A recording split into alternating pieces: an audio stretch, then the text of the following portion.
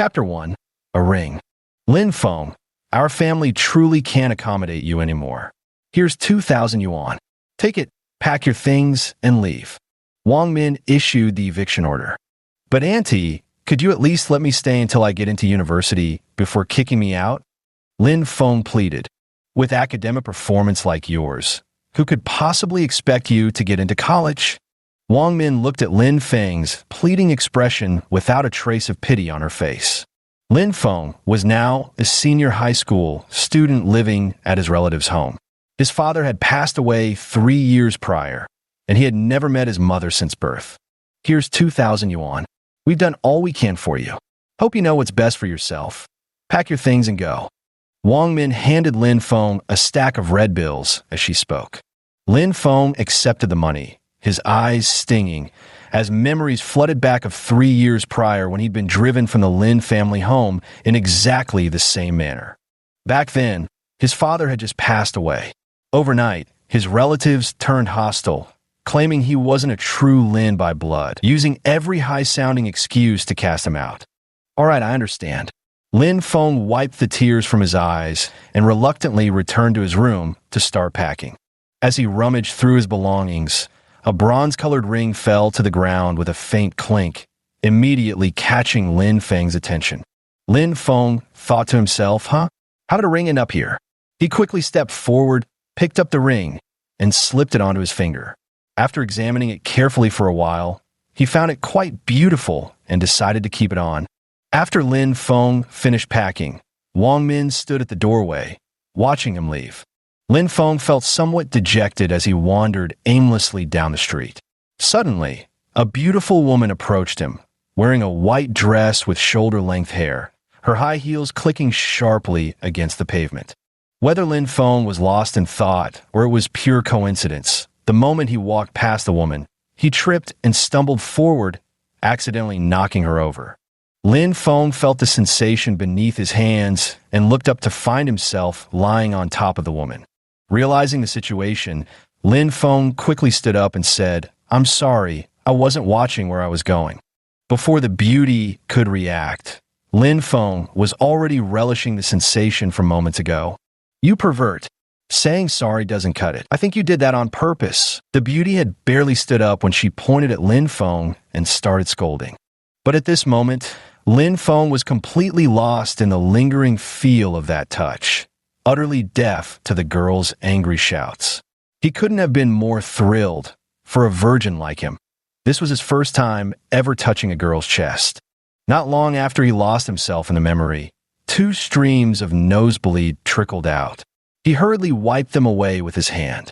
Seeing Lin Feng actually getting a nosebleed, the beauty flew into a rage and shouted, You shameless pervert! Not only did you take advantage of me, but you're even getting a nosebleed over it. As Lin Feng wiped the blood from his nose, some of it splattered onto the ring and was quickly absorbed. At that moment, Lin Feng didn't notice it at all. Hey, beautiful, do you have any tissues? Look at all this nosebleed, Lin Feng said with a pitiful expression. She had seen shameless people before, but never someone this shameless, not only taking advantage of her, but also asking for tissues. The thought made her so angry she couldn't speak. You. The woman pointed at Lin Feng, repeating you 3 times, clearly furious beyond words. Me? I'm doing great, beautiful. Do you have tissues or not? If not, I'll be on my way. Lin Feng felt quite pleased with himself. Get lost. The beauty finally spat out a single word. Hey now, beautiful, let's talk nicely. If you don't have any, that's fine, but there's no need for foul language, really. And just like that, Lin Feng passed by this beauty. After this little episode, Lin Feng continued walking down the street alone. Now, a homeless person, he had nowhere to stay. Lin Feng pondered. It seemed tonight he would have to spend the night under a bridge. Staying in an inn or hotel was beyond his means. With just 2,000 yuan left, he needed to save it for meals. Master. Lin Feng was walking down the street, when suddenly he heard someone speaking in his ear. He turned his head to look behind him, but didn't find anyone speaking. He thought to himself, Did I miss here? You didn't miss here. It's me calling you, master. Huh? Who? Who's speaking? This time, Lin Feng shouted out loud. This caused all the pedestrians on the street to look at him, thinking he was a lunatic shouting for no reason. It's me, master. I'm the ring on your hand. What? The ring? Lin Feng was startled. He looked down at the ring on his hand, but didn't notice anything unusual. That's right. I'm the ring on your finger, and you're my third master. A ring? How can a ring talk? Lin Feng widened his eyes, staring at the ring. Passers-by around Lin Feng watched him talking to himself, and many assumed he must have escaped from some mental institution.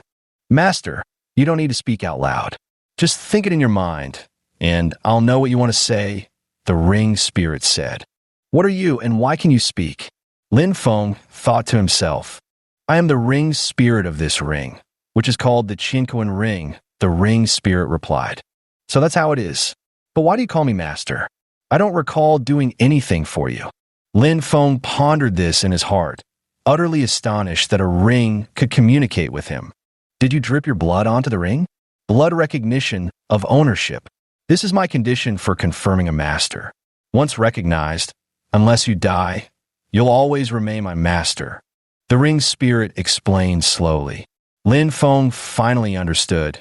It was when he wiped his nosebleed earlier that some blood accidentally splashed onto it, making him the ring's owner. So that's how it is. I get it now. But do you have any abilities? Lin Feng asked the ring spirit in his mind. Whether the ring spirit didn't want to answer such a question or for some other reason. This time, it remained silent. Lin Feng tried several times but received no response, and so he fell silent. He thought to himself, strange, why isn't it working anymore? Never mind, I should just figure out which underpass to spend the night under. I still have school tomorrow.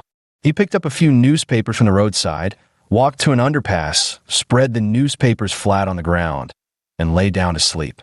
What else could he do? He was poor, with no home to return to, and had no choice but to sleep rough. The night passed quickly. The next day, Lin Feng got up early and hurried to school. As he entered the school gate, he was met with strange looks from others, carrying a bundle while going to school. What a weirdo. Fortunately, the tuition fees had already been paid, otherwise this 2,000 yuan would have been reduced by half. It was the first day of school, September 1st. Lin Feng carried his bundle into the classroom of Class 3, Grade 12. He strode in confidently, only to find the room nearly full. When everyone saw Lin Feng's appearance, they burst into laughter. Look at that loser still carrying a bundle. Ha ha, I'm dying of laughter. With that look of his, who knows what mountain savage he crawled out from. Since Lin Feng was driven out of the Lin family, this kind of ridicule had never stopped. He had long grown accustomed to it. At this moment, he calmly walked to his seat and put down his bag. Now, Lin Feng was wearing a school uniform. His slightly thin figure made him look as if a gust of wind could blow him away. Before long, the class bell rang. The homeroom teacher, Yang Hong, walked into the classroom, and all the noise immediately ceased. Everyone fell silent. Because Yang Hong had a habit of summoning students to her office at the slightest provocation, no one dared to act out of line. So, during her classes, everyone always behaved very well. Today we have a new transfer student joining our class. Let's invite her to introduce herself. Come on in. Yang Hong waved toward the classroom door. A moment later, a stunning figure walked through the door. Lin Feng took a closer look and thought, why does she look familiar? The girl wore the school uniform, her chest prominently curved, at least a D cup, with a delicate face, large, sparkling eyes, and an irresistibly charming demeanor that made the boys swallow hard. This is Zhang Yufan. Starting this semester, she'll be our classmate and spend her senior year with us. Yang Hong introduced her to the class. As soon as Yang Hong finished speaking, several whistles sounded in the classroom. Clearly, the boys in the room were excited. They'd just seen a beauty. Seeing the situation getting out of hand, Yang Hong raised her voice and called out, "Everyone, please quiet down." When the crowd settled down, Yang Hong continued, "Zhang Yufan, you'll sit next to Lin Feng for now." As she spoke, she pointed toward where Lin Feng was seated. Following Yang Hong's direction, Zhang Yufan looked over and immediately spotted Lin Feng. It was him, that same person who had tackled her last night. But since this was in the middle of class, Zhang Yufan couldn't make a scene right then. She had no choice but to play it cool and walk over to where Lin Feng was sitting. However, Lin Feng had already recognized her. This was the beauty he had knocked over last night. Her name was Zhang Yufan. Quite a pleasant name, he thought to himself. The other boys in the class couldn't help but feel a pang of regret when they saw Zhang Yufan about to become Lin Feng's desk mate. To think she'd end up sitting next to that loser. If it weren't for the fact that class was still in session, the whole classroom would have descended into chaos. As soon as Zhang Yufan sat down, Lin Feng turned his head and said to her, "Hey, beautiful, we meet again. You'd better stay away from me." Zhang Yufan shot Lin Feng a glare as she spoke. "All right, let's begin our lesson now." Yang Hong's voice interrupted the exchange between Lin Feng and Zhang Yufan. Lin Feng couldn't focus on the lecture at all. His biggest problem right now was having nowhere to live. He couldn't possibly sleep under overpasses every day. This situation couldn't go on, and he pondered how to escape it. Suddenly, inspiration struck him. He remembered that he might still have an arranged marriage, one his late father had set up for him. Although the two had never met, they were already engaged, an engagement arranged with the Wang family, one of the four great families of China. When the engagement was made, he was still a member of the Lin family. But now that he had been kicked out, Lin Feng wasn't sure about this marriage arrangement. Whether the other party would still acknowledge it was uncertain, most likely they wouldn't, but he had to try to find out. Teacher Yang Hong's class ended quickly. After class, Lin Feng was tidying up the books on his desk when, Chapter 2, Breaking Off the Engagement. Zhang Yufan watched Lin Feng packing his books and spoke up. "I never expected you to be at the same school as me. And what a coincidence, even in the same class. Beauty, we really have fate." Lin Feng smiled brilliantly, revealing 2 rows of white teeth. As soon as Lin Feng spoke, it caused a burst of laughter. "That loser still says he has fate with Zhang Yufan, huh? Does he still think he's a member of the Lin family? He was already kicked out by the Lin family, making a fool of himself here."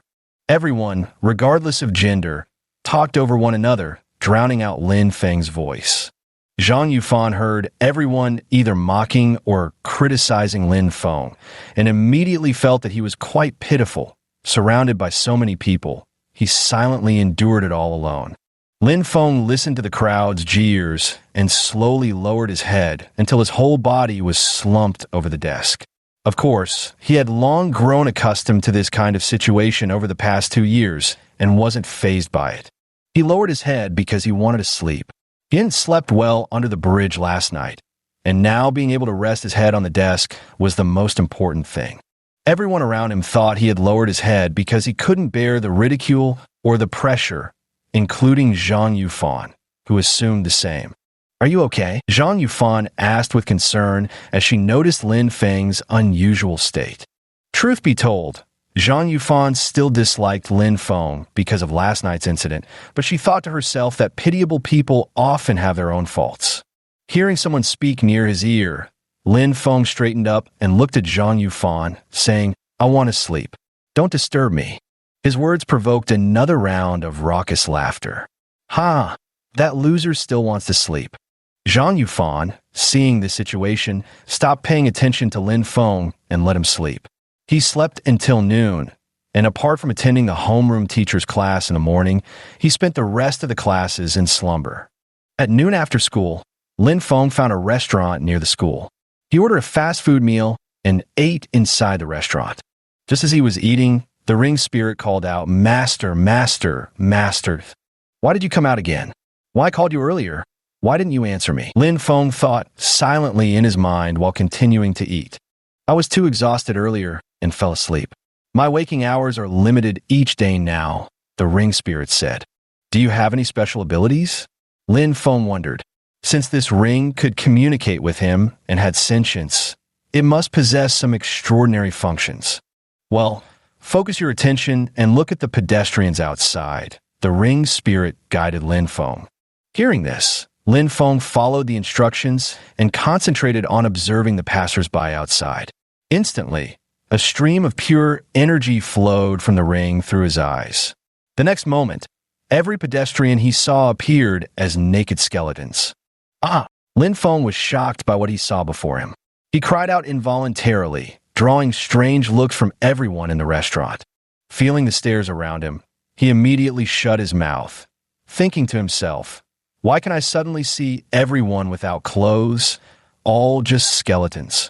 Because I activated the X-ray vision function for you. This ability can only last for 30 seconds right now, and it will return to normal after that. Moreover, you can only use it once a day at present. The ring spirit explained. Why can I only use it once a day? Lin Feng asked in confusion. Because I'm not yet in my complete form and have many damages. Once these damages are fully repaired, I could be used infinitely in a single day. Besides X-ray vision, I also have other abilities. The ring spirit boasted arrogantly. Lin Feng mused silently to himself. So that's how it is. If only I could use it more often. All right, I'm tired and need to get some sleep, the ring spirit said before falling silent. After this little episode, Lin Feng realized just how extraordinary the ring truly was. It could even grant him X-ray vision. Moreover, according to the ring spirit, it possessed other abilities as well. After finishing his 10 yuan fast food meal, Lin Feng returned to school and headed to his classroom. As usual, he sprawled across the desk to sleep. At this moment, the classroom was completely empty, the perfect opportunity for a nap. By afternoon, students began streaming through the school gates one after another. Oh my God, who is that? He's so handsome. Isn't that Chun Su, one of the 4 young masters of Huaihai? Why would he come to our class? Am I seeing things? The girl near the doorway gasped in astonishment. The whole class turned to look. There stood a boy about 1.8 meters tall, wearing his school uniform. With his muscular build and delicate features, he resembled a Korean celebrity. No wonder the girl had shrieked. The boy was followed by 2 or 3 others, all of whom could be considered handsome. But compared to the leader, they were like stars next to the moon, instantly overshadowed. Chun Su walked straight up to Lin Feng after entering class 3 of grade 12. The other students in the class turned their heads to watch. Did Chun Su have some grudge against Lin Feng? Otherwise, why would he go straight to him? The other students in the class were puzzled. Lin Feng, Chun Su said with a smile on his face. It's me, what's up? Lin Feng was equally puzzled. Why was this guy suddenly looking for him? He didn't even know him. Pleased to meet you here. My name is Chun Su. As he spoke, Chun Su extended his right hand toward Lin Feng. Do we know each other? Lin Feng showed no intention of shaking hands. After all, hands shouldn't be shaken so casually. Seeing Lin Feng refuse the handshake, the 2 or 3 people standing behind Chun Su showed angry expressions and were about to step forward to teach Lin Feng a lesson, but Chun Su stopped them. I'm Wang Yudi's friend. Chun Su still wore a warm smile on his face. Upon hearing the name Wang Yudi, most of the classmates immediately understood. This was likely Wang Yudi sending Chun Su to find Lin Feng. Wang Yudi was the heiress of the Wang family, one of the 4 great families of Huaxia. The number of people pursuing her could form a reinforced platoon. Oh, I know her. What's the matter? Lin Feng raised his head and looked at Chun Su as he spoke. The Wang family invites you to their home tonight as a guest. The matter of your marriage engagement needs further discussion. I've delivered the message. Good luck to you. After Chun Su finished speaking, he left with his men. Lin Feng had actually planned to go check it out tonight, but he didn't expect the other party to be even more impatient than he was. He thought to himself that if he went, it would probably just be to get the engagement called off. As soon as Chun Su left, the class bell rang. This period was English class, and listening to the bitter and hard-to-understand English made Lin Feng feel drowsy again. However, Zhang Yufan beside him seemed to be listening with great interest. Lin Feng thought to himself that since his academic performance had already fallen so far behind everyone else's, 1 or 2 classes wouldn't make much difference.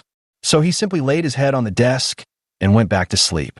The English teacher coming to class was already accustomed to Lin Feng's state, as he slept straight through until school ended in the afternoon.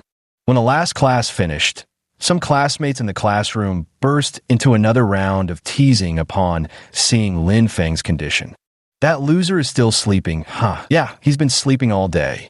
Looks like he'll be ranked last in the grade again this semester. Lin Feng heard the jeering around him and opened his eyes, realizing school was already over. He straightened up, stretched lazily, and muttered to himself, "That was some damn good sleep." Lin Feng slung his bag over his shoulder and left the school, heading toward the Wang family residence. According to Chun Su's words, he was going there to discuss his marriage arrangement with Wang Yudi. After just over 10 minutes, he arrived at the Wang family's gate, where 2 security guards stopped him. "Who do you think you are?" "The Wang family estate isn't a place you can just waltz into," a security guard at the gate barked at Lin Feng. "Go inside and announce me." "I'm Lin Feng, here to discuss marriage matters," Lin Feng said calmly. Fortunately, the 2 guards weren't the type to judge by appearances. As soon as Lin Feng spoke, one of them promptly headed inside. After a while, the guard who had gone in earlier returned and said, "You may enter now. Our master requests your presence. Follow me." And so Lin Feng entered the Wang family estate. Along the way, he took in the sight of the Wang family's mansion. The Wang residence was located in a private villa district, and the entire villa area belonged to the Wang family, showcasing just how wealthy one of the 4 great families of Huaxia could be. Finally, the security guard led Lin Feng to a villa and stopped. The guard looked at the villa before them and said, "You may go in now." After the security guard left, Lin Feng slowly walked toward the villa. Just as he was about to step inside, a middle-aged man emerged from within and asked Lin Feng, "That's right, it's me," Lin Feng replied. "Good, please come in," the man said. The middle-aged man made a gesture of invitation, signaling Lin Feng to come inside. Lin Feng walked inside and found the room already filled with people, men and women, young and old. After Lin Feng entered, the middle-aged man spoke up. "We're here today to discuss the matter of Yudi's marriage to you." "Oh, all right," Lin Feng replied. The moment Lin Feng finished speaking, someone suddenly declared, "We don't agree to this marriage." The speaker was an elderly man. "What?" Lin Feng asked. He thought to himself, wasn't there already an engagement agreement? Why are they going back on their word now? "Because you're not worthy of Yudi. It might have been different if you were still part of the Lin family, but now that you've been kicked out, we came specifically to call off this engagement." The elder spoke in an authoritative tone. Everyone present nodded in agreement with his words, including the middle-aged man. "So, you came just to tell me this?" Lin Feng had already guessed most of it, and he hadn't held much hope that they would honor the agreement anyway. "That's exactly right," the middle-aged man chimed in. "I know this is unfair to you, but you're now just someone abandoned by the Lin family, utterly unworthy of Yudi." The old man looked at Lin Feng and said, "I understand that, but isn't there any room for flexibility now?"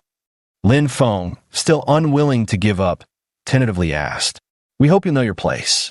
This engagement must be called off. There's no room for negotiation." The old man said sternly, "Fine, I understand. Are we done here now?"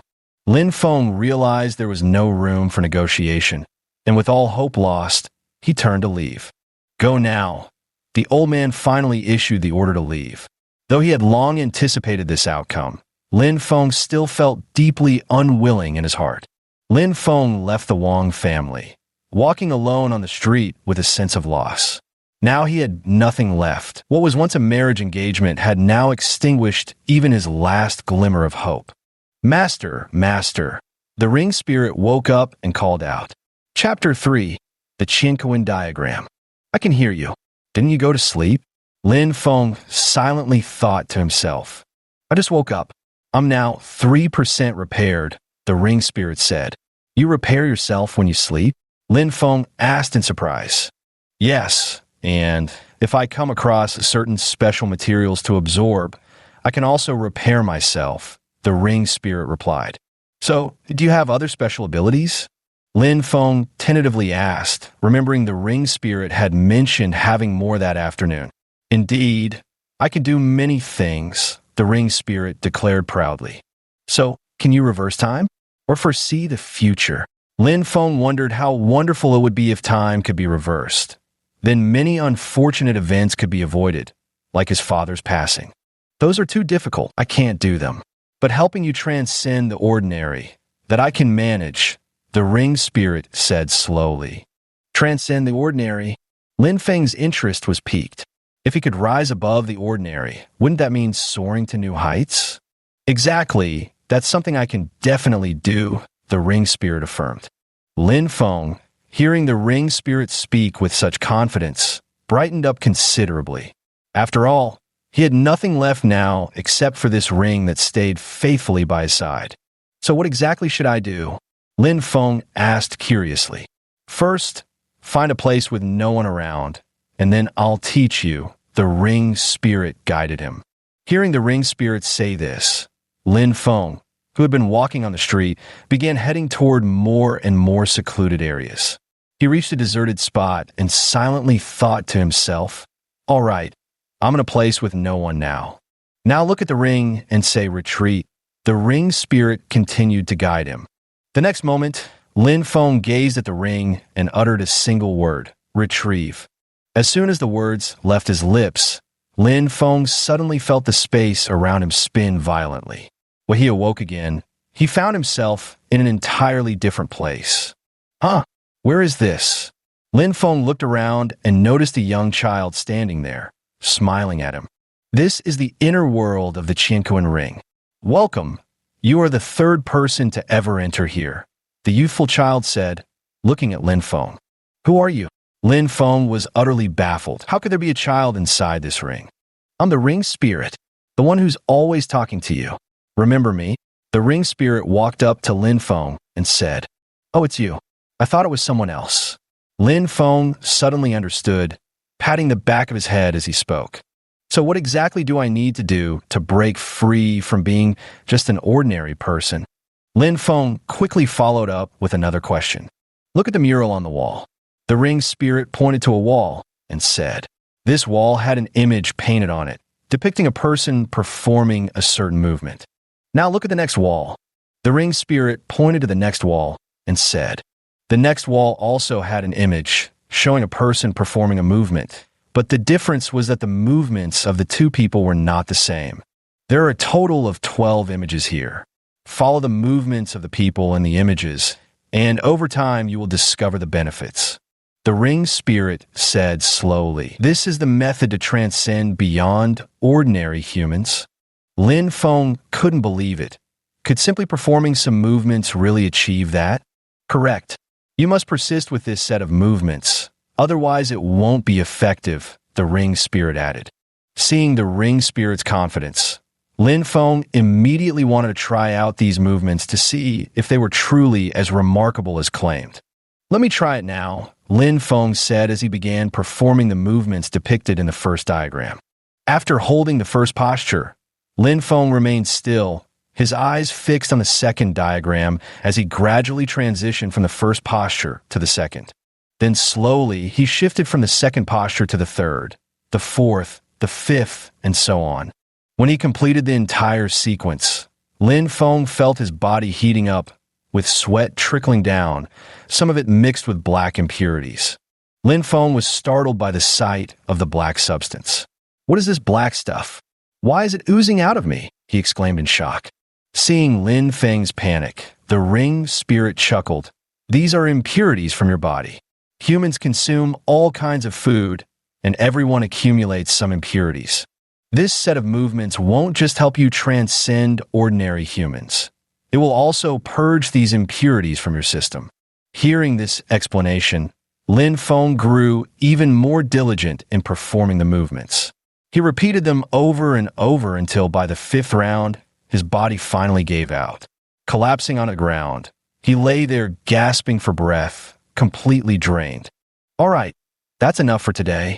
Don't overdo it, or it might have adverse effects on your body, the ring spirit said from the side. So how do I get out now? Lin Feng stood up from the ground and asked. You just need to say release to get out, the ring spirit replied. Release. Lin Feng uttered the word. The next moment, Lin Feng felt another wave of dizziness as he returned to the place where he had entered the ring. It was a relatively secluded spot, and usually no one came around. Even now, Lin Feng didn't see a single person. Lin Feng had just emerged from the ring, his body drenched in sweat and reeking all over. As he took a step forward, he noticed his entire body felt significantly lighter than usual. Could this be the benefit of performing those movements from the diagram? Lin Feng silently wondered to himself. You've noticed it, haven't you? I told you those movements from that diagram would be beneficial, but you must persist, the ring spirit said. I will persist. What's the name of that set of diagrams? Lin Feng asked curiously. He had never encountered anything so miraculous before. The Chinquan diagram. Impressive, isn't it? The ring spirit declared proudly. Truly remarkable. This has really broadened my horizons, Lin Feng said before leaving the secluded spot. Now Lin Feng was again pondering where to stay for the night. Reeking all over, he desperately needed a bath. He stopped in front of a hotel. After wrestling with the decision for quite some time, he finally chose to spend the night at the hotel. The room cost $100, plus another $100 as deposit. After paying, Lin Feng entered his hotel room. The first thing he did upon entering was take a shower. After washing away all the black impurities and sweat stains from his body, Lin Feng sprawled diagonally across the bed, limbs stretched out in a starfish position. Lying on the bed, Lin Feng recalled the scene of his broken engagement that afternoon. The more he thought about it, the more resentful he became, secretly vowing in his heart, one day, I'll make every single one of you regret this. He clenched his fists. In the midst of the comfortable surroundings, the exhausted Lin Feng fell asleep early and woke up the next day. Shouldering his bag, he headed straight to school. After a night's rest, Lin Feng felt refreshed and invigorated. Whether it was due to practicing the Chinquan diagram yesterday or not, today he walked effortlessly, feeling noticeably lighter than before. As usual, Lin Feng arrived at school with his bag. The moment he entered the classroom, he saw Zhang Yufan already seated there. He strode over and greeted her. Hey, beautiful, you're early today? Pervert, stay away from me, Zhang Yufan snapped irritably. Lin Feng thought to himself, I was just trying to be polite and say hello, but she immediately told me to stay away from her. This is just too unfair. Deciding not to get too involved with Zhang Yufan, Lin Feng walked over to his seat and sat down. Putting down his bag, he thought, Ring spirit, come out for a moment. What is it, master? The ring spirit asked. Can you give me a photographic memory? I'm about to start class. Lin Feng silently requested in his mind. I can, but the effect won't last long. After all, I haven't fully recovered yet, the ring spirit replied. How long can it last? Lin Feng asked. If it could last through an entire class, that would be perfect. After all, his grades had plummeted recently, and the gap between him and his classmates was too large. Any improvement would help. About 40 minutes, the ring spirit replied. That's great. How often can I use it? Lin Feng said excitedly. Every 10 minutes or so. It's quite effortless, the ring spirit explained. Amazing, ring spirit. I really like you, Lin Feng thought to himself. His academic performance was finally salvageable. As the ring spirit said, class lasts for 40 minutes, then there's a 10-minute break, which just happens to align with the schedule of class periods. You don't need to admire me too much. Having a photographic memory is quite common, isn't it? Some people don't even need my help to have a photographic memory, the ring spirit explained. Ding ling ling ling, the class bell rang. The homeroom teacher, Yang Hong, walked into the classroom. Today, she was wearing a black professional suit with a black skirt. Paired with black high heels, her entire appearance carried a distinctive charm. Now, quickly grant me photographic memory. Lin Feng silently prayed in his heart, seizing the perfect moment to command the ring spirit, just as Yang Hong was about to begin lecturing. The instant Lin Feng finished his silent incantation, the ring emitted a surge of pure energy that flowed directly into his mind. Immediately, Lin Feng felt a refreshing coolness wash over his thoughts. For the entire morning, Lin Feng didn't slump over his desk to sleep. The teachers who came to lecture, seeing Lin Feng's unusually alert demeanor, all thought the sun must have risen from the west that day. The classmates jeered as school let out. That loser actually stayed awake today. Strange. Normally he's dead asleep. Why isn't he sleeping today? Everyone expressed surprise, but only Lin Feng knew the truth. He'd gained the ability of photographic memory and was eager to attend more classes. Lin Feng, wait up! Just as Lin Feng was about to leave the classroom, a male voice called out to him. Lin Feng turned to see it was Zhou Ming. Zhou Ming was the only person in the class Lin Feng could talk to. While everyone else laughed at Lin Feng, Zhou Ming never did, and he often treated Lin Feng to meals. Zhou Ming knew a bit about Lin Feng's situation, but he never looked down on him because of it. He remained close to Lin Feng, truly a good classmate. Naturally, Lin Feng was happy to share things with Zhou Ming, and the two would analyze situations together, weighing the pros and cons. Zhou Ming? What's up? Lin Feng turned around and spoke to Zhou Ming, who was tidying up his desk. Let's have lunch together. I've heard a bit about what happened yesterday. Zhou Ming finished organizing his desk, stood up, and said to Lin Feng, "All right." Lin Feng agreed. The two then left the school together and chose a restaurant nearby. Walking inside. "How many in your party?" The server quickly came over to greet them. "Two." Zhou Ming replied indifferently. "Very well. Please follow me this way." With that, the server led Lin Feng and Zhou Ming to a relatively secluded table. No sooner had they sat down than Zhou Ming spoke up, asking, "The Wang family called off the engagement?" "Yes, they made it clear to me yesterday afternoon." Lin Feng answered truthfully. It's no surprise that Zhou Ming's family, who had some business dealings with the Wang family, quickly learned about this matter. In a few more days, the whole city would probably know. News travels fast indeed. Chapter 4. Renting a place, so you just accepted it like that? Zhou Ming said, looking at Lin Feng. What else could I do? The whole place was filled with Wang family people. Lin Feng picked up the menu and casually ordered a few side dishes. I know you can't go anywhere right now. Here's 10,000 yuan. Use it to rent a place. Zhou Ming took an envelope out of his pocket and handed it to Lin Feng.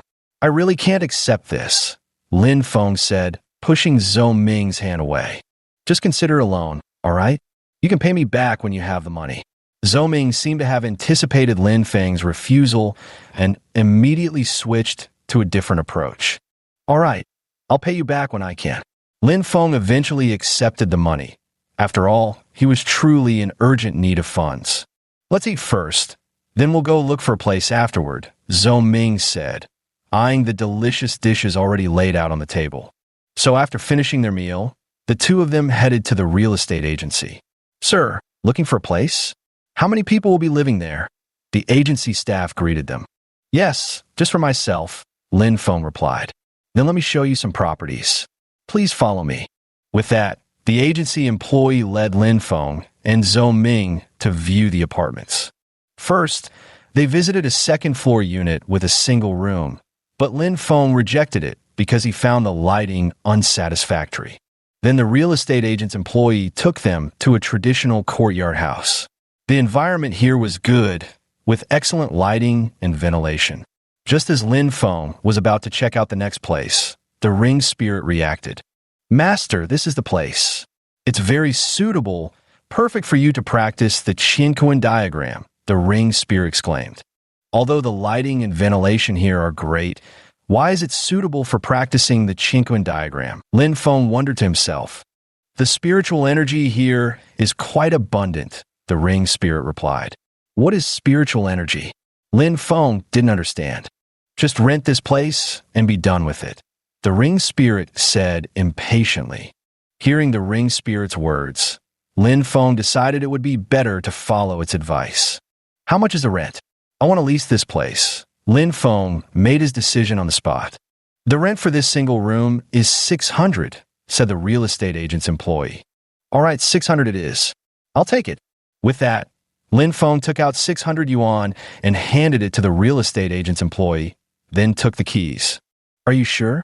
You're really renting this place? Zhou Ming inquired. Yes, I've made up my mind. This is the one, Lin Feng said happily. All right then, I'll be off. If you need anything, remember to let me know. After saying this, Zhou Ming turned and left the courtyard house. Lin Feng walked to the single room he had rented, opened the door, and found some simple furniture inside. An old sofa, a table, a mat on the bed, and a few wooden chairs. The single room spans over 30 square meters, which is quite sufficient for one person. Plus, it's not far from school, and there's such a large yard for activities. This place is really nice. Lin Feng walked into the single room, set down his baggage, and cleaned up a bit. Seeing the room looking brand new after his efforts, he nodded in satisfaction. After a short rest, Lin Feng locked the door securely and headed to school. Ring Spirit, come out for a moment and explain to me, what exactly is this spiritual energy thing? Lin Feng called out in his mind. However, the Ring Spirit didn't respond this time. Sigh, probably asleep again, Lin Feng thought, letting out a sigh. The scorching afternoon sun poured down upon the capital as Lin Feng arrived at school under its relentless glare. The moment he stepped through the classroom door, whispers began circulating about him again. Miracle of miracles.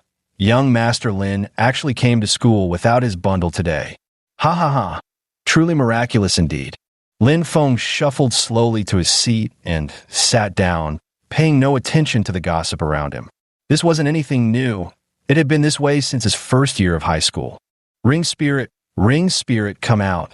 Lin Feng called out mentally over a dozen times. What is it, Master? I just woke up, the Ring Spirit replied. I have class soon. Help me with photographic memory. From now on, don't sleep during the day, only sleep at night. Lin Feng silently thought to himself, this is outrageous. Not even letting me sleep during the day. The Ring Spirit yawned and replied, anyway, sleeping at night is the same for you. It's settled, Lin Feng said inwardly. Fine, I'll do as the Master says and stay awake during the day. But this will slow down my recovery speed, the Ring Spirit said. That's the spirit. A little delay in fixing it is no big deal. Don't worry, your Master is quite capable. Lin Feng boasted about himself. Yes, all right, the Ring Spirit replied. After a brief exchange, Lin Feng successfully convinced the Ring Spirit to stay awake during the day without sleeping. Next was another class with homeroom teacher Yang Hong. All the students listened attentively, and Lin Feng was no exception. Just as Lin Feng was concentrating on the lecture, he suddenly saw teacher Yang Hong's clothes disappear, turning into a skeleton. Due to his extreme focus, he involuntarily cried out. Ah! The entire class turned to look at Lin Feng's seat. Ring Spirit, what are you doing? Why is this happening? Lin Feng immediately questioned the Ring Spirit in his mind. I saw you focusing so intently, so I gave you X-ray vision, the Ring Spirit replied. Oh my God, don't use it unless I tell you to, Lin Feng said in his mind. Lin Feng, come to my office after class, Yang Hong announced on the spot. Lin Feng thought to himself, this is it. I'm done for. I'm going to get scolded. It's all your fault, Ring Spirit. All right, next time I'll follow your instructions completely, the Ring Spirit replied, somewhat aggrieved. The class period passed in the blink of an eye. As Lin Feng slowly made his way to the office, he kept replaying in his mind the things he'd seen through his X-ray vision earlier. As soon as Lin Feng entered the office door, he saw Yang Hong sitting in his seat, waiting for him to approach. Do you realize that shouting loudly in class disturbs other students' ability to listen to the lecture? When Lin Feng got closer, Yang Hong began lecturing him. Why were you shouting just now? I got stung by a bee earlier. It hurt so much I cried out. Lin Feng lied without batting an eye. Since it's your first offense, I'll let you off this time. Do it again and I'll make you copy textbooks as punishment, Yang Hong said, looking at Lin Feng. Lin Feng's mind was still replaying the photographic memory of what he'd just seen, including Yang Hong's figure. Her proportions were truly impeccable. Though she was around 27 or 28, her mature charm remained undiminished. Yang Hong's scolding went in one of Lin Feng's ears and out the other, leaving no impression whatsoever. After enduring Yang Hong's reprimand, Lin Feng was finally liberated from the office. Lin Feng had just stepped out and quickly returned to his classroom. There was still one more class to attend. Not long after he got back, the bell rang for class. This session was mathematics, taught by a young man everyone called Mr. Zhao, who appeared to be around 25 years old with a handsome appearance. As he walked into the classroom, several girls couldn't help but cheer, This handsome teacher's reputation was truly well-deserved. Throughout the lesson, Lin Feng remained focused, absorbing everything effortlessly. Slowly but surely, he began closing the gap between himself and the distracted students. The female students were all very serious, though it was unclear whether they were looking at people or paying attention to the lecture. As for the male students, aside from Lin Feng and one or two top students, the rest were mostly daydreaming. According to one of the female classmates, this teacher Zhao was supposedly a retired Special Forces soldier, though no one had ever confirmed it. Soon, the afternoon classes came to an end. Lin Feng tidied up his desk and left. He returned to the courtyard house and began practicing the Qinquan diagram in the yard, executing each movement in sequence. Soon, his body was drenched in sweat, which streamed out mixed with black impurities. Just as he was halfway through the Qinquan diagram movements, a familiar figure entered the courtyard. Lin Feng stopped his movements upon seeing the figure and stepped forward, saying, "Teacher Zhao, what a coincidence. You're from class 3, right?" Zhao Bo recognized Lin Feng. "Yes, you taught our class this afternoon. How come you also live here?" Lin Feng asked. It was such a coincidence that he had just moved here today and ran into his teacher in the afternoon. "Well, I do live here too," Zhao Bo replied, carefully observing Lin Feng and noticing that he was covered in sweat with some black substance mixed in. "My name is Lin Feng." Lin Feng introduced himself. "Were you just exercising?" Zhao Bo asked. "Yes, teacher. How long have you lived here?" Lin Feng asked curiously. "I just moved in not long ago, just about half a month," Zhao Bo replied. "In that case, teacher, you go ahead and attend to your matters. I need to exercise a bit more," Lin Feng said. Lin Feng continued performing this set of Qinquan diagrams over and over again. Today, he did it 8 times before stopping. He simply couldn't go on any further. "Master, you're improving so fast. You only did it 5 times yesterday, and today you're already up to 8, the ring spirit said. "Is this considered fast improvement? I want to do it a few more times, but I'm too exhausted. Every time, it's especially draining," Lin Feng thought to himself. However, while Lin Feng was performing the Qinquan diagram just now, Zhao Bo noticed that these movements were not ordinary. Zhao Bo watched for a long time, but couldn't remember the sequence. It seemed as if the movements had a spirit of their own. No matter how hard he tried, he couldn't commit them to memory. After realizing that he couldn't memorize these movements, Zhao Bo couldn't help but nod in acknowledgement. Of course, Lin Feng didn't notice these details. He was completely focused on creating the Qinquan diagram, paying no attention to anyone else. "Compared to my previous 2 masters, you're progressing quite quickly," the ring spirit said. "Your previous 2 masters?" Lin Feng asked in confusion.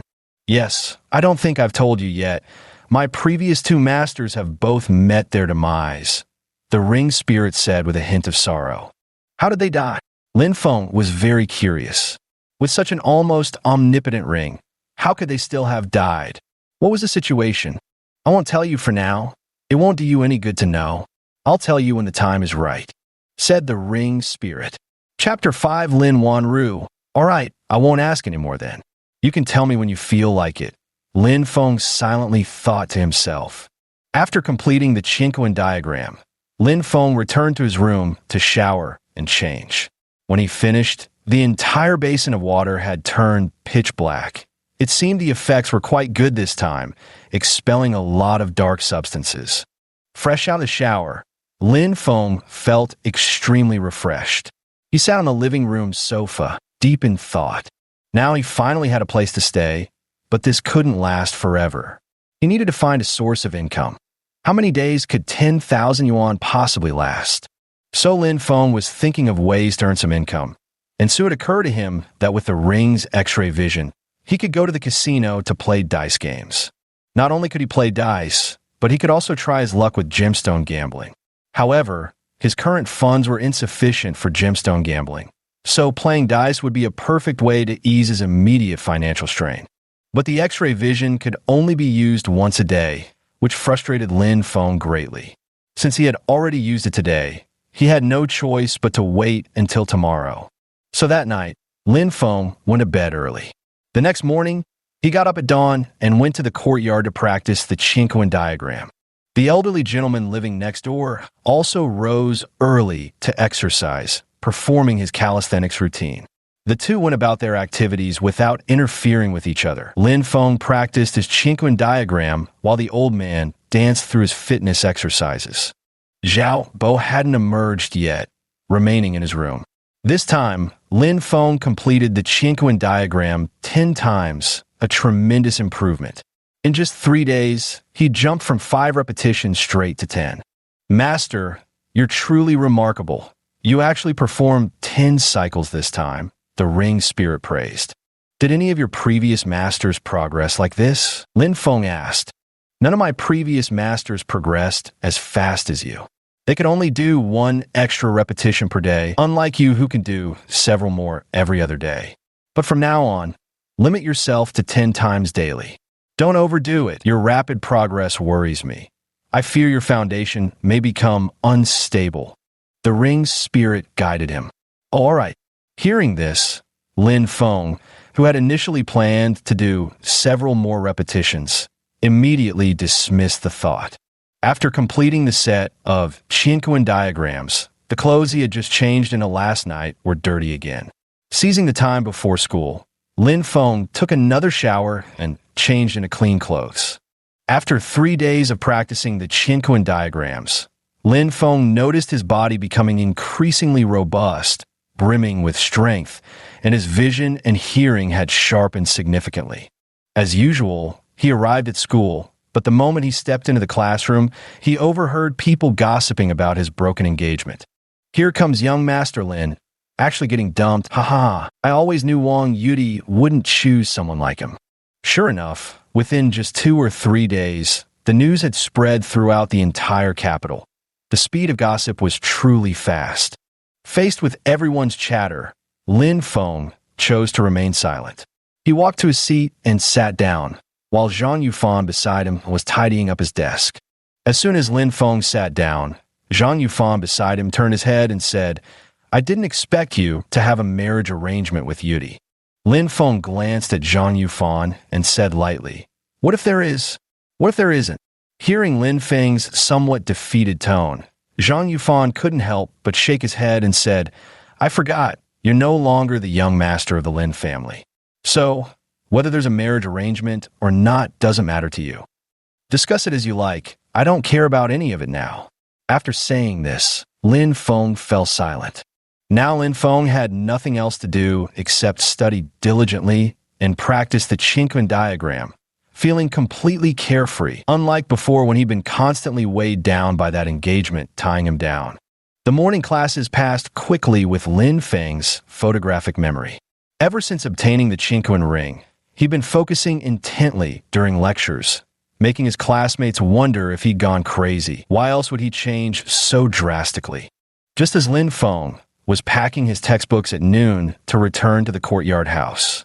Lin Feng, wait a moment, I have some news to tell you. Zhou Ming called out to Lin Feng, who was about to leave. Hearing Zhou Ming's call, Lin Feng halted his departing steps and turned back to ask, What news? At this point, the only news that could possibly be useful to Lin Feng was either about the Lin family or the Wang family. Any other news would be meaningless to him. Let's go talk at a restaurant outside. There are too many people here, Zhou Ming said with a smile. So Lin Feng and Zhou Ming once again arrived at the restaurant where they had eaten the day before. As usual, they ordered a few small dishes. Just as they sat down, they noticed a woman with a graceful figure walking toward them from not too far away. Lin Feng recognized this woman. Back when he hadn't been expelled from the Lin family, he used to call her elder sister. But now, seeing this elder sister appear in this restaurant, Lin Feng was utterly puzzled. He glanced at Zhou Ming, who still wore the same faint smile. Lin Feng had some fondness for this elder sister. After all, she had helped him before while he was still with the Lin family, often speaking up for him. When he was expelled, she had even suggested he could seek shelter at his aunt's place. But now he had been cast out. He called her sister because she was his half-sister from the same father, born a few years earlier than him. Now she wore a red dress and a pair of red high heels, her hair tied up at the back, her oval face adorned with 2 silver earrings, and at least a D-cup bust. Her appearance attracted the attention of many men in the restaurant. She walked straight to Lin Feng, and Zhou Ming pulled out a chair and sat down. As soon as she sat down, she said, "Little brother, long time no see. Sister, what brings you here?" Lin Feng asked, somewhat puzzled. "I heard you were rejected by the Wang family, so I came to see you and check if there's anything I can help with." Lin Wanru sized up Lin Feng as she spoke. "By the way, the Lin family has a new clan leader. That's the news I came to tell you." Zhou Ming chimed in from his side. "Who replaced him?" Lin Feng asked curiously. "Lin Jingxiong," Lin Wanru blurted out. Clang! Hearing that name felt like a hammer blow to Lin Feng's heart. This Lin Jingxiong had been a mastermind behind his expulsion from the Lin family. Now that he'd become clan leader, any hope of returning was completely lost. But since he had long been kicked out, Lin Feng didn't care about going back, as he was already accustomed to this life. Returning would only make him more of a laughingstock. "I know this is bad news for you, and I'm here to help you now," Lin Wanru said as she took an envelope out of her pocket and handed it to Lin Feng. "What is this?" Lin Feng looked at the envelope and asked. "There's 50,000 yuan inside. This should be enough to get you by for a while," Lin Wanru said. This, Lin Feng initially wanted to decline, but after considering his current situation, he ultimately accepted the 50,000 yuan. After finishing the meal, Lin Wanru left with Zhou Ming, while Lin Feng returned to his courtyard house. Following a short afternoon nap, Lin Feng hurried back to school. Since Lin Feng planned to visit the casino tonight to gamble on dice games and earn some living expenses, he hadn't used his X-ray vision yet today. He realized his life was quite good now, free from worries, and he felt quite satisfied with his current situation. In the afternoon, when he arrived at school, he saw Zhang Yufan talking to an unfamiliar man and couldn't help but walk over. "Do you have any idea how much you've changed? Can you just stop bothering me? Get lost!" Zhang Yufan yelled at the unfamiliar man. Fortunately, there weren't many classmates in the classroom at that moment. Otherwise, such a shout would have drawn countless gazes in their direction. The unfamiliar man, dressed in a suit with a burly build, stood there with a gentlemanly demeanor. No matter how Zhang Yufan yelled at him, his expression remained unchanged. "I've changed. I think it's you who's changed. We've known each other for more than just a day or two. Stop acting like a child. You're always telling me to get lost." "Fine. I'm leaving. Don't contact me anymore, so I don't have to be annoyed." The burly man spoke up. "Fine. No contact, then no contact. Get lost." Zhang Yufan pointed at the man and yelled. All the students in the class turned their heads towards Zhang Yufan's direction. She had always maintained a ladylike image in class, so seeing her now shouting angrily at a man left everyone stunned. "You said it yourself.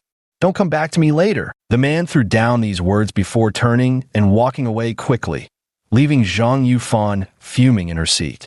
Lin Feng sat beside her, completely baffled. Since he had arrived midway, he didn't understand why the two had started arguing. Curious about their quarrel, Lin Feng asked, "Why were you arguing with that guy?" "That guy is a scumbag. I asked him to pick me up after school, but he never showed up, and he had the nerve to say he was busy. He's actually having an affair with another woman and still refuses to admit it," Zhang Yufan said indignantly. Hearing this, Lin Feng understood. It turned out to be a lover's quarrel. No wonder Zhang Yufan had been so fierce earlier. "How long have you known each other?" Lin Feng asked curiously. 2 years, Zhang Yufan replied. "After being together for so long, you're still fighting? That really shouldn't be the case." Lin Feng felt quite sorry for them. "None of your business." "Humph." Zhang Yufan snorted coldly and stopped talking to Lin Feng altogether. For the rest of the afternoon, Zhang Yufan buried herself in her phone. It was unclear how her online conversation with that guy was going.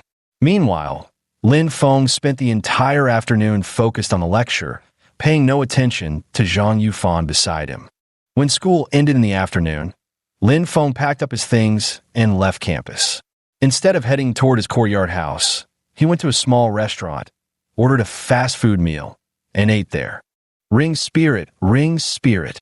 Lin Feng called out in his mind. What is it, master? The ring spirit replied. I'm going to play dice tonight, so don't fall asleep yet. I'll need the X-ray vision later, Lin Feng instructed. All right, master. You can go with peace of mind. I won't sleep and will wait for your call, the ring spirit replied. Chapter 6. Zhao Bo. Hearing the ring spirit's reply, Lin Feng felt reassured. Tonight, he planned to use the 50,000 yuan given by Lin Wanru to gamble on dice. With his ability to see through objects, it was basically free money. After having dinner at the restaurant, Lin Feng walked to the entrance of the capital's casino. Watching the bustling crowd coming and going, he took a deep breath. After all, he was about to cheat to win money, so it was inevitable to mentally prepare himself. He stepped into the casino and found all sorts of people gathered there, shouting various gambling terms. After observing for a while, Lin Feng spotted a familiar figure. Wasn't that the guy who had argued with Zhang Yufan in his class this afternoon? Just at that moment, the man also noticed Lin Feng. Their eyes met, and the man was the first to speak. Aren't you the one sitting next to Zhang Yufan this afternoon? Yeah, that's me, Lin Feng replied. My name is Suda. Nice to meet you. Do you enjoy playing this too? Suda looked at Lin Feng with a smile, extending a hand. I'm Lin Feng. Today I'm here to try my luck, Lin Feng said, reaching out his right hand to shake. After greeting Suda, Lin Feng pushed through the crowd and made his way to the high-low betting table. Just as the dealer finished shaking the dice, he silently called out, Ring spirit, quickly help me use X-ray vision. Understood, master, the ring spirit replied. A surge of pure energy immediately emanated from the ring, reaching Lin Feng's eyes. In the next moment, through his enhanced vision, Lin Feng saw the dice showing 4, 5, and 6 high. He then placed his bet on the high side. Though Lin Feng was absolutely certain, he still feigned nervousness to blend in and avoid suspicion. Like everyone else, he loudly chanted, High, high, high, ensuring his behavior appeared no different from the other gamblers. As soon as the money was placed, Suda stepped forward and said, Little brother, I'll bet with you on big. After a while, the dealer opened the lid and saw that it was indeed big. Lin Feng won 50,000. Including his principal, he now had a total of 100,000. Suda, in high spirits after winning money, handed Lin Feng a business card and said, Young man, if you need anything, you can call this number to find me. I can handle most things. After speaking, Suda left the casino and Lin Feng followed him out. Walking down the street again, Lin Feng realized his mood was much better than when he had first been kicked out. He wondered if it was because of the Chinquan ring. Now he no longer worried about money, especially after gaining the ability to see through objects. Looking at the business card in his hand, Lin Feng realized he still didn't have a phone. He decided to buy one on his way back. Halfway there, he entered a mobile phone store, picked out a phone, bought a SIM card, and then happily headed back to the courtyard house. Returning to the quadrangle courtyard and entering his room, he took out his phone and began fiddling with it. First, he registered a WeChat account, but having no contacts yet, he immediately added the phone number Suda had given him earlier as a friend. Lin Feng spent the entire evening playing with his new phone until midnight, when he finally prepared to turn off the lights and sleep. Just as he was about to switch off the lamp, noises from outside startled him. Stepping outside to investigate, he saw Zhao Bo collapsed on the ground of the courtyard. At the sight, Lin Feng immediately rushed forward to help him up. Upon closer inspection, he noticed a pool of blood staining Zhao Bo's abdomen. Lin Feng's mind went blank. What on earth had happened? Being an ordinary person with no experience handling such situations, Lin Feng simply hoisted Zhao Bo onto his shoulders and carried him back to his room, laying him flat on his own bed. Lin Feng looked at Zhao Bo lying on the bed. The wound on his abdomen was a full 10 centimeters long, clearly slashed by a sharp object, and it was still bleeding. Lin Feng fetched gauze and cotton, performing a simple bandage for Zhao Bo. After dressing the wound, seeing that Zhao Bo still showed no signs of waking, Lin Feng fell asleep on the old sofa. By early morning the next day, he discovered Zhao Bo was gone. The man had been lying safely in bed the night before, yet vanished by morning. He walked out of his room and knocked on Zhao Bo's door, but there was no response. Lin Feng muttered to himself, "Strange, why is no one here?" In the end, he decided not to worry about it too much. He had already helped bandage the wounds last night, and then the guy had disappeared. He should be fine. With that thought, Lin Feng stopped dwelling on it. Why bother overthinking things? So Lin Feng took advantage of the early morning to practice the Qinquan diagram in the courtyard, while the elderly neighbor next door came out to do his fitness exercises at the same time. 1 round, 2 rounds, 3 rounds. He did a full 10 rounds before stopping. He felt refreshed all over, drenched in sweat, his body covered in a dark, sticky layer as more impurities were expelled.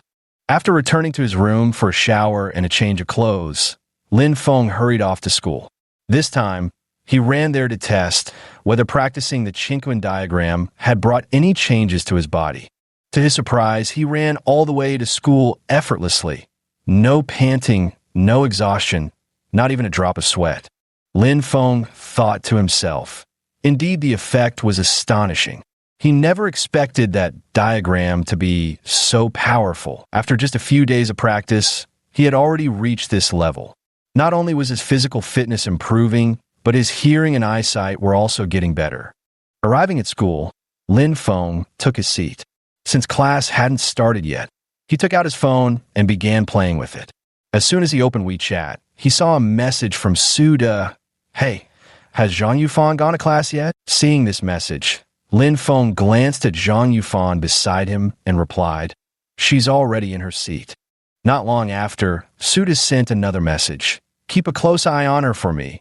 Don't let anyone take advantage of the situation." Lin Feng replied, "Okay."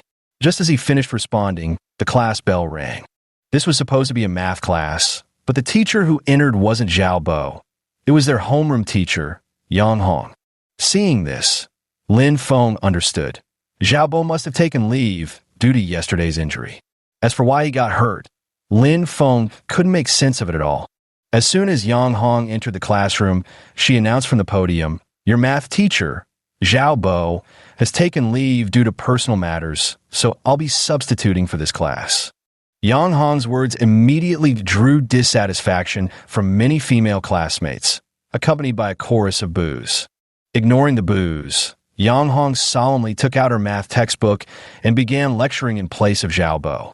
As usual, Lin Feng listened attentively with his photographic memory. His recent transformation had earned him some newfound respect from classmates, no longer sleeping through class but staying alert during lectures. Yet he still couldn't shake off the label of being a good-for-nothing. In the blink of an eye, 3 days passed without any news of Zhao Bo. The courtyard house remained empty, as if Zhao Bo had vanished into thin air. It wasn't until the 3rd night that Lin Feng, with his keen hearing, detected some movement in the yard and went out to investigate. It turned out that Zhao Bo was inside the courtyard house.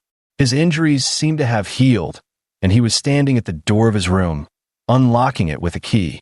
Lin Feng approached and greeted him. "Professor Zhao, you're back? What about your injuries?" Hearing someone call him from behind, Zhao Bo turned around, looked at Lin Feng, and said, "Come in, let's talk."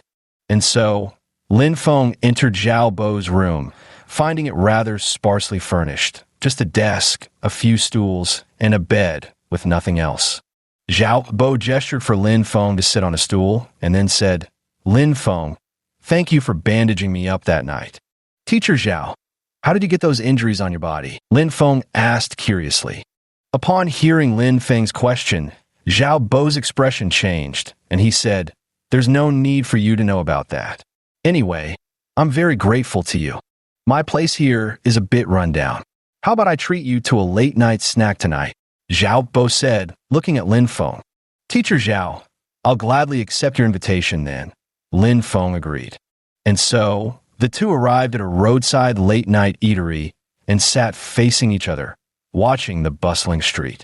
Eating supper in such places had its own unique charm.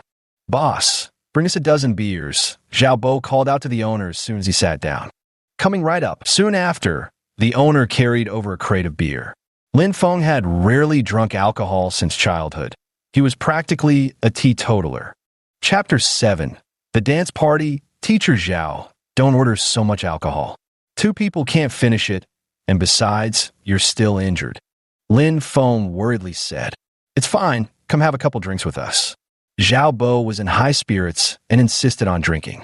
Lin Feng raised his glass and clinked it with Zhao Bo's, downing the drink in one go. The two ordered a few more dishes to go with the alcohol and began eating. Just as they were finishing their meal, 3 or 5 troublemakers entered the late-night eatery. Since the place was nearly full, the newcomers couldn't find seats right away. The leader of the group noticed Lin Feng's table still had plenty of empty space and walked over saying, We're taking this table. You two can go eat somewhere else. At these words, Zhao Bo's expression turned cold as he replied, You're telling us to go eat somewhere else? Are you out of your mind? Do you really think that's possible? Our boss has spoken. Did you not hear him? He told you to leave, so you'd better be smart about it. Otherwise, don't blame us if we have to get rough. Seeing that Zhao Bo and Lin Feng refused to leave, another thug stepped forward to warn them. Fine, I'd like to see just how rough you can get. Zhao Bo remained seated, completely unfazed and showing no trace of fear. Brothers, let's teach this guy a lesson, the lead thug said, casually picking up a beer bottle. The leader of the thugs had barely finished speaking when the others swarmed forward, charging toward Lin Feng's table. At that moment, Zhao Bo sprang into action. He rose to his feet and delivered a swift kick, striking the first thug to rush at him. The thug was sent flying backward, colliding with 2 others before finally coming to a stop. Soon another thug charged at Zhao Bo, raising a beer bottle to smash it over his head. Zhao Bo sidestepped the attack and, with hands like iron clamps, seized the thug by the shoulders, executing a perfect shoulder throw. Amid the chaos, one thug managed to break through and rush toward Lin Feng. Lacking combat experience, Lin Feng was momentarily at a loss for what to do. In a split-second decision, he mustered all his strength and kicked the thug squarely in the shin.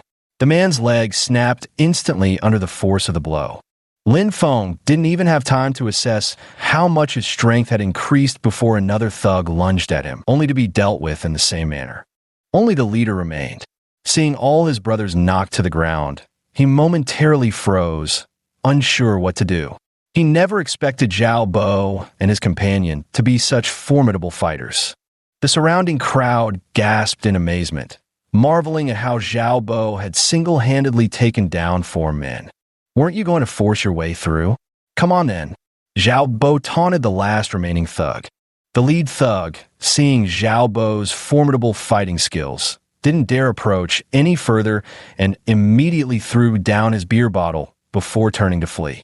The other hoodlums, seeing their leader had already run away, quickly scrambled up from the ground and limped off while supporting each other. After this little episode, Lin Feng realized that Zhao Bo was actually so impressive. It seemed the rumor about him being a retired Special Forces soldier was true, and he might even have an even greater background. With them causing such a disturbance, I'm not in the mood anymore, Zhao Bo said, looking at Lin Feng. Teacher Zhao, I didn't expect you to be so skilled, Lin Feng said with a hint of admiration. You're not bad either, being able to break someone's bone with just one kick. Clearly, he had witnessed the scene just moments ago. Lin Feng suddenly realized how much his abilities had improved, whether in strength or reflexes, and felt a surge of joy. It seemed he wasn't far from transcending the realm of ordinary people. Ring spirit, Lin Feng called out inwardly while drinking with Zhao Bo. What is it, master? The ring spirit responded. At this rate, how much longer until I leave the realm of ordinary people? Lin Feng asked curiously. 6 months at most, 3 months at least. Why the sudden question? The ring spirit replied, puzzled. No, I just wanted to see how long it would take me to break free from being an ordinary person at this rate. Lin Feng murmured to himself. Master, as long as you persist, it will happen very soon, the ring spirit added. Zhao Bo glanced at the time and saw it was already past 12. He said, It's getting late.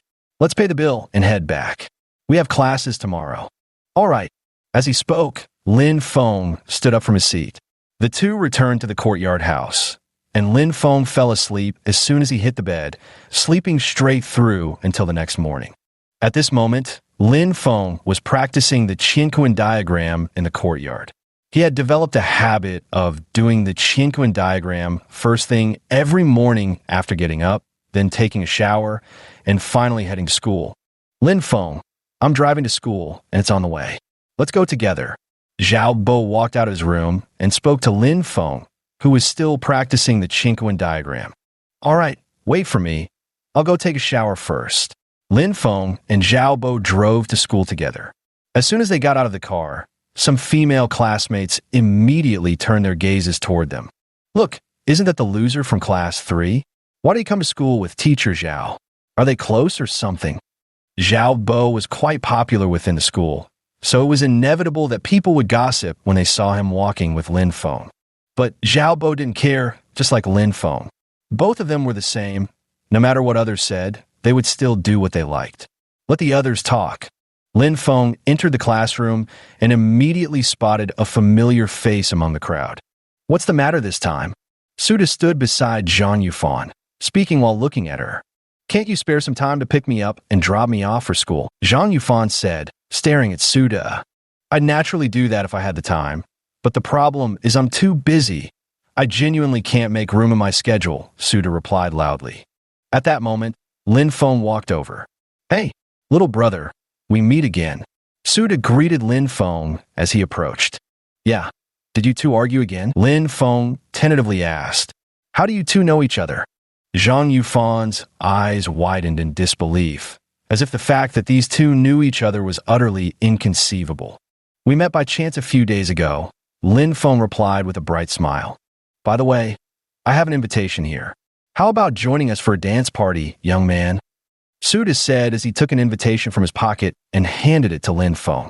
I don't know how to dance. Lin Feng tried to decline. No problem. You can learn. All right, I've got to get going. You two chat. Suda forcibly stuffed the invitation into Lin Feng's hands, then patted his pants and walked away. Afterwards, Lin Feng opened the invitation and saw that it was for a dance party tonight at 8 o'clock, held at a private club on Sihai Road. Zhang Yufan, are you going to the dance party tonight too? Lin Feng asked, looking at Zhang Yufan. Of course I'm going, otherwise I'm afraid he'll fool around with some other woman again, Zhang Yufan said, clenching her fists. Lin Feng chatted with Zhang Yufan for a while before class started. Lin Feng listened to the lesson with great energy and focus. In the blink of an eye, evening arrived. Lin Feng arrived punctually at the entrance of the Sihai Road private club as agreed. At this moment, he had changed into casual clothes, wearing a pair of sneakers that cost just a few dozen yuan, looking every bit the poor boy. He saw that basically everyone who came here was driving luxury cars, with vehicles like Mercedes-Benz, Lamborghini, and BMW i8 all parked at the entrance of this club. The security guard took one look at Lin Feng's disheveled state and the fact that he was arriving on foot, so he stopped him and asked, Where did you come from? This is a private club, not just anyone can go in. I have an invitation. I'm here for the dance party. See for yourself if you don't believe me. Saying this, Lin Feng handed the invitation to the security guard. The guard examined the invitation over and over, confirming it was genuine before finally letting Lin Feng in. As Lin Feng entered the private club, the first thing that caught his eye was a grand hall. Inside the hall were several tables, each adorned with an array of delicacies and bottles of red wine. People were dancing in small groups to the music, some in pairs, others dancing solo. There was a variety of styles and movements. In the end, Lin Feng spotted Suda in a corner chatting with some girls, all holding red wine glasses and conversing with elegant grace. Since it was Lin Feng's first time in such a place, he had no idea what to do. So he simply followed suit, picking up a glass of red wine from the table, taking a sip, and then holding it in his hand. As time passed, more and more people arrived at the dance, but Lin Feng didn't recognize any of them, except for Suda and Zhang Yufan. Lin Feng, come over here. Just as Lin Feng felt this place wasn't for him and was about to leave, Suda called out to him. So Lin Feng walked in Suda's direction, stepping into the circle of people. Let me introduce you. This is Lin Feng, Suda said to the group. The moment Suda finished speaking, several pairs of eyes turned to scrutinize Lin Feng, some male, some female. Some of the men took one look at Lin Feng's $20 sneakers and his 100 yuan casual outfit and immediately lost any interest in getting to know him. But there are still those who don't judge by appearances. Lin Feng, hello. I'm Ma Tingting. She extended her right hand towards him. Upon seeing this, Lin Feng also extended his hand to Ma Tingting and said, "Nice to meet you." The two shook hands. "Shall we go over there to chat?" Ma Tingting said to Lin Feng, pointing with her finger towards the unoccupied corner. "All right," Lin Feng agreed. The two of them moved to a corner, and Ma Tingting asked, "Are you still a student?" "Yeah, I'm a senior in high school," Lin Feng replied, eyeing Ma Tingting. At that moment, Ma Tingting was wearing a blue dress and blue high heels, her face oval-shaped. Her large, sparkling eyes and flowing hair complemented her slender figure, making her an absolute beauty. While Lin Feng was chatting with Ma Tingting, a man named Shun Jiajia was glaring at them with resentment from not far away. "Master Shun, that guy is dressed so shabbily. How could Ma Tingting possibly be talking to him?" a man said to Shun Jiajia. "Who knows what that bitch is thinking?" Shun Jiajia snapped irritably. "She actually ignores our Master Shun and goes to chat with some penniless loser. Has she lost her mind?" The man continued. Chapter 8. First Battle. "Chunlu, go find out more about that guy. His name seems to be Lin Feng. I want to know who he is, daring to compete with me for a woman," Shun Jiajia said angrily. "Young Master Shun, that Lin Feng seems to be the one who was rejected by the Wang family," Chunlu added from beside Shun Jiajia. "What? So it's that good-for-nothing from the Lin family. I thought it was someone else." "Chunlu, after the dance, find some people to give him a good beating, got it?" Shun Jiajia clenched his fists, veins bulging. "All right, everything will be done as young Master Shun wishes," Chunlu replied. At the same time, he thought to himself, "Lin Feng, if you want to blame anyone, blame your own bad luck for getting involved with the woman young Master Shun has his eyes on. May you rest in peace." At this moment, Lin Feng, who was happily chatting with the beautiful woman, remained completely unaware that he had already been targeted by someone. "Lin Feng, I feel like I've heard your name somewhere before," Ma Tingting said, as if suddenly remembering something. "Is that so? It's possible you might have actually heard it," Lin Feng replied. By now, in the capital, practically everyone belonging to the upper-class social circles had heard his name. First, he was kicked out by the Lin family, and then his engagement was broken off by the Wang family. These two incidents had made him notorious. "Oh, I remember now. Aren't you that Lin Feng who got dumped by Wang Yudi?" Ma Tingting exclaimed dramatically. "You're right. I'm the one Wang Yudi called off the engagement with," Lin Feng admitted outright. He saw no issue in acknowledging it. He had no intention of lying. Living with such straightforward honesty was simply his way. "You don't seem that bad to me. Why did Yudi suddenly break off the engagement? Have you two met before?" Ma Tingting looked Lin Feng over again. Apart from being dressed a bit poorly, his demeanor and other aspects weren't bad at all. He could even be considered somewhat passable. "We've never met. She probably broke it off because I'm not good enough for her." At this point, Lin Feng sounded a bit sorrowful. "She broke off the engagement without even meeting you? That's way too hasty," Ma Tingting exclaimed in surprise. "I don't want to talk about this anymore." Lin Feng cut the conversation short, unwilling to continue discussing it. "Master Shun, the target has arrived. Once he steps out that door, haha." Chunlu wore a cunning expression. "Did you send his photo over?" Shun Jiajia had a photo of Lin Feng that he had secretly taken earlier on his phone. "Already sent it," Chunlu confirmed. As midnight approached and the dance was nearing its end, Suda offered to give Lin Feng a ride, saying it was on his way. Contrary to Shun Jiajia's expectations, Lin Feng left the private club and got into Suda's car. The car sped away in a cloud of dust, leaving Shun Jiajia and Chun Lu staring foolishly after it, along with those few thugs. "Brother Shun, he's gone. What do we do now?" Chunlu asked. "Idiot. Just intercept him at the school gate." Shun Jiajia snapped irritably. "Yes, yes, of course," Chunlu replied with his head bowed. He then instructed the thugs, to ambush Lin Feng at the school the next day. When Lin Feng returned to his courtyard home, the ring reacted. "Master, you've now cultivated a trace of true qi," it said. Could it be like the internal energy in those martial arts novels? Lin Feng was astonished that practicing the Qianquan diagram daily could actually cultivate internal energy. "Exactly, Master. You now possess a trace of internal energy and can try using it," the ring spirit guided. "But I don't know how to use it." Lin Feng, a complete novice, had no idea how to employ it. "Try sensing that wisp of energy in your dantian and channel it to your palm," the ring spirit instructed Lin Feng.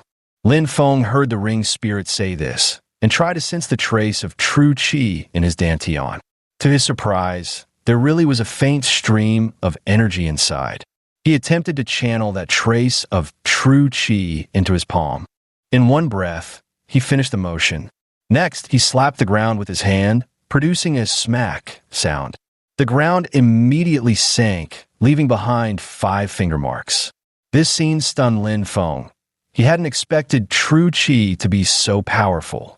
It startled him. If that slap had landed on a person's body, it would have left them either dead or disabled. Never expecting himself to be so strong now, Lin Feng was still immersed in the sensation when the ring spirit spoke up. "Master, you only have that trace of true qi right now. It can only be used once like this and isn't of much use." The ring spirit poured cold water on Lin Feng's excitement.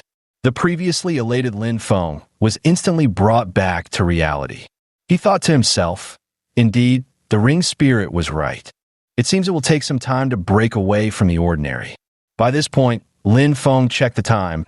It was already 2 a.m. Tomorrow was Friday, and he still had to go to class. Early the next morning, Lin Feng got up to practice the Qianquan diagram outside and happened to run into Zhao Bo. In the past, Zhao Bo would usually stay indoors until it was time to leave for work, but this time he had surprisingly come out early and was even exercising in the courtyard. Zhao Bo was doing frog jumps with weights on his back, hopping in circles around the courtyard, while the elderly man was doing calisthenics. The whole courtyard was bustling with activity. "Young man, what kind of exercise are you doing?" The old man in the yard, having noticed Lin Feng performing the same movements every morning, asked curiously. "Oh, this is called the Qianquan diagram," Lin Feng replied, turning to look at the old man. "Qianquan diagram?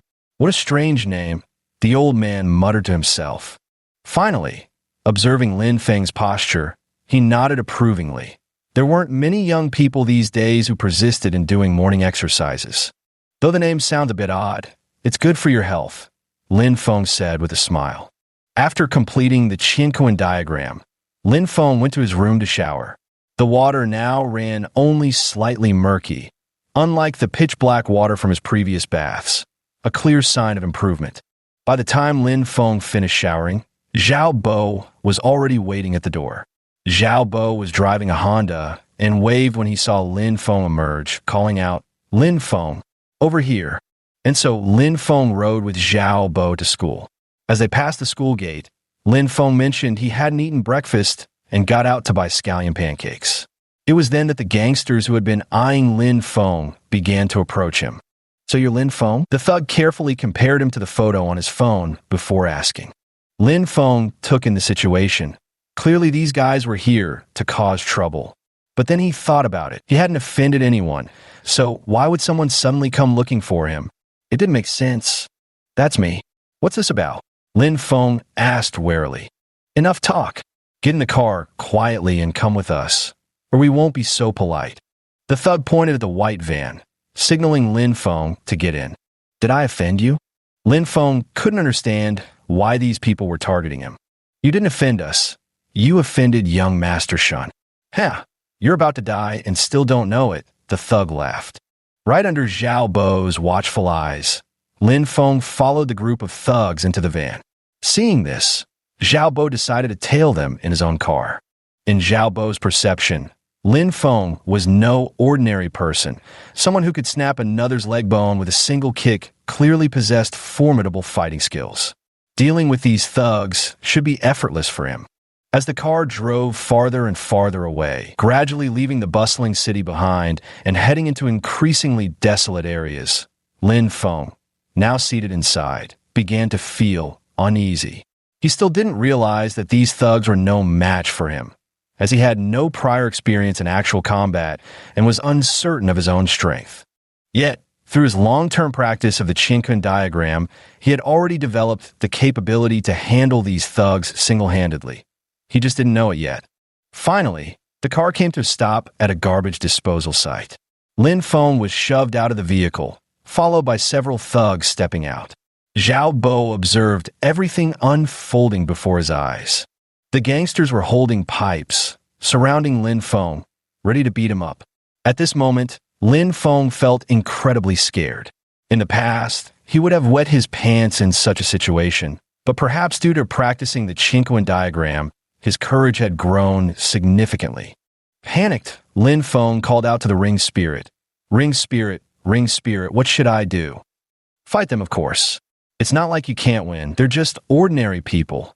The ring spirit replied impatiently. All right, I'll listen to you. Strengthened by the ring spirit's words, Lin Feng gathered his courage. Are you coming one by one or all at once? Lin Feng stood there and declared loudly. Who does this guy think he is, daring to say such things? Lao Air, take out your phone and record this. We'll show it to young Mastershin later. No sooner had the thug finished speaking than he swung the water pipe in his hand straight at Lin Feng. Facing the charging assailant, Lin Feng lifted his foot and delivered a kick straight to the stomach.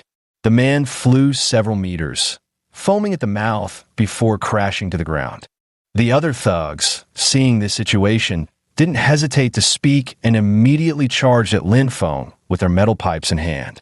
Lin Feng sidestepped to dodge an attack and punched one thug in the stomach. Instantly, this thug suffered the same fate as the one who had been sent flying earlier, foaming at the mouth and collapsing to the ground. The remaining three rushed at Lin Feng simultaneously. Thinking quickly, Lin Feng channeled that wisp of true qi into his legs and swept his foot horizontally toward the thugs. Those struck by the kick were sent flying backward, spitting blood. All of this happened in no more than 10 seconds, meaning Lin Feng had taken down several thugs in mere moments. Watching from a distance, Zhao Bo couldn't help but nod in approval. Zhao Bo then stepped out of the car and walked toward Lin Feng. At that moment, Lin Feng was still marveling at the changes within himself, not just his strength, but his speed, reflexes, and more. It was as if he had undergone a qualitative transformation. Lin Feng stared at his own hands, then at the thugs lying defeated on the ground. Lin Feng, let's go. It's time for school. We're already late, Zhao Bo called out. Snapped out his daze by Zhao Bo's shout, Lin Feng turned to him and asked, Teacher Zhao, what are you doing here? Chapter 9. First Battle 2. I've been following them the whole time, ever since you were taken away. But I have to say, you're actually pretty impressive, just a bit rough around the edges. Zhao Bo mused over what he had just witnessed.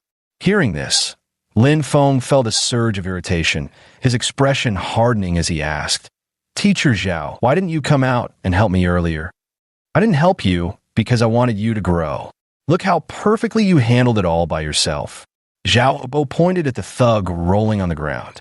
Seeing Lin Feng's expression return to normal, Zhao Bo continued, This isn't the place to talk. Let's get in the car.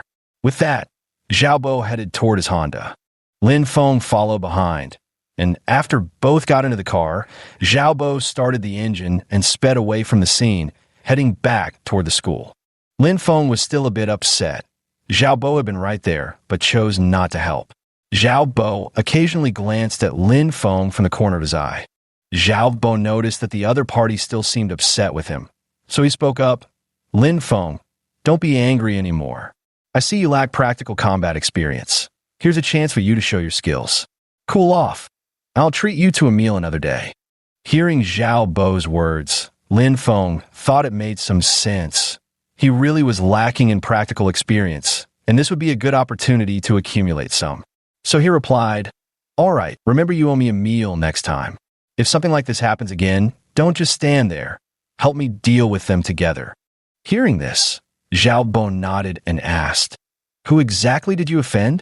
Why are they after you?" "I heard it's someone called Young Master Shun. As for how I offended him, I'm not really sure. Probably during last night's dance party." As Lin Feng spoke, he recalled the events of last night's dance and realized that aside from chatting with Ma Tingting for a while, nothing particularly noteworthy had happened. Could it be that their brief conversation prompted Ma Tingting to send someone after him? However, Lin Feng quickly dismissed this thought because the thugs had mentioned Young Master Shun, someone surnamed Shun.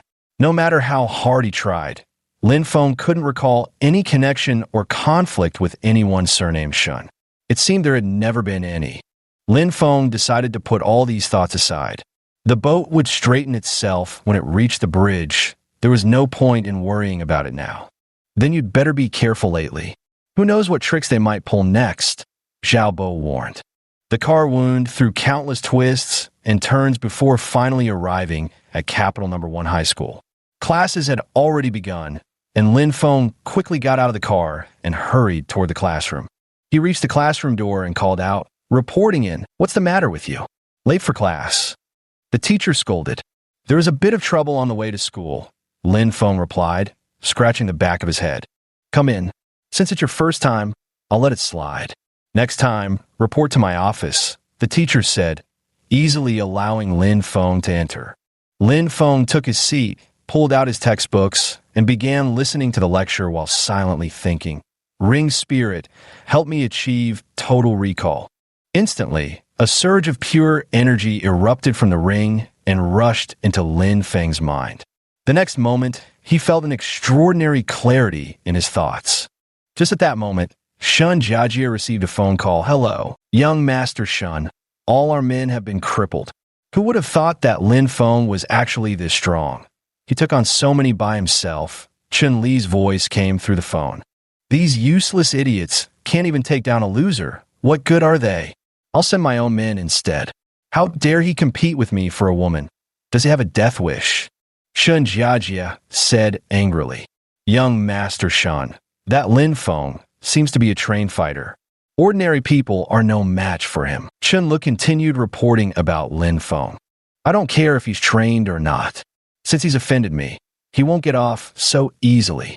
Shun Jiajie clenched his fists. At noon after school, Lin Feng found a fast food restaurant and ordered a meal. As he was finishing up, a giant of a man walked into the restaurant. The man was burly, with explosive muscles visible under his tank top, wearing black pants and camouflage shoes. His hair was cropped short in a buzz cut, and he stood at least 1.9 meters tall. The moment this giant man walked into the fast food restaurant, he drew everyone's attention and became the center of focus. The giant walked straight up to Lin Feng and, without a word, immediately made a grab for him. Lin Feng, with astonishing reflexes, straightened up and took a step back, just out of the giant's reach, narrowly avoiding capture. "What are you trying to do?" Lin Feng asked in surprise. This person had come in and, without a word, started trouble with him. The giant didn't answer him and continued charging toward him, this time throwing a punch aimed at his face. The fist whistled through the air with a whooshing sound. Lin Feng sidestepped to dodge the first punch, but a second one came whistling toward him right after. Lin Feng took another step back, moving out of the giant man's attack range. All of this happened in the blink of an eye, so fast that the other diners in the shop only just reacted, hastily clearing the area and carrying their fast food toward the exit. After all, no one wanted to get involved in such matters. It was none of their business, so they kept their distance. Seeing that Lin Feng had dodged both of his attacks, the giant man grew furious. He grabbed a nearby chair and hurled it at Lin Feng. In the next moment, Lin Feng bent his body with precision, deftly avoiding the flying chair. Lin Feng was nimble, darting back and forth, making it difficult for the giant man to catch him. The giant's body was somewhat cumbersome, and while dodging, Lin Feng pondered how to counterattack. Before long, Lin Feng came up with a plan. He channeled the faint trace of true qi within his body, directing it to his fist, then swiftly charged toward the giant man with incredible speed, stirring up a gust of wind in his wake. As he closed in on the giant, Lin Feng gathered all his strength and delivered a powerful punch straight to the man's chest. Before the giant could react, the fist struck with a resounding thud, sending the massive figure flying backward and leaving a fist-shaped dent in his chest. This punch was infused with a trace of Lin Feng's true qi. Had the giant not been so physically robust, the blow might have pierced straight through his body.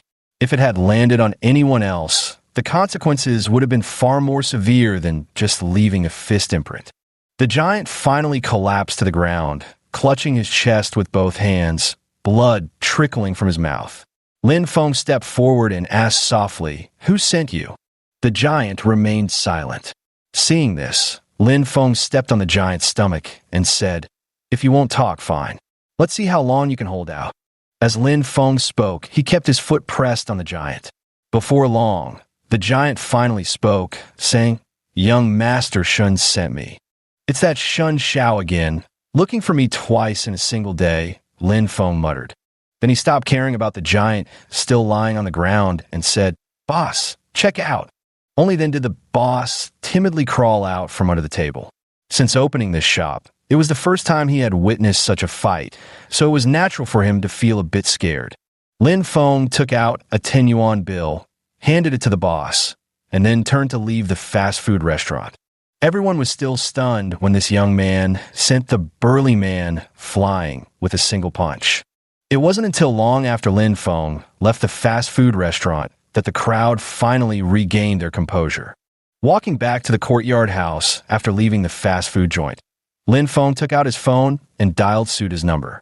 The call connected almost immediately. "Hello, is this Lin Feng?" "Was it me?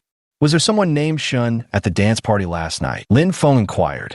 "Yesterday's dance party was hosted by Suda. Perhaps asking him could reveal who's trying to cause trouble for me." "What's wrong?" "There was indeed someone named Shun last night," Suda replied. "Oh, nothing. Just asking," Lin Feng said casually. Suda immediately caught on and asked, "Did he send someone to give you trouble?"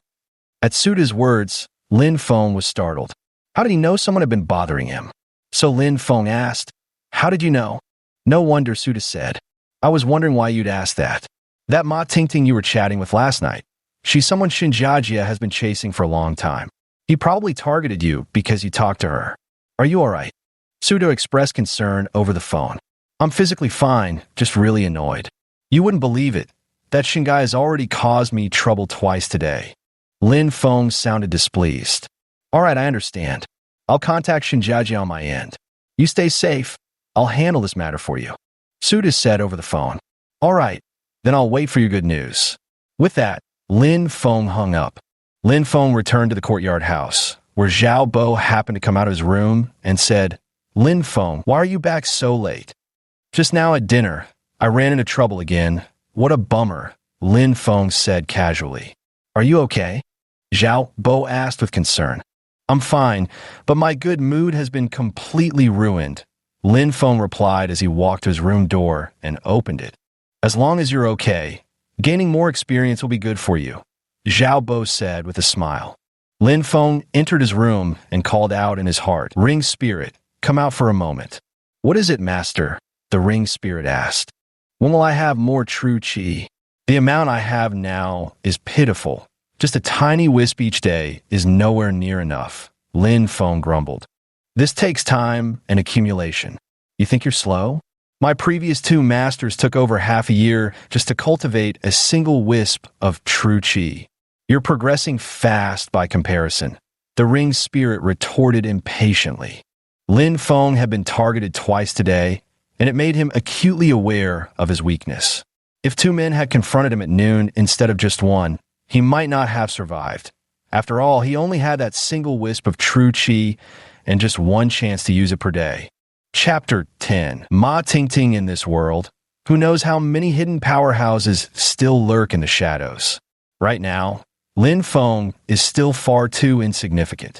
Only by continuously growing stronger and changing his life could he escape the label of a good-for-nothing, a truth Lin Feng now deeply understood. So now he lay on the couch during lunch break, his mind filled with thoughts on how to grow stronger or earn more money to change his circumstances. But no matter how much he pondered, there was only one path forward: to follow the ring spirit's guidance. After a brief rest, Lin Feng took out his phone to check the time and realized school would start soon. Just then, his room door rattled. Bang, bang, bang. Knocking sounds came from the entrance. Lin Feng walked over and opened the door to find Zhao Bo standing there. Zhao Bo looked at Lin Feng and said, "Let's go, it's time for school. I'll walk with you. I'm really worried you might run into trouble on the way again." "All right," Lin Feng said. So Lin Feng rode in Zhao Bo's car, rushing back to school. When he arrived at the classroom, he heard a chorus of whistles and had no idea what was going on. As he stepped inside, he saw Ma Tingting sitting in his seat chatting with Zhang Yufan. All the male classmates were whistling in that direction, and many were completely mesmerized. Ma Tingting was dressed in a white t-shirt and a pair of short jeans today, her hair tied up neatly at the back. Her entire outfit looked refreshingly pure. No wonder the male classmates were whistling. Clearly, they only did that when they saw beauty. Lin Feng walked straight to his seat. Ma Tingting quickly noticed his arrival and stood up, saying, "I need to talk to you. Let's find another place to chat." If Ma Tingting hadn't said that, it would have been fine. But the moment she did, the entire class of male students was stunned. So this beauty was actually here for Lin Feng, the very guy they called a loser. "I still have class. Can we talk after it's over?" Lin Feng replied. Upon hearing this, many people probably wanted to give Lin Feng a good beating. Such a beautiful woman had come looking for him, and he actually wanted to leave her hanging. "It's about Shun Jiajia. I know he's been causing you trouble. Suda told me." Ma Tingting looked at Lin Feng and said, "To be honest, aside from that big guy he brought along, the others were no match at all." Lin Feng shrugged and said, "As long as you're okay, that's what matters. I've already spoken to him, and he won't bother you again."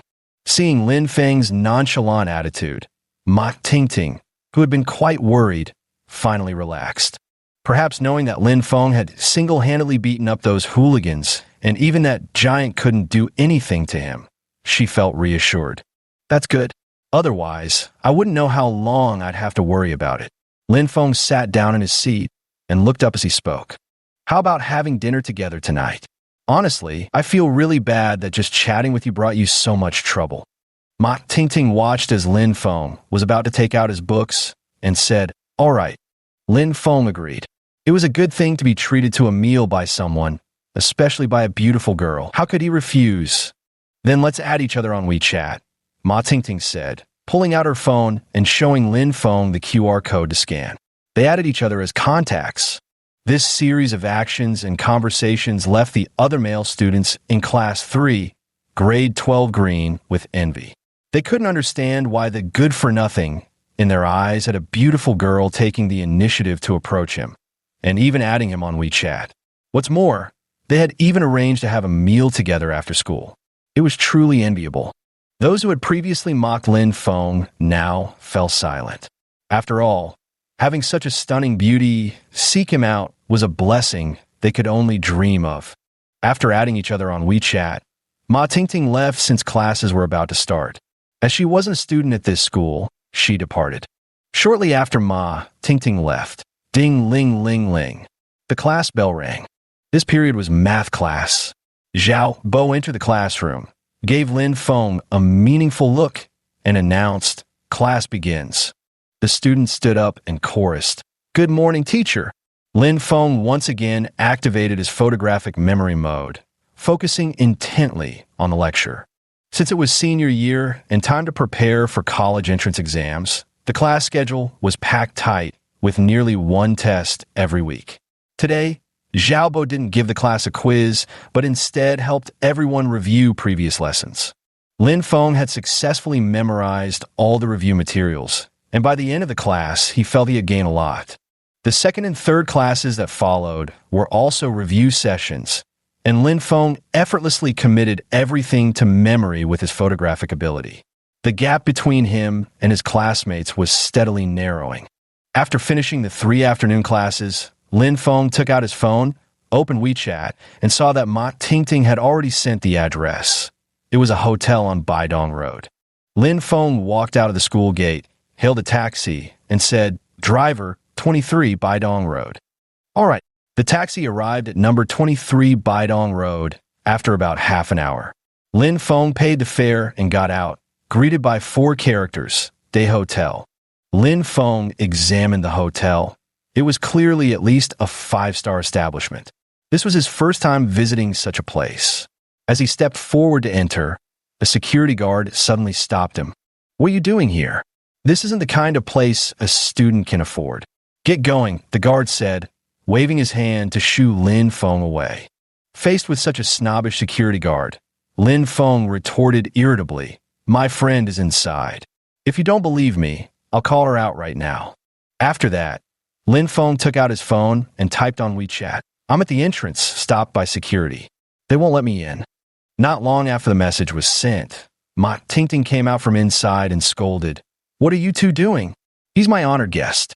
Why are you stopping him from entering?" Facing Ma Tingting's scolding, the two security guards forced a smile and said, "Miss, we saw him wearing a school uniform and didn't think he looked like someone who could afford to be here, so we stopped him.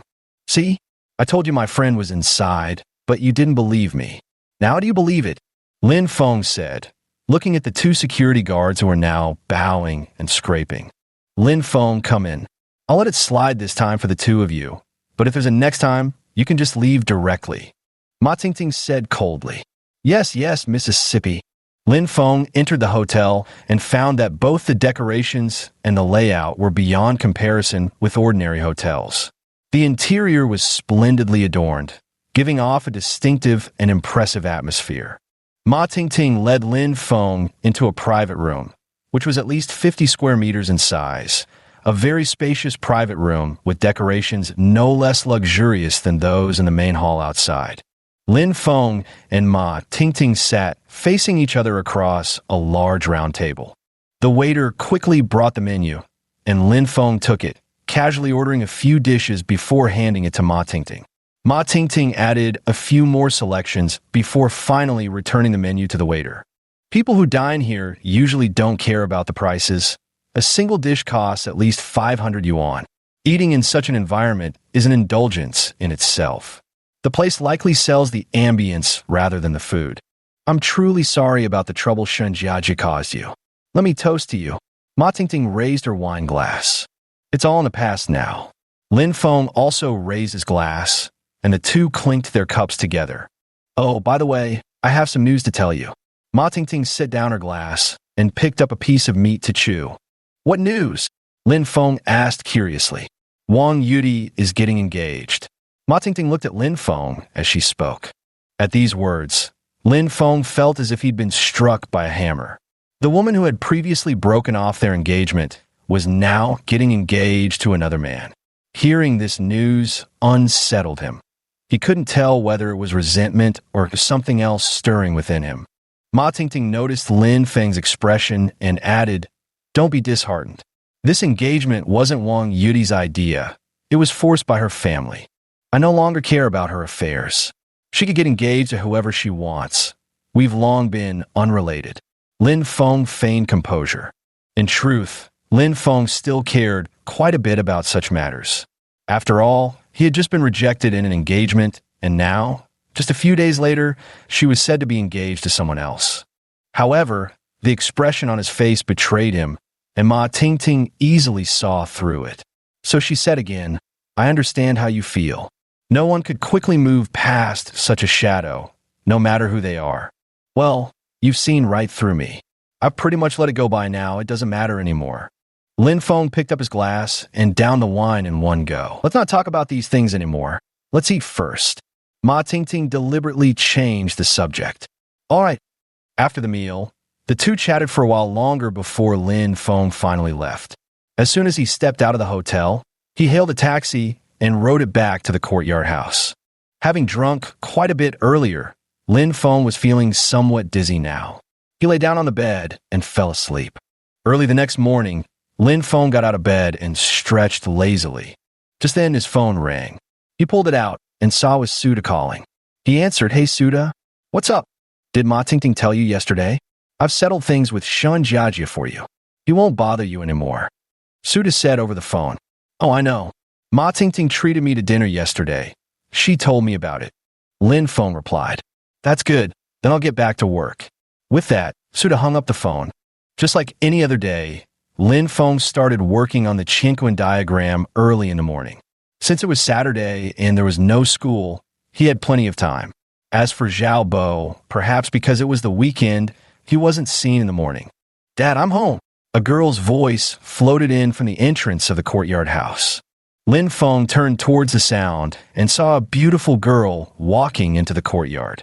She was wearing a light blue tank top, blue high heels, and had delicate features with an oval-shaped face.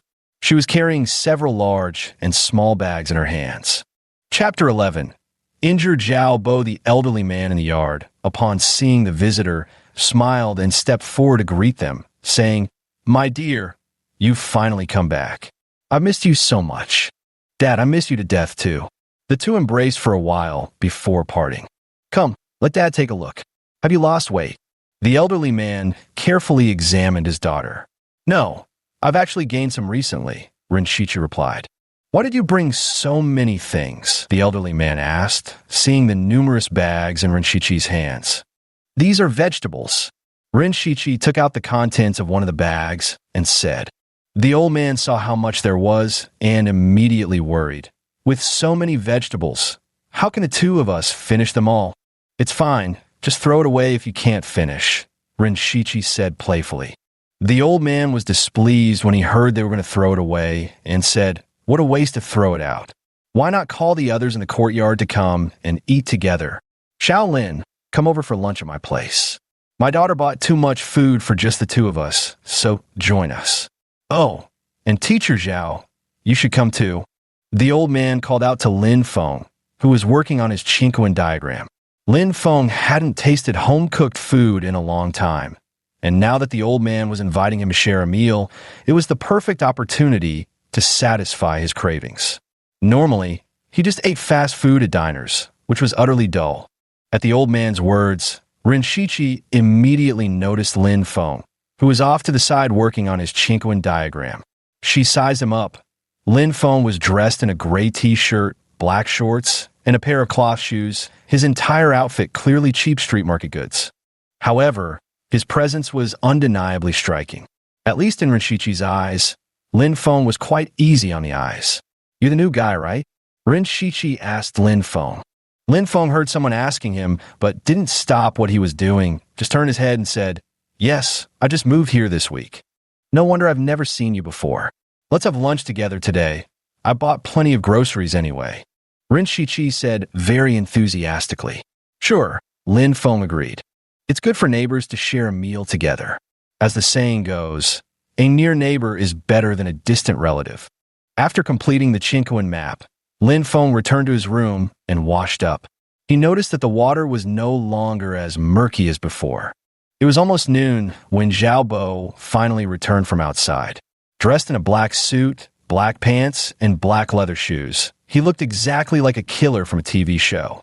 Seeing Zhao Bo return, Rinshichi quickly ran up to him and said, Mr. Zhao, you're back so late. It's Shichi. You've gained some weight. Huh, Zhao Bo remarked as he looked her over. Lin Feng, inside the room, used his exceptional hearing to catch the conversation between the two, realizing they were clearly old acquaintances. Professor Zhao, come have lunch at my place this afternoon, Rinshichi invited. Oh sure, every time you come back, you always invite me to eat. I'm almost embarrassed to keep accepting, Zhao Bo said, his face slightly flushed. In the blink of an eye, it was noon. Lin Feng and Zhao Bo came out of their rooms at the same time. They exchanged a smile and headed toward the old man's room. Come, have a seat here, the old man said warmly upon seeing them, inviting them to sit down. There were 4 people in total, eating 7 or 8 dishes. Lin Feng hadn't had homemade food in a long time. Ever since his aunt kicked him out, he had mostly been eating fast food, with only an occasional treat at a restaurant when someone invited him. For Lin Feng, being able to eat ordinary homemade dishes was already quite good. But unfortunately, he had been expelled from the Lin family. Now, within the Lin family, probably only Lin Wanru would still help him. Returning home in the short term was simply impossible. Then, Lin Feng thought of his aunt's house where he had stayed for 3 years. He was very grateful to them for taking him in for those 3 years, even though they eventually kicked him out. Now Lin Feng could live on his own. With 100,000 yuan, he could at least sustain himself for a while. If he really ran out of money, he could always go to the casino and bet on high-low. One win would double his money. After eating, Lin Feng returned to his room, closed the door, and took out his phone to play with it. In one of the Shun family's residences, several women were attending to Shun Jiajia and Chun Lu at that moment. Shun Jiajia lay on the chair with a look of pure enjoyment, while Chun Lu rested beside him, equally relaxed in his own chair. "Young Master Shun, are you really just letting that Lin Feng go like this?" Chun Lu asked, glancing at Shun Jiajia. "Don't even mention Lin Feng. Just hearing his name makes my blood boil. That giant I spent a fortune recruiting was sent flying with a single punch from him. Can you believe it?" Shun Jiajia said angrily. "I never expected that good-for-nothing to be so formidable. Is this really the same trash that was kicked out of the Lin family? Could our intelligence be wrong?"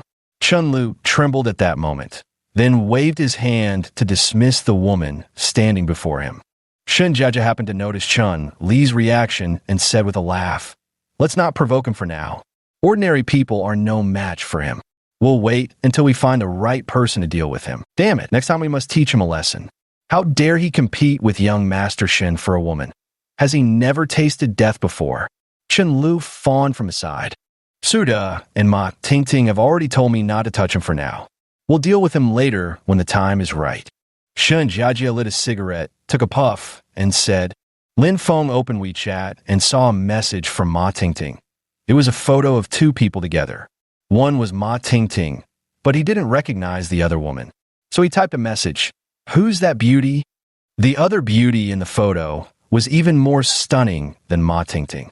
This woman wore a light blue t-shirt, with thick eyebrows and big eyes, exquisite facial features, an oval face, long eyebrows, and bright red lips that were particularly alluring. "Wang Yudi." The reply came in 3 simple words, making Lin Feng widen his eyes and read it over several times carefully. "I have to admit, she's truly a beauty. Never expected to see Wang Yudi for the first time on WeChat."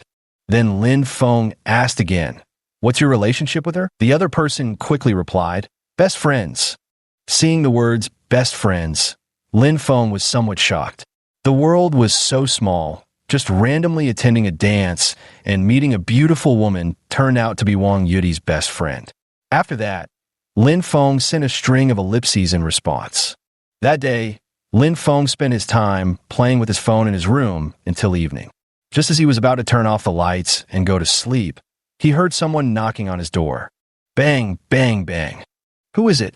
"It's so late," Lin Feng said as he walked over to open the door. To his surprise, it was Zhao Bo. "No, why is there blood on him? Don't be alarmed. Let's go inside and talk." Zhao Bo's face was deathly pale, clearly showing signs of severe blood loss. So Lin Feng helped Zhao Bo onto his own bed to lie down. At this moment, Zhao Bo's entire body was covered in blood. "Teacher Zhao, what's wrong with you?" Lin Feng looked at Zhao Bo lying on the bed with concern. "I got injured while carrying out a mission. I don't have much time left," Zhao Bo said weakly, lying feebly on the bed. The moment Lin Feng heard the words, "execute a mission," his mind went completely blank. He stammered, "Execute a mission? What's going on?" When Zhao Bo heard Lin Feng asking about the mission, he immediately cut him off, saying, "Don't worry about what the mission is for now. I have a document here. Take it to He Qing for me. I'll write down his contact number." As he spoke, Zhao Bo pulled out a stack of white documents from his coat and handed them to Lin Feng. Lin Feng took the documents, but didn't have time to look at them before he saw Zhao Bo write a phone number in blood on his bed. Then Zhao Bo passed out. Lin Feng, seeing the situation, immediately dialed the 120 emergency number. In no time, the ambulance arrived at the scene and carried Zhao Bo onto the stretcher. Lin Feng took note of the number on the bed and, while inside the ambulance, dialed that number.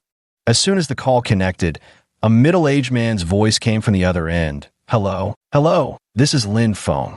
Zhao Bo has passed out, and he mentioned there's a document he needs to give to you." Lin Feng said, looking at Zhao Bo lying in the ambulance. Who are you? The other party remained cautious. After all, it was a call from a stranger. I'm a student. Is this He Qing? Lin Feng asked. Yes, I'm He Qing. Which hospital is he at now? Lin Feng could tell the other person sounded somewhat anxious. We're on our way to Capital First Hospital, Lin Feng replied, and the call was quickly ended. The person was probably rushing over. Lin Feng watched as the paramedics worked to stop Zhao Bo's bleeding in the ambulance. The wounds covered his entire body, clearly the aftermath of a fierce battle. Most injuries appear to be from sharp weapons. Just like last time, though far more severe this time. Lin Feng had no idea what had happened. The ambulance soon arrived at Capital First Hospital. Zhao Bo was immediately wheeled into surgery, while Lin Feng waited outside. Before long, a man wearing a baseball cap appeared at the operating room door. Lin Feng noticed the man seemed very purposeful, so he stepped forward and asked, "Are you He Qing?" The man saw Lin Feng approaching to greet him and immediately guessed his name, saying, "Are you Lin Feng from the phone call earlier?" "That's right, it's me," Lin Feng replied, sizing up He Qing. From Lin Feng's observation, He Qing appeared to be in his 40s. He was currently wearing a black jacket, black dress pants, brown leather shoes, a cap, and holding a folder in his hand.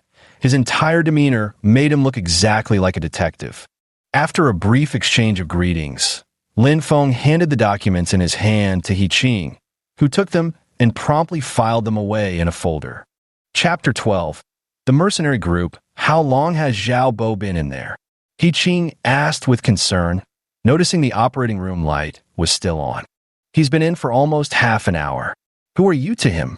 Lin Feng asked curiously. He Qing didn't answer him, instead shifting his gaze elsewhere, clearly unwilling to respond to the question.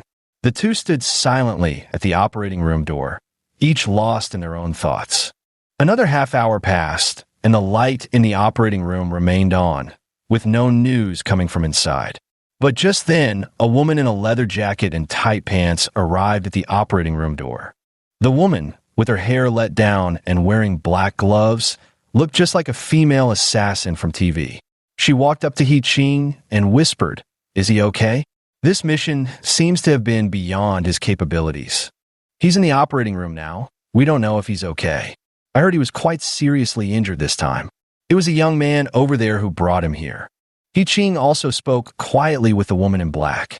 However, Lin Feng's hearing had improved significantly during his time practicing the Qingquan diagram, so he heard every word of their conversation. Lin Feng was puzzled at that moment. What exactly had caused Zhao Bo to be injured twice, both times cut by sharp weapons? According to Zhao Bo, it was because of a mission. Now, based on the conversation between He Qing and the woman in black, Lin Feng realized that Zhao Bo seemed to be working for both of them. As for what exactly that document was, he still had no idea. The three of them waited outside the operating room for quite some time. Finally, the light in the operating room went out, and Zhao Bo was wheeled out by the doctor. He lay on the bed, still unconscious. Whether it was because the anesthesia hadn't worn off or he was simply in a coma, no one could tell. "How is he, doctor?" He Qing was the first to step forward and ask. The doctor shook his head and said, "He's not out of danger yet. We've just performed surgery to stop the bleeding, but due to multiple injuries, he needs to be hospitalized for observation. Take him to the intensive care unit." Thus, Zhao Bo was wheeled into the ICU. Lin Feng, He Qing, and the woman in black followed behind. Inside the intensive care unit, the three of them each found a chair and sat down. No one spoke. Everyone just stared at each other, exchanging glances that made the atmosphere in the room grow tense. Finally, the woman in black spoke up and asked, "Are you the young man who brought him to the hospital?" Hearing the woman in black address him, Lin Feng nodded and replied, "Yes, that was me." He said he got injured while on a mission. What exactly happened here? The woman in black spoke, and Lin Feng seized the opportunity to voice the doubts in his heart, hoping she could provide answers. As it turned out, his question was spot on. "You can tell he trusts you a lot. Otherwise, he wouldn't have told you about the mission," the woman in black said, glancing at He Qing. The next moment, He Qing nodded, and the woman in black continued. We are members of the Blood Eagle mercenary group. Xiaobo was one of our comrades. Hearing this, even Lin Feng, as slow as he was, understood Xiaobo had probably been injured while carrying out a mission for the mercenary group, which was why he had come knocking at his door. Unexpectedly, Xiaobo, who spent his days as a teacher instructing at school, became a member of the Blood Eagle mercenary group by night, carrying out missions. Although the concept of a mercenary group was something Lin Feng was hearing about for the first time, he didn't find it particularly astonishing. Nothing compared to the miraculous ring in his possession. The woman in black noticed that Lin Feng's expression remained unchanged upon hearing about the mercenary group, so she continued, Aren't you surprised at all? I was just a bit taken aback. Not really surprised. There's nothing strange under the sun. Lin Feng looked at the woman in black and said, The three of them stayed in the hospital room. Sitting for the entire night, none of them slept. By the next morning, as the sun had just risen, Xiaobo opened his eyes and saw 3 people sitting in the hospital room, all of whom were familiar faces he recognized. At that moment, the 3 also noticed that Xiaobo had woken up. Xiaobo was the first to speak. What brings you here? This statement was clearly directed at He Qing and the woman in black. Lin Feng didn't rush to answer, instead observing the 2 of them. The woman in black paused briefly before speaking. This young man called He Qing, who then contacted me, and that's how we came to be here. Thank you, Lin Feng. Xiaobo lay weakly on the bed as he spoke. Lin Feng quickly waved his hand and said, No need to thank me. I never expected teacher Zhao to be part of a mercenary group. No wonder you kept hiding your injuries from me despite getting hurt twice. Hearing this, Xiaobo immediately realized the woman in black must have told Lin Feng about his situation. Teacher Zhao, should I contact your family to come take care of you? Lin Feng suggested. As soon as Lin Feng said this, the woman in black quickly interrupted. No need. I can take care of him myself. I'll head back first and come again in the evening, Lin Feng said to Xiaobo, who was lying on the hospital bed. Go ahead. I don't really need anyone to look after me. I can manage alone. Xiaobo's words sounded somewhat forced. And so, Lin Feng left the hospital at dawn, leaving He Qing and the woman in black to take care of Xiaobo. Lin Feng jogged all the way back to the courtyard house. Having stayed awake all night, he was somewhat drowsy and planned to finish the Qinkun diagram before catching some sleep, intending to visit Xiaobo again in the evening. Lin Feng, who had just returned to the courtyard house, immediately began performing the Qinkun diagram movements one by one. Starting from the first posture to the last, he executed each movement with great seriousness and precision. After completing the Qinkun diagram 10 times, Lin Feng felt thoroughly invigorated, though somewhat exhausted. Beads of sweat dripped from his body onto the ground, but without lingering, he headed straight back to his room to take a shower. After each session of practicing the Qinkun diagram and taking a bath, Lin Feng always liked to check how the water had changed. This time, he noticed the bath water had turned almost completely clear, indicating that nearly all the impurities in his body had been expelled. After showering, Lin Feng collapsed onto the bed and fell asleep, sleeping straight through until evening.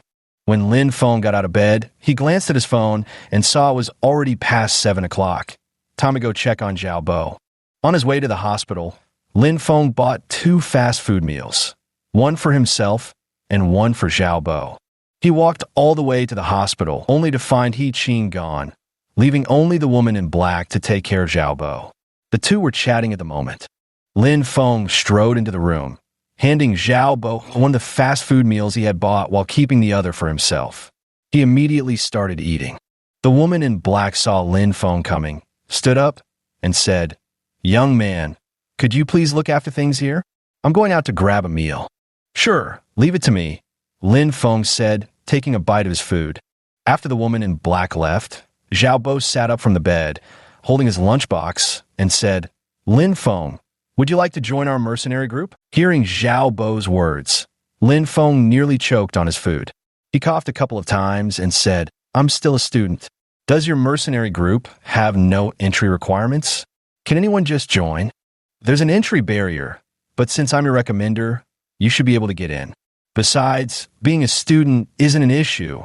You can attend classes during the day and carry out missions at night. How perfect is that?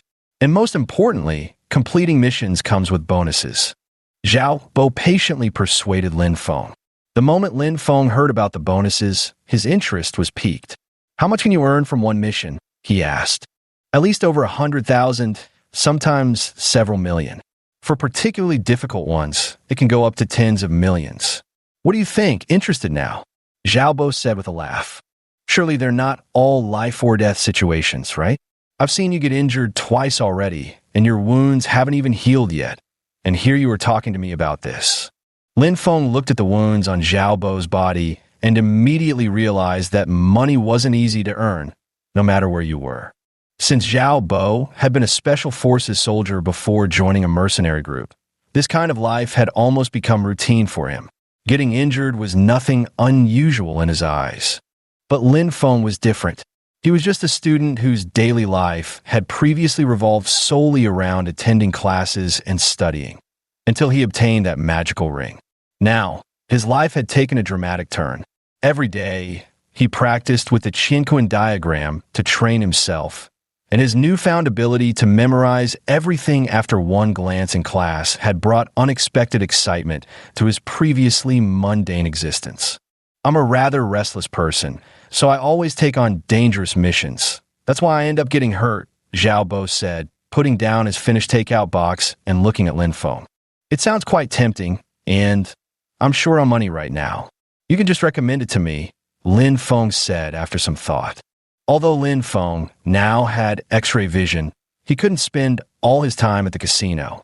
Going too often would easily arouse suspicion, and each visit only allowed him to double his money. To earn more, he needed other methods. The casino could only temporarily ease his financial needs. Now that another money-making opportunity had emerged, Lin Feng naturally wouldn't let it slip by. Besides, his current abilities were far superior to before. With a trace of true qi, he could accomplish many things. Beyond that, his reflexes, strength, vision, and hearing had all improved significantly. If he wanted money fast, he'd have to take risks. You'd better think carefully. This could be dangerous, Zhao Bo said, lying on his bed as he watched Lin Feng. No problem. I made up my mind. Just recommend me, Lin Feng replied after brief consideration. Though risky, he wasn't about to pass up this chance to make money. If you've made up your mind, I'll recommend you to Demon Fox when she returns, Zhao Bo nodded and said. Who is Demon Fox? Lin Feng didn't understand. Demon Fox is that woman in black clothes who was taking care of me before you arrived. Her code name is Demon Fox, Zhao Bo explained slowly. Chapter 13. Joining the mercenary group. So the woman in black's code name was Demon Fox. With this explanation, Lin Feng understood everyone in the mercenary group had a code name. Just as Lin Feng and Zhao Bo were finishing their conversation, Demon Fox, who had gone out to eat, returned. She walked into the ward carrying a bag of fruit and said, "Have some fruit. It's good for your health." The next moment, Zhao Bo sat up from the bed and said, "I'd like to recommend someone to join our mercenary group." The fox demon shifted her gaze to Lin Feng upon hearing this and said, "This young man here?" "Exactly," Zhao Bo confirmed. "Why does he look so skinny and weak?" The fox demon scrutinized Lin Feng again. Zhao Bo took a bite of an apple and said, "He may appear that way on the surface, but he's actually quite capable in a fight. He's worth training." "Is that so?" The fox spirit's gaze wandered over Lin Feng's body, as if trying to see right through him. "Why don't you give it a try and find out?" Zhao Bo said, while chewing on an apple. Hearing this, Lin Feng thought to himself, was he really supposed to fight the woman in black to test his own abilities? He was somewhat reluctant to fight a girl. "All right then, once He Ching arrives, you can go outside and spar with him." The fox spirit appeared eager to give it a try. The three chatted in the ward for a while, and by the time it got dark, He Ching finally arrived. Zhao Bo shared his proposal with He Ching. So, He Ching, the fox spirit, and Lin Feng went to the square outside the hospital. The fox spirit wanted to test Lin Feng and decided to start right there. The fox spirit and Lin Feng stood facing each other, while He Ching stood in the middle to observe. At first, the fox spirit rapidly charged at Lin Feng, throwing a punch straight at his face. Seeing the fist whistling toward him, Lin Feng sidestepped and dodged the blow. At the same time, his hands transformed into claws, tightly gripping the fist that the fox demon threw at him. Lin Feng pulled forward with all his strength, executing a perfect shoulder throw. However, contrary to his expectations, the fox demon flipped mid-air and landed steadily, saying, "Kid, I didn't expect you to have some real skills." "You flatter me," Lin Feng replied, but before he could finish speaking, the fox demon charged at him again. This time, the fox demon continued to throw punches, but its speed was much faster than before. Lin Feng could only dodge frantically, with no chance to grab its arm like he had done earlier. Lin Feng realized that dodging endlessly wasn't a solution, so he swung his fist toward the fox demon. At that exact moment, their fists collided with a loud smack. The fox demon felt as if her fist had struck a block of iron. She staggered back several steps, staring at Lin Feng in astonishment. "How was your fist so hard?" she exclaimed. Thanks to his regular practice of the Qinkuan diagram, Lin Feng's body had expelled all impurities, including those in his bones, making him exceptionally sturdy. His skeletal structure had become incredibly dense, rendering ordinary attacks largely ineffective against him. "It's probably because I exercise regularly," Lin Feng thought for a moment before squeezing out this explanation. He certainly couldn't mention that he usually wore that ring and practiced the Qinkuan diagram it provided. Lin Feng understood the old saying, "Innocence invites suspicion when one possesses a treasure." So he decided to keep it hidden. This matter was best known only to himself. No matter how close others were to him, he wouldn't breathe a word about it. Seeing that her fists were ineffective against Lin Feng, the fox demon lifted her foot to kick him. Facing the incoming attack, Lin Feng continued dodging, leaving the fox demon momentarily helpless. Lin Feng was simply too good at evasion. After kicking for half a minute, the demon fox also got tired and stopped, saying, "I'm not fighting anymore, it's boring." However, this wasn't a life-and-death battle. If it were a real fight to the death, given Lin Feng's experience, he would have died countless times. After all, this was just a match, and neither side went all out. Lin Feng hadn't even used a trace of his true energy. From the demon fox's effortless demeanor, Lin Feng could tell that she was likely still holding back. He Qing, seeing that both had stopped, clapped his hands and spoke up. "Not bad, young man. What's your name?" Lin Feng saw that the other party was finally taking him seriously and replied, "My name is Lin Feng. I'll put in a word for you with the higher-ups. You can join us now. Report to headquarters tomorrow night." He Qing said with a smile, "I'll take you there tomorrow night. You'd never find it on your own," the fox spirit said enthusiastically. Hearing this, Lin Feng thought to himself that headquarters was most likely some kind of secret base. "Thanks then," Lin Feng said gratefully. Next, the three of them walked into the hospital and returned to Zhao Bo's ward. As soon as they entered, Zhao Bo asked eagerly, "How did it go? Who won?" Seeing how anxious Zhao Bo was about the outcome of the match, He Qing didn't rush to tell him and instead played coy, saying, "Take a guess. Who do you think won?" Yahoo, Zhao Bo ventured. "Wrong," Yahoo cut in. "Lin Feng," Zhao Bo said, a hint of joy in his voice. After all, if Lin Feng had won, it would prove he hadn't misjudged the man, and it would also speak volumes about Lin Feng's strength. Neither is right. It's a draw. Neither of us could do anything to the other. He Qing looked at Zhao Bo and smiled. A draw isn't bad either. It proves that Lin Feng is quite impressive, Zhao Bo said with a laugh. The four of them started chatting in the hospital room, talking about matters related to the mercenary group.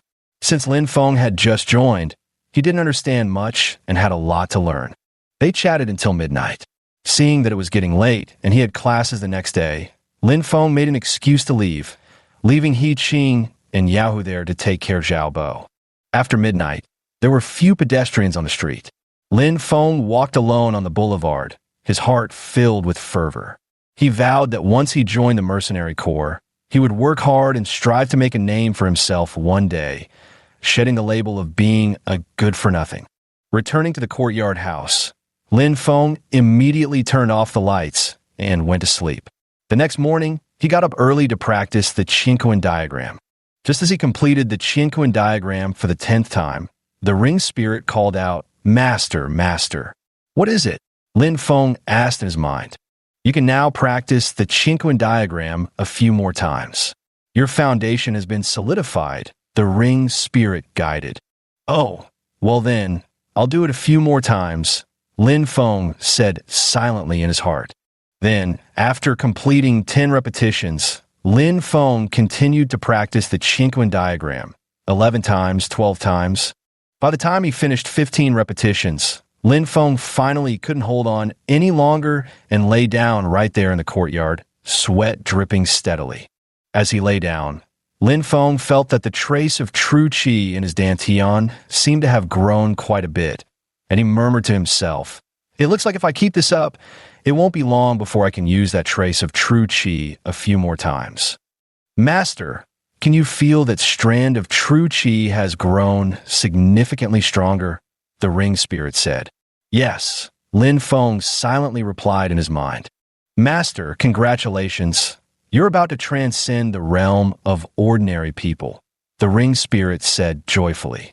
"That's wonderful news," Lin Feng exclaimed with delight. An elderly man doing his morning exercises noticed Lin Feng lying on the ground and, thinking something was wrong, hurried over to ask, "Lin Feng, are you all right?"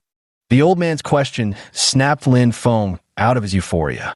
He replied, "I'm fine, just exhausted. I'll be okay after resting a bit." As soon as Lin Feng finished speaking, he got up from the ground, brushed the dust off his clothes, and headed toward his room.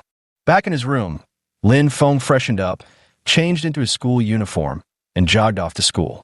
Lin Feng arrived at his classroom and took his seat. There was a PE class scheduled for the morning, so he was fully prepared. This time, he was determined to make everyone see him in a new light. The first 3 classes passed quickly, and soon it was time for the 4th period, P. The students of Class 3, grade 12 gathered into formation on the sports field. The PE teacher approached, a middle-aged man in his 30s, dressed in athletic wear. He carried himself with the bearing of a retired soldier. "Today we'll be conducting a test, a 1,500-meter run. Both boys and girls will participate.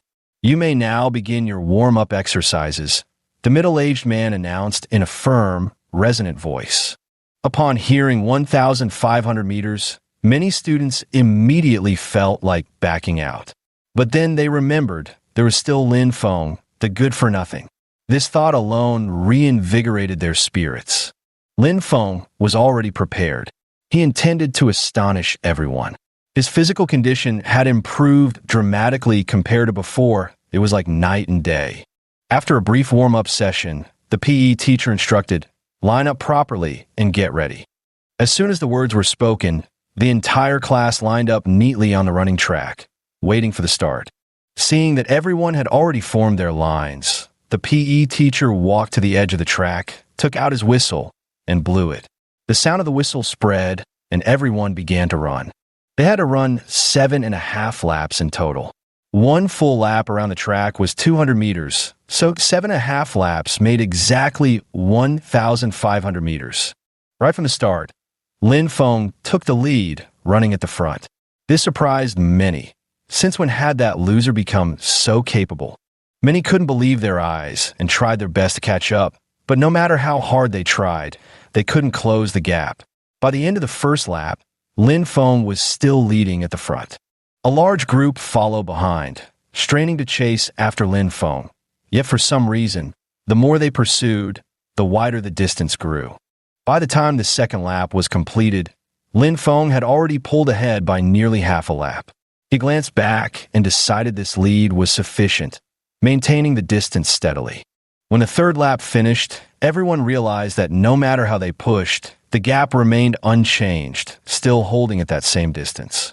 It wasn't until the final sprint to the finish line that Lin Feng erupted, swiftly crossing it and leaving everyone trailing behind utterly astounded.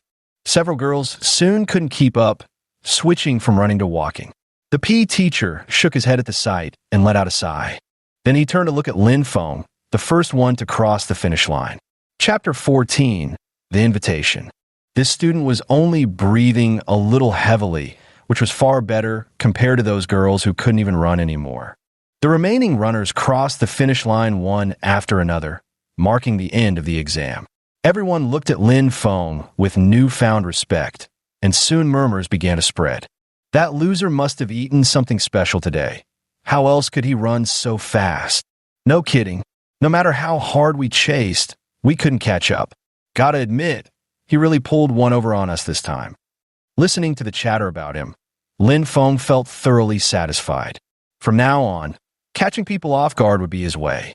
Lin Feng, well done. Zhou Mingying gasped as he crossed the finish line, completely out of breath. For the remaining time, the PE teacher let everyone have free activities. The students gathered in small circles in twos and threes, squatting together to discuss other topics, while Lin Feng stayed with Zhou Ming. Lin Feng, have you heard? Wang Yudi is getting engaged, Zhou Ming said, sitting on a stone bench in the playground. I heard. It doesn't seem to be her decision. Her family is forcing her, Lin Feng replied, sitting beside Zhou Ming. Zhou Ming turned his head to look at Lin Feng upon hearing this, and said, You're quite well informed. Who told you? Ma Tingting, do you know her? Lin Feng asked. No, I don't. I've already received the invitation. It's next month. Zhou Ming shook his head. Lin Feng was somewhat surprised by this. He patted Zhou Ming on the shoulder and said, Who cares? It's none of my business anyway. Their conversation was interrupted by the ringing of the school bell. Ding ling ling. After saying goodbye to Zhou Ming, Lin Feng was walking alone back to the courtyard house when suddenly, Hey young man, could you give me a hand? My car broke down. Could you help push it? A beautiful woman called out to Lin Feng from the side of the street. Lin Feng turned toward the voice and saw a stunning woman in a Cheongsam standing next to a Porsche. The next moment, Lin Feng walked towards the woman. After all, she was a beauty, and seeing her in trouble, he naturally felt compelled to help. Hey there, little brother. Could you give me a hand pushing the car? It won't move, the beautiful woman said to Lin Feng as he approached. So Lin Feng went to the rear of the car and started pushing with all his might.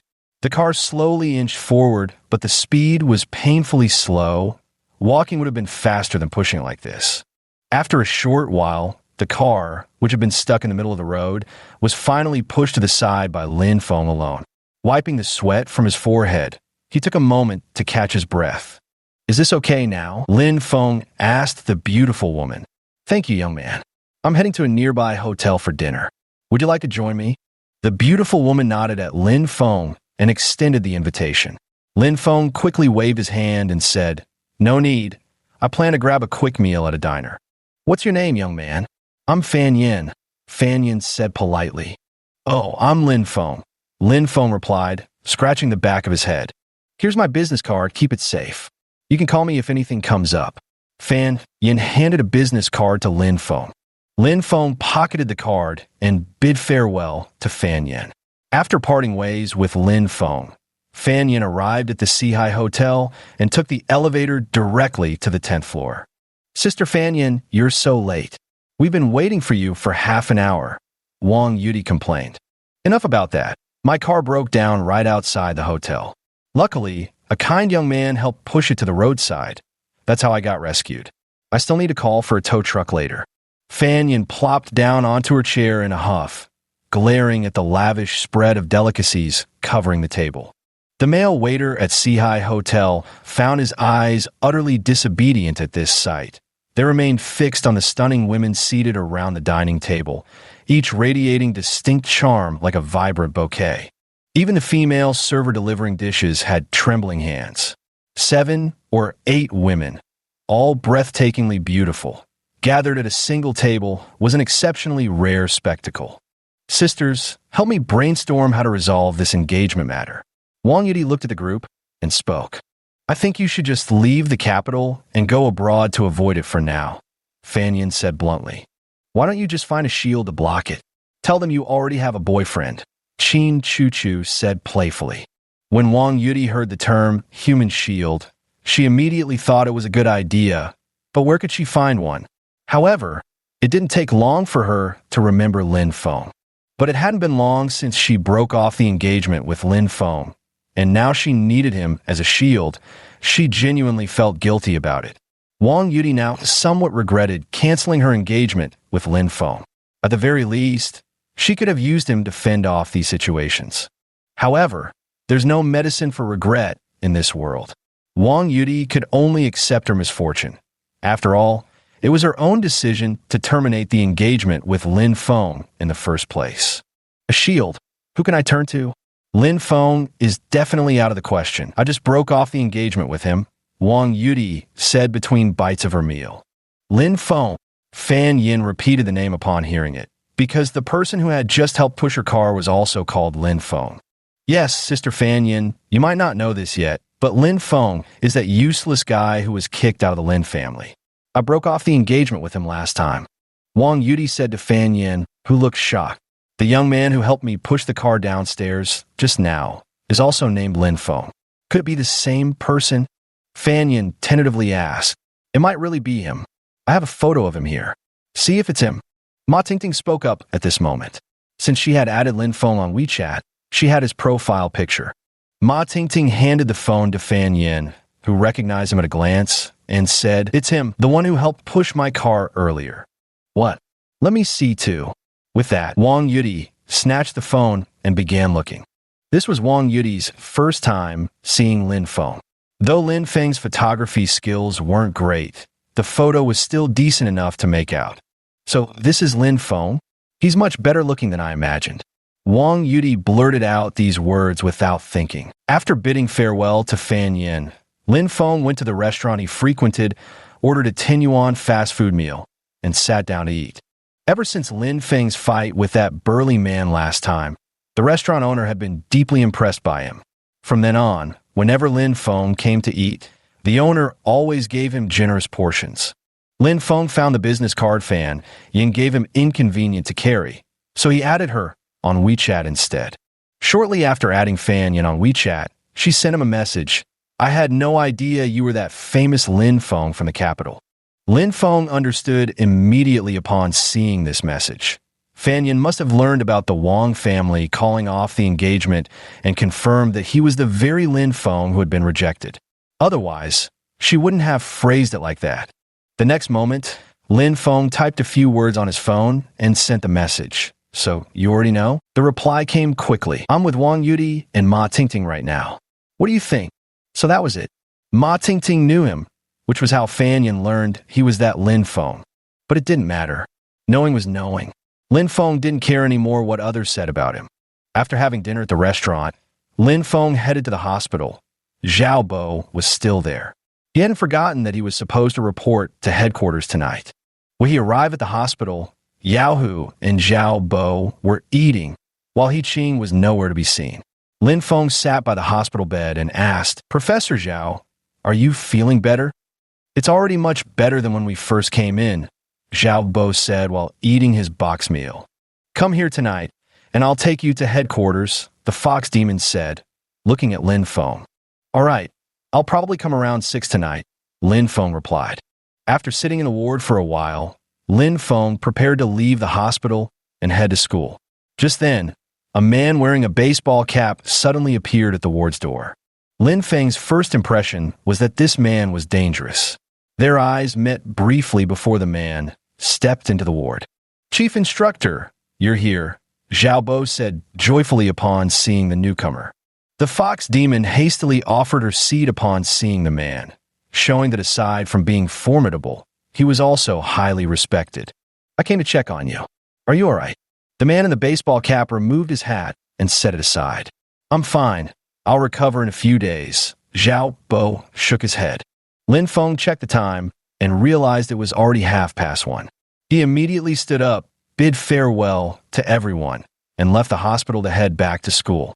When he arrived at school, he noticed Chen Su standing at the entrance of his classroom, seemingly waiting for someone.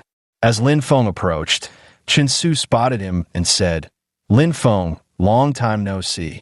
Seeing Chen Su greet him, Lin Feng stopped in his tracks and asked, "What do you want?" The girls in the classroom all seemed to swoon at the sight of Chun Su.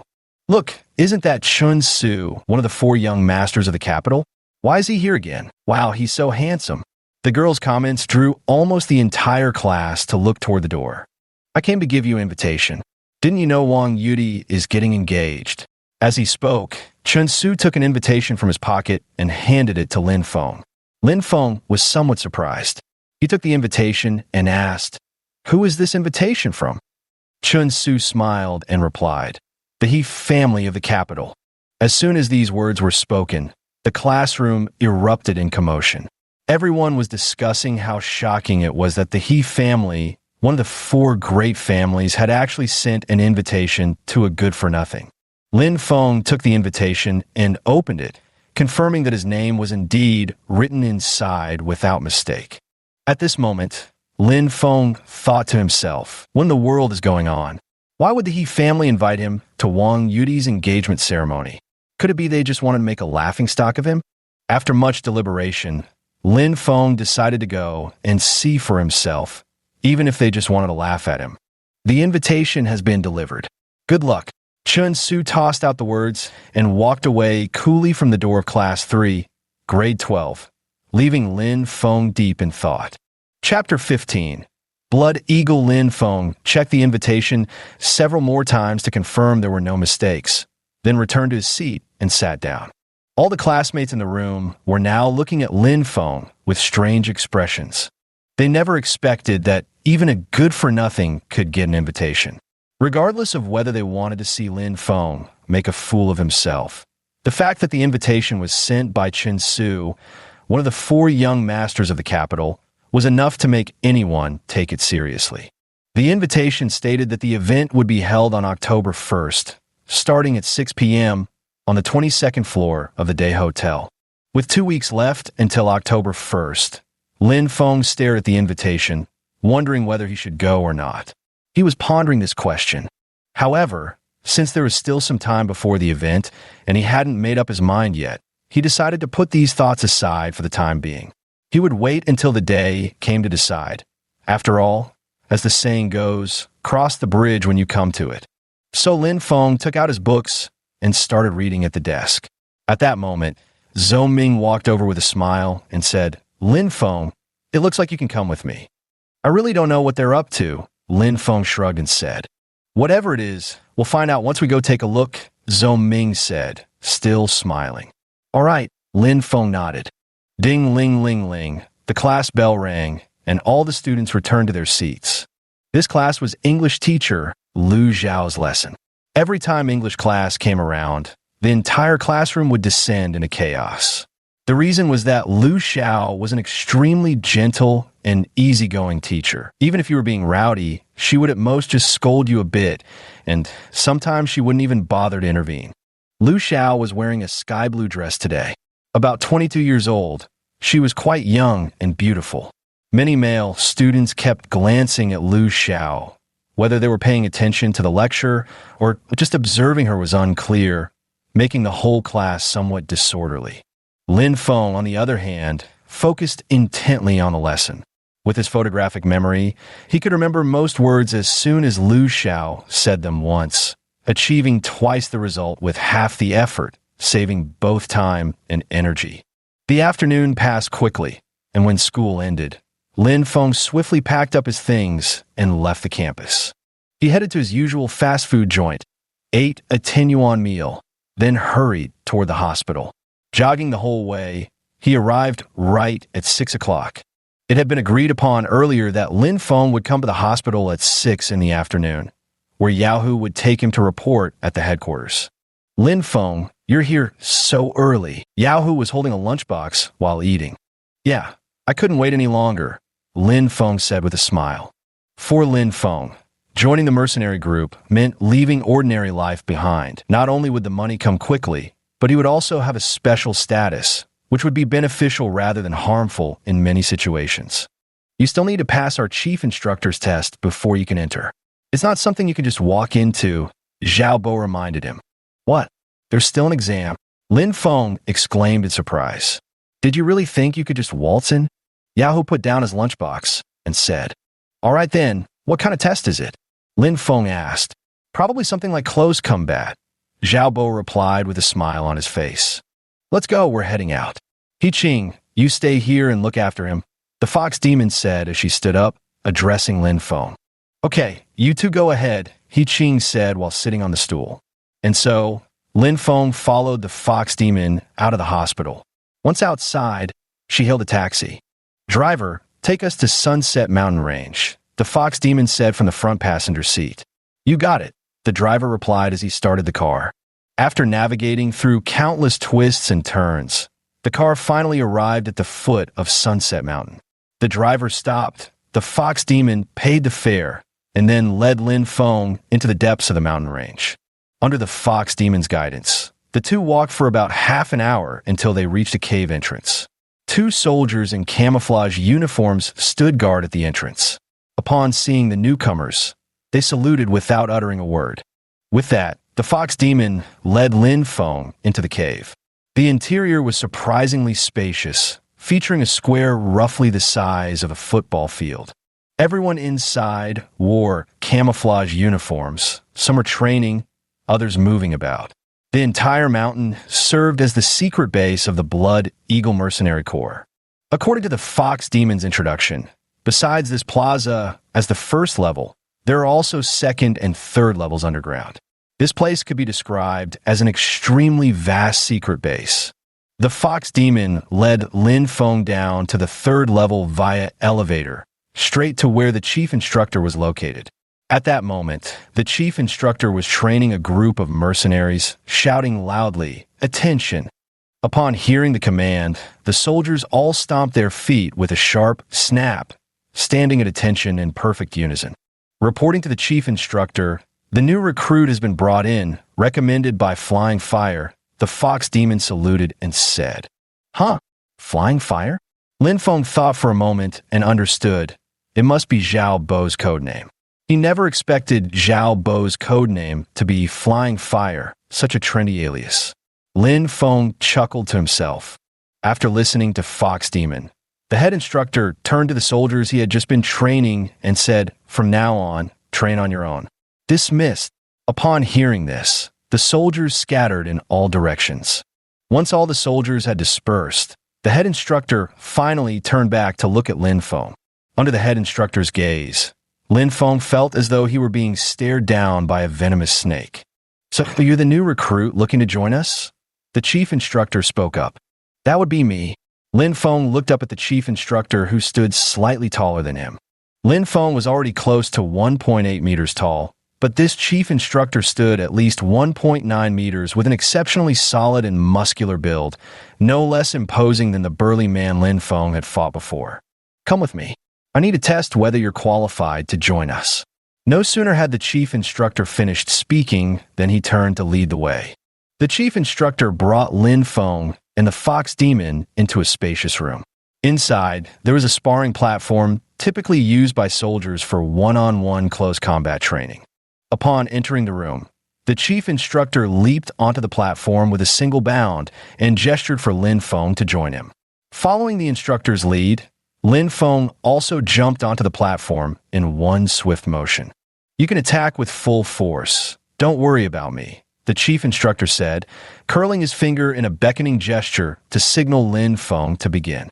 Seeing the chief instructor's provocation, Lin Feng instantly charged forward at high speed and threw a powerful uppercut. The head instructor leaned back, easily dodging the punch, after which Lin Feng raised a leg and kicked out. However, this kick landed on empty air as the head instructor sidestepped to evade it. The head instructor then threw a punch. Due to its extreme speed, Lin Feng had no time to dodge and could only cross his arms in front of his face to block the incoming blow. Thwack! The fist struck Lin Feng's hands heavily, making him feel as if he had been hit by steel.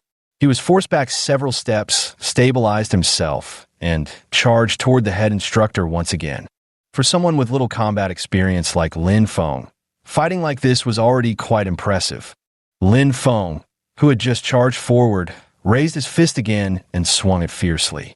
This time, the chief instructor transformed his fist into a claw, firmly gripping Lin Feng's fist and pulling it forward, executing a shoulder throw that slammed Lin Feng onto the ground.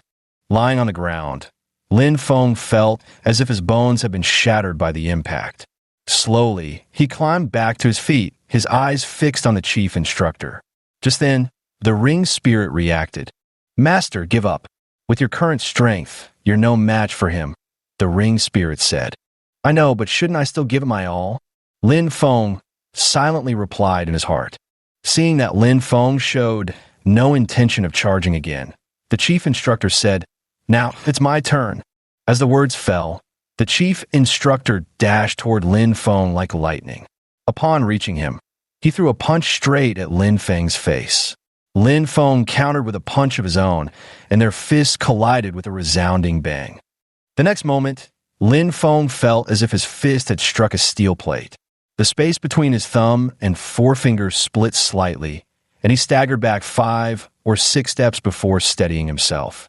The chief instructor, meanwhile, remained rooted in place, not having moved an inch. At this point, the outcome was clear. Lin Feng had no intention of using his true chi. This wasn't a life-or-death duel, and there was no need to reveal his trump card. Besides, the chief instructor had been toying with him the entire time, never taking the fight seriously. "All right, that's enough," the chief instructor said, seeing that Lin Feng had no desire to continue. "Your strength, reflexes, and bone structure are all solid. You're qualified to join us." The head instructor looked at Lin Feng and nodded, saying, "That's right. So does that mean I passed?" Lin Feng asked joyfully. "Yes, come with me.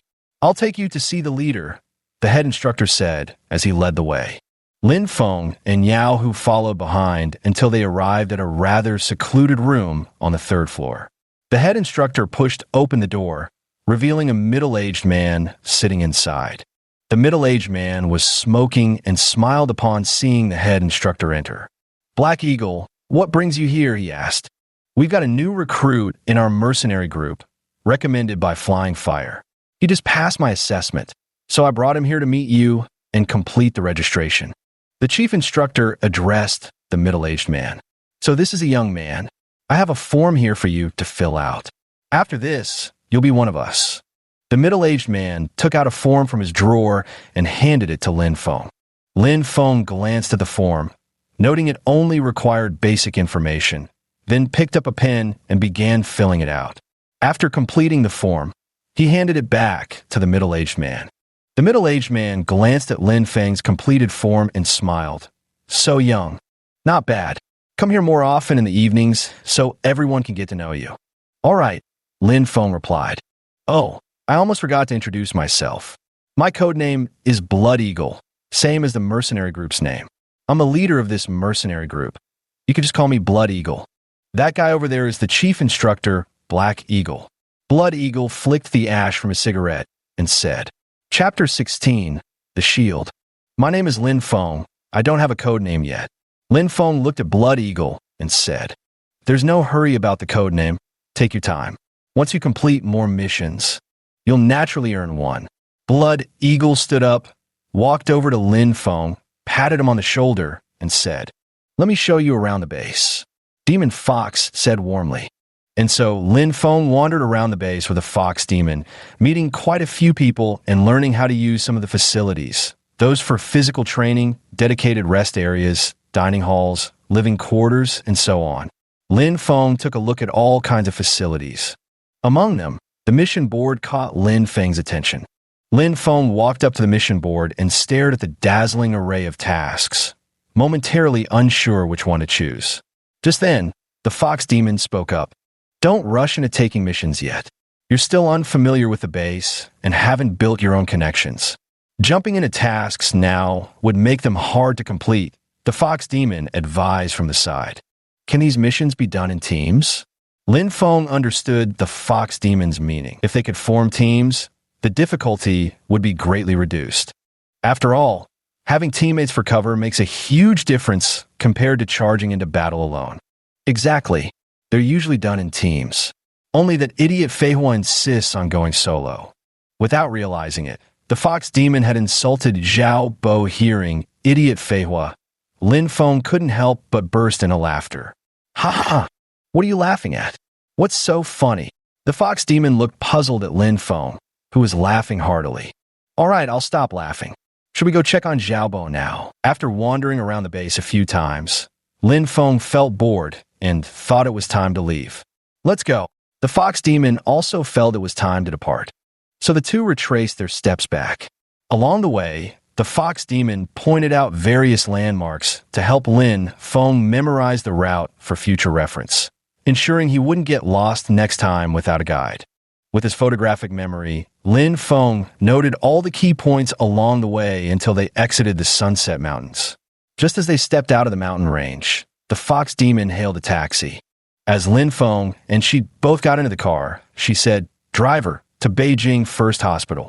"All right," the driver replied briefly, stepping on the accelerator as the car sped off. Before long, the car stopped at the entrance of the first hospital. Yahoo paid the fare, got out, and walked with Lin Feng toward Xiaobo's hospital room. Just as the two approached the room, they suddenly heard chaotic noises from inside. It sounded like someone was fighting. Hearing this sound, Lin Feng and the demon fox exchanged glances before simultaneously breaking into a run, dashing swiftly toward the ward. Just as they neared the ward, a figure clad in black burst out. The person wore a black shirt, black pants, and a black cap that concealed their face, making it impossible to discern their features. As soon as this black-clad figure emerged, He Qing followed closely behind in pursuit. The fleeing path of the black-clad figure happened to be directly toward Lin Feng and the demon fox.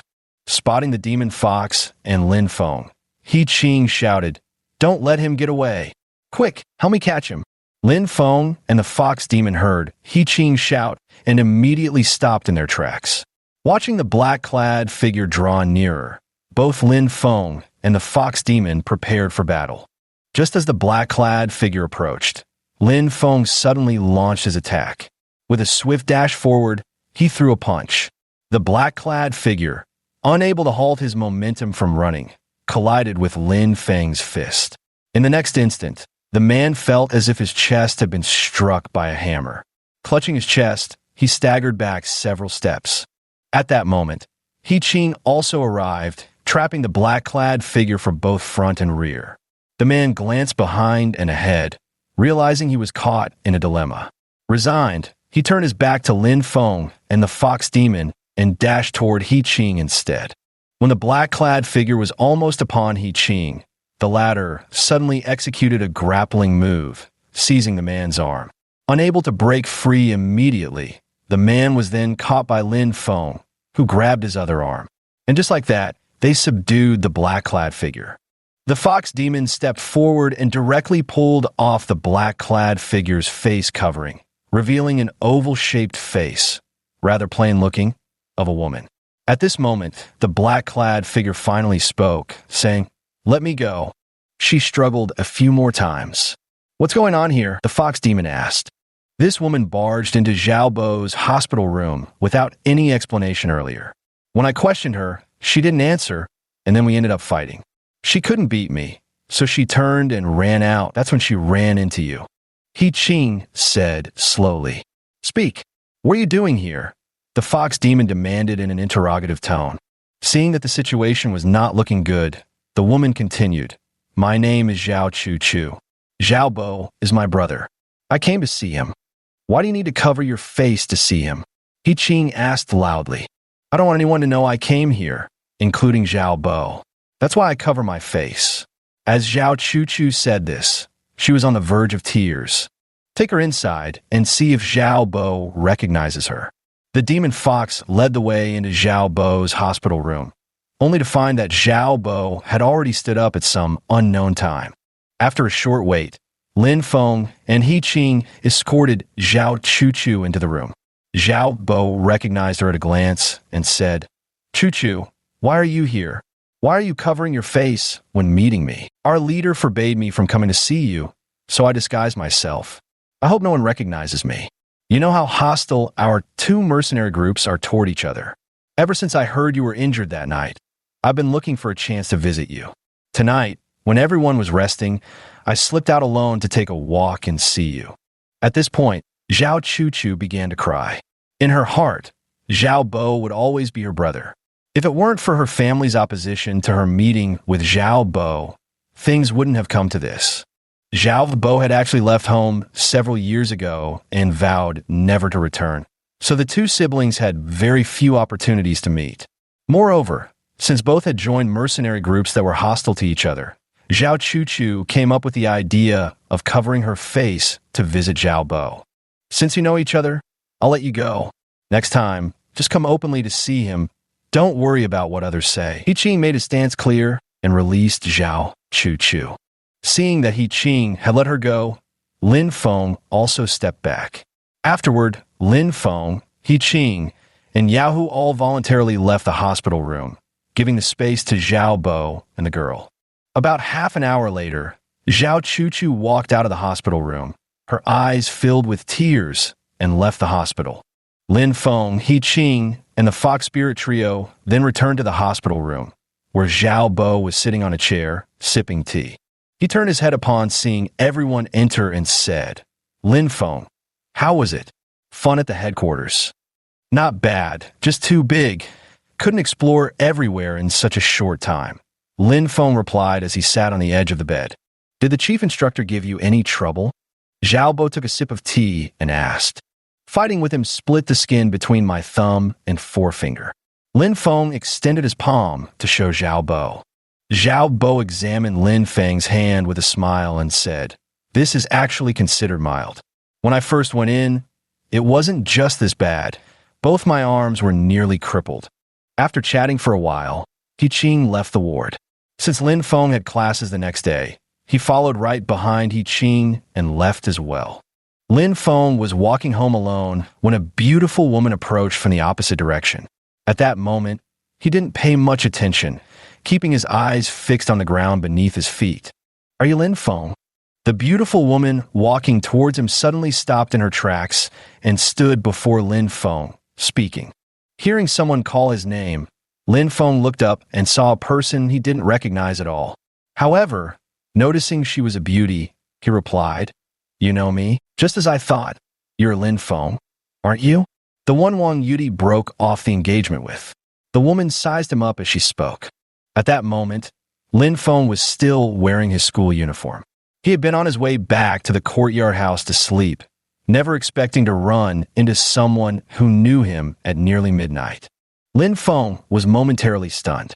He thought to himself, "Am I really that famous now?"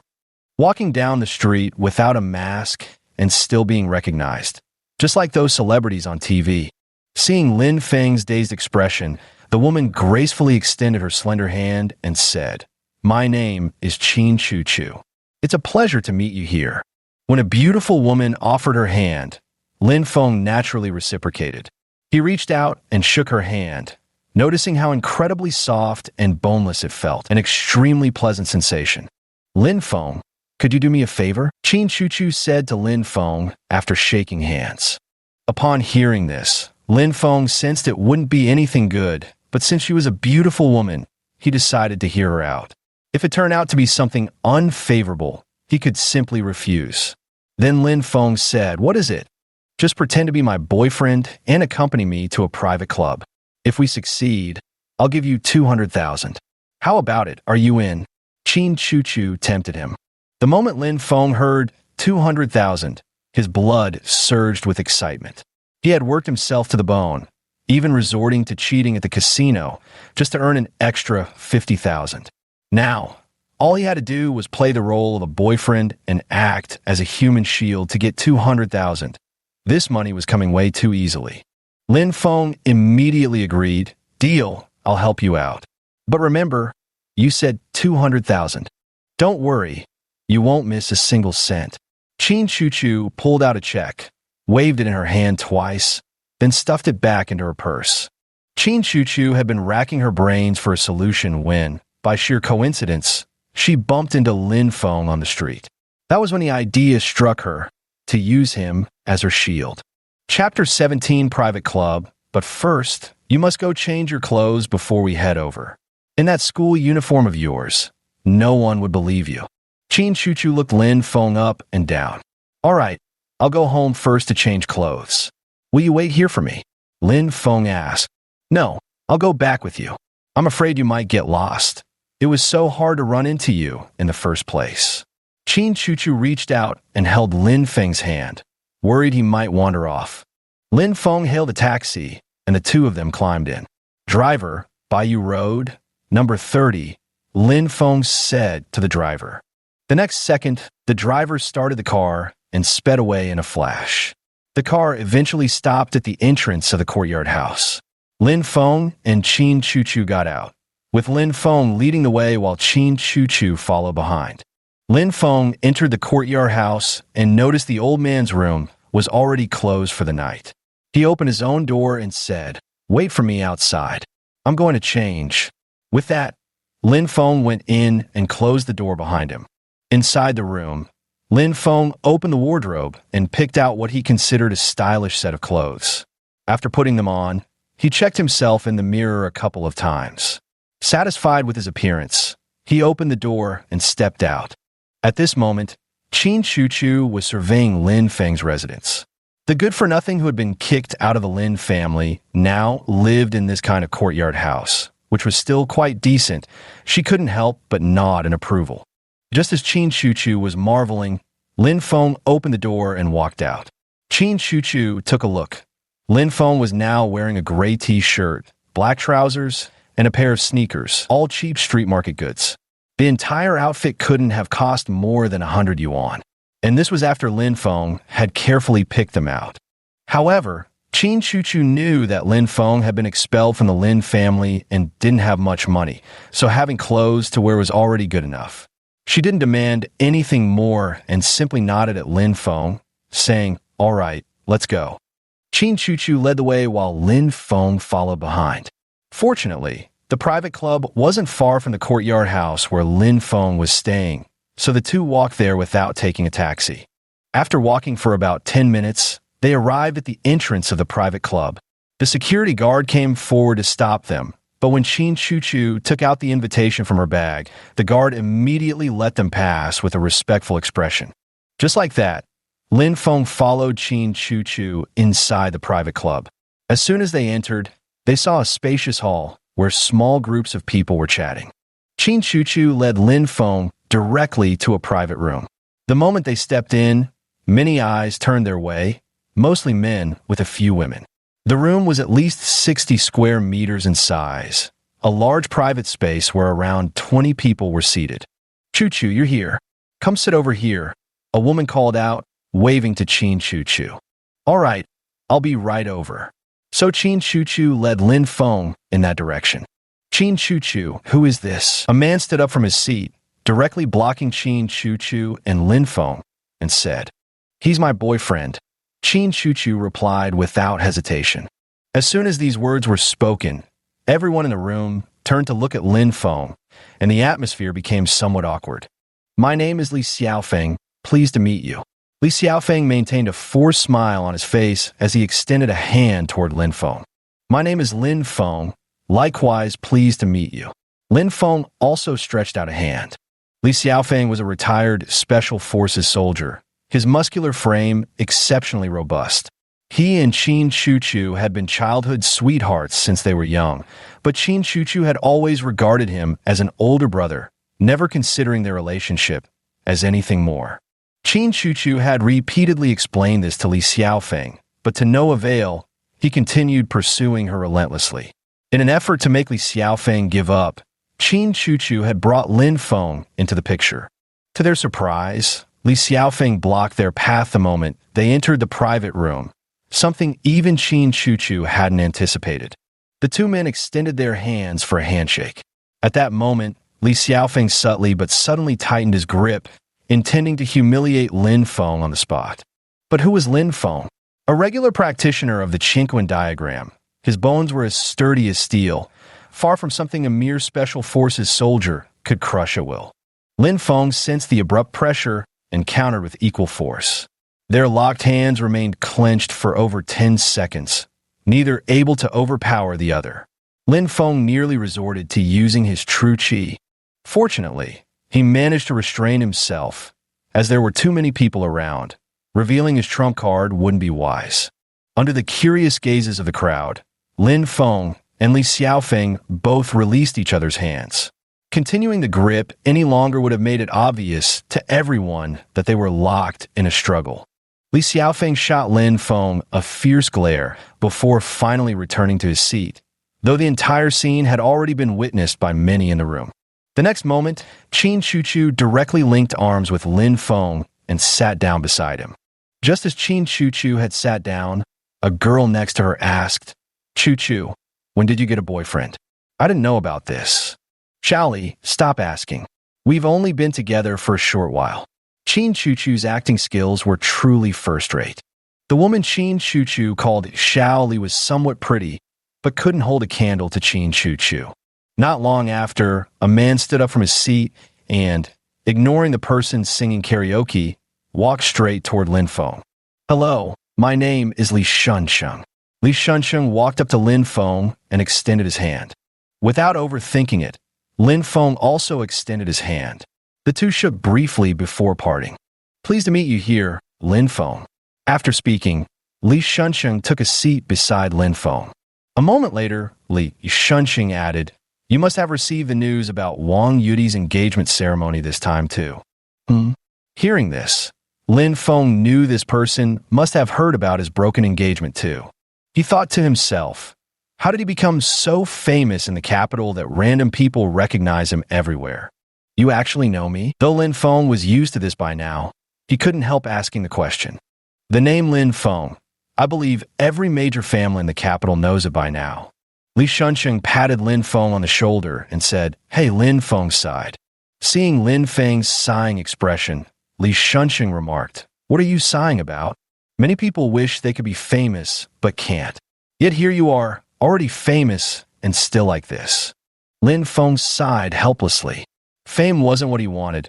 What he truly desired was to shed the label of being a good-for-nothing.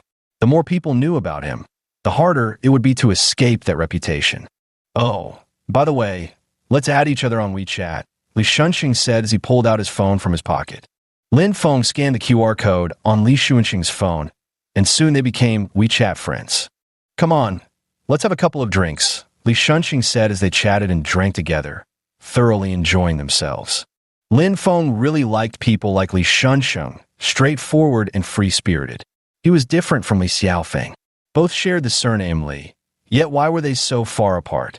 Li Xiaofeng sat in his seat, drinking alone in a gloomy mood, occasionally glancing in Qin Chuchu's direction, secretly observing her. He thought to himself, "Let me see how long you can keep pretending. Can you really take that guy home with you? Tomorrow, I'll go to your house to propose. Let's see if you can still refuse me then." Qin Chuchu had no idea that Li Xiaofeng was planning to propose at her home the next day. Since her family also approved of their marriage, and both families were of similar social standing, it was a perfect match in every sense. When the time comes and the Qin family elders put pressure on Qin Chuchu, she'll have to agree whether she wants to or not. Thinking this, Li Xiaofeng's heart blossomed with joy, and he immediately downed another can of beer. After several rounds of drinks, Lin Feng and Li Shunsheng were thoroughly enjoying their conversation. Glancing at the time, they realized it was already past 2 a.m. Since Lin Feng had school the next day, he urged, "Qin Chuchu, let's go. I've got school tomorrow." Qin Chuchu heard Lin Feng's voice, and whether it was because she'd had too much to drink, she turned around and collapsed right into his arms. Lin Feng looked at the beauty in his embrace. Without overthinking it, he helped Qin Chuchu sit up, but she didn't stay upright for long before leaning toward him again. Helpless, Lin Feng supported Qin Chuchu as they headed for the door. It was time to leave. Never mind that he had school tomorrow. In Qin Chuchu's current state, there was no way they could stay much longer. Once outside, Lin Feng hailed a taxi, helped Qin Chuchu inside, and then climbed it himself. He asked, "Qin Chuchu, where do you live?" Dazed, Qin Chuchu opened her eyes briefly to confirm she was in a taxi before replying, 33, West Wind Road. Hearing her answer, the driver started the car and drove away from the private club. Soon, the taxi arrived at 33, West Wind Road. After paying the fare, Lin Feng helped Qin Chuchu out of the car. Since Qin Chuchu still had some awareness, It was enough to just support her while walking. This was a small estate. At the moment, Lin Feng was supporting Qin Chu Chu at the entrance, where 2 security guards were on duty. The 2 guards in the security booth saw Qin Chu Chu being helped back and immediately came out to greet her, respectfully saying, "Miss, why are you only returning now?" Hearing the voices, Qin Chu Chu raised her head and looked at the 2 guards, replying, "I went out to have fun and got drunk. Miss, please come inside." With that, a security guard opened the gate, and Lin Feng helped Qin Chu Chu enter the manor. "Qin Chu Chu, I've finished pretending to be your boyfriend. Shouldn't you give me that check now?" Lin Feng suddenly remembered the check at this moment. Hearing this, Qin Chu Chu took out a check from her purse and handed it to Lin Feng, saying, "Here, your check. From now on, we owe each other nothing." Lin Feng put the check in his pocket. Chapter 18. Qin Chu Chu. After putting away the check, Lin Feng continued to support Qin Chu Chu and escorted her to her doorstep. After all, having accepted payment, he felt obligated to ensure her safe return home. Arriving at the door, Lin Feng rang the doorbell. Ding dong, ding dong. After a short while, the door opened, revealing a middle-aged man wearing glasses, who appeared refined and scholarly. Lin Feng saw the approaching man and greeted him politely. "Hello, uncle." The middle-aged man looked surprised, glancing at the situation before him. Where had this young fellow come from? To think he was actually bringing his daughter home while supporting her. "And you are?" the middle-aged man asked. "I'm Qin Chu Chu's friend. She had too much to drink, so I brought her back," Lin Feng replied, hoisting Qin Chu Chu as he moved toward the house. "Let me take her," the middle-aged man said, gripping Qin Chu Chu's arm as he and Lin Feng carried her inside together. Upon entering the house, Lin Feng noticed the truly impressive decor, golden chandeliers, an imposing foyer, and other lavish furnishings. Before Lin Feng could take a closer look, he realized Qin Chu Chu had already woken up. She said, "Lin Feng, you can just leave me here." Hearing Qin Chu Chu's voice, Lin Feng turned his head and replied, "All right, uncle, I'll be leaving now." Okay," the middle-aged man responded. With that, Lin Feng left the Qin family's estate and stepped onto the street. It was already late at night, and there weren't many people out, just a few scattered individuals walking around. Lin Feng felt the check in his pocket with satisfaction before returning to the courtyard house. Back at the courtyard house, Lin Feng collapsed in a bed and fell asleep immediately. He had been busy all day, fighting, pretending to be someone's boyfriend, and was utterly exhausted. Early the next morning, as the music for the courtyard's exercise routine began playing, Lin Feng stepped out of his room and started practicing the Chinquan diagram. Lin Feng walked out of his room and spotted the elderly man. The two exchanged a knowing smile before each went about their own business. Today, Lin Feng performed the Chinquan diagram 15 times, utterly exhausted as he collapsed on the ground. He checked his dantian and noticed that wisp of true qi had grown slightly stronger. Satisfied, he stood up from the floor, brushed the dust off his clothes, and returned to his room to take a bath. After taking a shower, Lin Feng hurried to school, jogging all the way there as part of his morning exercise. This time, he ran straight into the classroom. His classmates, seeing Lin Feng dash in, couldn't help but recall that PE class when they couldn't keep up with him during the long-distance run. Many students began murmuring among themselves, a dawning realization spreading through the group. He jogs every morning. No wonder he was so fast last time. Who would have thought that loser could be this capable? Yeah, I'm surprised he actually puts effort into training himself. Lin Feng nodded with satisfaction upon hearing this. He walked over to his seat and sat down. Zhang Yufan had already arrived at school long before him. "Lin Feng, you stole the show during last PE class." Zhang Yufan turned around and said. "Just luck," Lin Feng replied modestly. "More than just luck, you must work out regularly, right?" Zhang Yufan said, looking at Lin Feng. "I go for a morning workout every day," Lin Feng said, turning his head to look at Zhang Yufan. Today, Zhang Yufan was dressed in her school uniform, with her hair cascading down her shoulders. Her ample chest, undiminished by the uniform, exuded the domineering aura of a D cup. After chatting for a while, the class bell rang. Lin Feng silently called out, "Ring spirit, grant me instant memorization." Immediately, a concentrated surge of energy emerged from the ring and entered Lin Feng's mind, bringing an instant cooling sensation to his thoughts. While Lin Feng was in class, Li Xiaofeng was making preparations to visit Qin Chuchu's home that very day to propose marriage. Early that morning, Li Xiaofeng got up, groomed himself, went out to buy some gifts, brought along 2 attendants, and hurried in the direction of Qin Chuchu's house with the presents in hand. "Young Master Li will arrive in 20 minutes. Should we prepare anything else?" said one of the lackeys in the car. At this moment, Li Xiaofeng was sitting in the Mercedes-Benz. A lackey was driving in front, while he himself sat in the back seat, with another lackey occupying the passenger seat. "No need, these things are already enough. I don't believe that woman can escape my grasp this time." Li Xiaofeng clenched his fist. Li Xiaofeng took out his phone and dialed Qin Chuchu's father. As soon as the call connected, "Hello? Is this Uncle Qin?" "Yes, it's me. Xiaofeng, right? What brings you to call?" Qin Lan answered in the living room, while Qin Chuchu listened nearby. "I'd like to come over today to propose marriage. I think the timing is about right," Li Xiaofeng said with a laugh. "Oh, it's about this. Uncle hasn't seen you for so long, and besides, my Chuchu is also at home now. It's perfect timing for you to come over so we can all chat together." Qin Lan said this with a smile on her face. Qin Chuchu could tell at a glance that nothing good would come of this situation. However, since the two were still on the phone, she couldn't very well make a scene right then and there. She'd just have to wait until they hung up before saying anything. "All right, Uncle Qin, I should be there in about 20 minutes. I'm already on my way," Li Xiaofeng replied, his smile widening. "All right, Uncle will wait for you to come over." With that, Qin Lan hung up the phone. "Is it that Li Xiaofeng again? What's he coming here for?" Qin Chuchu asked. "He came to propose marriage." Qin Lan said it very calmly. "What? Propose marriage? Who's going to marry him?" Qin Chuchu exclaimed in surprise.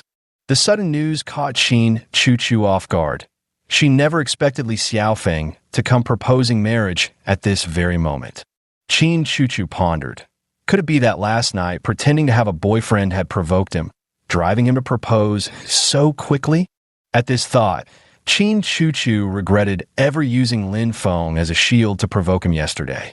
But now that things had come to this, Qin Chuchu had no choice but to insist that Lin Feng was indeed her boyfriend. "Chuchu, a girl should marry when she comes of age. Our Qin family and the Li family are well matched in social status, and you two grew up together. This marriage is settled," Qin Lan advised earnestly. "I don't want to marry him. Besides, I already have a boyfriend," Qin Chuchu argued. "What? You have a boyfriend? Who is it?" Qin Lan was somewhat puzzled. Seeing Qin Lan's puzzled expression, Qin Chuchu said with some satisfaction, "It's the one who brought me back last night, Lin Feng." "What? Lin Feng who brought you home last night? Could it be that Lin Feng who was rejected by the Wang family?" Qin Lan was now utterly astonished. "Yes, it's him," Qin Chuchu said indifferently.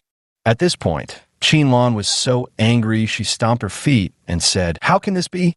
He's already a good-for-nothing kicked out by the Lin family. If he were still the Lin family's young master, this would be understandable. But now he's just a discarded person. Even if he's a discarded person, he's still my boyfriend," Qin Chuchu insisted stubbornly. "You." Qin Lan was so furious she couldn't speak. Just as Qin Chuchu and Qin Lan were in the midst of their heated argument, a Mercedes-Benz pulled up outside the manor. Li Xiaofeng had arrived. The two women fell silent as they watched Li Xiaofeng walking toward them. Dressed in a suit with a red tie, he carried gifts in his hands, followed by 2 attendants who also held presents. After all, one can never go wrong with excessive courtesy.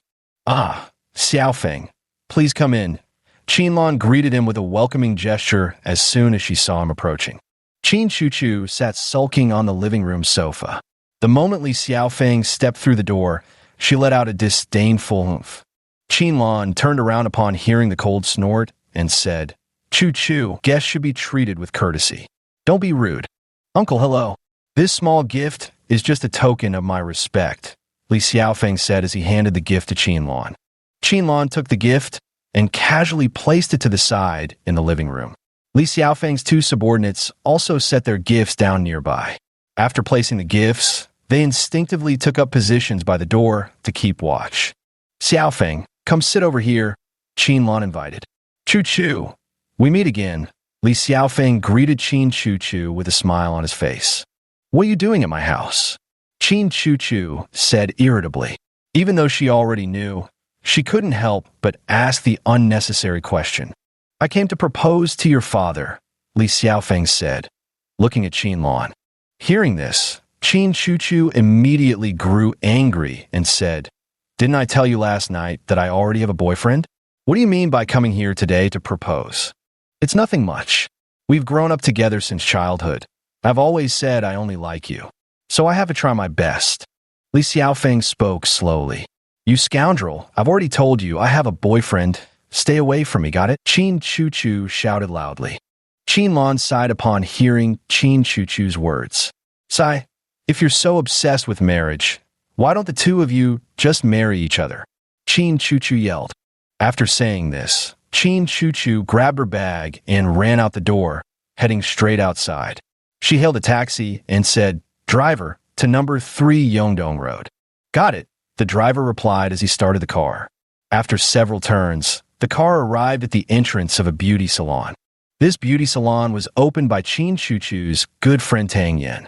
In her free time, Qin Chu-Chu often came here with her sisters to support the business. Today, Qin Chu-Chu came alone because she was in a bad mood. As soon as she entered, she saw Tang Yin busy running around. Tang Yin, I'm here, Qin Chu-Chu said to Tang Yin after entering. Oh Chu-Chu, what brings you here today with so much free time? Tang Yin turned around and replied, It's all because of that Li Xiaofeng. He makes me so angry, Qin Chu-Chu said resentfully. Let's go talk on the 3rd floor. With that, Tang Yin led Qin Chu-Chu up to the 3rd floor. This beauty salon had its 1st and 2nd floors dedicated to customer service, while the 3rd floor had been transformed by Tang Yin into a private space. The 3rd floor contained a resting room with a sofa, and Qin Chu-Chu often came here to relax when she had free time. Chapter 19. We all know each other as soon as they reached the 3rd floor, Tang Yin asked. What's wrong with Li Xiaofeng this time? Qin Chu-Chu was furious upon hearing these words. She sighed and said, Ugh, don't even mention him. Today he actually brought people to my house to propose marriage. My dad even said we're childhood sweethearts and a perfect match. It's absolutely infuriating. So that's why you came running to me. Now I understand, Tang Yin suddenly realized. Have a seat first and eat something to calm down. Tang Yin took some fruit from the fridge and placed it in front of Qin Chu-Chu. Right after Qin Chu-Chu left at the Qin family estate, Li Xiaofeng was deep in conversation with Qinlan. Xiaofeng, I'm sorry you had to see that. I've spoiled Chu-Chu since she was little, and now she's throwing tantrums. When she gets back, I won't let her off easy. Qinlan said, No problem, uncle. Let's discuss the engagement arrangements and pick a suitable date to formalize it. Li Xiaofeng said earnestly, How about next month? After the engagement ceremony of the Wang and He families, we'll hold ours. After some thought, Qinlan spoke. Hearing this, Li Xiaofeng paused momentarily before replying. All right, it's settled then. Qin Chu-Chu was unaware that her marriage had already been scheduled. As Lin Feng finished his morning classes and prepared to head home, he called out to Zhou Ming. Zhou Ming turned around, scratching the back of his head in confusion, and asked, What's up? Let's have a meal together. This one's on me, Lin Feng declared boldly. And so, Lin Feng and Zhou Ming walked out of the school gates together, arriving at the restaurant where Zhou Ming had often treated Lin Feng before. The two took their seats. When the waiter brought the menu, Lin Feng handed it to Zhou Ming and said, I said this meal's on me. Order whatever you'd like. After Zhou Ming finished ordering, Lin Feng took out an envelope containing 10,000 yuan and handed it to him, saying, Here's the 10,000 you lent me before.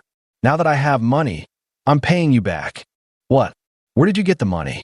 Zhou Ming couldn't believe it. How could Lin Feng, who had been kicked out of his family, possibly have the money to repay him. He instinctively refused, asking, "What income do you have?" "Don't worry about where my income comes from.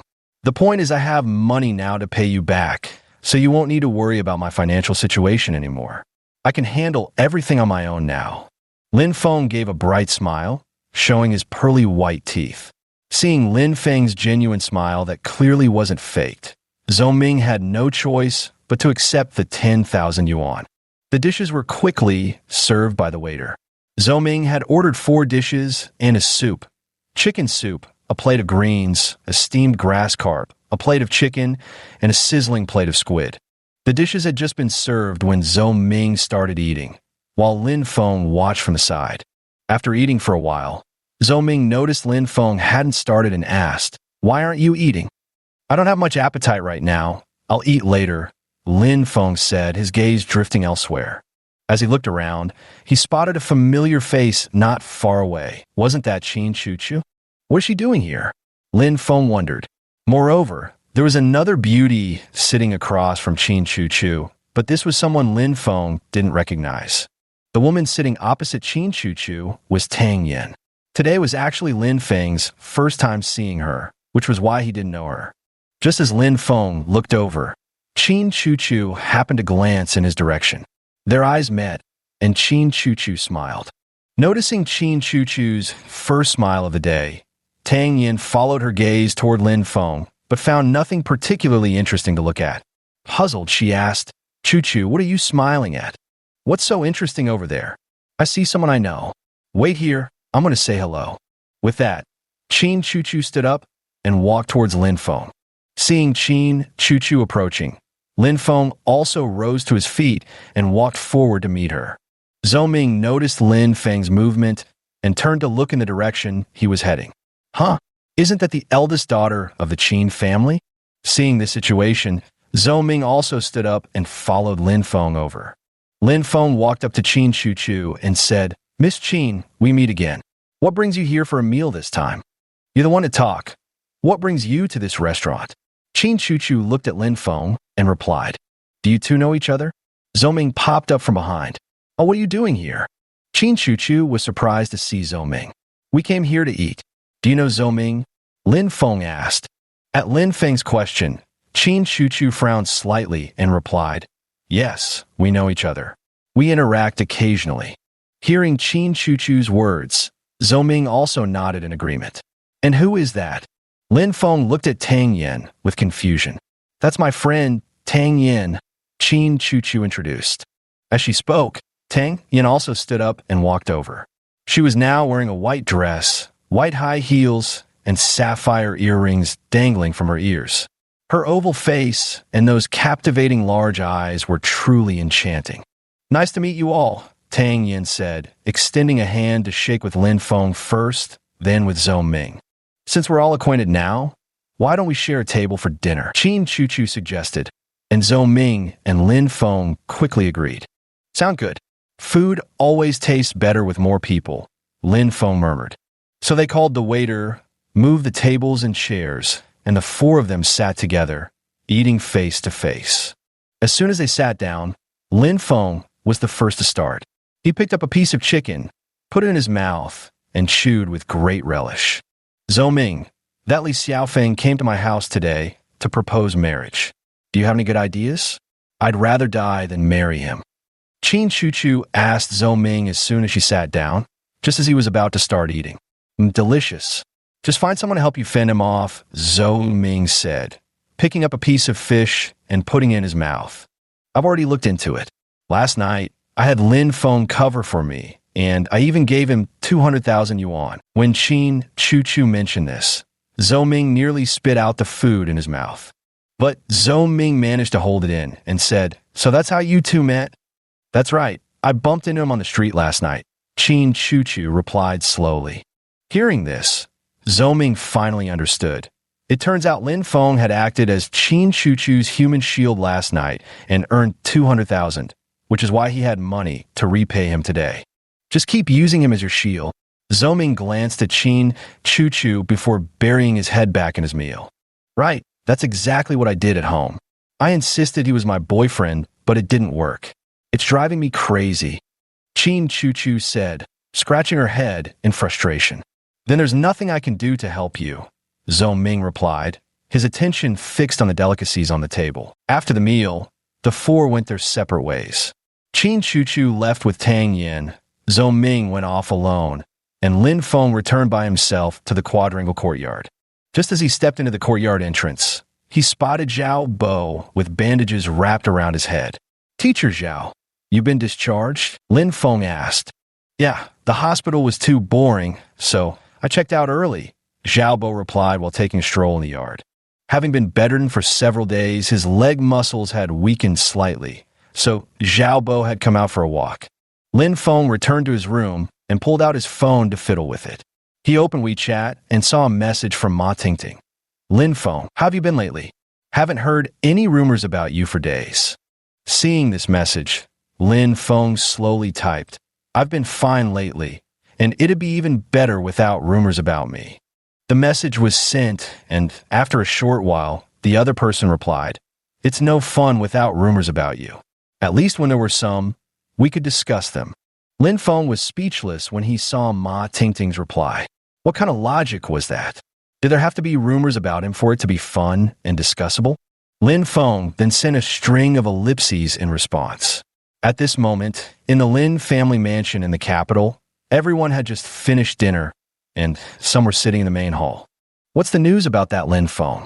Why haven't we heard anything about him lately? Lin Jingxiong asked. Who knows?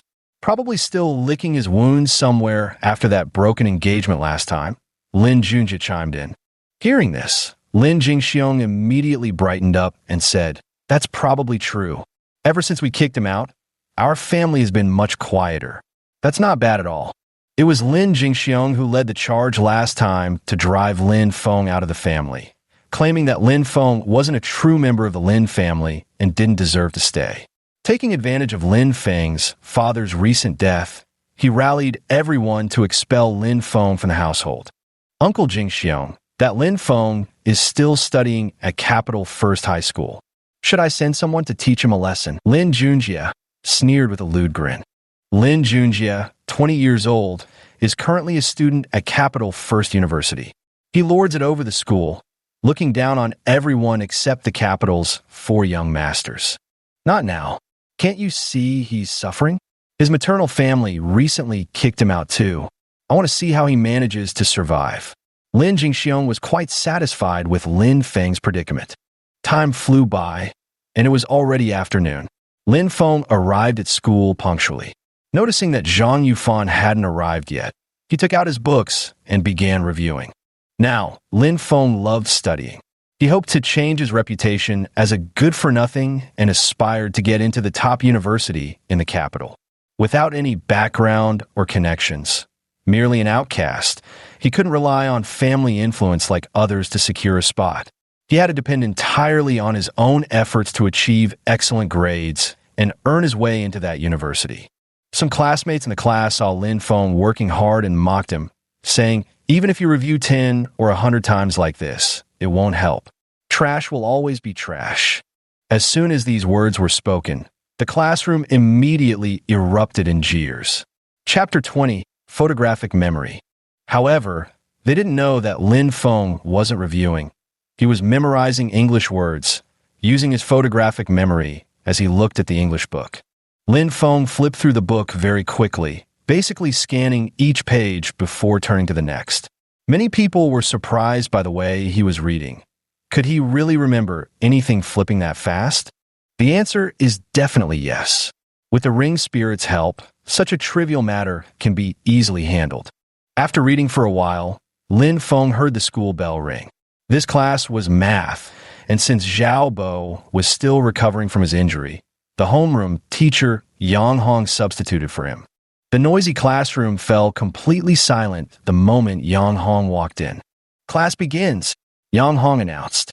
Immediately, the entire class stood up and greeted, Good morning, teacher. Just after saying, Good morning, teacher, Lin Feng's phone rang. Everyone turned to look at him, and he thought to himself, Which bastard is calling me at this moment? He took out his phone and saw that it was Ma Tingting. Then, in front of the whole class, Lin Feng walked out to the corridor to answer the call. Hey, what's up? I'm in class right now, Lin Feng said as he picked up the phone. Who would have thought you'd become Chu Chu's boyfriend now? You're really something, Ma Tingting exclaimed on the other end of the line. Hearing these words, Lin Feng froze. What did she mean by, you're really something? This was acting, plain and simple, blatant acting. I was just taking money to solve someone's problem. It was fake, just acting. You didn't actually think it was real, did you? Lin Feng stood in the hallway and started chatting. I know that, but Li Xiaofeng doesn't. Everyone at the private club that night heard it, and none of them knew either. The news has already spread. Ma Tingting said slowly. Huh? How did this happen? Lin Feng hadn't expected things to escalate to this point. He had originally thought that being a shield was just a one-night affair, and by the next day, it would no longer concern him. But now, unexpectedly, the matter had spread far and wide, something Lin Feng had never anticipated. News spreads from 1 to 10, and from 10 to 100. There's no way you can clear your name this time. You might as well obediently be Qin Chu Chu's boyfriend. Ha! Ma Tingting laughed on the other end of the phone. If there's nothing else, I'm hanging up. Lin Feng was about to end the call and return to class. Study time shouldn't be wasted. Wait, there's one more thing, Ma Tingting said over the phone. What is it? Just say it. I'm in a hurry to get to class. Lin Feng was growing impatient. It's my birthday today. There's a party tonight. Are you coming? Ma Tingting said cheerfully. Hearing this, Lin Feng wondered if he was being asked to act as a shield again and immediately replied, Don't tell me you need me to be your human shield again. No, I promise. Everyone coming is a close friend, Ma Tingting assured him, patting her chest. All right then, send me the address and details on WeChat. I've got class now, Lin Feng said before hanging up. When he returned to the classroom, Yang Hong immediately spoke up, saying, Lin Feng, come to my office after class. The other students all watched Lin Feng with schadenfreude, but he remained indifferent, slowly walking to his seat and sitting down. Then Yang Hong began to lecture again, and the class quickly came to an end. After class, Lin Feng was heading towards Yang Hong's office when he ran into Chen Su on the way. Chen Su saw Lin Feng approaching and stepped forward, saying, Lin Feng, what a coincidence, we meet again. Yeah. Lin Feng stopped in his tracks, as Chen Su's people blocked the hallway, leaving no room for him to pass.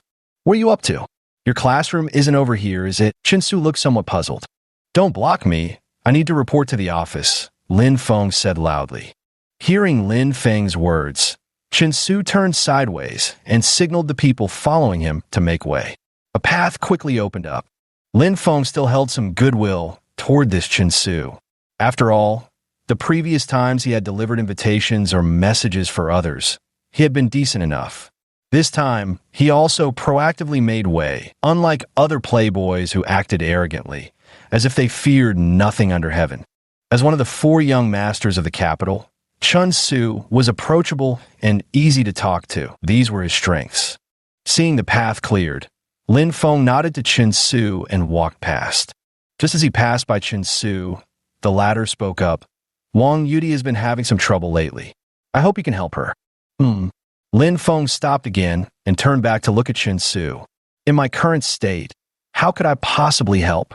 After uttering those final words, Lin Feng walked away without looking back, completely ignoring whatever reaction Chen Su might have. Now Lin Feng was just a discarded good-for-nothing by the Lin family, while Wang Yudi was the treasured jewel of the Wang family, held high above. The disparity between their statuses was too vast. Even if Lin Feng wanted to help, he couldn't. The gap was simply too wide. Chen Su stood in place, watching Lin Feng's retreating figure, sighed softly, and then disappeared down the corridor with his men. Lin Feng arrived at the office to find Yang Hong already seated, waiting for him. As Lin Feng approached Yang Hong's desk, she finally spoke up. Lin Feng, can't you at least put your phone on silent during class? Do you realize this disrupts other students in class? I know it won't happen again, Lin Feng replied helplessly. Is saying it won't happen again enough? Copy the entire Chinese textbook for me, Yang Hong said sternly. Can I change it to reciting instead? I can recite it, so maybe I don't need to copy it, Lin Feng bargained.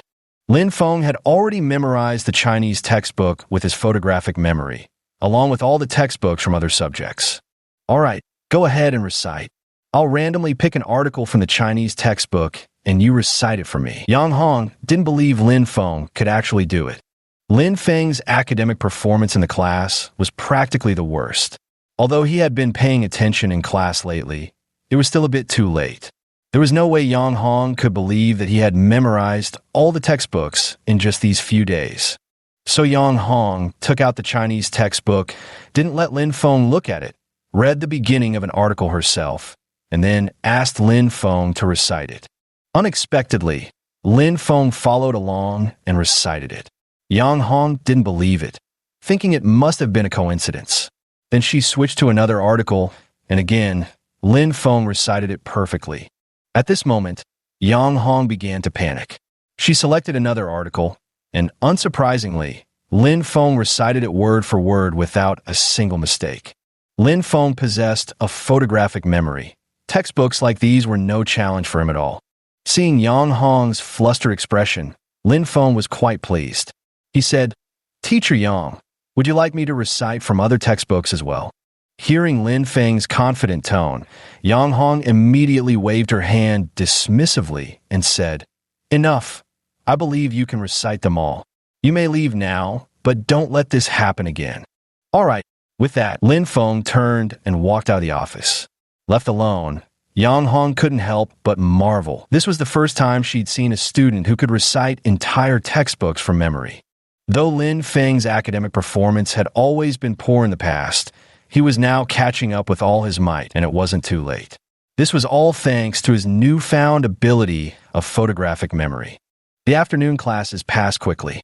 As soon as Lin Feng stepped out of the school gates, his first priority was to grab a meal. He headed to his usual fast food joint and ordered a meal. While eating, he pondered what gift to bring tonight. Something too expensive was out of his budget. After finishing his meal, Lin Feng walked down the street and decided to buy a bracelet for Ma Tingting. So he walked up to a jewelry store and stopped, sizing it up before stepping inside. As soon as he entered, the salesperson eagerly approached and said, "What kind of jewelry are you looking for, sir?" "Oh, I'd like to buy a bracelet," Lin Feng stated his request. "Then please follow me this way, sir." The salesperson led Lin Feng to the bracelet display area. Faced with an array of dazzling bracelets, Lin Feng found himself at a loss, unsure which one to choose. "Sir, are you looking to purchase this for someone else? Or for yourself?" the sales assistant inquired. "It's a gift for a friend's birthday," Lin Feng replied, his eyes still fixed on the bracelets in the display case. "How about this one?" the sales assistant suggested, taking out a bracelet and handing it to Lin Feng. Lin Feng held it in his hand and examined it for a while, finding it quite nice. Seeing the price was just over 300, he decided to buy this bracelet on the spot. The bracelet had a piece of jade attached to it, and at that moment, the ring's spirit reacted. "Master, this bracelet can be crafted into a defensive bracelet. It's perfect for you to buy it now," the ring spirit said. A defensive bracelet? Lin Feng was somewhat surprised, not understanding what a defensive bracelet was. But since the ring spirit had him buy it, it meant the bracelet was quite good. So he walked to the front desk, paid for it, and left the jewelry store wearing the bracelet. Ring spirit, how do I turn this into a defensive bracelet? Lin Feng silently thought to himself. Infuse your qi into this jade stone and control it so that none of the qi leaks out. That's all you need to do, the ring spirit instructed. That's simple, Lin Feng exclaimed in surprise. Yes, that's simple, the ring spirit replied. Next, Lin Feng followed the ring spirit's instructions. Holding the bracelet in his hand, he channeled the faint trace of true qi from his dantian into his palm and forced it into the jade. Instantly, the entire piece of jade began to glow with dazzling radiance. Lin Feng controlled his true qi to avoid damaging the jade, allowing the energy to slowly seep into the stone. After a few seconds, the jade stopped glowing, indicating completion. After finishing the defensive bracelet, Lin Feng placed it back into the gift box. Lin Feng then took out his phone and looked at the address Ma Tingting had sent him. He promptly hailed a taxi showed the driver the address, and the cab set off. After winding through numerous twists and turns, Lin Feng arrived at a villa district. Getting out of the car, he paid the fare and walked toward the main gate of the villa area. As soon as he approached, he was stopped by the security guard at the entrance. Chapter 21. Birthday. What are you here for? The guard saw Lin Feng wearing a school uniform and immediately recognized he wasn't a resident, so he stepped forward to block his way. I'm here to visit my friend, Lin Feng said with a shrug. Which villa does your friend live in? Have her come out. The security guard still refused to let him pass. The residents here were either wealthy or influential, all top-tier tycoons in the capital. Of course, it was difficult for ordinary people to enter. Lin Feng didn't blame the security guard. After all, it was his job. He then took out his phone and dialed Ma Tingting's number. Hello, it's me, Lin Feng. I'm at the gate right now. Could you come out? The security guard won't let me in, Lin Feng said over the phone. All right, I'll be right out, Ma Tingting replied before hanging up. After waiting outside for a while, Lin Feng saw Ma Tingting emerge. Today she was wearing a bright red dress with a pair of silver earrings. Her red high heels completed the look, making her appear elegantly refined and strikingly beautiful. With Ma Tingting's arrival, she exchanged a few words with the security guard, who then let them pass. Ma Tingting led the way, bringing Lin Feng to her home. At that moment, the sound of many people chatting could be heard from inside her house. Even before entering, Lin Feng could tell from the doorway that it was quite lively inside. Today, Wang Yudi couldn't make it due to some matters, so you don't need to feel restrained. There are probably quite a few people you know inside. Just relax and enjoy yourself, Ma Tingting said, turning back to Lin Feng as she opened the door. If given the chance, Lin Feng would still like to meet Wang Yudi and see if she was truly as beautiful as others claimed. It's just that the opportunity hadn't presented itself yet. Lin Feng stepped into Ma Tingting's home, and the first things that caught his eye were the hallway, the exquisite foyer, the golden chandelier, and the wooden paneled walls. The entire living room was now arranged like a KTV room, with a group of young men and women chatting on the couches. On the table were drinks, along with various snacks and fruits. Lin Feng? Over here. Suda, sitting on the sofa, called out. Lin Feng followed the voice and noticed an empty seat right next to Suda, so he walked over and sat down. No sooner had they sat down than Suda spoke up. Didn't expect you to be this impressive. Now you've actually become Qin Chuchu's boyfriend. Stop mocking me. How was I supposed to know acting would cause so much trouble? Lin Feng glanced at Suda before looking in Qin Chuchu's direction. At that moment, Qin Chuchu noticed Lin Feng looking her way and smiled. Come sit with me, boyfriend. The moment these words left her mouth, everyone burst into laughter. Lin Feng's face darkened as he retorted, No way. The act's over. Who cares about you now? Come on, let's drink. Suda raised his glass and shouted. Lin Feng also raised his glass and drank along with him. A lot has happened to Lin Feng this month, and he has made many new friends like Suda, Ma Tingting, and Qin Chuchu, among others. Since getting that ring, Lin Feng's life has undergone a dramatic change. If it were before, he would probably still be struggling at home, trying to improve his poor academic performance. It has to be said that the arrival of that ring changed many things for Lin Feng. When the party at Ma Tingting's house was almost over, everyone took out their gifts one by one. Some gave jade pendants, some gave earrings, some gave cosmetics. All sorts of gifts dazzled the eyes. When it was Lin Feng's turn, he took out an exquisite gift box and handed it to Ma Tingting. Ma Tingting asked curiously, Can I open it now? Of course, Lin Feng replied. Upon opening it, she found a delicate bracelet adorned with a piece of jade. She immediately put on her wrist, examined it carefully, then looked up and said, Thank you. I really like this bracelet. Glad to hear it, Lin Feng replied, taking a sip of imported liquor. There was still a trace of Lin Feng's true energy inside the jade. Lin Feng didn't mention it, but this energy could protect her once from harm. Such a thing couldn't be bought on the market and was considered a very precious gift. For Lin Feng, however, it was just something he made casually. After everyone had given their gifts, The party continued. It's strange. Why didn't Wang Yuti come today? Qin Chuchu asked while sipping her drink. Yuti said she had something to do today and couldn't make it. She sent someone to deliver a case of imported liquor. The drinks you're having now are from her, Ma Tingting said as she placed the gifts aside. What a pity. Otherwise Lin Feng could have met her, Qin Chuchu remarked, looking like she was enjoying stirring up trouble. You're right. Lin Feng and Wang Yuti haven't actually met yet, have they? Suda clinked glasses with Lin Feng again as he spoke. I've never actually met her, but I've seen photos. She's quite beautiful, Lin Feng answered honestly. From the photos alone, Lin Feng could tell that Wang Yuti truly had an outstanding aura and was indeed very beautiful, the kind of person many would pursue. That much was undeniable. But for Lin Feng to abandon everything just to chase after her, that was impossible. Leaving aside his current dire circumstances, even if he were still the young master of the Lin family, he wouldn't throw everything away for Wang Yuti. Don't you even want to meet her? Ma Tingting asked as she sat down next to Qin Chuchu. No. What would be the point? Lin Feng replied coldly. Lin Feng knew that meeting would only make things awkward for everyone and serve no purpose. The engagement had already been called off, and nothing could undo it. We were just saying, if you wanted to meet, we could arrange it for you, Qin Chuchu said with a smile. The group drank for several hours at Ma Tingting's house, and by the time midnight rolled around, many had already started leaving. Lin Feng had also drunk quite a bit, his head feeling heavy and muddled. He glanced around at the others.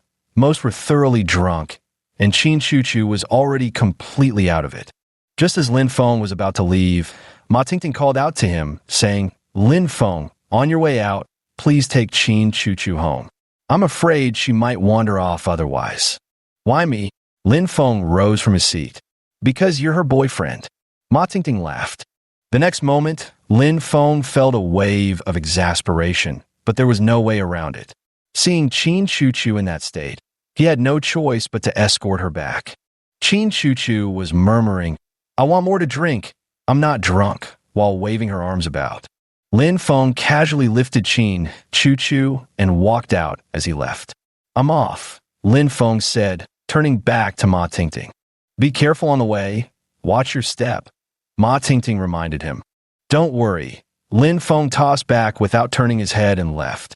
Outside, Lin Feng hailed a taxi, shoved Qin Chuchu inside, and then climbed in after her. Driver, West Wind Road, number 33, Lin Feng said to the taxi driver.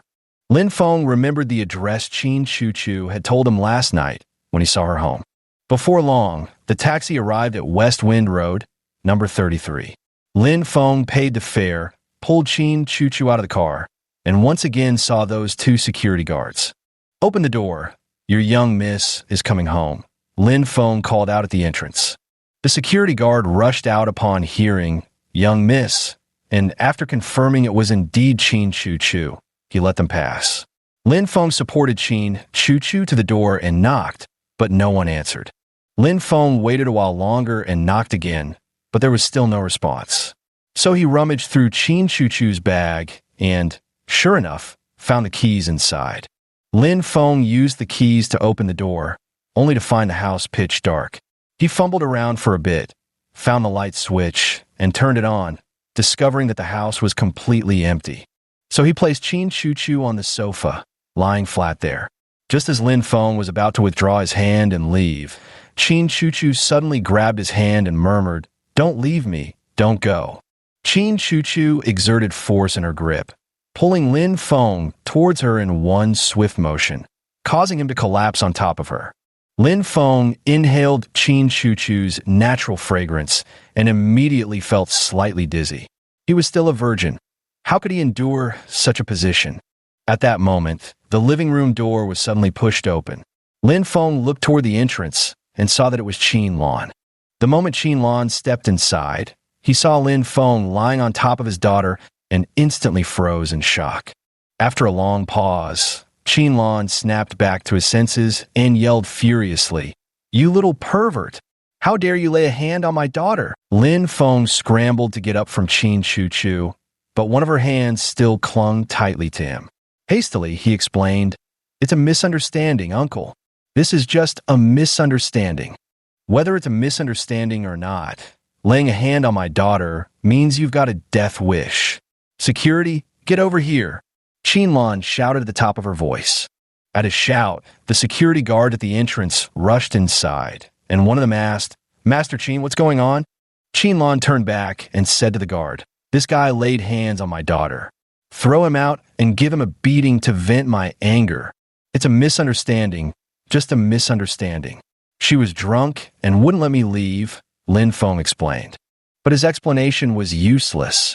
Qinlan simply refused to listen. He was dead set on teaching Lin Feng a lesson. Don't mind him, get him, Qinlan commanded. The two security guards, upon hearing Qinlan's order, grabbed their batons and charged towards Lin Feng. In the next moment, Lin Feng kicked out like lightning. One kick each, sending both security guards flying. Qinlan watched as the two guards were thrown backward, exclaiming in shock, You! He said you 3 times in a row, so angry he was stomping his feet on the spot. Next, Lin Feng used his hands to pry Qin Chuchu's fingers open, not letting her hold on to him. But in Qinlan's eyes, this action was him taking advantage of his daughter. He immediately fumed. You too, get up and keep going. We must teach him a lesson today, or he'll think our Qin family is easy to bully. Lin Feng had just pried Qin Chuchu's fingers open and freed himself when the two security guards got up from the ground, staring at him. Lin Feng felt helpless, clearly no match for him. Why were they so persistent? Chapter 22, Escort Mission. Lin Feng stood still without moving. The two security guards looked at him tremblingly, wanting to approach but not daring to, as they had just been kicked flying by moments ago. Now, both guards were somewhat traumatized. What are you two standing around for? Get him now, Qinlan said angrily, her tone dripping with frustration at their incompetence. As soon as Qinlan finished speaking, the two security guards charged at Lin Feng again. This time, Lin Feng stepped forward and threw 2 punches simultaneously, each landing squarely on a guard. The men staggered backward as if struck by sledgehammers, clutching their chests and howling in pain. Qinlan stamped her foot in frustration upon seeing this and spat through gritted teeth. I didn't expect you to be this capable. Fine, I'll let it go this time, but if there's a next time, you'll regret it. Oomph. Lin Feng watched as the two guards wisely stepped aside to make way for him. Without another word, he walked away, leaving the Qin family estate behind. Qinlan watched Lin Feng leave, seething with such anger that she wanted to smash all the furniture in the house. But what could she do? He had taken liberties with her daughter right in front of her. Lin Feng returned to the courtyard house and found Zhao Bo standing at the door of his room. You're finally back. I've been waiting for you all night, Zhao Bo said as he saw Lin Feng approaching. What's the matter? Why are you waiting for me? Lin Feng was puzzled. It was strange for Zhao Bo to be standing at his door in the middle of the night instead of sleeping. Let's not talk about anything else for now. Come with me to headquarters. Zhao Bo grabbed Lin Feng's arm and started pulling him outside. Wait, it's so late already. Let's go tomorrow. Lin Feng withdrew his arm and said, What are you afraid of? It's the weekend tomorrow, no school. Come on, I'll take you on a mission. Zhao Bo grabbed Lin Feng's arm again and pulled him outside. All right, but I drank some alcohol tonight. Lin Feng's head felt somewhat muddled. It's nothing serious. Zhao Bo walked outside and hailed a taxi. Lin Feng was immediately shoved inside by Zhao Bo, who then climbed in after him and said, Driver, take us to Sunset Mountain Range. Got it, the driver replied, and the car started moving. About half an hour later, the car arrived at Sunset Mountain Range. After Zhao Bo paid the fare, the two got out. Zhao Bo led the way with Lin Feng following behind as they navigated through the mountains. Zhao Bo expertly found the path and soon arrived at the headquarters of Blood Eagle. As they entered, the two guards on duty exchanged a knowing smile with Zhao Bo and said, Flying Fire, welcome back. Zhao Bo nodded and walked in, with Lin Feng following behind. Inside the base, since it was the dead of night, many had already gone to sleep, leaving only a handful of people patrolling here and there. Zhao Bo went straight to the mission board, bringing Lin Feng along to scan the listings. See if there's any easy mission we can take on together, Xiaobo said eagerly, his eyes scanning the board with anticipation. Your injuries haven't even healed yet, and you're already going out on missions? Lin Feng said, looking at Xiaobo, whose head was still bandaged. Hearing Lin Feng's words, Xiaobo glanced down at himself and replied nonchalantly, It's fine. I've often gone on missions like this before. You're pushing yourself too hard, Lin Feng sighed. Still injured, not fully recovered, and already taking on missions. Haha, if I don't push myself, how will I eat? Xiaobo laughed heartily. What do you think of this? Xiaobo pointed with his finger at the notice board, which read, Escort mission from the capital to Huaihai City. Duration, 2 days. Reward, 200,000. Danger level, 1 star. Here, all missions were classified by danger level, with 1 star being the lowest and 5 stars the highest. The higher the star rating, the greater the reward, and the higher the difficulty. This was common knowledge. This time, Xiaobo had chosen a 1-star mission to tackle together with Lin Feng. Presumably, there wouldn't be any major dangers involved. Good, just 2 days. After 2 days, I have to come back to class. Lin Feng saw that it would only take up 2 days of his time and felt it was acceptable. After confirming he would take on this task, Xiaobo tore down the notice and went to the nearby task distribution office. The task distribution office was a facility that operated 24/7 with staff working in shifts, serving as a place to publish various tasks. Xiaobo handed the torn notice to the staff at the task distribution office. After reviewing the notice for a while, the staff provided a phone number and instructed Xiaobo to contact the employer. Xiaobo dialed the number as soon as he got it. The call was answered by a middle-aged man with a somewhat hoarse voice. Hello, who is this? The middle-aged man on the phone asked. I'm from the Blood Eagle Mercenary Group, codename Flying Fire. Are you the one needing an escort? Xiaobo said over the phone. Indeed, we need an escort.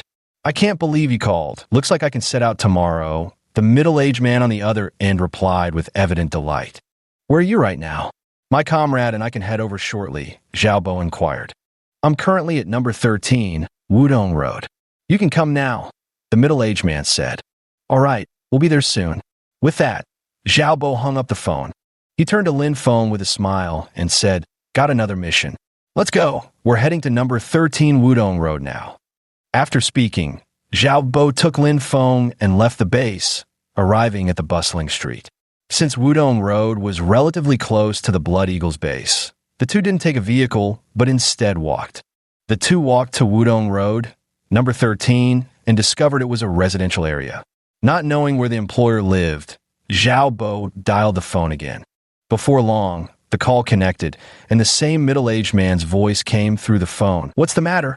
We're at the neighborhood gate now. Come out and meet us, Xiaobo said over the phone. All right, I'm coming out now, the employer replied with a yawn, clearly having just woken up. After hanging up the phone, it wasn't long before a middle-aged man with dark skin and a robust figure emerged from the residential area. Seeing the newcomer, Xiaobo stepped forward and said, Are you the employer, Taijin? So you're Feihua from the Blood Eagle Mercenary Group? The two nodded at each other. Follow me.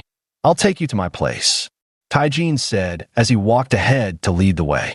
The trio wound their way past several buildings before arriving at Taijin's residence on the 5th floor. By the time he brought Lin Feng and Xiaobo into his home, it was already close to 3 a.m. You can sleep anywhere in the living room.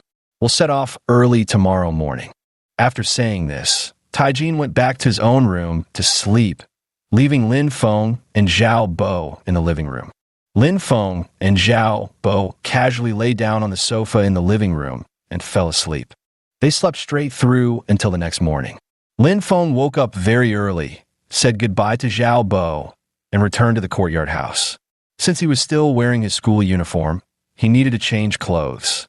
Lin Feng returned to the quadrangle courtyard and still remembered to complete the Qinquan diagram before taking a bath.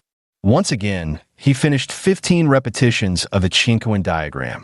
He felt that the trace of true qi in his dantian had grown significantly stronger, and only then did he return to his room with satisfaction, took off his clothes, and prepared to bathe. After finishing his bath, he noticed that the water in the basin was almost as clear as fresh water. He nodded contentedly, thinking to himself that it seemed the impurities in his body had been completely expelled, and he could now advance to the next level. He felt quite pleased. Not long after, Lin Feng changed into a fresh set of clothes, left the quadrangle courtyard, and stepped out onto the street, where he hailed a taxi. After about an hour's drive, Lin Feng arrived at number 13 Wudong Road. As soon as he stepped out of the taxi, he spotted Zhao Bo and Tai Jin walking out from inside. Lin Feng, let's go. We're going to escort the shipment, Zhao Bo said as soon as he saw Lin Feng getting out of the car. So Lin Feng and the other followed Tai Jin to the underground parking garage. Tai Jin started up a Santana, and the item that needed to be escorted was being carried carefully in Tai Jin's hands. As soon as the car started, Tai Jin got out from the driver's seat. He opened the rear door and climbed in, while Zhao Bo took the driver's seat and Lin Feng sat in the front passenger seat. Boss Tai, are we heading to Huaihai City? Zhao Bo reconfirmed the destination. Yes, let's go, Tai Jin affirmed. No sooner had Tai Jin spoken than Zhao Bo started the car, and it sped away in a flash. As for the item held in Tai Jin's arms, neither Lin Feng nor Zhao Bo knew what it was. It must have been something quite important, otherwise Tai Jin wouldn't have clung to it so tightly. The car quickly left the capital city and soon entered the highway. The entire journey passed without incident, and no signs of anyone following were detected. The car drove for most of the day before arriving at a service area. Zhao Bo and Lin Feng got out to grab something to eat, while Tai Jin remained seated in the back, not bothering to step out. Probably because they hadn't reached their destination yet. He couldn't bring himself to eat. After resting at the service area for about 10 minutes, Lin Feng and his companion, now full and refreshed, returned to the car. Do you want something to eat? Lin Feng asked Tai Jin, who was sitting in the back seat. Tai Jin shook his head, still clutching the Namu wooden box tightly in his arms. What exactly was inside remained a mystery. But for hired hands like Zhao Bo and Lin Feng, the contents didn't matter. What mattered was delivering it safely to their destination. Knowing that Tai Jin didn't want to eat, Zhao Bo started the car and continued driving on the highway toward Huaihai City. They still had half the journey left to reach their destination. Their plan was to go today and return tomorrow. Shortly after the car started moving, a Mercedes-Benz behind them caught Zhao Bo's attention. Lin Feng, keep an eye on that Mercedes. I feel like there's something off about it, Zhao Bo said, glancing at the rearview mirror. I'll observe. You focus on driving and see if we can shake it off, Lin Feng replied with a serious expression. As soon as Lin Feng finished speaking, Zhao Bo accelerated, instantly pushing the speed to 160 kilometers per hour. Yet, despite this, the Mercedes behind them clung tightly to their tail, showing no signs of being shaken off. Chapter 23, Escort Mission 2. Seeing this situation, Zhao Bo accelerated again, but it was futile. At that moment, Tai Jin said, "How about we slow down and pull over at the next service area to see what happens?" It must be said that Tai Jin made a rational decision, unlike other employers who would panic uncontrollably when they realized they couldn't shake off their pursuers. Then, Zhao Bo slowed down the car, reducing the speed from 180 kilometers per hour to 100 kilometers per hour, causing a sudden deceleration. Lin Feng observed the Mercedes-Benz behind them. Similarly, the other car also slowed down, staying right behind Zhao Bo's Santana without any intention of leaving or overtaking. Lin Feng, keep an eye on their every move. We'll get off at the next service area to check, Zhao Bo said while driving, reminding him. Don't worry, I'll keep watching, Lin Feng replied, glancing at the rearview mirror. About half an hour later, they arrived at the next service area. Zhao Bo slowly parked the car in spot, while Lin Feng kept his intense focus fixed on that Mercedes-Benz. Sure enough, the Mercedes-Benz also entered the service area, having followed all the way here. Lin Feng was the first to get out of the car. Zhao Bo followed closely behind, and they both turned to look at the Mercedes-Benz at the same time. After a moment, four burly men emerged from the Mercedes-Benz, muscular and imposing in stature. The four burly men stepped out of the car and headed straight for Lin Feng and Zhao Bo's location, clearly coming prepared. However, seeing that they arrived empty-handed seemed somewhat overconfident, as neither Zhao Bo nor Lin Feng were pushovers. Though Zhao Bo was still wrapped in bandages, it didn't hinder his combat ability. One look at the four hulking men across from them, and he knew a fight was coming. Zhao Bo turned his head toward Lin Feng, and the two exchanged a nod, both understanding they'd have to act soon. Meanwhile, Taijin remained seated in the car without stepping out. He observed the situation outside, still clutching that wooden box motionlessly in his hands. Four burly men approached, and the leader spoke, "Hand over the box, or we'll make a move." Hearing the man's words, Zhao Bo laughed. "You think we'll just hand it over? Wouldn't that make us lose face?" "If you don't hand it over, prepare to die," the man said, clenching his fist. "Who are you people, and who hired you?" Lin Feng stepped forward and said, "That's none of your business. Each serves his own master, and I can't be bothered to waste words." As he spoke, the burly man charged toward Lin Feng. Facing the charging brute, Lin Feng took a step back to dodge a punch, then swiftly executed a grappling move, seizing the man's arm. Instantly, the brute felt as if his limb had been clamped in an iron vise. With a powerful forward pull, Lin Feng flipped him over his shoulder, sending the man flying through the air. Finally, the burly man landed heavily on the ground with a loud thud. This scene happened in the blink of an eye, so fast that within a single encounter, the man was flung away by Lin Feng. People still lingering in the service area had noticed the fight and came over to watch, forming a crowd of about a dozen onlookers. Zhao Bo nodded approvingly as he observed Lin Feng's increasingly skilled techniques, nearly forgetting they were in the middle of an escort mission. The remaining three burly men stared wide-eyed at Lin Feng in disbelief after seeing their companion get flung through the air. Lin Feng's slender frame gave no outward indication of such explosive strength, yet he'd effortlessly tossed the large man aside as if it required no effort at all. This is all thanks to Lin Feng's persistent practice of the Qianquan diagram, which has made his body increasingly robust and more explosive. After a brief moment of stunned silence, the three burly men charged at Zhao Bo in unison. Zhao Bo glanced at the three rushing toward him and delivered three lightning-fast kicks, sending all three flying backward with remarkable ease. At this moment, the burly man whom Lin Feng had thrown to the ground earlier climbed back to his feet and charged at Lin Feng once more.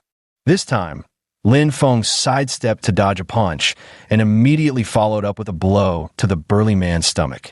Instantly, the man felt as if his abdomen had been struck by a hammer, causing him to crouch down, clutching his stomach and howling in pain. The three burly men who had been kicked flying by Zhao Bo helped each other up. After exchanging glances, one of them spoke, "I advise you two not to meddle in this any further. If you go to Huaihai, what awaits you won't be just this minor scuffle." Hearing this, Zhao Bo's smile widened. When he went on missions, he had never been afraid, not even if mountains of swords and seas of fire awaited him, let alone these empty threats from a few thugs. "You're welcome to keep attacking. I'll take you on any time, whether here or in Huaihai," Zhao Bo declared loudly. The three men knew they were no match for him and hesitated to attack. As they stood there dumbfounded, one of them suddenly snapped out of it. But instead of charging at Zhao Bo, he rushed toward the Santana sedan. Their real target was the box inside. Zhao Bo quickly reacted to the situation, immediately positioning himself in front of the Santana.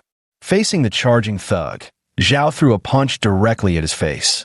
The next moment, the thug stumbled backward several steps, spitting out several teeth with blood filling his mouth. Lin Feng watched the burly man crouching on the ground, clutching his stomach. For the moment, the four men were utterly helpless against him and Zhao Bo. The two of them were combat powerhouses, facing the four men without the slightest difficulty. In fact, the more they fought, the more energized they became. Ultimately, these four men were just ordinary people, untrained, lacking combat experience, and relying solely on brute strength without technique. But Lin Feng, drawing from his previous encounters and his regular practice of the Chinquan diagram, had no trouble whatsoever taking these men down. As for Zhao Bo, he was already a seasoned veteran in combat. These four burly men were like children to him, easily defeated with minimal effort.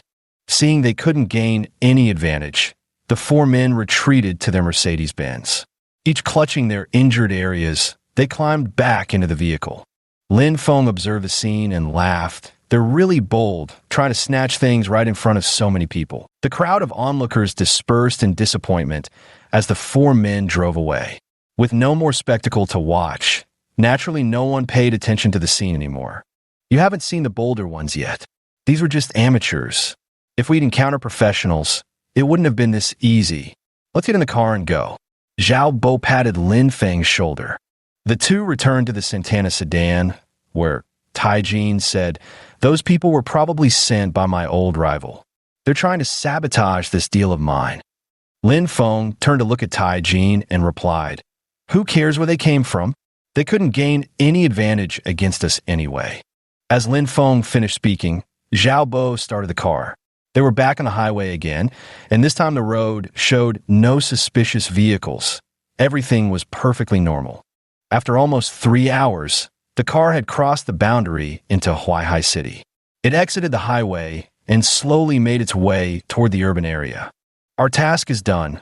We've now entered the city." Zhao Bo turned to Tai Jin and said, "All right, here's a check for 200,000. Tai Jin said as he handed the check to Lin Feng. "We've reached the city.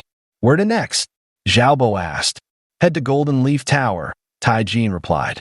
Zhao Bo then entered Golden Leaf Tower into the GPS, and soon the navigation system sprang to life, guiding them. After another half-hour of driving, they finally arrived at Golden Leaf Tower. Night had already fallen. Zhao Bo and Lin Feng got out first, scanning their surroundings for any signs of danger before saying, "Boss Tai, it's safe to come out. No threats around." After Tai Jin got out of the car, Lin Feng and the other person escorted him into the building, one in front and one behind.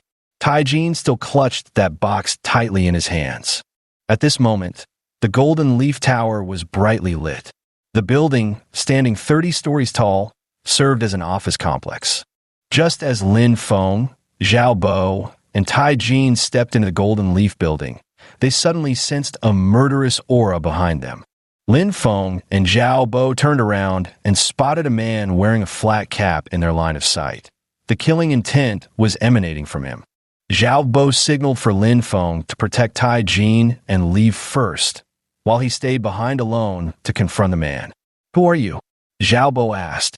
"The one who's here to take your lives," the man replied coldly, pulling out a dagger from his coat. The dagger gleamed coldly. In the lobby of the Golden Leaf building's first floor, apart from the two receptionists, there was no one else. Seeing the man pull out a dagger, both receptionists broke out in a cold sweat. Tai Jin, upon seeing the man draw the dagger, wore a grave expression and said, "Go help him. I'm afraid he can't handle it alone." Lin Feng had a premonition. This man who had drawn the dagger was exceptionally skilled, a world apart from the thugs they had encountered during the day. "Let me handle this alone," Zhao Bo said to Lin Feng, his eyes fixed intently on the man. The man moved swiftly, darting forward with a dagger in hand and thrusting it toward Zhao Bo with incredible speed. Zhao Bo sidestepped the attack and countered with a kick, which the man blocked with his arm, stumbling back 2 steps before lunging again with the dagger. However, Zhao Bo was agile, dodging repeatedly, leaving the man momentarily unable to land a hit. Lin Feng and Tai Jin watched from the side. Several times, the dagger came dangerously close to Zhao Bo, but he narrowly avoided it each time, making Lin Feng break out in a cold sweat for him. Zhao Bo was constantly on the defensive, but unfortunately, he had no dagger of his own and could only evade without counterattacking. Seeing this, Tai Jin remembered he had a knife in his car and said, "Lin Feng, go get the knife from my car." Chapter 24. Escort Mission 3. Upon hearing this, Lin Feng's face darkened instantly. "Why didn't you say so earlier?" he retorted. No sooner had the words left his mouth than Lin Feng dashed outside. He hurried to the trunk of the Santana, popped it open, and sure enough, there was a knife inside. To his surprise, it turned out to be a kitchen cleaver. With no other options, Lin Feng resigned himself to the situation. A cleaver was better than nothing, after all. Grabbing the blade, he sprinted straight back toward the Golden Leaf Tower. By the time he returned to the lobby on the first floor, the battle between the two had reached a fever pitch. Zhao Bo kept dodging relentlessly while the man in the baseball cap pressed forward with unyielding attacks. A relentless dance of offense and defense. "Teacher Zhao, catch this!" Lin Feng shouted in Zhao Bo's direction, simultaneously throwing the kitchen knife in his hand. Zhao Bo caught sight of the flying kitchen knife from the corner of his eye. Calculating the distance, he reached out and firmly caught it, gripping the handle tightly. At that moment, the man in the baseball cap stopped his attack and turned his gaze to Zhao Bo. Both stood motionless. Now that Zhao Bo also had a weapon in hand, he could face him head-on. Zhao Bo took a step forward and swung the kitchen knife downward at the man.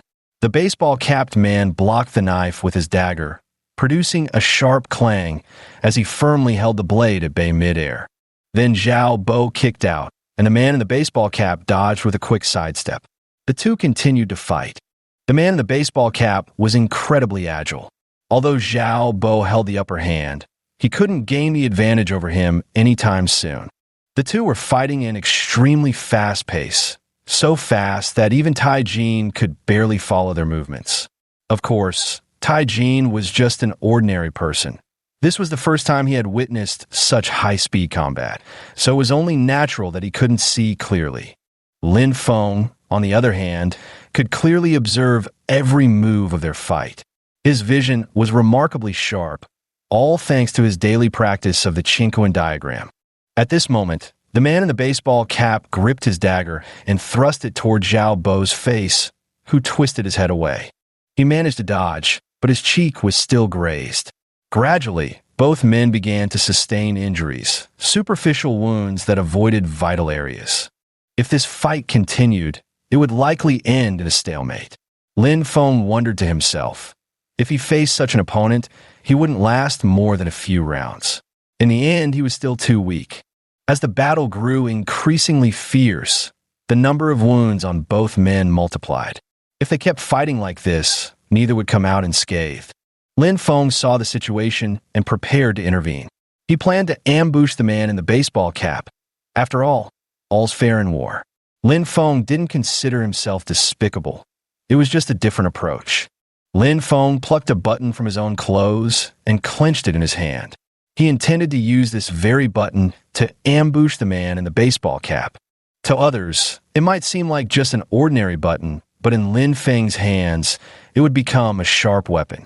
Lin Feng observed the ongoing fight between the two, waiting for the right moment. He only had one chance, so he couldn't afford to waste it. Now, he spotted his opportunity. Lin Feng channeled the wisp of true qi from his dantian into the button in his hand, then hurled it with all his might. The button shot through the air without hesitation, moving at incredible speed. In the blink of an eye, it had already reached the man in the baseball cap. The baseball-capped man sensed something flying toward him and twisted his body violently to avoid a fatal hit. The button embedded itself in his right shoulder, sending a spray of blood into the air. In the next moment, the man's right arm went limp, the dagger clattering to the ground. Clearly, he could no longer lift that arm. He turned and fled. Neither Zhao Bo nor Lin Feng gave chase. They simply stood their ground, watching as the man disappeared into the distance. Nice! What was that just now? So powerful. Zhao Bo turned his head to look at Lin Feng and said, "Just a button." Lin Feng replied truthfully. He had to say that because Tai Jin beside him had already noticed, he had pulled a button off his clothes. What? A button? Zhao Bo was shocked. Yes, I threw it, Lin Feng said. How did you throw it? It was so powerful, like a bullet. Zhao Bo asked curiously. As for how he threw it, Lin Feng glossed over the details. He couldn't very well say there was a trace of spiritual energy in his dantian. Could he? This was Lin Feng's trump card. something only he could know and never reveal to others. The dagger left on the ground was picked up by Lin Feng. He wiped the bloodstains off it and realized this dagger was no ordinary weapon.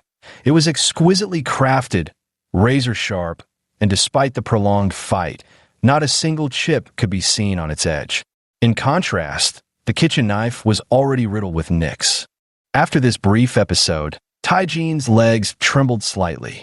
If it weren't for Zhao Bo and Lin Feng kindly escorting him further, he might have met his end right there. "Let's head up," Zhao Bo spoke up. "All right." Tai Jin pressed the elevator button. After a short while, the elevator doors opened, and the three stepped inside, going straight up to the 22nd floor. Upon reaching the 22nd floor, Tai Jin made a phone call and said into the receiver, "Hello? I've arrived on the 22nd floor. Come out and meet me. I don't know which office you're in." Shortly after, a bald man approached.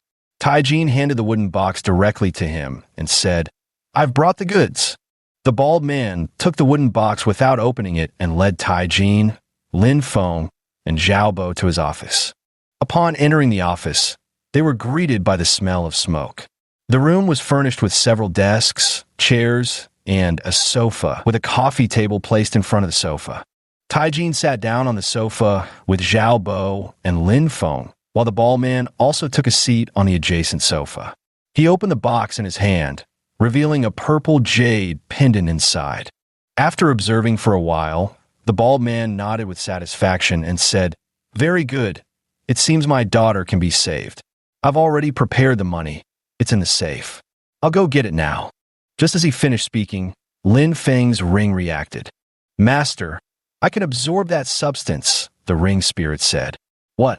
What kind of substance is it?" Lin Feng was astonished. "That's called purple gold jade, a very rare type of jade that's hard to find on the market," the ring spirit explained. "Right now, I can't get my hands on this piece of jade. I'm currently escorting a shipment," Lin Feng thought to himself. "Then wait for the next chance to get me some more," the ring spirit said with a rather flippant tone. Lin Feng's lips twitched. What did it mean by "get some more next chance"? This stuff wasn't easy to come by at all. Just this small amount had already drawn forces from all sides to snatch it. It had been a tough journey escorting it here. Lin Feng wiped the sweat from his forehead. After a while, the bald man returned with a box. He opened it and pushed it toward Tai Jin. Inside was all money, roughly estimated at around 2 million. Tai Jin didn't bother counting it, simply closed the box and carried it away. Tai Jin stood up and walked toward the door, with Lin Feng and Zhao Bo following behind. Suddenly, Tai Jin turned back and said, "Thank you both for escorting me here. Here's a check for 100,000. Take it." As he spoke, he pulled another check from his pocket and handed it to Lin Feng and Zhao Bo. "Boss Tai, since your deal is done, let's go our separate ways here." Zhao Bo accepted the check and replied, "All right, suit yourselves." Tai Jin left the Golden Leaf building alone in his Santana and soon vanished from Lin Feng and Zhao Bo's sight. By then, it was mealtime, and both Lin Feng and Zhao Bo's stomachs were growling with hunger. Since they weren't in a hurry to return to the capital, they found a hotel in Huaihai and threw themselves a victory feast. To celebrate the successful completion of this mission, let's have a toast. Zhao Bo raised his glass, clinked it with Lin Feng's, and downed it in one gulp. As it was quite late, Zhao Bo and Lin Feng decided not to return to Beijing that day, but to stay overnight in Huaihai and head back to the capital the next day. Lin Feng and Zhao Bo booked a double room at the hotel where they had dinner, planning to spend the night there. In the double room, Lin Feng finished a shower and walked out to find Zhao Bo lying on his own bed. Lin Feng was momentarily stunned, recalling the enemy he encountered in the lobby of the Golden Leaf building earlier that day. He asked, "Teacher Zhao, was today's opponent the strongest you've ever faced?" "That one wasn't the strongest. The most formidable was the one who sent me to the hospital that night when you brought me there," Zhao Bo replied after some thought. Whenever Zhao Bo talked about missions, he became particularly animated, and they ended up talking late into the night before finally going to sleep. Early the next morning, since they weren't at the courtyard house, Lin Feng could only practice his Chinkoan diagram exercises in the room. Watching Lin Feng diligently perform these movements every day, Zhao Bo asked curiously, "Does doing these exercises daily make you stronger?" "Yes, doing it every day, accumulating a bit each day. Over time, you'll become stronger." Lin Feng didn't hide this fact. After all, even if Zhao Bo knew about it, he wouldn't be able to perform the Chinquan diagram because these movements simply couldn't be remembered. The ring spirit had said that only those who had seen the murals inside the ring could remember these movements. Ordinary people couldn't imitate them even if they tried. After completing the Chinquan diagram, Lin Feng felt the trace of true qi in his dantian had grown significantly stronger. He was now drenched in sweat. Since he was currently at a hotel with no change of clothes, Lin Feng decided against taking a shower. He planned to wait until returning to the capital to wash up. Early the next morning, Zhao Bo accompanied Lin Feng to the train station, where they purchased 2 tickets to the capital. As they waited for their train, "Stop! Give me back my bag!" A young woman's shout came from a distance, followed by a man sprinting toward Lin Feng and his companion. The situation was immediately clear. The running man was a thief. Without hesitation, Lin Feng stepped forward and met the approaching robber with a fist to the face. The thief felt as if his face had collided with a steel plate. Then the robber staggered back a few steps, stumbled, and fell to the ground, covering his face with his hands as the bag he was holding dropped to the floor. Lin Feng walked over and picked up the bag, then noticed a beautiful figure running toward him through the crowd. Chapter 25. A brewing disaster. "Is this bag yours?" Lin Feng asked, looking at the approaching figure. The girl ran up to Lin Feng, panting heavily. For a moment, she didn't answer, just stood there catching her breath. Clearly, she had been chasing him for quite a while. After catching her breath, the girl spoke up, "Yes, it's mine." Lin Feng took a closer look at the girl. She was wearing a white t-shirt, light blue denim shorts, and sneakers, with her hair tied up in a ponytail. Her eyes were bright and lively, and her whole appearance was delicate and charming. Lin Feng handed the bag back to her. "Thank you. Thank you." Li Xiao quickly nodded in gratitude. As for the robber, after Lin Feng knocked him down, security personnel came and took him away. He was probably going to be taken to the police station soon. Woo, the train arrived at the station, blowing its whistle. Lin Feng and Zhao Bo boarded the train one after another. Their tickets were consecutive in number, so they took their assigned seats and ended up sitting together. Not long after they sat down, Li Xiao also found her seat according to her ticket number, sitting right across from Lin Feng and Zhao Bo. "Hey, we meet again," Lin Feng greeted with a smile. "Are you guys heading to the capital too?" Li Xiao asked. "So, that means you are too?" Lin Feng nodded. "Yes, I'm on my way to the capital to find my sisters," Li Xiao lowered her head and said. The train soon started moving. Everyone sat inside, listening to the station announcements one after another. Some passengers dozed off in their seats, while others gazed at the beautiful scenery outside the window. People of all kinds were there. After about 3 hours, the train finally arrived at the capital's railway station.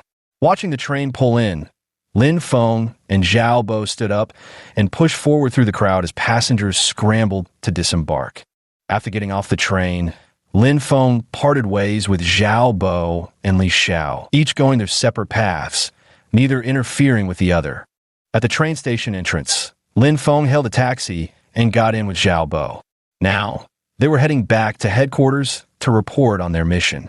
"Driver, please take us to Sunset Mountain Range," Lin Feng said to the driver.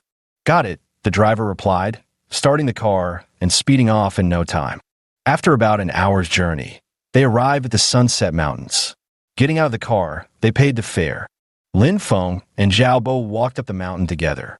By now, Lin Feng was already familiar with the route and soon arrived outside the cave entrance of the Blood Eagle base. The 2 soldiers on guard nodded at Lin Feng, signaling that he could enter. The 2 of them entered the Blood Eagle base just in time for lunch. Inside, people were scattered around, holding plates as they ate their midday meal. Zhao Bo and Lin Feng approached the mission dispatch office and said to the person inside, "The mission is complete. Let's get registered." "Feiwa didn't get hurt this time, not bad," the person at the mission board said, looking at Zhao Bo. Like you really wanted to see me injured. Zhao Bo's face darkened with annoyance. As long as the mission's completed, that's what matters. It's lunchtime now. Aren't you guys going to grab a bite? The mission board staff picked up their bowl and started eating right then and there, making Zhao Bo's mouth water just watching them. After completing the mission, Zhao Bo said, "Lin Feng, come with me. Let's grab a meal. There's free food here every day, and you can eat as much as you want." With that, Zhao Bo led Lin Feng to the cafeteria on the second basement level. The place was already packed, but Zhao Bo managed to squeeze to the front and grab 2 box meals, handing one to Lin Feng. Lin Feng noticed the variety of dishes in the box and immediately felt his appetite grow. As he started eating, perhaps because he was hungry, he found the food here much tastier than the fast food outside. After finishing 1 box, Lin Feng went back for seconds. Seeing this, Zhao Bo laughed and said, "If you like it, you can come here every day. As long as you're a member of the mercenary group, you can eat here for free." Hearing Zhao Bo say this, Lin Feng nodded, thinking to himself that it seemed he wouldn't have to worry about food anymore. Life was getting better and better. Even though he'd been kicked out, he could still live well on his own. After eating at Blood Eagle's headquarters, Zhao Bo and Lin Feng returned to the courtyard house. By the time they got back, it was already afternoon. With nothing else to do, Lin Feng took out his phone and started fiddling with it. He opened WeChat and saw that Ma Tingting had sent him another message. "Qin Chuchu's boyfriend, how have you been these days?" Lin Feng felt exasperated upon reading this. How had he suddenly become someone's boyfriend? So he replied, "Didn't I already say it? I just took her money to solve her problem. It's fake." Ha! Basically everyone in the capital who knows you has heard about this by now. Ma Tingting gloated as she sent this message. Lin Feng was speechless. That was ancient history. Why bring it up now? He really had no way to deal with this Ma Tingting. Then Lin Feng sent another message. "Don't you have a boyfriend? Is there really no one you like?" When Ma Tingting saw this message, she laughed so hard her whole body shook, waving her arms excitedly. Before long, Lin Feng saw Ma Tingting reply, "Of course I have someone I like, but I don't have a boyfriend yet. Unlike you, ha ha ha." Lin Feng froze. That little minx was always teasing him whenever they chatted. In the Lin family of the capital, Lin Jingxiong was seated in the main hall, with several elders sitting beside him. That good-for-nothing is now Qin Chuchu's boyfriend. Lin Jingxiong exclaimed in surprise. According to the news we've heard, that's indeed the case. It said that the loser even went to their house. Lin Xiaoxing said, after some thought, "Should we teach him a lesson?" Lin Junjie interjected from the side. "Leave this matter to you. Just find a couple of guys to beat him up. Throw a party and invite some people. Make sure he's humiliated in front of everyone." Lin Jingxiong patted Lin Junjie on the shoulder. "Got it. This time, we'll make sure he can't recover." Lin Junjie clenched his fist and said. And so, a brewing disaster was about to unfold. At this moment, Lin Feng was still scrolling through WeChat, completely unaware that the Lin family was about to interfere in his life once again. After chatting with Ma Tingting for a while, Lin Feng found it dull and decided to head out. He planned to visit a bookstore to thoroughly review some materials, using his photographic memory to catch up on the coursework he had missed. Night had fallen, and Lin Feng's stomach growled with hunger. He pondered where to eat, having grown tired of the small diner he frequented. Now that he had a steady income, he decided to try something different. No more fast food, but a proper meal. He walked into a Western-style restaurant and noticed most of the patrons were couples enjoying steaks and chicken cutlets. Paying no mind, he found an empty seat and settled in. A waiter promptly handed him the menu. Scanning the options, steaks, chicken cutlets, and some specialty snacks, Lin Feng ordered, "1 steak rice bowl, please." "Certainly, sir. Please wait a moment," the waiter replied, jotting down the order before leaving. Lin Feng sat in his seat, his gaze turning toward the street outside. Just by looking out, he unexpectedly spotted Ma Tingting passing by from the outside. At that moment, Ma Tingting also glanced in Lin Feng's direction. Their eyes met, and the next moment, Lin Feng waved at her, signaling for her to come in. Ma Tingting walked into the restaurant and sat down opposite Lin Feng. She said, What a coincidence. What are you doing here? I'm having a meal here. You should order one too. Last time you treated me to a meal, so this time it's my treat. I never had the chance before, but now it's perfect, Lin Feng said to Ma Tingting. Before long, the steak rice bowl that Lin Feng ordered was brought up by the waiter, who said, "Sir, your girlfriend is so beautiful." Hif hif. Lin Feng looked at the waiter and forced a dry laugh. Ma Tingting, hearing someone compliment her beauty, immediately smiled and said, "Waiter, I'll have a steak rice bowl too, thank you." Lin Feng started eating. Since he had basically never been to a Western restaurant before, his handling of the knife and fork was not skilled at all, and he used them quite awkwardly. Most people eat Western food with the fork in their left hand and the knife in their right, but Lin Feng did the opposite, holding the knife in his left and the fork in his right, which had Ma Tingting bursting with laughter. "You're holding them the wrong way." Since this was a Western restaurant where loud noise wasn't appropriate, Ma Tingting stifled her laughter.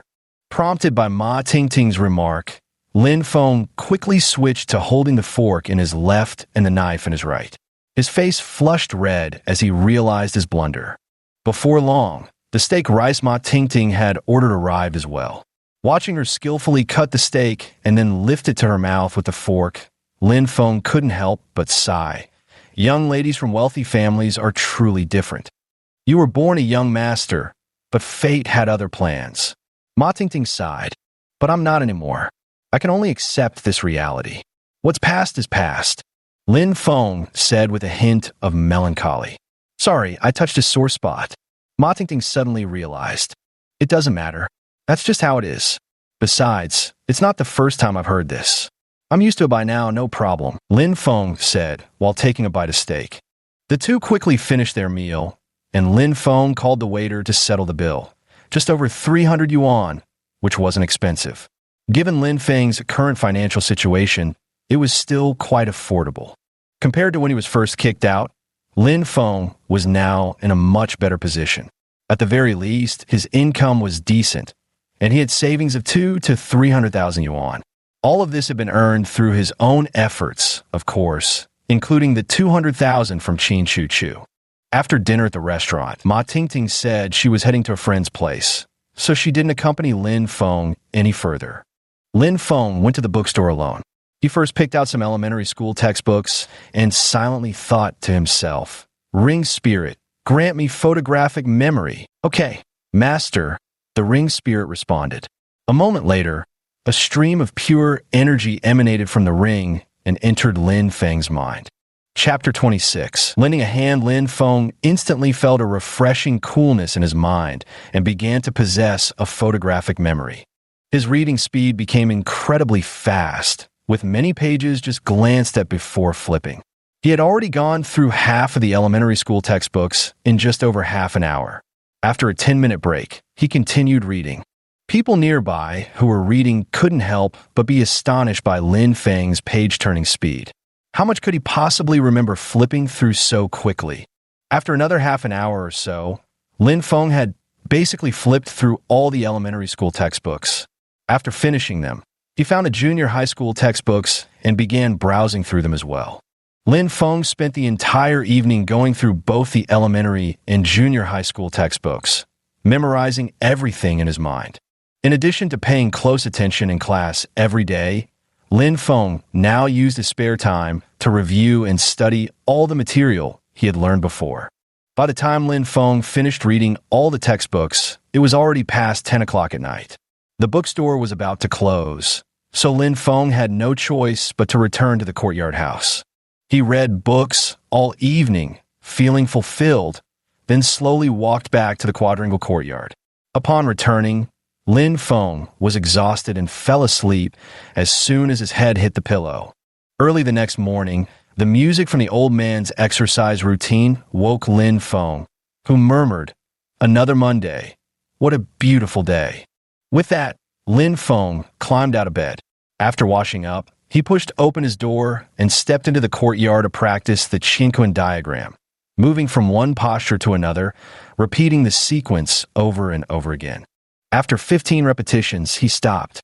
At that moment, the ring spirit spoke again. "Master, You can continue with a few more rounds.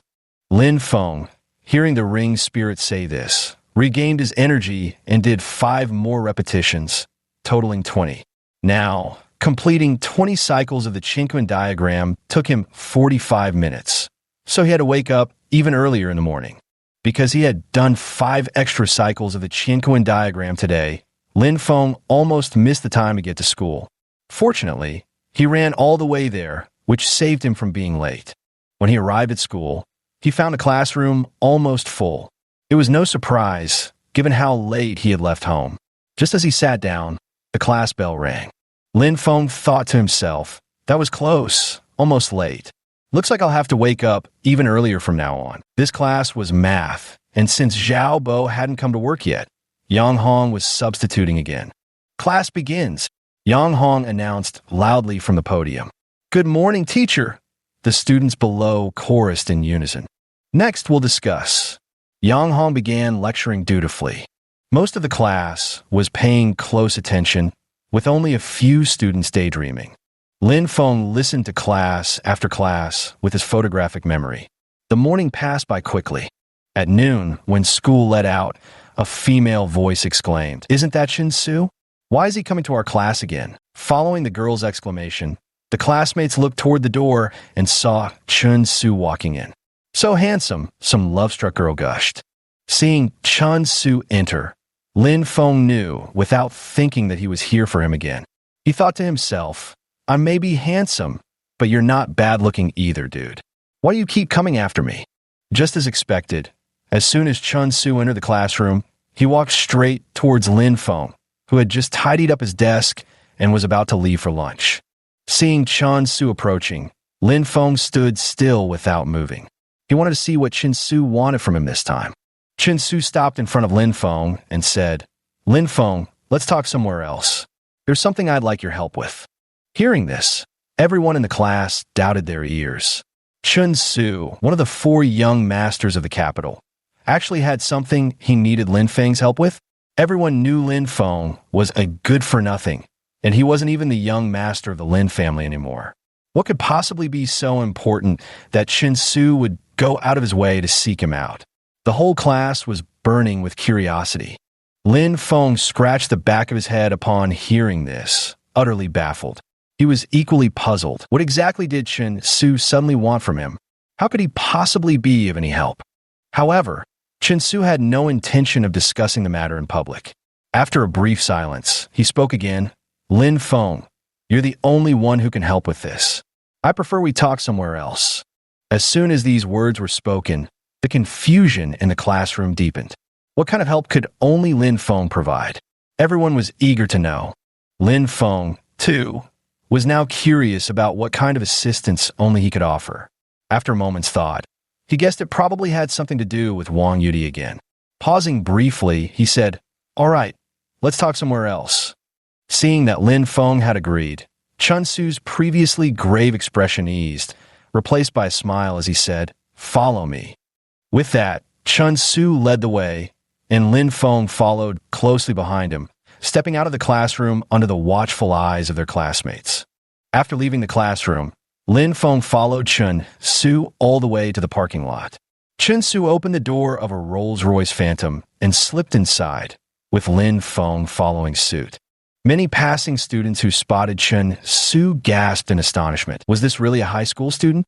He actually drove a Rolls-Royce Phantom to school. Sitting in the driver's seat, Chen Su turned to Lin Feng beside him and asked, What do you want to eat? Anywhere is fine, Lin Feng replied, watching as Chen Su started the car. Soon, the car left the campus and entered the streets. Chen Su's driving skills were remarkably smooth, clearly indicating he was an experienced driver who often took the wheel. After about half an hour, the car arrived at a 5-star hotel called Grand International. Chen Su parked the car and then led Lin Feng into the hotel. They went straight up to the 3rd floor and took their seats. Chen Su handed the menu to Lin Feng to let him order. Seeing that every dish on the menu cost over 900, Lin Feng casually picked a few and returned the menu to Chen Su. Chen Su took the menu back and ordered several more dishes before stopping. The patrons dining in such a place were basically wealthy people from the upper class. Lin Feng and Chun Su were now seated in a private room on the third floor. After ordering, Lin Feng spoke up, saying, "Go ahead. What exactly do you need my help with?" "No rush. Let's wait for the dishes to arrive. We'll open a bottle of wine and chat over drinks," Chun Su said casually. After a while, the waiter served all the dishes, and Chun Su ordered a bottle of red wine, which was quickly brought over along with 2 goblets. Chun Su slowly uncorked the bottle of red wine, poured it into both glasses, and handed one to Lin Feng. "Come, let's have a toast first," Chun Su said slowly. Lin Feng raised his glass and clinked it with Chun Su's. After the toast, Chun Su suddenly said, "Here's the thing. I hope you can help Wang Yudi." Lin Feng nearly spat out the red wine in his mouth upon hearing this. Was he hearing correctly? One is the wealthy daughter of the Wang family. The other is an abandoned good-for-nothing. How can I possibly help? If Lin Feng hadn't been kicked out of his family, he could have helped, but now that he's been thrown out long ago, even if he wanted to, he couldn't. Don't joke around. How can I help? I have no money, no status. I'm just a discarded person, Lin Feng said bluntly. Actually, you can help. It just depends on whether you're willing. This is something only you can do. Chun Su took a bite of his food, chewing as he spoke. Go ahead. What kind of favor is it? How do you want me to help? Lin Feng shrugged. It's like this. You've already received the invitation. In just a week, Wang Yudi is set to get engaged to He Qing from the He family. I want you to ruin this engagement. Chun Su dropped the bombshell without hesitation. Lin Feng was stunned. Ruin it? How exactly? Actually, it's quite simple. Just insist that Wang Yudi is your girlfriend. Keep saying it. Then, on the day of the engagement, go and make a scene. Wang Yudi will cooperate with you. Chun Su voiced his thoughts aloud. Damn, wouldn't this make me offend the He family? Lin Feng was no fool. How many people this would offend was still an unknown number. No matter how many people you offend, I'll stand by you, Chun Su said earnestly. Hearing this, Lin Feng laughed and said, What I fear most is that before you even arrive, I'll already be dead. You don't believe in my abilities? Chun Su's face darkened with anger as he saw Lin Feng questioning him. It's hard to say. Who knows what trick you're hiding up your sleeve? If you were to abandon me after the matter is settled, who would I turn to then? Lin Feng remarked while taking a bite of his food. You can rest assured, Chun Su has never gone back on his word. Whatever it is, once I promise you, I'll see it through no matter what. Chun Su raised his wine glass and drained it in one gulp. Besides, I'm not asking for your help for free. Here's a check for 1 million. Take it. There'll be another 1 million after the job is done. As he spoke, Chun Su took a check from his pocket and handed it to Lin Feng. Lin Feng glanced at the check and returned it to Chun Su, saying, It's tempting, but this matter is too dangerous. There's no need to be afraid. I'll have people protect you after it's done. Chun Su continued to entice him. By the way, why did you come to me? Couldn't you find someone else? Lin Feng asked.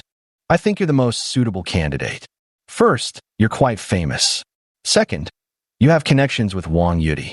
Third, I'm acting on someone's behalf, Chun Su said. Lin Feng could understand the first point. It was true that he was quite famous. But what did the second point about having connections with Wang Yudi mean?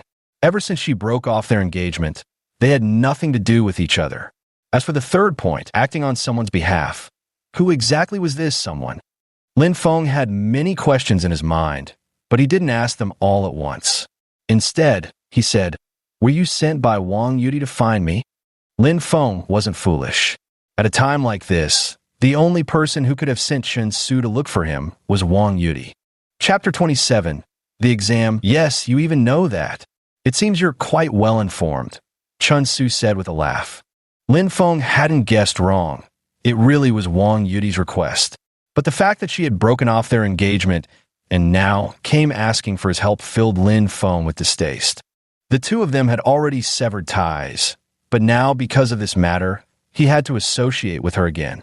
I have nothing to do with her now, Lin Feng said, taking a sip of red wine. There's still plenty of time for you to think it over. It's a good deal. Just say a few words, and 2 million will be yours. Plus, I'll send people to protect you. Chun Su continued to tempt him. Although your offer is tempting, I have no motivation to do it, Lin Feng stated bluntly. Motivation? Chun Su pondered for a moment before snapping back to attention and continuing. Just consider this as doing me a favor this time. I'll repay you later. At this point, Lin Feng also thought for a while. Doing a favor for Chun Su, one of the 4 young masters of the capital, while also getting paid and having his protection, all the conditions were in place. It seemed he could agree to the other's request. Thinking this, Lin Feng smiled. All right, I'll help you with this. But you have to keep your word, Lin Feng said with a smile. Hearing Lin Feng's response, Chun Su beamed with a brilliant smile and said, "Don't worry, I always keep my promises." After speaking, Chun Su handed the 1 million yuan check to Lin Feng. Lin Feng accepted the check, and the two of them clinked glasses a few more times. In a few days, I'll start spreading rumors for you. If anyone asks, just nod and insist that Wang Yudi is your girlfriend. That's all you need to do. Chun Su was conspiring with Lin Feng on how to sabotage the engagement ceremony between the He and Wang families. Then what? What do I need to do at the engagement ceremony? Lin Feng asked. At the ceremony, you'll need to cause a scene and ultimately take Wang Yudi away. Of course, I'll coordinate with her. She'll cooperate with you. Chun Su put on a shrewd and calculating expression. All right, I understand exactly what needs to be done. Now I just need you to help spread the rumors for me. There's still a week left. Lin Feng raised his glass and clinked it with Chun Su's once more, downing his drink in one gulp. Let's add each other on WeChat first. We can discuss the details of our plan through messages. Chun Su took out his phone and let Lin Feng scan his QR code, adding each other as contacts. The two of them ate for 2 hours, and in the blink of an eye, it was time to head back to school. Lin Feng and Chun Su hadn't finished their lively conversation yet, but time was up. They had no choice but to pay the bill and return to campus. On the way back to school, Chun Su once again drove Lin Feng in his car. As soon as they arrived, Chun Su's eye-catching Rolls-Royce Phantom drew a lot of attention, with many girls swooning over it. Wow, so handsome.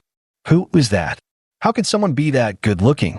Chun Su was long accustomed to such reactions and paid no mind.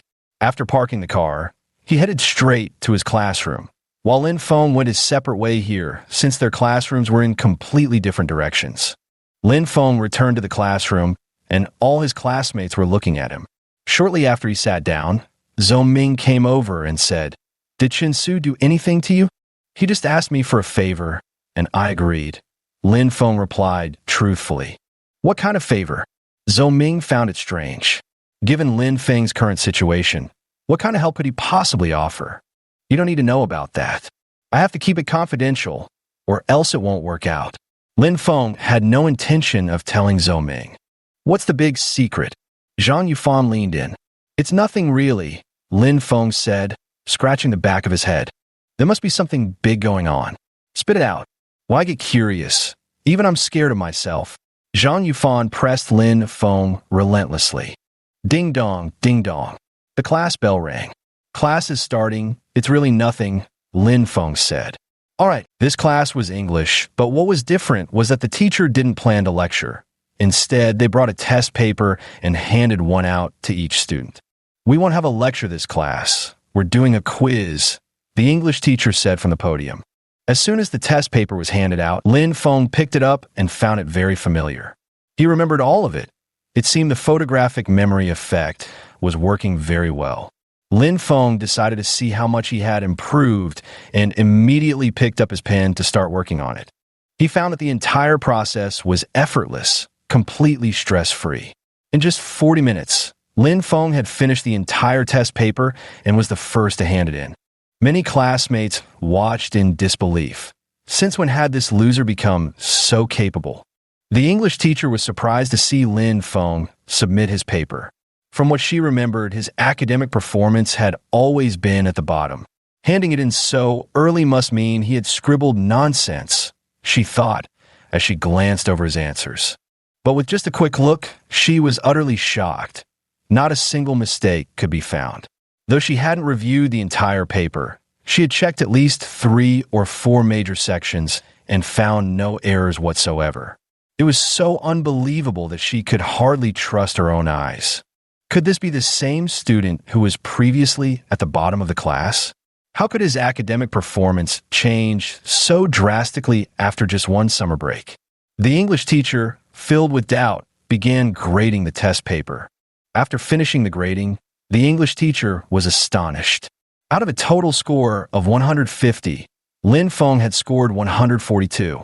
A student who had been at the bottom of the class had actually managed to improve his grades so significantly after just one summer vacation. The English teacher now suspected Lin Feng might be cheating. How else could he be this exceptional? Even with remedial efforts, there had to be limits. But none of the other students had finished, so he couldn't have copied from them. And completing it in just 40 minutes? Even cheating couldn't achieve that speed. The English teacher was utterly baffled. Soon, students began handing in their papers in small groups. Only then did the English teacher snap out of her daze. To confirm whether he had cheated, she decided to test Lin Feng after school. So, after collecting all the exam papers, English teacher Huang Li announced from the podium, "Lin Feng, come to my office after school this afternoon." All the classmates turned their heads to look at Lin Feng, with some already reveling in his misfortune. It must be that he cheated just now. Otherwise, how could he finish the exam so quickly? I think so too. Exactly. What else could it be if he finished that fast? Lin Feng listened to these mocking words again, but he remained completely unfazed. After school, Lin Feng went alone to Huang Li's office. At that moment, Huang Li was the only one there, grading papers. When she saw Lin Feng enter, she said, "Lin Feng, sit at the other desk. I have another test here for you to take." Huang Li handed Lin Feng another test paper, and as he looked at the questions, they still felt familiar. No pressure at all. "Should I start now?" Lin Feng asked. "Exactly. Start now and hand it in when you're done," Huang Li replied. Huang Li wanted to watch Lin Feng take the test right under her nose. She planned to scold him harshly if his performance didn't match the astonishing level from that afternoon. Lin Feng picked up his pen and began working through the test. He encountered no difficulties along the way and finished it quite effortlessly, taking a total of 50 minutes, 10 minutes longer than the afternoon's test. Huang Li took the test paper Lin Feng had just completed and was startled once more. At first glance, she couldn't find any mistakes. Right in front of Lin Feng, she began grading the paper. Lin Feng watched Huang Li begin grading the test question by question, feeling immensely satisfied. He had never seen so many correct marks on his own test paper before. In the blink of an eye, the grading was finished. The score was 145 points. Both Lin Feng and Huang Li were stunned. Lin Feng was shocked that his academic performance had improved so dramatically. All he had done was flip through textbooks and memorize various grammar rules, reviewing materials from elementary school through junior high and up to high school. Yet the improvement was this massive. Huang Li was astonished that Lin Feng had caught up with his classmates in just one summer vacation, and not just caught up, his results were now among the top tier. This was something she simply couldn't believe. But the facts were undeniable. Lin Feng had successfully caught up. The next step was preparing for the college entrance exams, meaning Lin Feng was now gearing up for university. "All right, you can leave now. Your academic performance has improved," Huang Li nodded. "Then I'll take my leave," Lin Feng replied with a nod before turning to walk away.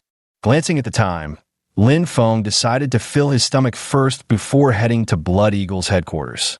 So Lin Feng went to a mid-range restaurant, ordered 2 dishes and a soup, spent around 100 or 2, and after eating his fill, he hailed a taxi. Lin Feng could easily afford these small expenses now, especially since he had just gained another million. Money wasn't a concern for him at the moment. Lin Feng took a taxi to Sunset Mountain Range. By the time he arrived, it was just past 7 o'clock. Moving with familiar ease through the mountain paths, he reached the entrance of Blood Eagle's cave in the blink of an eye. 2 guards stationed at the entrance stopped Lin Feng as he approached, demanding, "Who goes there?" Since Lin Feng was new and hadn't met many people in Blood Eagle yet, it was perfectly normal that these guards didn't recognize him. "I'm new here. My name is Lin Feng," Lin Feng said to the 2 soldiers on guard. "All right, wait here for a moment." I'll go inside to verify your identity. Only after confirming you're one of us can we let you in." As soon as he finished speaking, one of the soldiers on guard walked into the cave. After quite some time, the soldier finally came out and said, "The verification is complete. You may enter now." Lin Feng stepped into the Blood Eagle's base, where many people were training. Wanted to grow stronger himself, he found some exercise equipment and began working out. There are treadmills, dumbbells, horizontal bars, and all kinds of sports equipment, everything one could need. Chapter 28, The Auction. Lin Feng stopped in front of a treadmill, studied it for a while, and finally figured out how to use it. He then stepped onto it, adjusted the speed, and started running. "Lin Feng, are you training?" At this moment, the voice of the fox spirit came through. Lin Feng turned his head to look at the fox spirit. Today, she was wearing a tight-fitting outfit, her alluring figure faintly visible, extremely tempting. This caused Lin Feng to unconsciously take a few extra glances. "Yeah, are you going on a mission?" Lin Feng looked at the fox spirit's enthusiastic expression. "Yes, I've made arrangements with someone and will be setting off soon." The fox spirit replied with a smile. "That's great." Lin Feng continued his jog. After running for about half an hour, Lin Feng was drenched in sweat. As he stepped off the treadmill, he turned around and spotted Zhao Bo. "Lin Feng, here for training." Zhao Bo walked over as soon as he saw Lin Feng. "Yes, Mr. Zhao too." Lin Feng looked at Zhao Bo, noticing that all the bandages on his body had been removed today, indicating that his injuries had almost healed. "I came to see if there are any tasks available." After greeting Lin Feng, Zhao Bo walked over to the mission board. Lin Feng thought to himself, "Mr. Zhao is really diligent. His injuries just healed, and he's already looking for tasks to do." Lin Feng trained for 2 hours at the training facility before leaving the Blood Eagle headquarters with satisfaction. Walking alone down the street, he passed by an antique market and decided to browse around, so he stepped inside. The market was filled with all sorts of trinkets, jade pendants, copper coins, silver dollars, and countless other items. Just as he passed by a stall, the ring spirit called out, "Master, that stall has a substance I can absorb." Lin Feng stopped in his tracks upon hearing this and turned to look at the stall beside him. It was cluttered with various antiques, a jade guanine statue, copper coins from different eras, though their authenticity was uncertain. If they were all genuine, the price would surely be astronomical. Lin Feng guessed these were likely just handicrafts. Otherwise, why would they be sold at a street stall? "Master, it's that one, the green jade pendant," the ring spirit said. Lin Feng's gaze landed on the stall, where indeed there was a green jade pendant. He couldn't tell what material it was made of, and traces of dirt still clung to its surface. "Boss, how much for this jade pendant?" Lin Feng picked up the pendant and asked. "Young man, you've got a great eye. This jade pendant took me tremendous effort to acquire from its previous owner," the stall owner praised. Lin Feng held the jade pendant in his hand, turning it over a few times, but found nothing special about it. The material was rather ordinary, somewhat heavy and not of good quality, belonging to the lower grade. He couldn't understand why the ring spirit had taken a liking to this particular piece. "How much for this pendant?" Lin Feng asked. 500. "Take it if you want it," came the reply. The stall owner named his price. "Too expensive. I'd say 200 is fair," Lin Feng bargained. "Young man, you don't understand. This jade pendant was acquired from tomb raiders at a cost of 300. Now you're asking for 200. That would mean I'm selling at a loss. I can't do that. The minimum has to be 350. The stall owner wore an unwilling expression. "Fine, 350 it is. I'll take this jade pendant." Lin Feng pulled out 350 from his pocket and handed it to the stall owner, purchasing the jade pendant. "Master, quickly give me that jade pendant," the ring spirit said joyfully. "Huh? How do I give this to you?" Lin Feng didn't understand. "Hold the jade pendant in your hand and say store, that's all," the ring spirit instructed. "Oh, so it's that simple." Lin Feng then held the jade pendant in his hand and uttered the word store. In the next moment, the pendant vanished from his grasp. "Master, I need to focus on refining this jade pendant. Don't call me today unless it's urgent," the ring spirit said happily. If you refine that jade pendant, can it repair a lot of the damage? Lin Feng asked. Yes, but there's too little material. I estimate it can only repair about 5%, the ring spirit said excitedly. All right, I won't disturb you then. Go ahead and refine it, Lin Feng murmured. After purchasing the jade pendant, Lin Feng continued wandering through the antique market, looking for anything interesting, and eventually stopped at the entrance of an auction house. Glancing at the advertisements posted for tomorrow's auction items, mostly jade pieces, he thought he might return the next day. Perhaps he could buy some jade to refine with the Chinquan ring. However, Lin Feng noticed the auction was scheduled for the morning, right during school hours. But skipping class didn't bother him much now that his grades had improved. Missing a lesson or two wouldn't matter. After circling the area once more, Lin Feng returned to the courtyard house. Back in his room, he first called his homeroom teacher, Yang Hong, to request half a day off. Then, phone in hand, he began idly fiddling with it. He opened WeChat and saw a message from Chun Su, which read, Lin Feng, I'm all set on my end. I'll throw a few balls and parties to help spread the rumors for you. Lin Feng replied, Good. Let me know the times for the balls and parties. I'll try to attend when I'm free. It'll make the effect even better. Not long after, Chun Su replied again, the message stating, Tomorrow night, Dawah Hotel, 18th floor, first ball. Make sure you come. I'll be there, Lin Feng responded.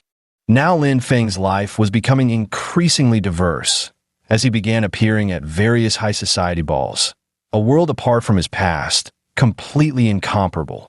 Moreover, his own capabilities have greatly improved through the Chinquan diagram. Ordinary people are no match for Lin Feng. Lin Feng is quite satisfied with his current life. He has enough money, a place to live, and food to eat. That's all he needs. He doesn't expect anything more. That's good. I hope you can attend all the parties. It'll make a bigger impact since you're planning to crash the wedding, Chun Su said in the message. Lin Feng saw the message and replied, How about Wang Yudi over there? I've already made arrangements.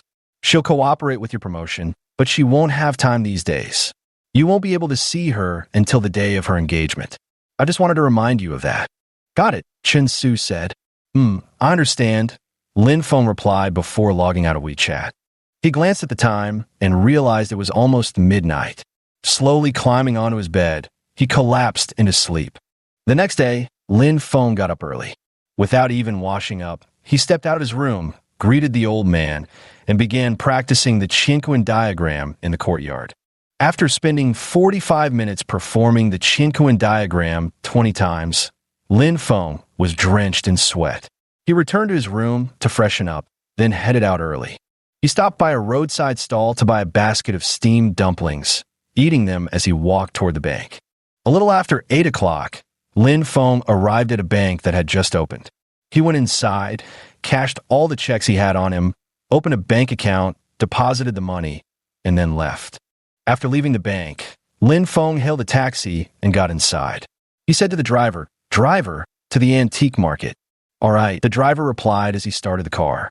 After many twists and turns, the car arrived at the antique market.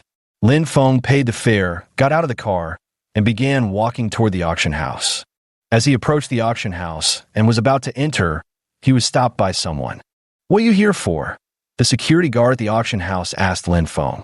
I'm here to attend the auction, Lin Feng answered truthfully. Pay 1,000 yuan for the ticket, and you can go in, the security guard said, eyeing Lin Feng's shabby appearance.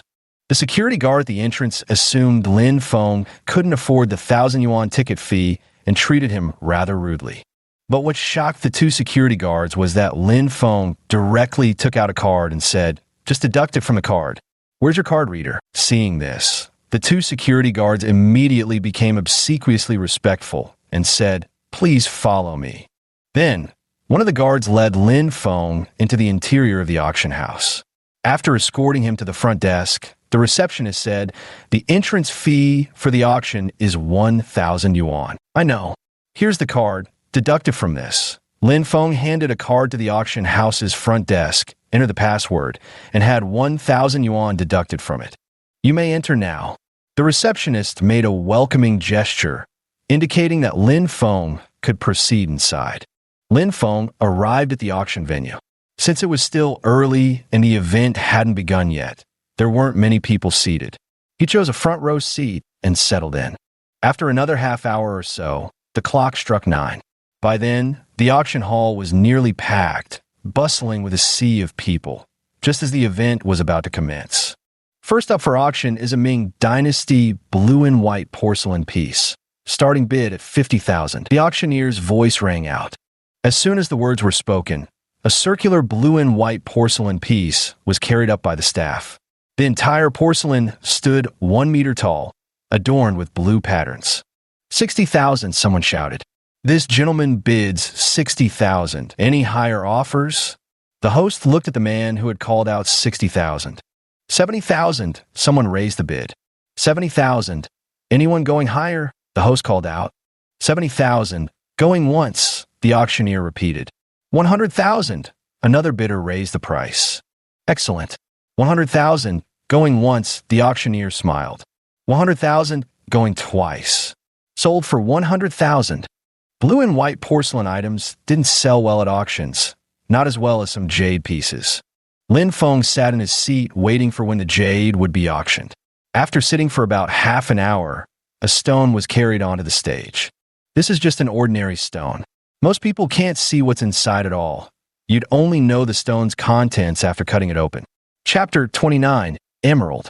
This is a piece of raw jade. Since it hasn't been cut, no one knows whether the inside holds priceless gemstones or worthless ordinary rock. Starting bid, 10,000. Let the auction begin, the auctioneer announced. Lin Feng's interest was immediately piqued. This was stone gambling. Ring spirit, Lin Feng called out.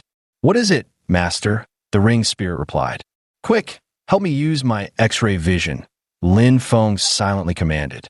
The next second, a surge of pure energy emanated from the ring, flowing through Lin Feng's eyes. Lin Feng now looked at the jade stone and saw a vibrant emerald green inside. Wasn't this an emerald? Seeing this, Lin Feng grew excited and was determined to win the bid for this piece of jade, no matter what. Given the size of the jade, the emerald contained within was worth at least over $1 million. Without hesitation, Lin Feng placed his bid. 20,000, Lin Feng shouted. All right, this gentleman has offered 20,000. Any higher bids? The auctioneer announced. After a moment, someone else yelled, 30,000. Since this was a raw, uncut stone with an unpredictable interior, potentially worthless or priceless, few were willing to bid. It was essentially a gamble. Only someone like Lin Feng, who could see through the stone's surface, truly knew its value. To everyone else, it remained a complete mystery. 30,000 for one bid, the host called out. 50,000. Lin Feng immediately raised the bid by 20,000. This gentleman offers 50,000. Is there anyone willing to bid higher? 50,000 going once, the host shouted through the loudspeaker. The crowd remained silent. 50,000 going twice. No higher bids, the host called out again. Deal. The auctioneer finally uttered these two words. Lin Feng successfully purchased the jade, rising from his seat to head backstage and complete the transaction formalities. After the auction concluded, Lin Feng went backstage and ran his fingers over the jade. He felt its cool, smooth surface. This was undoubtedly a fine piece of material. The staff quickly brought over the card reader. After Lin Feng swiped his card for 50,000 and completed the formalities, the jade became his possession. Lin Feng asked the staff to help him keep the stone safe for now. He still needed to continue participating in the auction and would come back to cut it open after the event was over. After all, the emerald inside wasn't going anywhere. After finishing the procedures, Lin Feng returned to the auction venue. At that moment, an ancient painting was being auctioned off. The painting was from the Qing dynasty, with a starting bid of 50,000. It had already reached 100,000. Lin Feng didn't make a move. His purpose in coming here was to acquire some jade to help the Qinquan ring repair itself. The jade he had just obtained was essentially free. Even if the Qinquan ring didn't need it, he could still sell it for money. After the ancient painting from the Qing dynasty was auctioned off, the auction house brought up a jade statue of Guanyin. The entire statue was white and somewhat translucent, made of fine material. This statue of Guanyin is crafted from ice-type jadeite. The starting bid is 200,000. Let the auction begin. The host gave a brief introduction to the material before starting the auction. Master, I can absorb this material. Please help me buy it. The ring spirit spoke. Upon hearing this, Lin Feng couldn't help but feel a pang of distress, as the ring spirit always seemed to pick these rare materials to absorb. This is real money we're talking about, but to make the ring spirit more powerful, he had no choice but to buy the materials as it demanded. 250,000, someone shouted. 250,000. Any higher bids? The auctioneer called out. 300,000. This Guanyin statue has attracted many bidders, so Lin Feng has been sitting quietly, waiting. When the price reaches near its peak, he will step in to bid. That's the best strategy. In the blink of an eye, the price soared to 500,000. Now only a handful of people are still competing, scattered here and there. 550,000. Lin Feng made his bid, raising the price by 50,000 in one go. The crowd was stunned, and everyone couldn't help but turn their gaze toward Lin Feng. Many were surprised to see that the bidder was just a teenager, wondering why a young boy would be interested in jade. Lin Feng hadn't worn his school uniform today, as it would have been inconvenient for the auction. Instead, he had come dressed in casual clothes. 550,000, going once, the auctioneer called out. 550,000, going twice. Any higher bids? The host shouted again. 560,000. Someone bid. This gentleman offers 560,000. Is there anyone offering higher? The host continued to shout. 600,000. Lin Feng raised the bid once more. The entire crowd erupted in murmurs. This young man had placed another high bid, and everyone felt Lin Feng was determined to win, so no one dared to raise the price further. 600,000 going once. Any higher bids? The auctioneer called out. 600,000 going twice. The auctioneer called out again. Sold for 600,000, the auctioneer announced. After purchasing another item, Lin Feng now had just over 600,000 left, enough to keep looking for anything else that might be useful. Once the jade Guanyin statue was secured, Lin Feng went to the backstage to complete the formalities. After swiping his card to make the payment, he took the statue directly into his hands. Turning it over in his hands, he noticed how substantial the entire Guanyin statue felt. Its weight and texture made it exceptionally comfortable to hold. Lin Feng returned to his seat with the Guanyin statue in hand, while the auction was still ongoing. Several more antiques were auctioned off, but none caught Lin Feng's interest. He only needed materials that the ring could absorb. Other items were useless to him. Another half hour passed, and the auction was nearing its end. By this point, Lin Feng still hadn't found any materials the ring could absorb. With the auction concluded, Lin Feng went to the backstage to retrieve the jade he had just won. The uncut stone, revealed through his X-ray vision to contain emerald, was estimated to be worth over $1 million. Lin Feng took the jade to a jade shop and entrusted the shop owner to help cut the stone. More than 10 people gathered to watch, some of whom had followed Lin Feng from the auction house to the jade shop. "Boss, please cut it right down the middle," Lin Feng said. "All right, but keep your eyes open. If anything goes wrong, don't blame me," the shop owner cautioned. "I'm watching. Just focus on cutting, boss," Lin Feng replied nonchalantly. The shop owner then brought out professional jade cutting tools and split the jade cleanly in half. The two pieces lay on the ground, revealing a vibrant green interior. Many of the professionals watching immediately recognized the color. It was emerald green, and moreover, a high-quality emerald at that. "Hey, young man, are you selling this jade?" A middle-aged man stepped forward from the crowd and asked. "You want it?" Lin Feng inquired. "Yes, name your price." The middle-aged man spoke boldly. 1.2 million, Lin Feng quoted. Though the quality is good, it's still a bit too small. How about 1 million? I'll take it at that price, the middle-aged man bargained.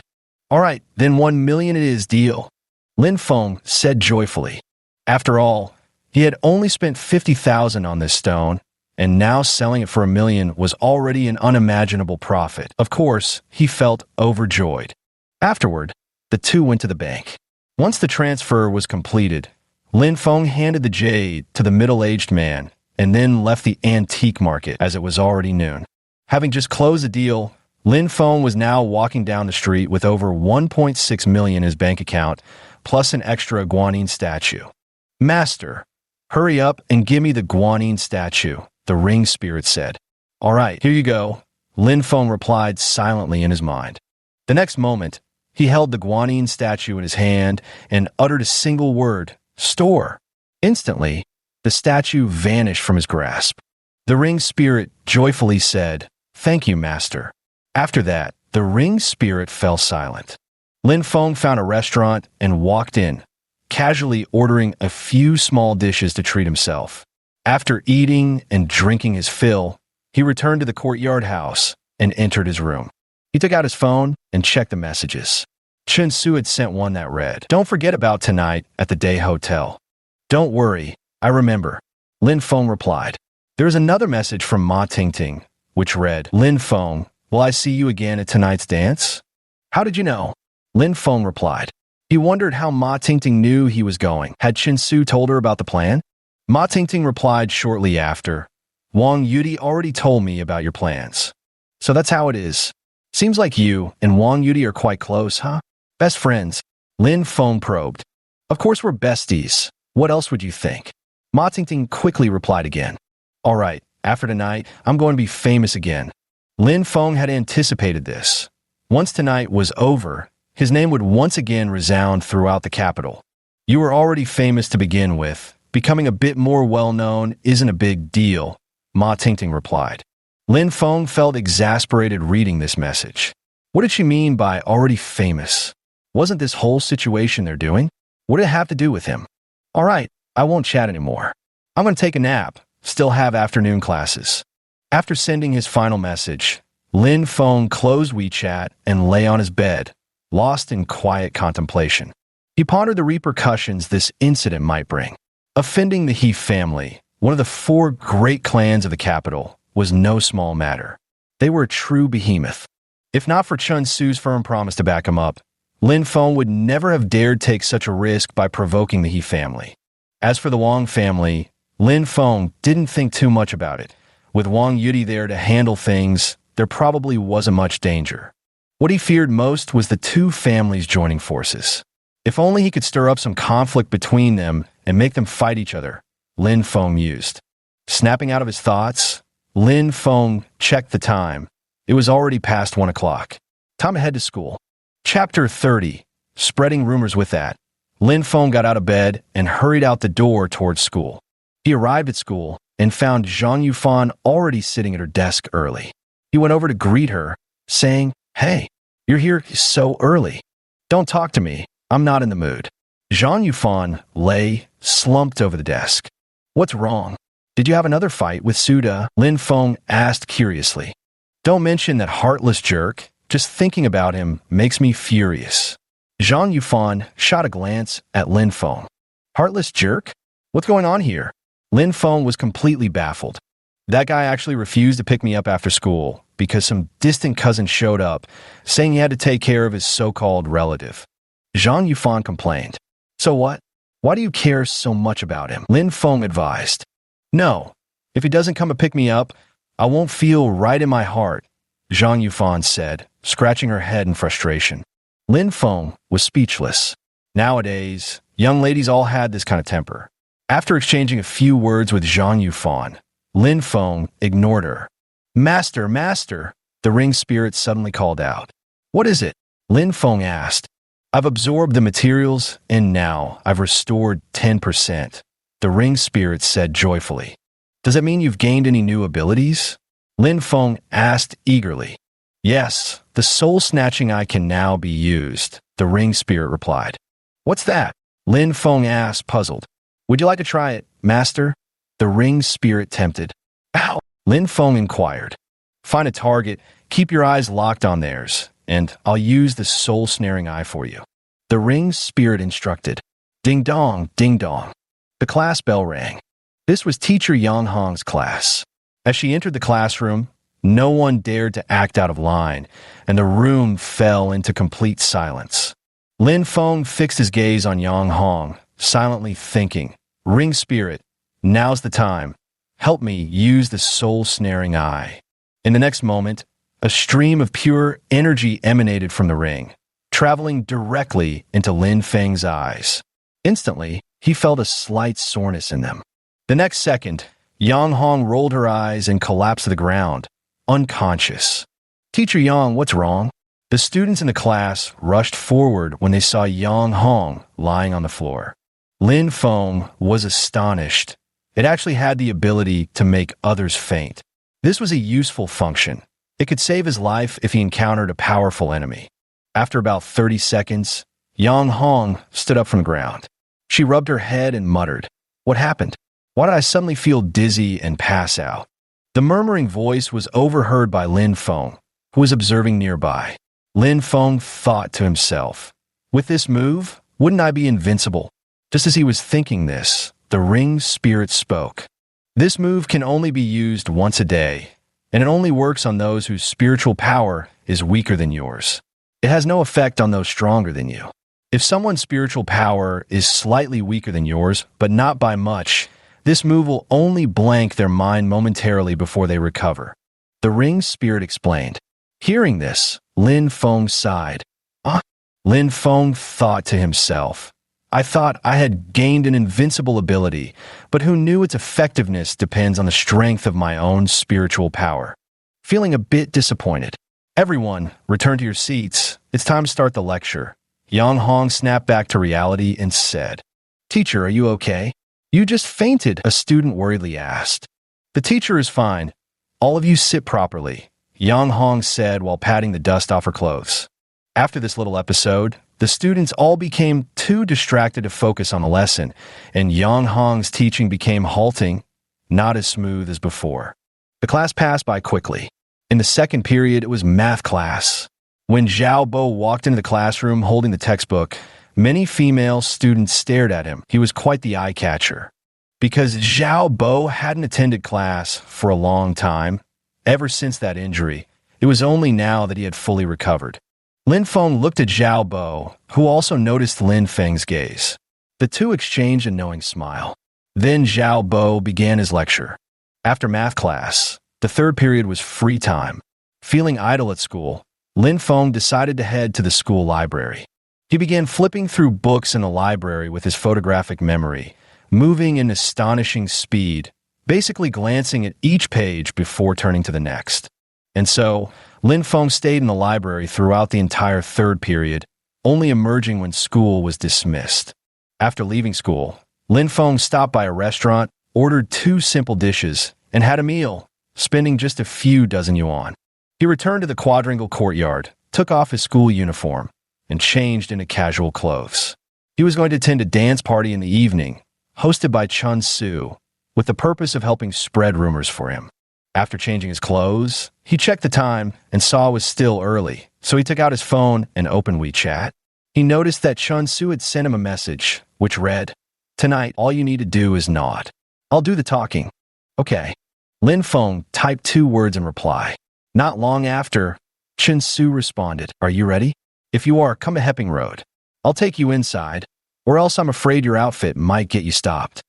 It must be said that Chun Su was quite thoughtful, even considering this detail, truly worthy of being one of the 4 young masters of the capital.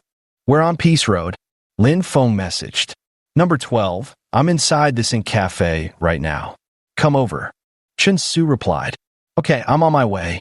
After typing, Lin Feng left his room. He arrived on the main street. Since Hepping Road was very close to the courtyard where he lived, he didn't take a taxi, but walked instead. After walking for about 10 minutes, he arrived at the Moe's coffee shop on Hepping Road.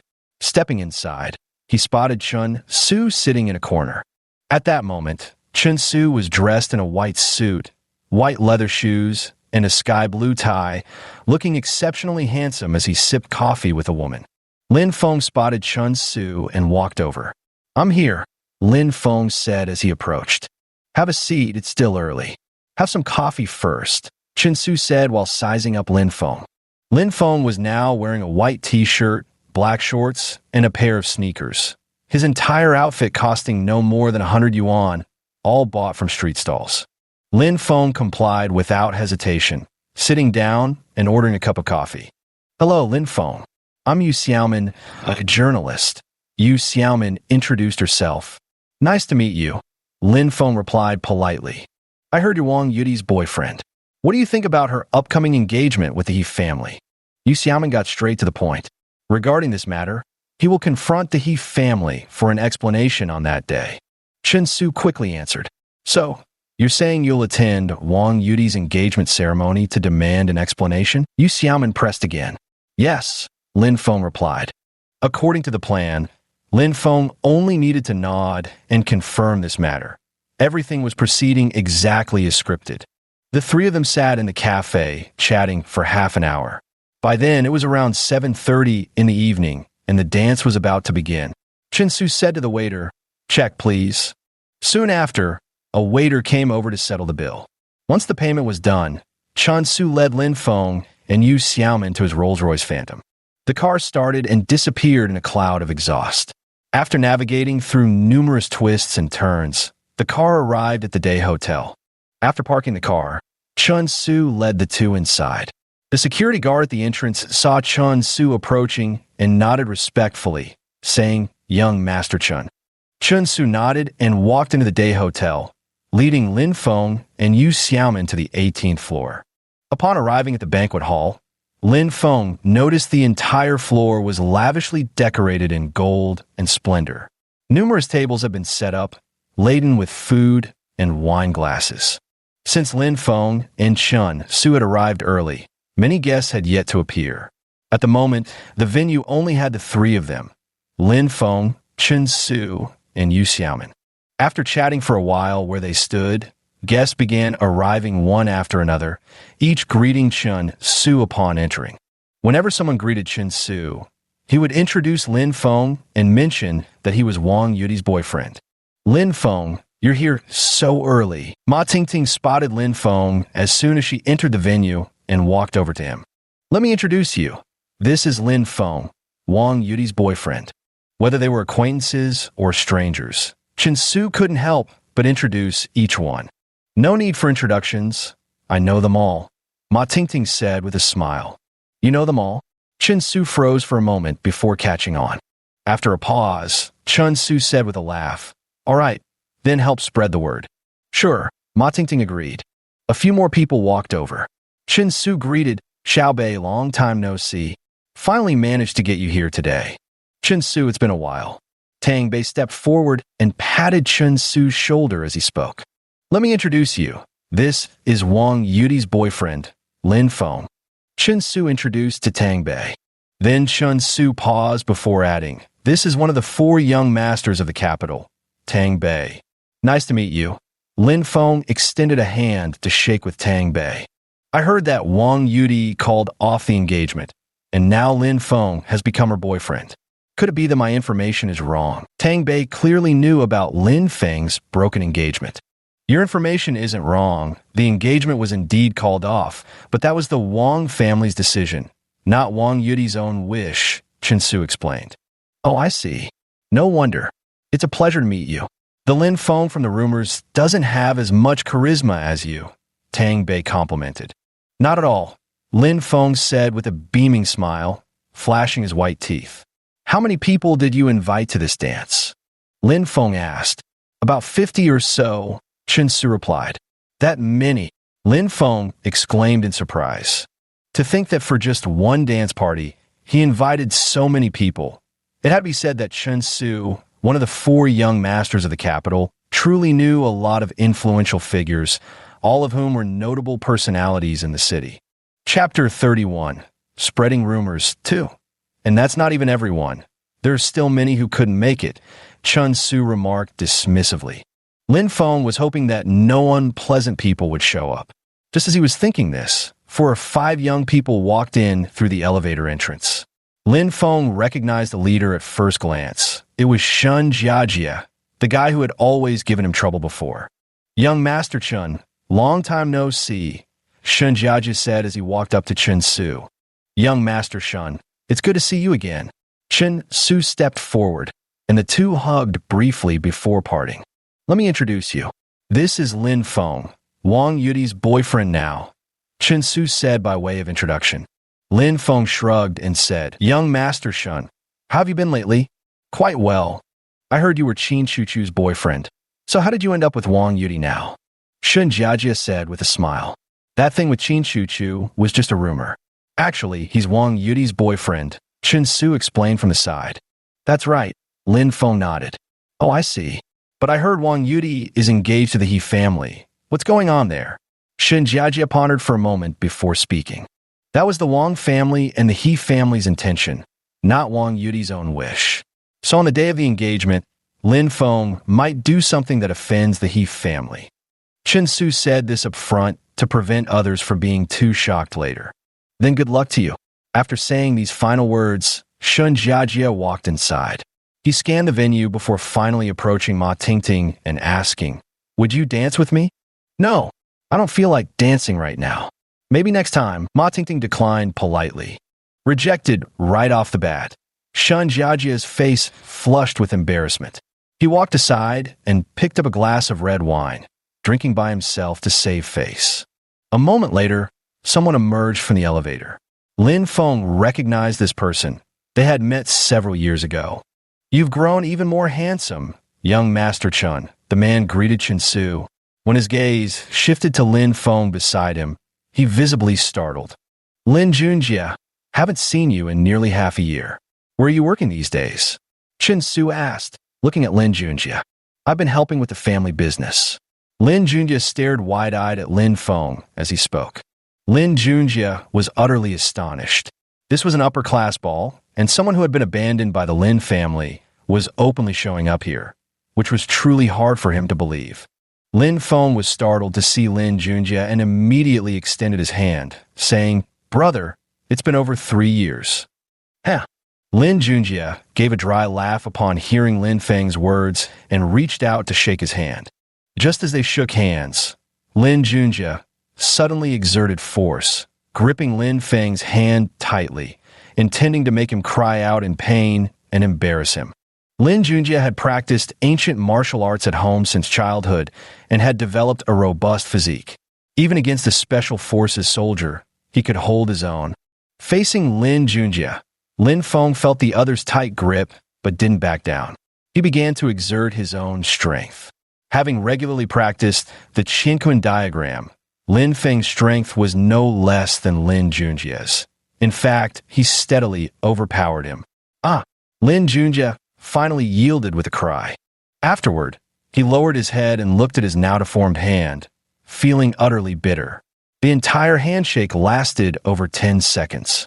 Lin Junjia had hoped to make Lin Feng cry out, but in the end, he was the one overpowered, and his own cry drew the attention of many guests. Lin Junjia's face turned red.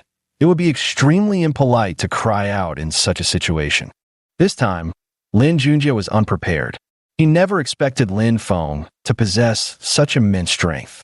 3 years ago, when Lin Feng was still with the Lin family, he showed no interest in ancient martial arts and barely trained at all. Yet now, Lin Feng's power had grown so formidable, far beyond what Lin Junjia could have anticipated. After suffering this unexpected setback, Lin Junjia walked past Lin Feng, casting a sidelong glance at him from the corner of his eye while silently committing the incident to memory. Lin Feng had long suspected Lin Junjia harbored ill intentions, so he remained on guard. As expected, his suspicions proved correct. Though this was just a minor scuffle, Lin Feng couldn't help but feel a surge of satisfaction at having come out on top. Most of the guests had arrived, and as the music began to play, the ball commenced. Lin Feng stood in place, watching the crowd dance gracefully. He picked up a glass of wine from the table and began drinking while observing their movements. Since Lin Feng didn't know how to dance yet, he was carefully watching and learning. Ring spirit, help me use photographic memory, Lin Feng called out in his heart. Okay, master. After speaking, a stream of pure energy emanated from the ring and entered Lin Feng's mind. He immediately felt a refreshing coolness in his head. and then he began to observe others' movements. He started memorizing each movement one by one. With photographic memory, Lin Feng learned quickly. After watching someone finish a dance, he had already memorized most of it. It was time to find a partner to dance with. While eating, Lin Feng searched for a target and noticed that Ma Tingting had no dance partner, just standing there watching idly. Seeing this situation, he began to contemplate. He had already offended Xinjiajie once because of Ma Tingting. Should he offend him again this time?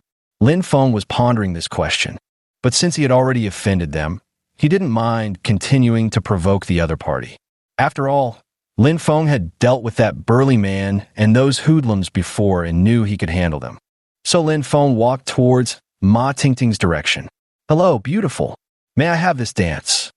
Lin Feng made an inviting gesture and said, "Ha, sure. But do you know how to dance?" Ma Tingting replied with a laugh. "Just learned it," Lin Feng said while scratching the back of his head. Just like that, Lin Feng took Ma Tingting's hand and began to dance, drawing the gazes of many toward the two of them. Shun Jiajia, seeing this scene, had veins bulging on his arms and clenched his fists tightly. "Young Master Shun, should we?" Chunlu said from the side. But before he could finish, Shun Jiajia cut him off sharply. "No need for you to say it. I already know what to do. This Lin Feng really can't be allowed to stay. Daring to compete with me for a woman? He must have a death wish." Lin Feng danced with such ease and grace that he didn't seem like a beginner at all. His movements were fluid and natural, with no trace of awkwardness, as if he were an experienced dancer. Shortly after the dance ended, Chun Su was the first to applaud and praise. "Excellent, excellent, excellent." Lin Feng walked up to Chun Su and whispered, "Young Master Chun, how was the effect tonight? Everything that needed to be said has been said. The rest depends on your performance. On the day of Wang Yudi's engagement, you must disrupt the event in front of everyone and take her away." Chun Su also whispered to Lin Feng, "I think I'll head out first. I realize I'm not suited for this kind of occasion. Being here makes me uncomfortable." Lin Feng replied, "All right, you can go back first. There's nothing else you need to do here anyway." After a moment of thought, Chun Su added. And so, Lin Feng left the dance. Walking alone on the street, he spotted a young woman approaching from a distance. He recognized her. It was Wang Min, the very woman who had kicked him out of the house before. As the two drew closer, Lin Feng stepped forward to greet her, saying, "Annie, long time no see." "Huh?" Wang Min was startled at the sight of Lin Feng. "I'm Lin Feng. Auntie, don't you recognize me?" Lin Feng pointed at his own face and said, "Oh, it's you, Lin Feng. How have you been lately?" Wang Min asked tentatively. She had already made up her mind. If Lin Feng asked her for money, she would leave immediately. "I've been doing all right lately. I'm planning to buy a house. How about you, Aunt?" Lin Feng said, while looking at Wang Min. Suddenly hearing Lin Feng say this, Wang Min doubted whether she had misheard him. Buying a house, is that something an ordinary person could afford?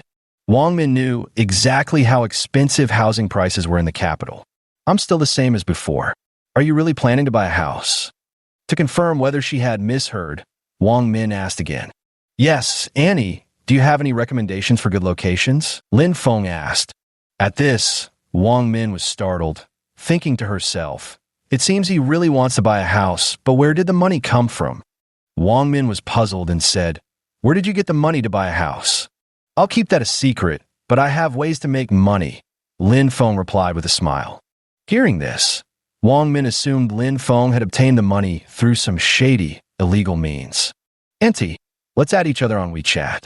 If you find a good location, you can message me and I'll go check it out," Lin Feng said as he took out his phone.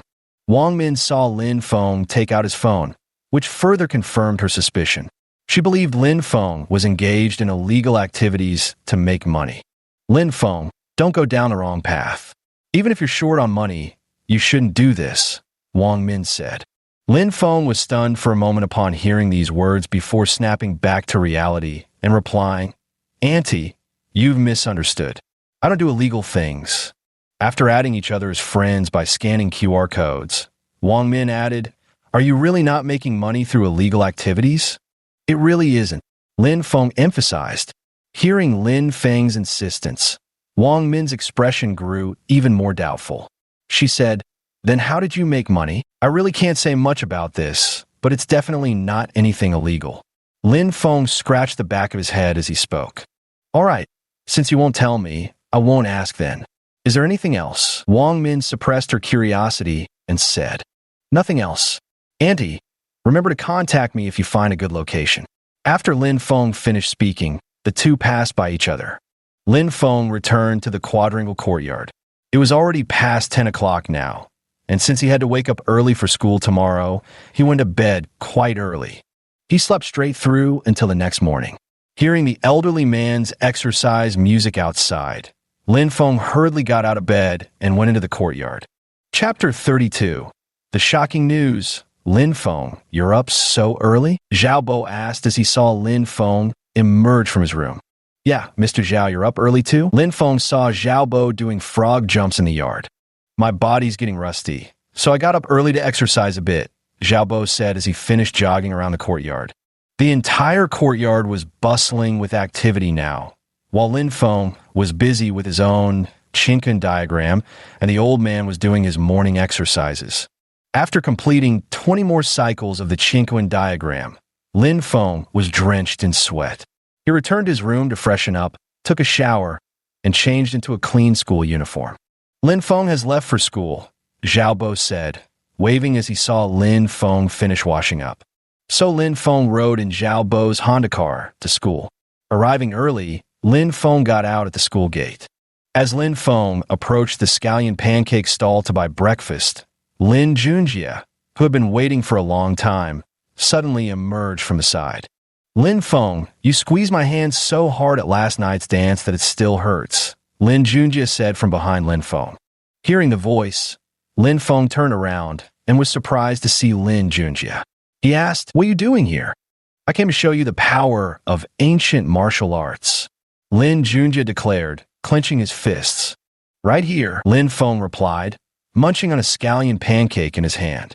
Have the guts then follow me, Lin Junjie said, then walked toward the van parked nearby. I have class. I'm not going with you. Lin Feng took a bite of his scallion pancake and replied. As Lin Feng's words fell, Lin Junjie stumbled and nearly fell. This guy actually refused to come with him. Could he be afraid? Lin Junjie thought to himself. After saying this, Lin Feng walked into the campus. Lin Junjie watched helplessly as Lin Feng entered, unable to do anything. He didn't dare to cause trouble inside the school. Lin Junjie had no choice but to wait for Lin Feng to finish school. Inside his van were a few friends who practiced ancient martial arts. He returned to his van and said, Brothers, that guy didn't dare to come over. We'll just have to wait until he's out of school. Brother Lin, then let's wait until school is over. After he gets out, we'll teach him a lesson, said a lean and wiry man. Everyone will take turns going at him, and I don't believe he can beat all of us, Lin Junjie said to his companions in the car. Haha, this kid's about to have some bad luck, the skinny man chimed in. Lin Feng, still completely unaware, was wandering around the school campus. As he passed by the school parking lot, a brand new Porsche brushed past him, nearly hitting him. Lin Feng turned around and watched as the car parked. A beautiful woman stepped out of the vehicle. So Lin Feng walked over to confront the beautiful woman, saying, What kind of driving is that? You almost hit me, you know that. The beautiful woman took one look at Lin Feng's casual attire and immediately pegged him as a poor student. She retorted defensively, You're perfectly fine, aren't you? I didn't even touch you. Gu Xiaoyu wore a black t-shirt with denim shorts, paired with light color high heels. Her hair was tied in a ponytail, and a silver necklace adorned her neck. You almost hit me. Do you even know how to drive properly? Lin Feng continued arguing with her, pressing his point. Almost. How much is almost? You should be grateful I didn't actually hit you. Could you even afford to pay if you hit my car? Gu Xiaoyu said with righteous indignation. Lin Feng had encountered unreasonable people before, but never someone as unreasonable as this. Gu Xiaoyu's words nearly made him lose his temper and destroy her car with his qi energy. However, Lin Feng managed to restrain himself and said, I won't argue with you. Just be more careful when driving in the future. Gu Xiaoyu was indeed a novice driver. Her family had just bought her the car not long ago, and she had driven it to school nearly hitting Lin Feng in the process. None of your business. It's my car. I'll drive it however I want, Gu Xiaoyu retorted. Lin Feng was speechless. She nearly hit someone and still had the nerve to talk like that. However, Lin Feng didn't linger with her any longer.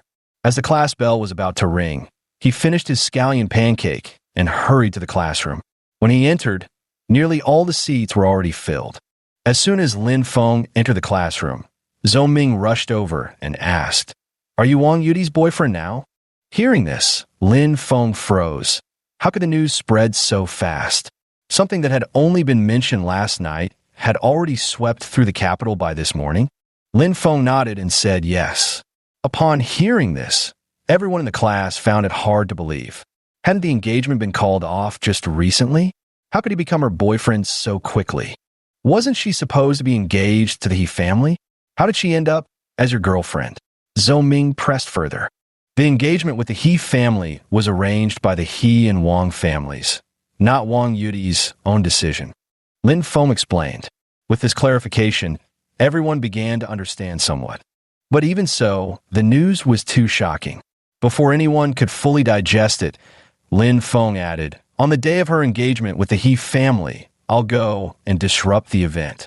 The moment these words were spoken, everyone thought he had a death wish, daring to offend both the He and Wang families, two of the four great clans of China. Their alliance through marriage was a major event, and Lin Feng actually intended to sabotage it. Lin Feng was now in a dilemma.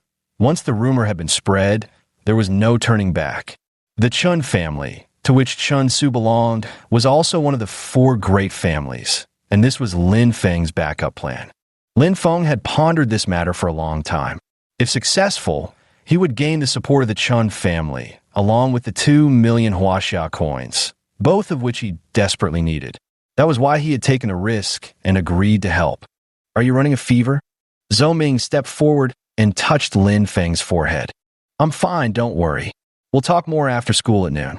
Lin Feng gave Zhou Ming a meaningful look. Zhou Ming saw Lin Feng wink at him and immediately understood there must be some scheme involved, so he stopped asking questions. "Lin Feng, are you really Wang Yudi's boyfriend?" Zhang Yufan turned her head and asked. "Yes," Lin Feng replied. "All right, I know you won't tell me. I saw that wink just now." Zhang Yufan's observational skills were astonishing. Knowing won't do you any good. Better just sit back and enjoy the show. Lin Feng was surprised that Zhang Yufan had noticed even that.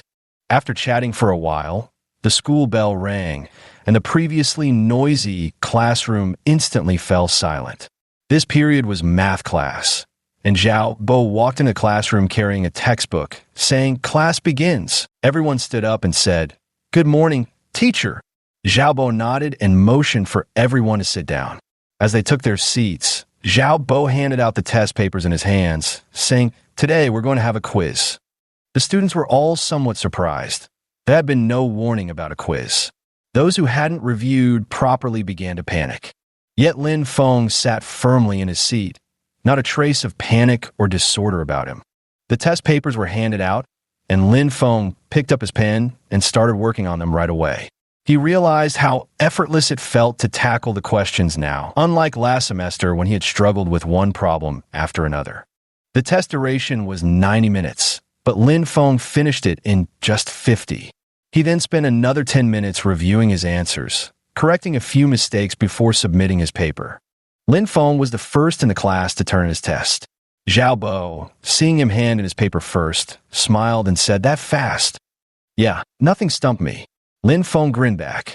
The two exchanged a knowing smile before Lin Feng returned to his seat, sitting there with nothing else to do. Everyone was quite surprised. Lin Feng handing in his English exam quickly was one thing, but finishing math just as fast? Many suspected he had cheated, but Lin Feng couldn't be bothered to pay them any mind. When class ended, some people breathed a sigh of relief, handed in their papers, and Zhao Bo left the classroom with a stack of exam booklets. After Zhao Bo left the room, everyone started discussing Lin Feng and Wang Yudi again. They went back and forth, arguing intensely without reaching any conclusion. But Lin Feng let it go in one ear and out the other, He had no interest in hearing what they were arguing about. The 10-minute break passed quickly. Ding dong, ding dong. The class bell rang again, and everyone stopped their discussions, returning to their seats. This period was English class. The English teacher, Huang Li, walked into the classroom carrying a stack of test papers, the graded exams from the previous test. "Class, begin," Huang Li said. The students stood up and chorused, "Good morning, teacher." Huang Li nodded and gestured for the students to sit down. Suddenly, she spoke up, "I've finished grading the test papers from last time. Several students scored high marks this time, so I'll now read out the names. First, Wang Hao, 130 points, 5th place. Li Chang, 133 points, 4th place. Tang Ling, 138 points, 3rd place. Zhao Yu, 140 points, 2nd place. Lin Feng, 142 points, 1st place. When Huang Li announced the first place winner, the classroom erupted in an uproar. Everyone looked back at Lin Feng in disbelief. Lin Feng remained seated with a faint smile. "He must have cheated," someone suddenly shouted. Huang Li immediately cut in. "I've already tested him. He didn't cheat. He genuinely has this ability." The crowd erupted into murmurs again. When did that loser become so strong? Did he take some kind of stimulant? How is he this good? Lin Feng smiled without saying a word.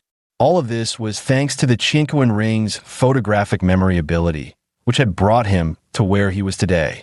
The morning classes quickly passed, and amid the crowd's amazement, Lin Feng walked out of the school side by side with Zhou Ming. At that moment, Lin Junjie was sitting in a minivan not far away, watching the school gate. Suddenly, he said, "I see him. He's right over there." "Well, should we make a move now?" the lean man said. "No. He's with someone else now. We'll make our move when he's alone," Lin Junjie said. Chapter 33. No match. Lin Feng. "Where should we go for dinner today?" Zhou Ming asked. "Let's go to a hotel and get a private room. Better for talking," Lin Feng said with a grin.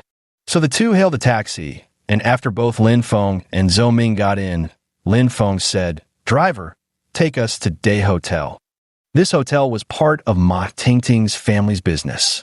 Ever since Ma Tingting treated Lin Feng to a meal there last time, Lin Feng had remembered the place. The food served at this hotel suited his taste perfectly.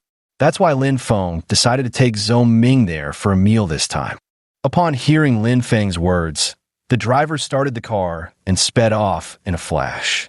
"Quick, follow that car," said Lin Junjie, who had been observing from a distance. Right after, the van carrying JJ Lin started up and followed them. Sitting in the passenger seat, Lin Feng spotted the same van from earlier trailing them. Without a second thought, he knew JJ Lin was following behind. "Brother Lin, when do we make our move?" the lean man spoke up. "Not in a hurry now. We must wait until he's alone before we make our move." Lin Junjie looked ahead and said. The taxi that Lin Feng was riding arrived at the entrance of the Day Hotel. Zhou Ming and Lin Feng got out of the car and walked into the hotel. Lin Feng didn't pay any attention to the group of people, including Lin Junjie, following behind. "How many in your party, sir?" As soon as Lin Feng entered the hotel, a server came up to ask. "Just 2. Help us find a private room." Lin Feng glanced around and said, "All right, please follow me."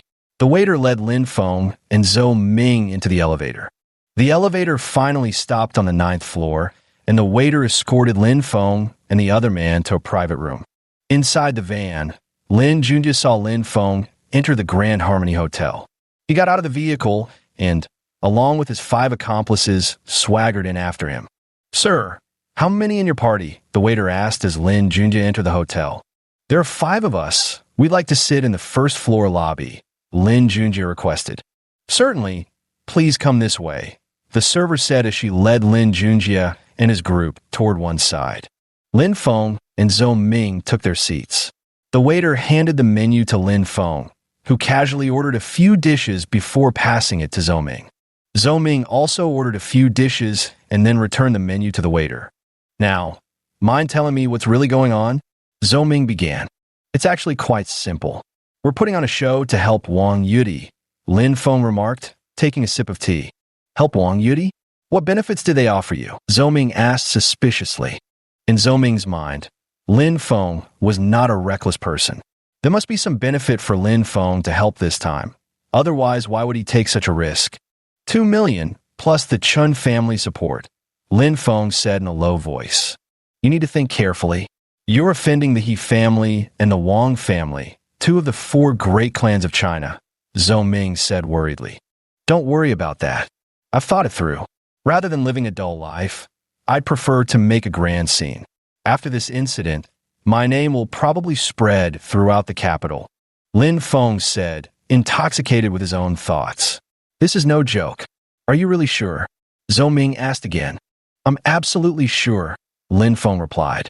All right, when you crash the engagement ceremony, be careful. If you get caught, it'll be disastrous, Zhou Ming cautioned. In fact, Lin Feng had already prepared himself mentally. With his current abilities, not just anyone could capture him. Don't worry, I have my own plans, Lin Feng said.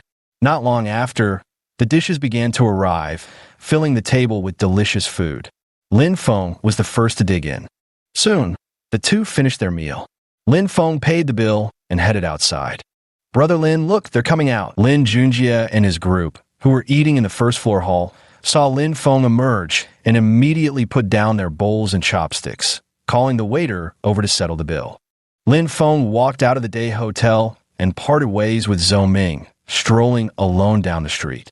The group following behind, led by Lin Junjie, grew excited when they finally saw Lin Feng alone. They sped toward him in their van. 5 people got out of the vehicle, including Lin Junjie. Lin Feng, you think you're so tough, huh?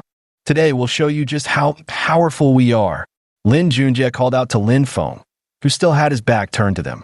Lin Feng heard someone speaking behind him, turned around, and said, So it's you. You still haven't given up? Following me like this. It's not good, you know. I remember what happened last night. Today, I'm going to make you pay, Lin Junjie said angrily. Make me pay? Well, let's see if you have what it takes. Lin Feng shrugged, looking completely at ease. Brother Lin, who's going first? A burly man asked. I'll go. A lean man stepped forward, glaring at Lin Feng. Lin Feng crooked his finger at him, signaling that he could come forward. He didn't take these small fries seriously. Although they had practiced ancient martial arts, none of them seemed to be a match for him. Be careful, Yang Hao, Lin Junjie said. As soon as his words fell, the lean man named Yang Hao charged at Lin Feng, who stood still without moving. Yang Hao rushed to Lin Feng and threw a punch directly. Lin Feng also threw a punch, and their fists collided with a sharp crack. Yang Hao felt as if his fist had struck a steel plate. He retracted his hand as a sharp pain shot through it. His tiger's mouth had split open. Seizing the moment when his opponent retracted his fist, Lin Feng delivered a powerful kick to Yang Hao's abdomen, sending him flying backward the next instant. So weak, and yet you came looking for me, Lin Feng said, looking down at him with disdain. Lin Junjie was stunned by what he had just witnessed. In his memory, Lin Feng had never shown any interest in martial arts. He had never even seen Lin Feng train. Yet now, with just 2 moves, Lin Feng had effortlessly kicked Yang Hao away. To Lin Junjie, this was nothing short of shocking. An awkward silence fell over the scene. The people on Lin Junjie's side froze in place as they watched Yang Hao crash to the ground, clutching his stomach in pain. Just how strong was this Lin Feng? Yang Hao had trained in ancient martial arts, yet he had been utterly defenseless against Lin Feng. It wasn't that Lin Feng was too powerful, but rather that Yang Hao and his group lacked real combat experience. Lin Feng was no longer a novice himself, having gained several bouts of practical fighting experience. Combined with the effects of the Chinquan diagram, this made people like Yang Hao seem like mere street thugs in front of Lin Feng, utterly defenseless. Next, I'll go. Wang Hong stepped forward and declared. Lin Feng remained standing in his original spot. Gradually, more and more bystanders gathered on the street to watch the fight. Lin Junjie and his crew paid no attention to the growing crowd, nor did Lin Feng care about the spectators. No sooner had Wang Hong spoken than he charged at Lin Feng, lifting his leg to deliver a kick straight to Lin Feng's face. Lin Feng took a step back, transforming one hand into a claw that firmly caught Wang Hong's incoming kick, while his other hand formed a fist that smashed into Wang Hong's shin with a sharp crack sound. The next moment, Lin Feng released Wang Hong's leg, leaving the man howling in pain as he clutched his injured calf. His shin bone was fractured by Lin Feng. After dealing with the two, Lin Feng raised his head and looked at Lin Junjie and the other two, saying, "Who else wants to come?"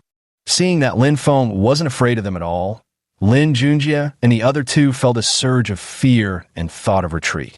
Soon after, they helped their companions up and got into the van. The van sped away in a cloud of dust, leaving behind a crowd of onlookers and Lin Feng. Lin Feng didn't give chase, as these petty troublemakers weren't even worth his time.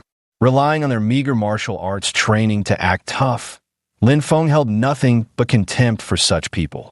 After this minor incident, Lin Feng returned to the courtyard house and his room, intending to take a nap before his afternoon classes.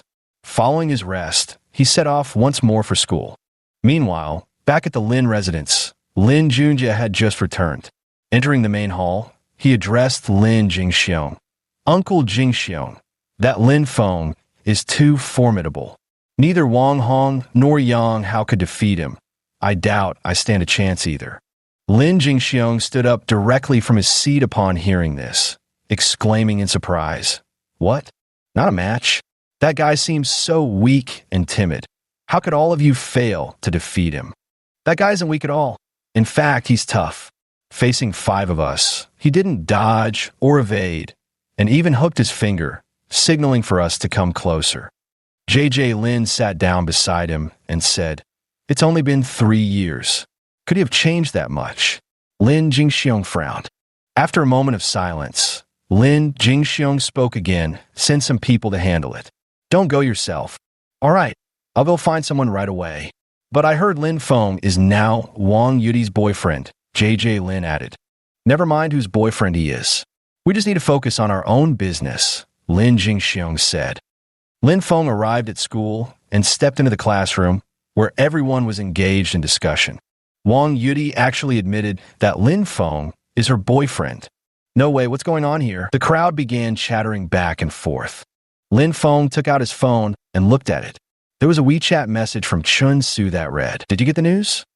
Wang Yudi has already responded. Lin Feng then typed a reply, "Got it. Some people were discussing it." Chun Su replied, "That's good." In the capital city, the Wang family residence. At this moment, Wang Yudi was sitting in the main hall. "How dare you rebel? You actually admitted to being that good-for-nothing's girlfriend." Wang Zheng roared loudly. "I don't want to marry He Ming," Wang Yudi argued. "Marriage is a serious matter. How can a child like you decide it alone? It's proper for elders to arrange these things. The He family is our social equal, both being among the 4 great families of Huaxia." Wang Zheng grew flustered upon hearing Wang Yudi's words. "Yudi, listen to your uncle. You must consider the family's interests." Wang Lan pleaded earnestly. "None of you consider my feelings when privately arranging this engagement with the He family. I don't want to marry He Ming." Wang Yudi spoke, on the verge of tears. Chapter 34. The Second Strand of True Qi. Wang Yudi knew that He Ming had toyed with countless girls before. The thought of marrying him was even worse than death to her. He Ming was quite notorious in the capital, cunning, treacherous, and often preying on young women. After toying with them, he would discard them without a second thought. Forcing Wang Yudi to marry him was like pushing her into a pit of fire. "Yudi, listen to the family's arrangements. This is how our clan prospers. Making a small sacrifice for the family, what's so wrong with that?" Wang Lan persuaded. "No, I won't marry He Ming. He's always toying with girls. I refuse to marry someone like that." Wang Yudi continued to protest. "This isn't up to you. The family elders have already decided.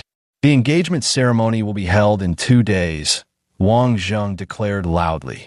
"No, I won't marry him," Wang Yudi shouted angrily before running to her room. Once inside, she locked the door and stayed there alone, refusing to come out. Wang Lan sighed outside. Meanwhile, Lin Feng sat in the classroom. During this period, he had become the most talked about person. Virtually everyone in the capital knew of Lin Feng by now. Just as everyone was finishing their discussions, the class bell rang. Ding dong, ding dong. This was a math class. Zhao Bo stepped up to the podium holding a thick stack of test papers and announced, "The highest score goes to Lin Feng, 145 points." Whoa! The classroom erupted in murmurs. Everyone was puzzled. How had Lin Feng, who was at the bottom of the class last semester, suddenly surged ahead to become the top student this term? Not only that, but he had also scored high marks in both English and math. What did he eat to become this good? Did he cheat? Many began whispering about Lin Feng. Recently, Lin Feng's life has been constantly under discussion. Although he was already accustomed to it, he still felt somewhat resistant to these conversations at the moment. Before long, Zhao Bo distributed the test papers and began going over them. Lin Feng was still listening attentively, especially to the parts where he had made mistakes. It was all because of his carelessness that he had written those parts incorrectly. He carefully summarized the lessons. Soon, the afternoon classes came to an end. Lin Feng packed his things and prepared to leave the school. Just then, Chun Su arrived. "Lin Feng, wait up." Lin Feng had just stepped out of the classroom when Chun Su called out to him from behind. Lin Feng turned around and, seeing it was Chun Su, stopped in his tracks and asked, "What's up?" "Let's grab dinner tonight and see what you're made of," Chun Su said, patting Lin Feng on the shoulder. "All right." Lin Feng then followed Chun Su as they left. Chun Su hadn't driven to school today. He and Lin Feng walked out of the school gates on foot, and just outside, they spotted a stretched Lincoln parked by the roadside. Chun Su walked over and opened the car door, signaling for Lin Feng to get in. Lin Feng climbed inside, followed by Chun Su, who also took his seat. It was Lin Feng's first time riding in such a luxurious car. The interior was spacious and exceptionally comfortable. As soon as he got in, Lin Feng spotted a familiar face. Ma Tingting was actually sitting inside. Immediately, Lin Feng said, "Ma Tingting, what are you doing here?" Ma Tingting paused for a moment before replying, "This is my family's car, of course I should be here." "So this car belongs to your family?" Lin Feng was somewhat surprised. After all, this wasn't the kind of vehicle an ordinary family could afford. The fact that Ma Tingting's family owned one clearly indicated their extraordinary status. "Where are we going now?" Lin Feng asked. "To my place," Chun Su replied. "Why your place?" Lin Feng asked, puzzled. "To test your abilities. I heard you're quite the fighter. You took down all the people Shun Jiajia sent after you," Chun Su said nonchalantly. "How did you know?" Lin Feng pondered, as he hadn't publicized this matter at all. How did Chun Su find out? "I told him," Ma Tingting said, looking at Lin Feng. The car drove for about an hour before arriving at the Chun family's estate. At the entrance stood 2 security guards on duty. When they saw the vehicle approaching, they stepped out of the guard booth and opened the main gate. Upon entering the estate, everyone got out of the car. Lin Feng stood in the Chun family's estate, surveying his surroundings. He found the place exceptionally beautiful, adorned with numerous flowers and plants, and from time to time, wafts of fragrance drifted through the air. Ma Tingting wasn't visiting this place for the first time. She'd been here many times before, and the security guards at the gate recognized her car. "Lin Feng, come over here." Chun Su walked to an open area and waved at Lin Feng. Lin Feng quickly followed to the open space, where he saw Chun Su approach a patrolling security guard and strike up a conversation. Before long, a middle-aged man in camouflage uniform stood before Lin Feng. "Lin Feng, this is Mr. Wang, a retired Special Forces soldier. You can spar with him to test your abilities.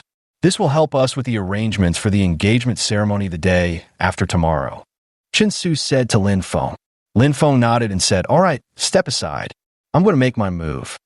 Ma Tingting and Chun Su, hearing Lin Feng's words, stepped aside to watch.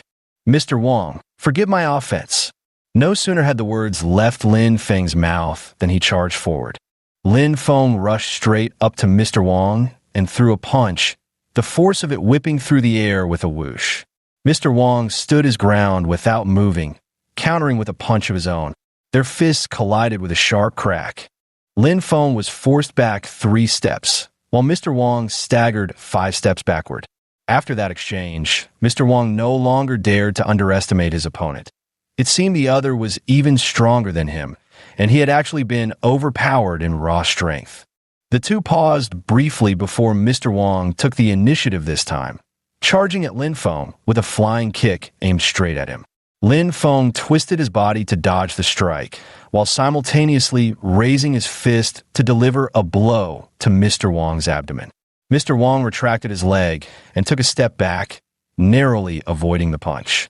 Lin Feng saw his opponent take a step back, so he advanced another step and swung his fist again, aiming straight for Mr. Wong's face. Mr. Wong transformed his hands into claws, intercepting Lin Feng's punch, then pulled forward and executed a shoulder throw, sending Lin Feng flying through the air. As he was hurled into the air, Lin Feng twisted his body mid-flight and landed steadily on his feet. Ma Tingting and Chen Su, witnessing this, couldn't help but clap their hands in admiration. Clap, clap, clap. All right, enough fighting. Mr. Wong let go and said, I didn't expect you to be so skilled. Chen Su walked over with a smile. That last flip and landing just now was so cool.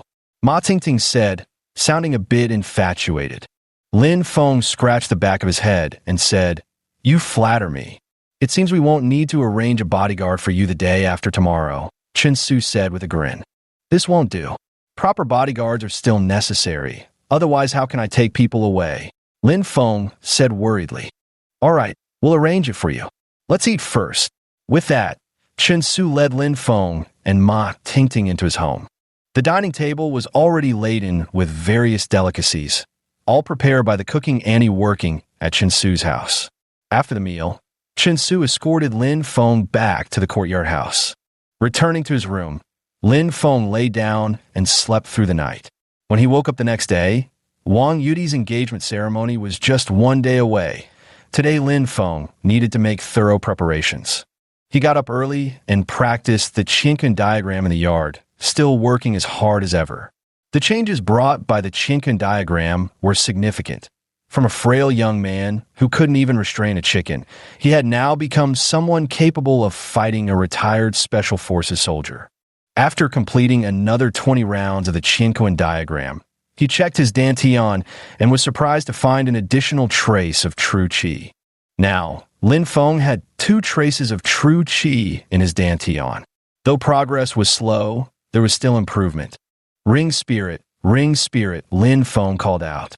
What is it, master? The ring spirit sounded as if it had just woken up. I've gained another trace of true qi, Lin Feng said joyfully. So quickly, the ring spirit replied incredulously. Yes, I just discovered it after practicing the Qiankun diagram today, Lin Feng murmured. You're too abnormal, far faster than my previous 2 masters. The ring spirit looked at Lin Feng as if he were a monster. Lin Feng was very happy. He now had another trump card up his sleeve. After returning to his room and finishing his ablutions, he suddenly remembered there was still a dagger in the cabinet. This dagger was left behind by the man in the baseball cap whom Lin Feng had encountered during the escort mission at Golden Leaf Tower last time. Now, as he picked it up and toyed with it in his hand, he noticed the exquisite craftsmanship. It was truly an exceptional dagger. He then carried the dagger with him at all times. After all, what he was about to do would offend both the He and Wang families, 2 of the 4 great families. Who knew what they might ultimately resort to? Since it was Saturday, Lin Feng didn't have to go to school. He stayed in his room, idly scrolling through his phone. He opened WeChat and saw a message from Chen Su that read, It starts at 9 tomorrow morning, don't be late. Lin Feng replied, Don't worry, I remember. Lin Feng had even prepared cold weapons for this matter, just waiting to cause a scene tomorrow. The day passed quickly, and finally arrived the day of Wang Yudi's engagement. Early this morning, Wang Yudi was woken up by Wang Zheng. After finishing her makeup and putting on her dress, she boarded a stretch Lincoln, which headed straight to the day hotel. Lin Feng got up early again today. Since it was a special day, he didn't practice the Qiankun diagram in the courtyard. He needed to conserve his energy. After washing up, he put on what he considered his most presentable outfit and headed out. Lin Feng walked through several streets until he arrived at the entrance of the day hotel. He took out the invitation he had treasured for so long and handed it to the security guard at the door. The guard smiled and let him pass. The security guards at the entrance already recognized Lin Feng. He had been coming to this hotel frequently to dine recently. The last time was just a few days ago when he came with Zhou Ming. After entering the hotel, he took the elevator directly to the 18th floor. As stated on the invitation, that was where the event was being held. Lin Feng arrived on the 18th floor. This should have been his first meeting with Wang Yudi. As he stepped out of the elevator, he couldn't help but be shocked by the scene before him. Chapter 35, Causing a Scene. There were so many people inside, and all of them were prestigious figures from the capital. Many were dressed in formal attire, with Lin Feng being the only one in casual clothes. Lin Feng had no choice. After all, he was poor. He was wearing a pair of black suit pants and a white shirt on top, and that was about it. This was actually his best outfit. Zhou Ming noticed Lin Feng as soon as he entered. Zhou Ming walked over and whispered, "You're early. Are you planning to cause a scene so soon?" "It's not that early yet. I'll wait until Wang Yudi comes out before I make my move." Lin Feng shrugged and said fearlessly. At this moment, he hadn't seen Chan Su yet and couldn't act recklessly. He had to wait for the right opportunity. "Lin Feng, you're here too." Qin Chuchu emerged from the crowd and said to Lin Feng. Hearing the voice, Lin Feng turned around and looked at Qin Chuchu. He noticed she was wearing a white dress and white high heels today, with her hair tied in a ponytail, looking charming and captivating. He couldn't help but take a few extra glances. "I just arrived. Didn't expect you'd be earlier than me." Lin Feng casually picked up a glass of red wine and took a sip. Qin Lan noticed Lin Feng in the direction Qin Chuchu had walked towards, but instead of making a scene immediately, he slowly made his way over to Lin Feng. Seeing Qin Lan approach, Lin Feng greeted him with a smile. "Good evening, Elder Qin." "Ah." Qin Lan responded with two dry chuckles. Qin Lan still remembered that night when Lin Feng was lying on Qin Chuchu's body, and now her face still carried some anger. However, Lin Feng didn't pay her much attention, merely greeting her before moving on. After a while, Chan Su came up from the elevator with 3 or 5 people, one of whom was the Mr. Wang who had fought with Lin Feng the day before. Chan Su stepped forward and instructed the people around him, "All of you, disperse and protect that young man in secret." As he spoke, he pointed at Lin Feng with his finger. Upon hearing the order, the bodyguards all glanced at Lin Feng before scattering in various directions. Some went to grab a drink, while others leaned against the wall to keep an eye on him, each taking up their own position. Lin Feng noticed Chun Su approaching and walked over to him, saying, "I'll be counting on your people later. Hopefully, we won't run into too much trouble. Ultimately, it depends on you. My men will cover you. Just make sure you get everyone out quickly." Chun Su smiled and said, "Run? Where would I run to?" Lin Feng was speechless. "Come to my place first and lay low for a couple of days. I've already arranged a car downstairs. It's the same Lincoln from yesterday. Just take your people and get in the car directly." Chun Su patted Lin Feng on the shoulder. Now that even a retreat had been arranged for him, Lin Feng had no choice but to go through with it. Truth be told, Lin Feng had never done anything major before, but this time he was determined to shock all 4 major families of China. Among the people present, Chun Su wasn't the only one who brought bodyguards. Many attendees had brought their own security to the engagement ceremony, though the guards all stood to the side, positioned around the perimeter of the venue. Everyone quiet. A host walked out holding a microphone. Seeing this situation, many people realized the main character was about to appear. Now the crowd remained silent, without any whispering, all waiting for the protagonist's arrival. "Let us now welcome the officiants, Mr. Wang Zheng and Mr. He Jie, to come forward and deliver their speeches," the host announced loudly. As soon as the words were spoken, 2 middle-aged men took the stage. They took turns speaking at length, and Lin Feng felt his ears were about to grow calluses from listening. After what felt like forever, they finally finished their speeches.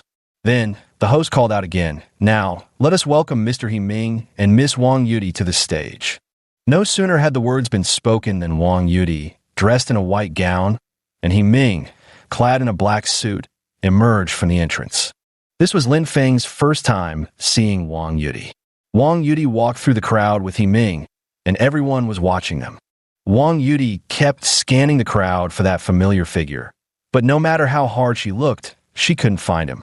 Lin Feng was hiding behind the crowd, quietly observing Wang Yudi. He realized that Wang Yudi was indeed very beautiful, living up to her reputation. "Welcome," the host shouted again. As the two slowly walked onto the stage, Lin Feng suddenly called out loudly, "Wait." The voice echoed throughout the floor, and everyone turned toward its source. Lin Feng felt everyone's scorching gazes but remained unfazed. He shouted loudly once again, "Wang Yudi is mine," domineering and bold. At this moment, Lin Feng didn't seem the least bit useless in Wang Yudi's eyes. Instead, he seemed incredibly manly. With that shout, the entire venue fell into silence, a dead, eerie silence. Even Wang Zheng and He Jie were stunned. The situation had exceeded their expectations. They never imagined that at this critical moment, someone would still dare to cause trouble. But soon, someone recognized Lin Feng. A voice exclaimed, "Isn't that Lin Feng? Wang Yudi is his girlfriend. Now he's standing up. Is that really Lin Feng? He's here to crash the party." The crowd buzzed with chatter, discussing how Wang Yudi was supposedly Lin Feng's girlfriend. Chen Su watched the scene unfold with satisfaction. His earlier groundwork had paid off. Many present knew about the rumor that Wang Yudi was Lin Feng's girlfriend, all thanks to Chen Su's spreading of the falsehood. However, Wang Zheng and He Jie were no strangers to such situations. After a brief moment of shock, they snapped back to reality and shouted, "Security! Get that guy out of here!" The two spoke in unison, and the surrounding security personnel immediately moved toward Lin Feng upon hearing the order. At this moment, the security guards brought by Chen Su blocked the other guards, preventing them from approaching Lin Feng. Seeing the situation, Lin Feng swiftly stepped forward, leaped onto the stage, and rushed straight to Wang Yudi, grabbing her arm with one hand. "What are you waiting for? Move now," Wang Zheng shouted. If Lin Feng really managed to take her away, their family would lose all face. No sooner had Wang Zheng spoken than Lin Feng kicked Ming away as effortlessly as an adult swatting a child. Ming didn't even have a chance to fight back. He was just a pampered young master, accustomed to lavish food and drink without ever exercising or fighting. In front of Lin Feng, he was like a child, even weaker than those street thugs. Upon Wang Zheng's command, the security guards immediately sprang into action, clashing with the guards Chen Su had brought. The scene quickly descended into chaos. Chen Su stood smiling in place, watching as Lin Feng pulled Wang Yudi down from the high platform. They were now heading toward the elevator doors. Two security guards stood watch at the elevator entrance. Seeing Lin Feng approach, they stepped forward to apprehend him. But was Lin Feng someone to be bullied so easily? With lightning speed, he kicked out twice, sending the two security guards flying backward. These security guards had little practical combat experience and had never been through any major incidents, so they were easily sent flying by Lin Feng's kicks. Wang Yudi watched as Lin Feng took down two security guards with just two kicks and let out an ah in astonishment. To her, it was incredibly shocking. Since when had Lin Feng become so powerful? She was stunned. Lin Feng waited for a moment until the elevator doors opened, then pulled Wang Yudi inside. The doors closed, and they began descending to the first floor. The two remained silent in the elevator, with Lin Feng still holding Wang Yudi's hand. When they reached the lobby on the first floor, Ma Tingting was already waiting there. Seeing Lin Feng and Wang Yudi descend, Ma Tingting stepped forward and said, "This isn't a safe place to stay. Follow me." Lin Feng then led Wang Yudi straight out onto the street, where a stretch Lincoln was parked not far away. Ma Tingting escorted the two onto the stretch Lincoln. As soon as they boarded, the car started moving. Its destination was Chen Su's home. The bodyguards in the venue had already stopped fighting, but Wang Zheng and He Jie's faces were livid. Lin Feng had actually taken advantage of the chaos to escape with the person. "Chen Su, why were your people protecting Lin Feng?" Ming got up from the ground and demanded. They were now assigning blame. "My people weren't protecting him. On the contrary, Your men started fighting without even asking for an explanation. What was that about? My people didn't provoke you in any way. Chun Su replied calmly, without a trace of fear. You, Wang Zheng, was left speechless with anger. It was clearly your people who were blocking ours just now. Otherwise, we would have caught Lin Feng long ago. He Ming snapped as soon as he recovered. Oh, now that the guy's already escaped, what's the point of dwelling on this? Chun Su shrugged as he spoke. This was exactly the kind of scene Chun Su enjoyed seeing. Since he decided to help Wang Yudi, he would see it through to the end. Wang Yudi and Chun Su had been childhood playmates, as close as real siblings. Even now that they'd grown up, their bond remained unchanged. Precisely because of this, Chun Su had invited Lin Feng to come and wreck this place. As for how many people he would offend, Chun Su didn't consider it, since his family was one of the 4 major families in China. Since there's nothing more to see here, I should be going now.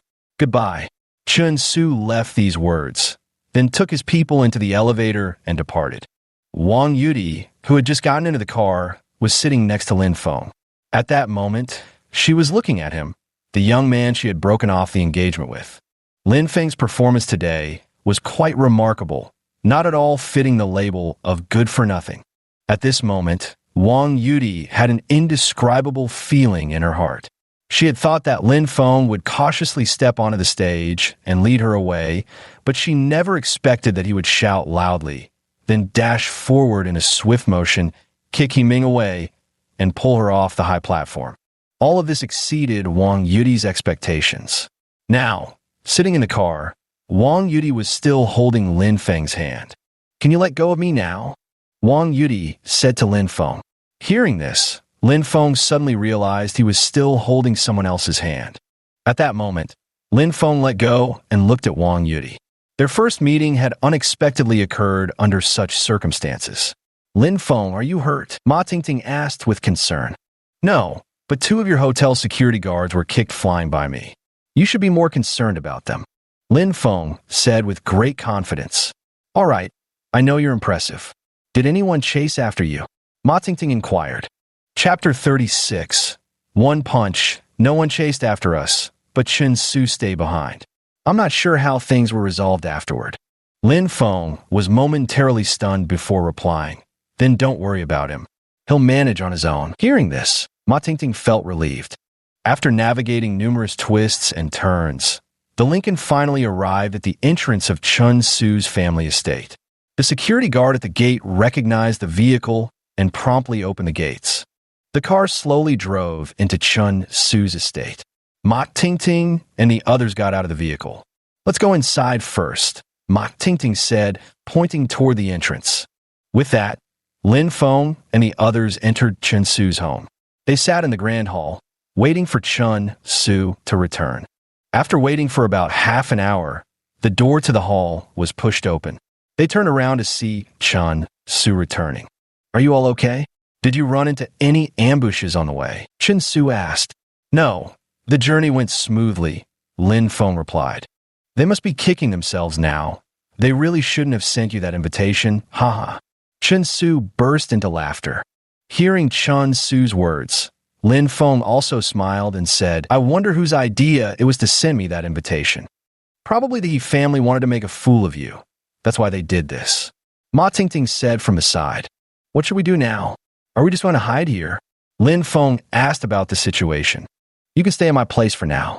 If you need anything, just tell the servants. I've already had them prepare 2 empty rooms for you to move into. Chun Su said, Thank you. You've really helped me out this time. Wang Yudi looked at Chun Su and said, Don't thank me. You should thank Lin Feng. I didn't do anything. It was him who got you out, Chun Su said with a wave of his hand. Lin Feng, thank you. I owe you one this time. Wang Yudi turned her head and spoke to Lin Feng. The mastermind behind this was Chun Su. I was just hired to do the job. Lin Feng shook his head. Inside the day hotel, He Ming angrily scolded. You useless bunch. Couldn't even stop one person. What good are you? Young master please calm down. The person probably went to Chun Su's place. We'll go demand they hand him over right away, said one of the security team leaders. What are you waiting for? Hurry up and go. He Ming said as he walked toward the elevator. A crowd of onlookers followed behind, eager to see how today's events would unfold. Lin Feng thought for a moment and said, "What should we do if they come knocking on our door, demanding someone?" "Absolutely not handing them over," Chen Su and Ma Tingting replied in unison. Half an hour later, He Ming arrived at the gates of Chen Su's estate, shouting to be let in. Lin Feng and the others heard the commotion outside and came out to investigate. As soon as they looked, they spotted He Ming and his group standing right outside. Even Wang Zheng and He Jie, the two officiants of the wedding ceremony, had arrived. Chen Su signaled the security guards to open the gate and let them in. A large crowd then swarmed into Chen Su's estate grounds. Among them were spectators, bodyguards, and those who had come just to gawk, creating a motley mix. Lin Feng swept his gaze across the crowd and was surprised to find Qin Chu and Qin Lan actually among the group. They had likely come to spectate the spectacle. Chen Su stood fearlessly with the estate's security guards by his side, while Lin Feng positioned himself beside him.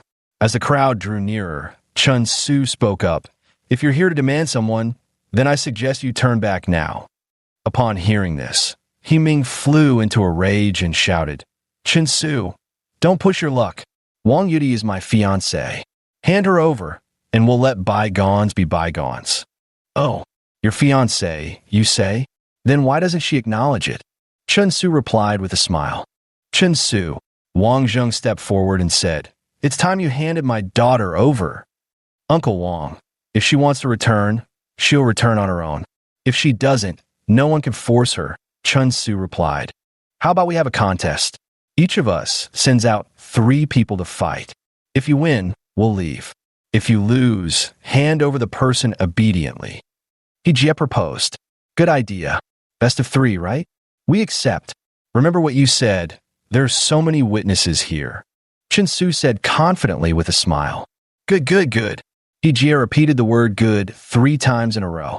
Both sides reached a consensus to settle the outcome through combat. To be honest, Lin Feng never expected things to end up like this, with Wang Yudi's fate being decided by a fight. But seeing Chen Su's confident demeanor, he probably had some backup plan. So Lin Feng quietly asked beside him, "Do you have some backup plan?" Hearing Lin Feng's words, Chen Su turned his head and whispered, "You are the backup plan. You have to win later." Lin Feng froze completely upon hearing Chen Su's words. "First match, Mr. Wang. I'm counting on you," Chen Su said. "Don't worry, young Master Chen. Leave it to me."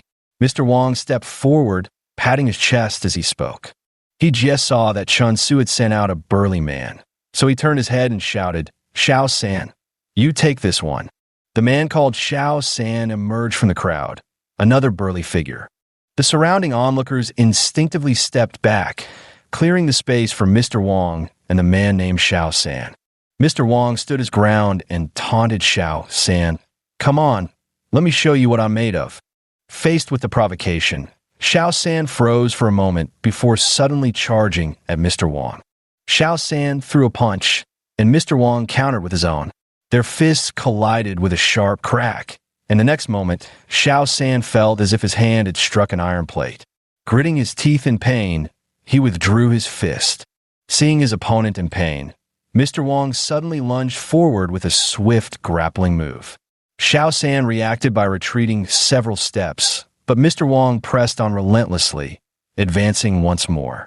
The mistress ended up passively taking the beating, unable to muster any thought of resistance against Mr. Wang's fists as she kept retreating. Seeing the situation, Chen Su's smile grew even more pronounced. Finally, the mistress was sent flying backward by a kick from Mr. Wang, bringing the match to an end. He Jie's face turned livid with anger at the sight, and he snapped, "Next round, Along, you're up." Then a man named Along stepped forward from the crowd, his entire body rippling with explosive muscles. A textbook example of a muscle-bound tough guy. Along was wearing a tank top and a pair of shorts, looking to be around 30 years old and appearing quite strong. The other spectators, seeing He Jie pull out his trump card, all widened their eyes, eager to see who Chen Su would send up next. "Lin Feng, you go," Chen Su said. "All right," Lin Feng replied, stepping forward to take his place. Everyone was shocked to see Lin Feng step up. Wasn't he supposed to be useless? Why would Chen Su send him out? Shouldn't they have sent a big, strong guy instead? In everyone's eyes, Lin Feng appeared rather frail and not particularly strong in combat. Sending him out would only be embarrassing, wouldn't it?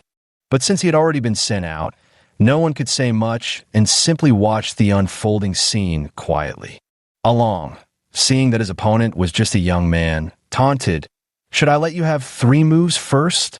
"Ha!" Lin Feng laughed loudly and replied, "To deal with you, I only need 1 move." As soon as the words fell, Lin Feng rushed towards Along. Along stood motionless in place. Seeing his opponent wasn't moving, Lin Feng wrapped a trace of Jinqi around his fist and struck toward Along's abdomen. Along still didn't move, intending to take this punch head-on. How utterly overconfident. Lin Feng thought to himself, "If I don't teach this guy a lesson, he'll never know how vast the sky is or how thick the earth can be." A fist imbued with a trace of true qi struck firmly at Along's abdomen with a thud, yet Along remained standing motionless in place. After Lin Feng retracted his fist, Along collapsed to the ground, completely unconscious, with a sunken fist mark left on his abdomen. The entire venue erupted in an uproar. No one could believe that Along had been knocked down by Lin Feng with a single punch. At this moment, He Jie's expression was as dramatic as it could be. Both men he had sent out were now defeated, and for a moment, he didn't know where to hide his face. After this incident, Lin Feng's name would likely resound throughout the capital. "Now you can all go back. We've won both battles. Get out of here," Chen Su roared. "Let's go." He just snorted coldly, turning on his heel and leading the way out of the manor. The vast crowd dispersed from the manor in unison at that moment, and many of the spectators also chose to leave at that time. After everyone had left Chen Su's family estate, Chen Su and Lin Feng returned inside the house. "What's the situation outside now?" Wang Yudi asked. "Just now, the He and Wang families came by, but they were driven away. Now you can rest easy." Lin Feng waved his hand dismissively. "Since everything's settled, I should be going now," Ma Tingting said as she walked towards the exit. With Ma Tingting gone, only 3 people remained in the Chun family residence besides the security guards: Chen Su, Lin Feng, and Wang Yudi. Chen Su's parents were currently abroad in M country and hadn't returned yet. His siblings all lived in other parts of the capital city, only coming to the estate for family meetings or important events. Chen Su's father Chen Hong was the head of the Chun family. "Here's a check for 1 million yuan. Keep it safe."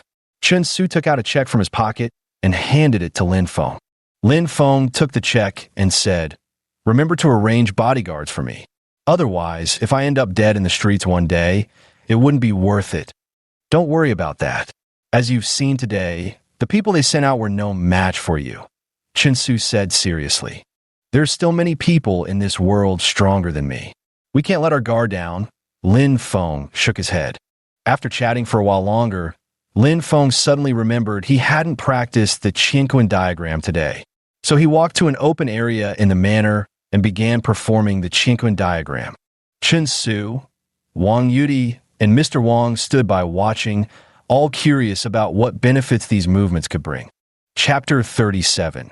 The protector Lin Feng was so absorbed in practicing the Qianquan diagram that he completely forgot others were observing him. After completing another 20 rounds of the Qianquan diagram, Lin Feng noticed the 2 strands of true qi in his dantian had grown significantly stronger. Satisfied, he walked over to Chen Su and the others. "Lin Feng, what's the purpose of these movements?" Chen Su asked as Lin Feng approached. "These movements can strengthen the body," Lin Feng replied. "The Lin family of the capital." "What? You're saying Lin Feng ruined the engagement venue of the He and Wang families?" Lin Jingxiong stood up from his seat with a look of astonishment. "That's exactly what happened," Lin Yu said. For this engagement ceremony between Wang Yudi and He Ming, the Lin family had only sent Lin Yu as their representative. Since when did that good-for-nothing have such capability? Lin Jingxiong said incredulously. All this must have been orchestrated by the Chun family behind the scenes, likely arranged by Chun Su himself, Lin Yu said. So you're saying that good-for-nothing has now taken refuge with the Chun family? Lin Jingxiong remarked thoughtfully. Regarding Lin Feng, he is nothing like a waste now. His combat skills are no less than those of Special Forces soldier. Lin Yu recalled the events that happened at the Chun family estate and said. Lin Jingxiong paused for a moment before saying, "So I send someone to keep a close watch on him and see how he performs in the future." Now Lin Feng has become a hot celebrity in the capital. Basically, everyone in the upper-class circles knows about Lin Feng. It was already noon. After having lunch at the Chun family, Lin Feng said goodbye to Chun Su and left. First, he returned to his courtyard house, took a shower, changed his clothes, then packed up some valuables and prepared to move to Chun Su's place. After all, Chun Su had promised to shelter him once everything was over, so now he was back to gather his belongings and pack up. After packing, he hailed a taxi. Once inside, he gave the driver Chun Su's address, and the car headed straight there. Since Chun Su had already informed the security guards, the taxi drove straight into the estate.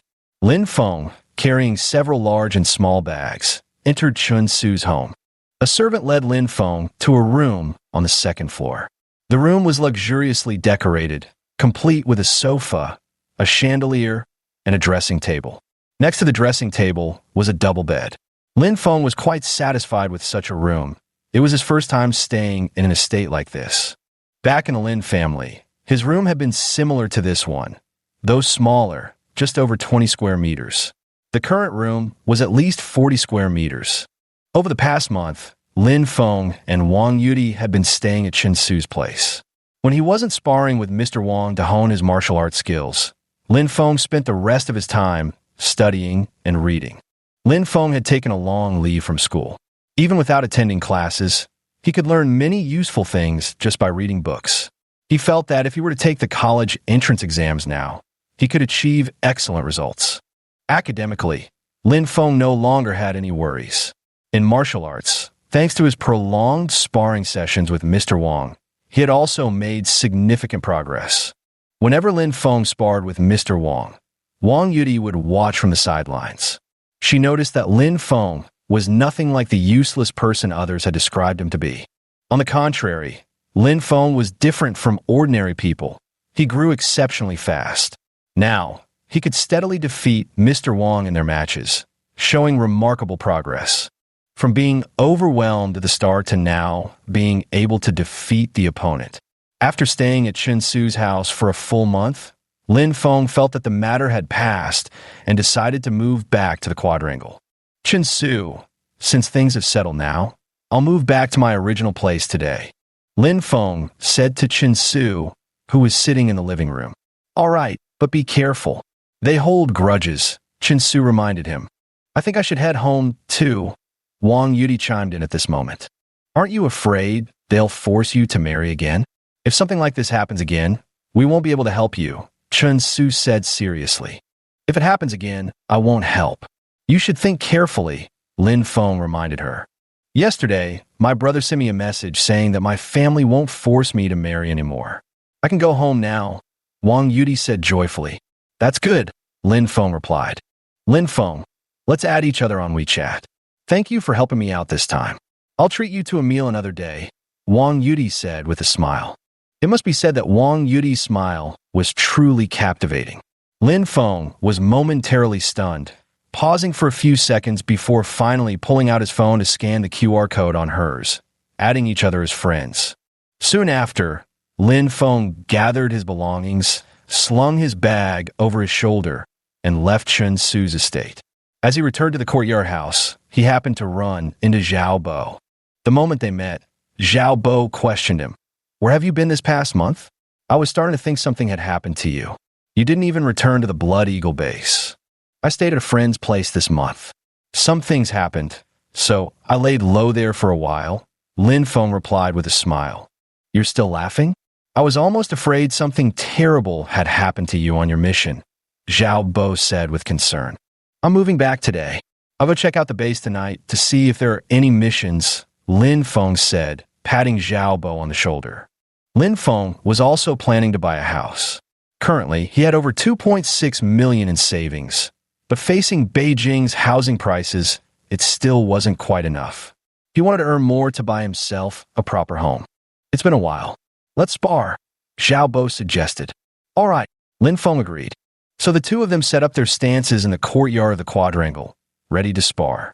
Right from the start, Lin Feng launched an offensive against Xiao Bo. He rushed quickly toward Xiao Bo and reached out with a grappling hand.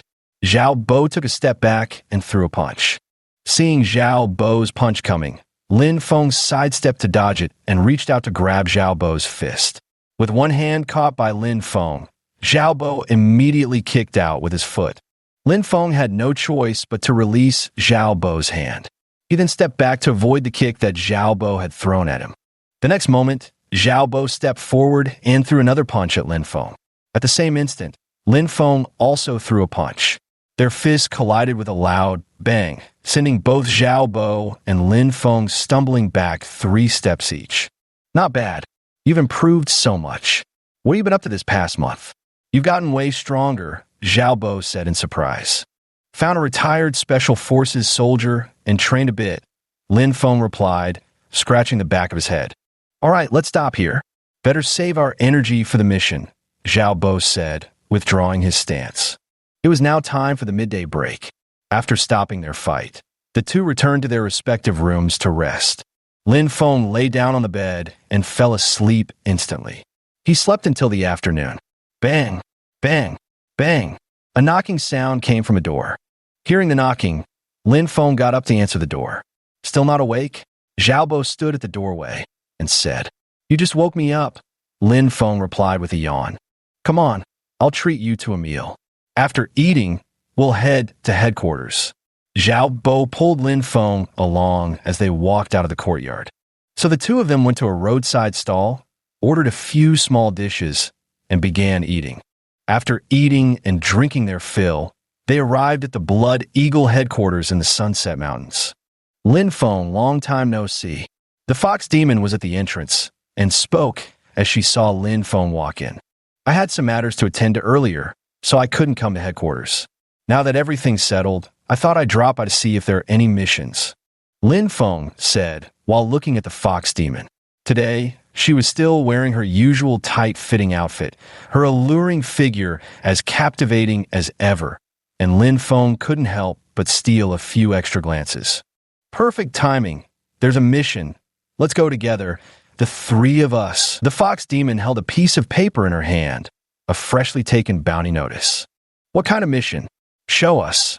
Xiao Bo's interest was piqued. Escort mission, take a look. Demon Fox handed the list to Xiao Bo.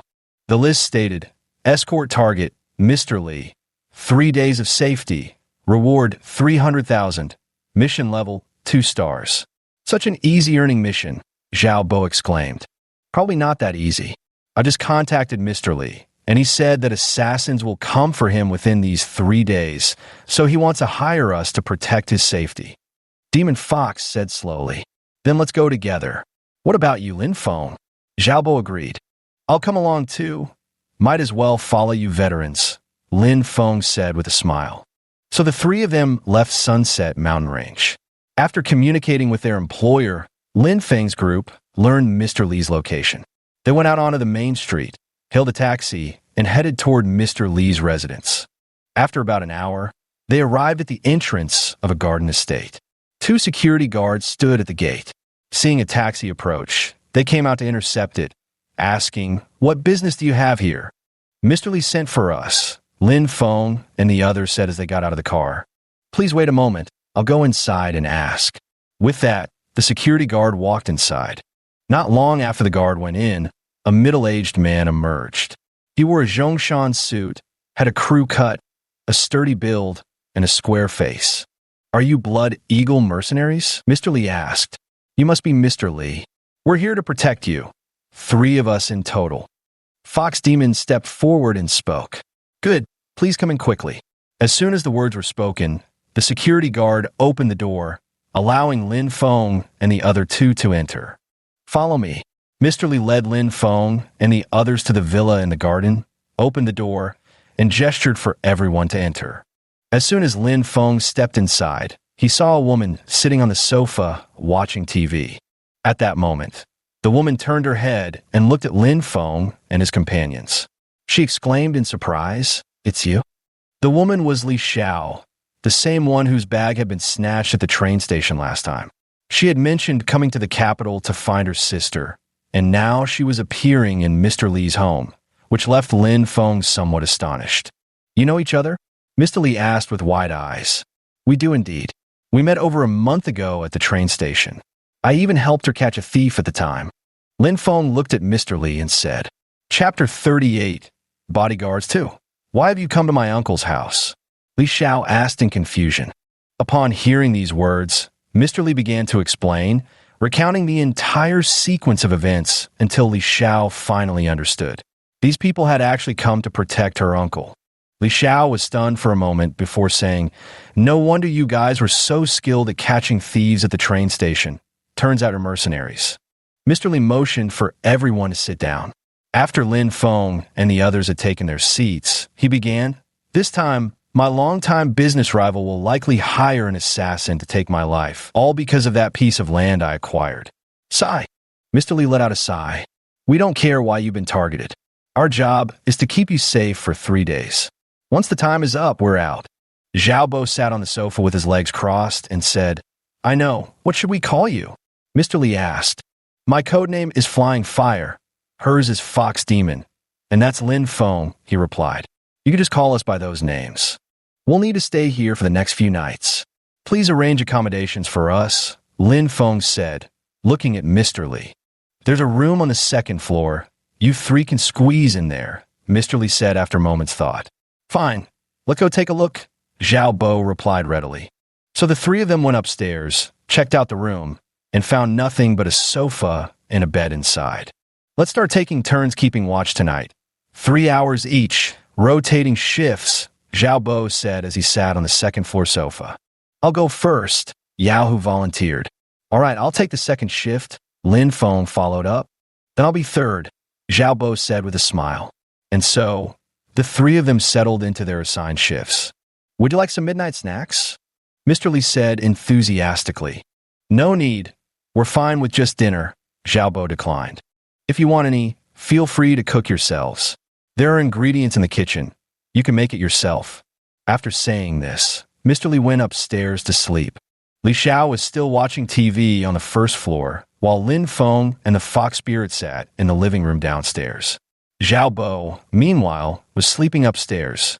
Lin Feng was extremely excited about his first guard duty assignment, staying overnight at someone else's house, and couldn't fall asleep for the longest time. Late at night, Yao Hu took the first watch while Lin Feng remained seated in the living room, with Yao Hu patrolling the garden. 3 hours passed without any unusual occurrences. Yao Hu returned to Mr. Li's villa and went straight up to the second floor. Now, it was Lin Feng's turn to take the night watch. It was already exactly 3 a.m., deep into the night, and everywhere was quiet, so silent it was unsettling. Another 3 hours passed, and by 6 a.m., Lin Feng felt somewhat exhausted. He went upstairs and woke Zhao Bo. After rousing Zhao Bo, Lin Feng lay down on the sofa and slept soundly through the night without any disturbances. Lin Feng slept straight until noon. As soon as he woke up, the aroma of cooked rice wafted to him, prompting him to head downstairs immediately. When he reached the first-floor hall, he found everyone already eating, only he was missing. "Lin Feng, you're finally awake. I thought you were skipping lunch," Zhao Bo said with a laugh. "Of course I'm eating. How else would I get my strength?" Lin Feng replied. He then sat down and began his meal. In the afternoon, Mr. Li mentioned he needed to return to his company, so Lin Feng and the other 2 prepared to accompany him. After everyone had eaten their fill, Zhao Bo drove as the group headed to Mr. Li's company. The journey passed without any unusual occurrences. Until they reached Mr. Li's company, Lin Feng and his group escorted Mr. Li inside, then waited outside for him to come out. Just then, Yao Hu's phone rang. "Hello, who is this?" Yao Hu answered. "Yao Hu, long time no see. I heard you're guarding someone named Li. Coincidentally, we've been assigned to assassinate him." A male voice came through the phone. So it's you. It really has been a long time. I'm surprised you're still alive. What a miracle. The fox demon looked somewhat surprised. I think we'll meet again soon, he. With that, the other party hung up. Who was it? Zhao Bo asked with a grave expression. It was Black Hand from the Iron Wolf mercenary group. He's actually still alive, after falling from such a high cliff last time. His vitality is truly tenacious. The fox demon said slowly. Are they targeting Mr. Li this time? Zhao Bo inquired. Correct. Looks like we'll have to deal with him again. This time, don't let him return alive. The fox demon said solemnly. It seems they're not alone this time either. Our intel has been leaked again. Looks like there's a mole. Zhao Bo's face grew even more grim. It appears this mission won't be easy, Fox Spirit remarked with a sigh. Lin Feng overheard their conversation and somewhat understood the situation. They had likely encountered an old rival, which explained their remarks. After spending about 3 hours in the company, Mr. Li walked out and saw Lin Feng and the other two waiting for him at the entrance. Let's head back, he said. So Lin Feng and his group, with Zhao Bo driving, returned from Mr. Li's company to his residence. The journey went smoothly, just as Zhao Bo and the Fox Demon had anticipated. They estimated that guests might arrive tonight, so they began preparations as soon as they returned to Mr. Li's villa. First, Zhao Bo and the Fox Demon took out their own daggers and fastened them at their waists. Lin Feng also had a dagger, the one left behind by the cap-wearing man who fled during the incident at Golden Leaf Tower. Lin Feng had picked it up and kept it with him ever since. Lin Feng made a leather sheath for the dagger, placed it inside, and then fastened it at his waist just like Zhao Bo and the Fox Demon, mimicking their movements almost identically. Zhao Bo smiled at Lin Feng's appearance and said, "It seems you've grown a lot recently, even learning how to use a dagger." Lin Feng scratched his nose and replied, "People always grow. Staying stagnant has never been my style." After Zhao Bo informed Mr. Li about the guests visiting tonight, he went into the room to sleep, preparing to gather enough energy for the upcoming mission. The Fox Demon also followed Zhao Bo into the room, leaving Lin Feng alone outside. It was still daytime, just past 5 p.m., yet the two of them had already gone to bed. Lin Feng wondered if there was something illicit going on between the two, so he quietly pushed the door open to peek inside. Seeing both of them sound asleep, he dismissed the thought. It seemed he had overimagined things. The two slept straight through until 7 or 8 in the evening. By then, Lin Feng and the others had already eaten. Left with no choice, Zhao Bo and his companion had to heat up the food themselves and eat alone. No one dared to sleep that night. Mr. Li and Li Xiao watched the scene in the garden from a room on the second floor, while Zhao Bo, the Fox Demon, and Lin Feng guarded the first floor. Time quickly passed until midnight, and the surroundings were silent. No one let their guard down, remaining vigilant and carefully observing the situation around them. Just before 2 o'clock, 2 sounds of something landing could be heard. Thud, thud. The 2 sounds were quickly noticed by Lin Feng and his 2 companions. They rushed out of the villa and arrived at the source of the noise, where they indeed saw 2 black-clad figures standing. "I didn't expect you to react so quickly. It seems I underestimated you," one of the black-clad men said. The 2 intruders had just scaled the wall and entered Mr. Li's garden when Lin Feng and his group intercepted them. "I'm Blackhand. Long time no see, you too. Hope you've been well." The man calling himself Blackhand spoke up. "You're really tough to kill, surviving such a high fall last time," the Fox Demon said. "I owe you for last time's hospitality, Feiwa. Now, pay with your life." With that, Blackhand charged toward Zhao Bo. The other black-clad figure spoke up. "Remember my code name, Silver Serpent." No sooner had he spoken than the second black-clad assailant rushed toward the Fox Demon. Lin Feng remained in place, gripping the hilt of his dagger. Now was not yet his moment to step forward. The 2 men in black both drew their daggers. Seeing this, the Fox Demon and Zhao Bo didn't dare to underestimate them, likewise unsheathing their blades to engage in combat. The clash of daggers against daggers produced a clang, clang, impact sound. Upstairs, Mr. Li and Li Xiao watched the four people fighting downstairs and couldn't help but tremble with fear. Mr. Li's legs were shaking a little. It was the first time in his long life that he had witnessed such a confrontation. No one used firearms. They all fought with cold weapons, and for a while, the two sides were locked in a fierce and evenly matched battle.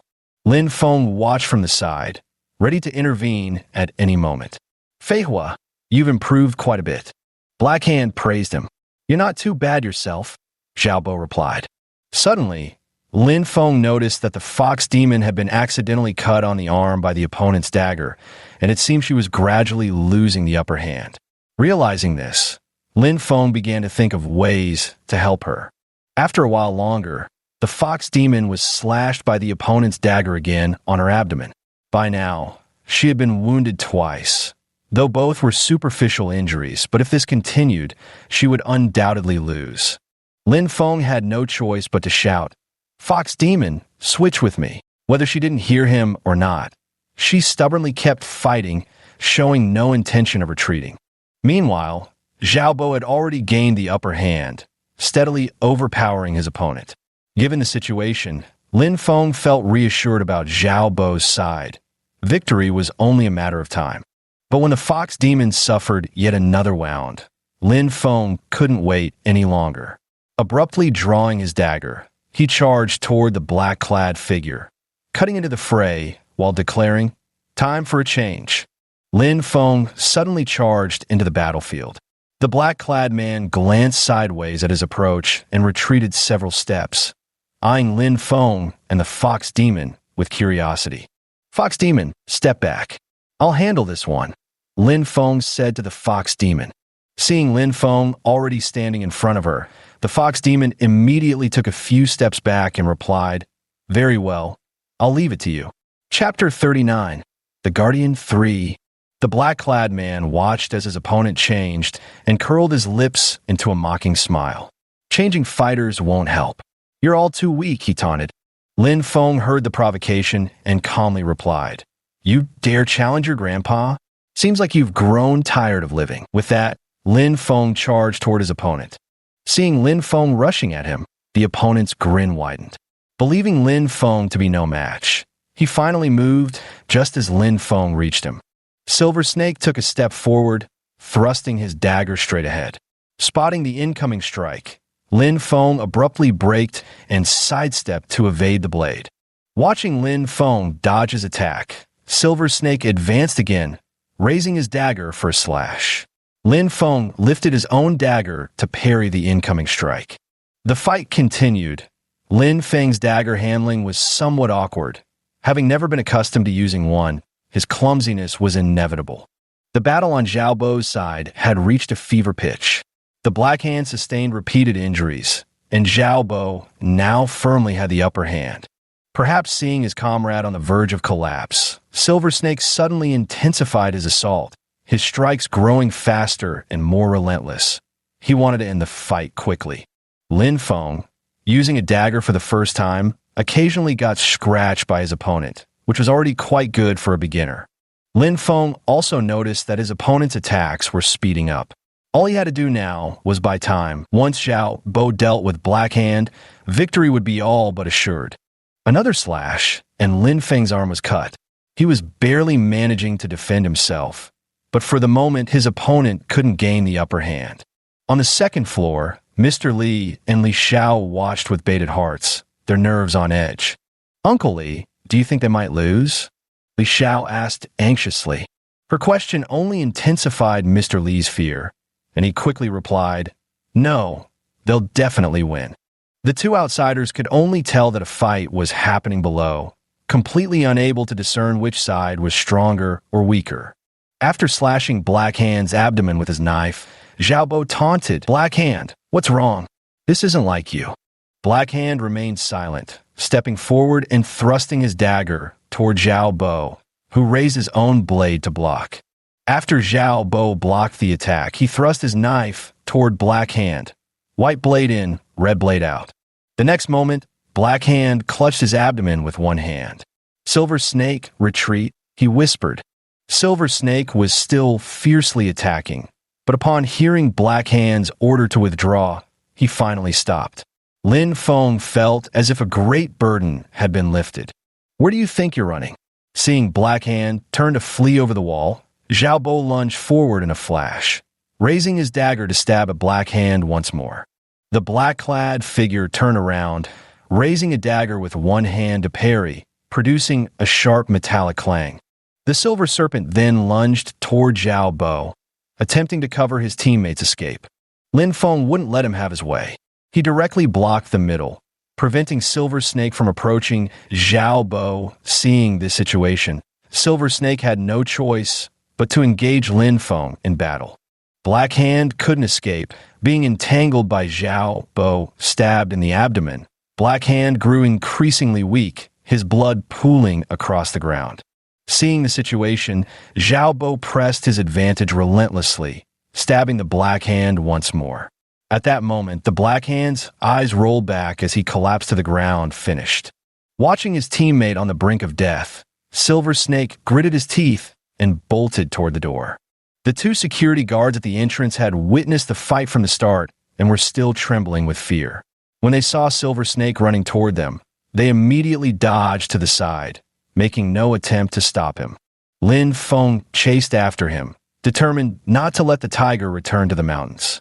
Channeling a trace of true chi into the dagger, he hurled it towards Silver Snake's fleeing figure. The blade cut through the air and struck Silver Snake squarely in the back, piercing clean through his body. The dagger didn't stop after passing through Silver Snake. It continued flying forward until it embedded itself in a wall, finally coming to a halt. Pierced through the chest, Silver Snake staggered and collapsed to the ground. It was unclear whether he was still alive, but his chest now gaped with a massive hole, blood splattering everywhere. Zhao Bo and the Fox Demon were both astonished by Lin Feng's move. Zhao Bo exclaimed, "My God, last time it was buttons and now it's throwing knives. That move of yours is incredible." Lin Feng scratched the back of his head and said, "Not at all, just a trivial trick." Mr. Li and the others on the second floor couldn't help but feel nauseated at the sight of such a bloody scene. "All right, now that Black Hand and Silver Snake have been dealt with, I don't think any more assassins will be coming in the next 2 days. We can rest easy now," Zhao Bo said cheerfully. "Hello, is this the Blood Eagle headquarters?" Fox Demon made the call. "This is Blood Eagle headquarters. What's the matter?" A dispatcher at headquarters asked over the phone. "There are 2 corpses here. Come clean them up." Addressed XXX, Fox Demon stated bluntly and directly. When carrying out missions outside, if encountering assassins and killing them, they would usually contact headquarters to help dispose of the bodies. Lin Feng, following Demon Fox and Zhao Bo, was learning many things and gradually growing. After the Fox spirit hung up the phone, Lin Feng and the others returned to Mr. Li's villa. "I'm going to make some noodles. Who wants some?"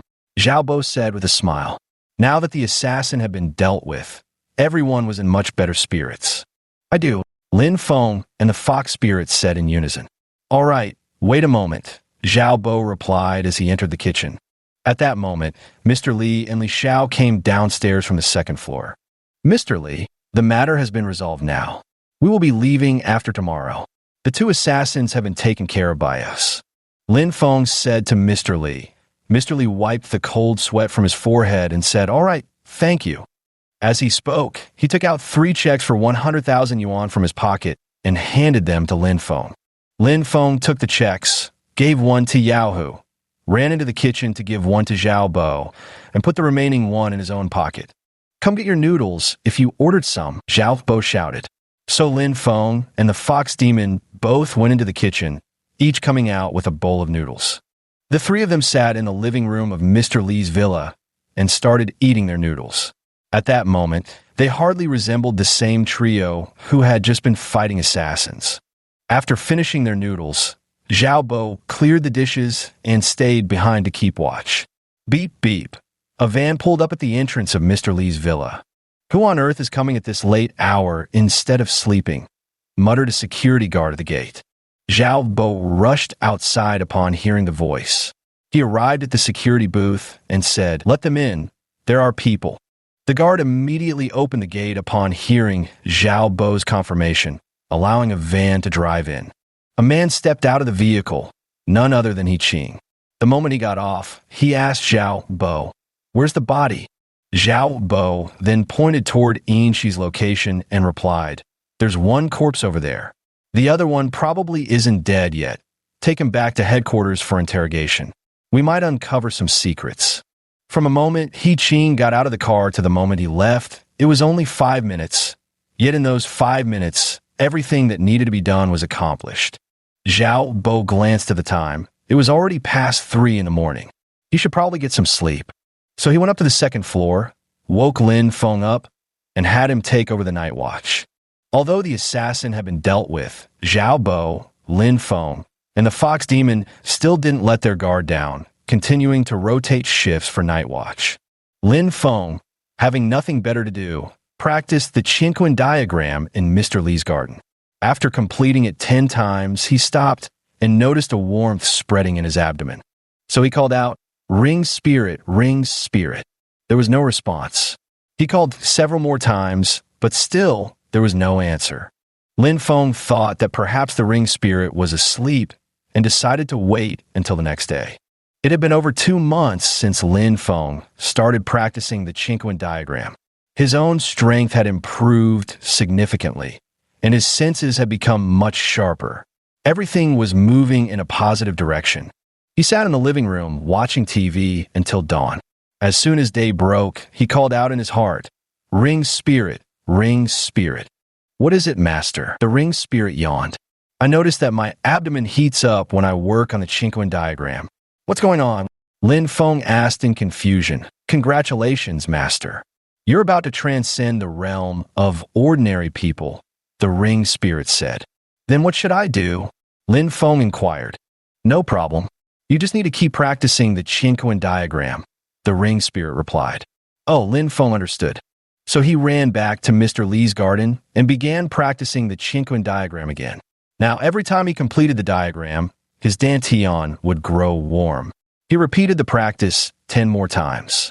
After 10 repetitions, Lin Feng felt his dantian burning unbearably, with his vital energy churning violently.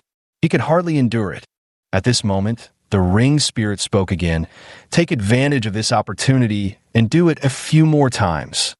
Hearing the ring spirit's words, Lin Feng continued practicing the Qinquan diagram despite the intense heat in his dantian.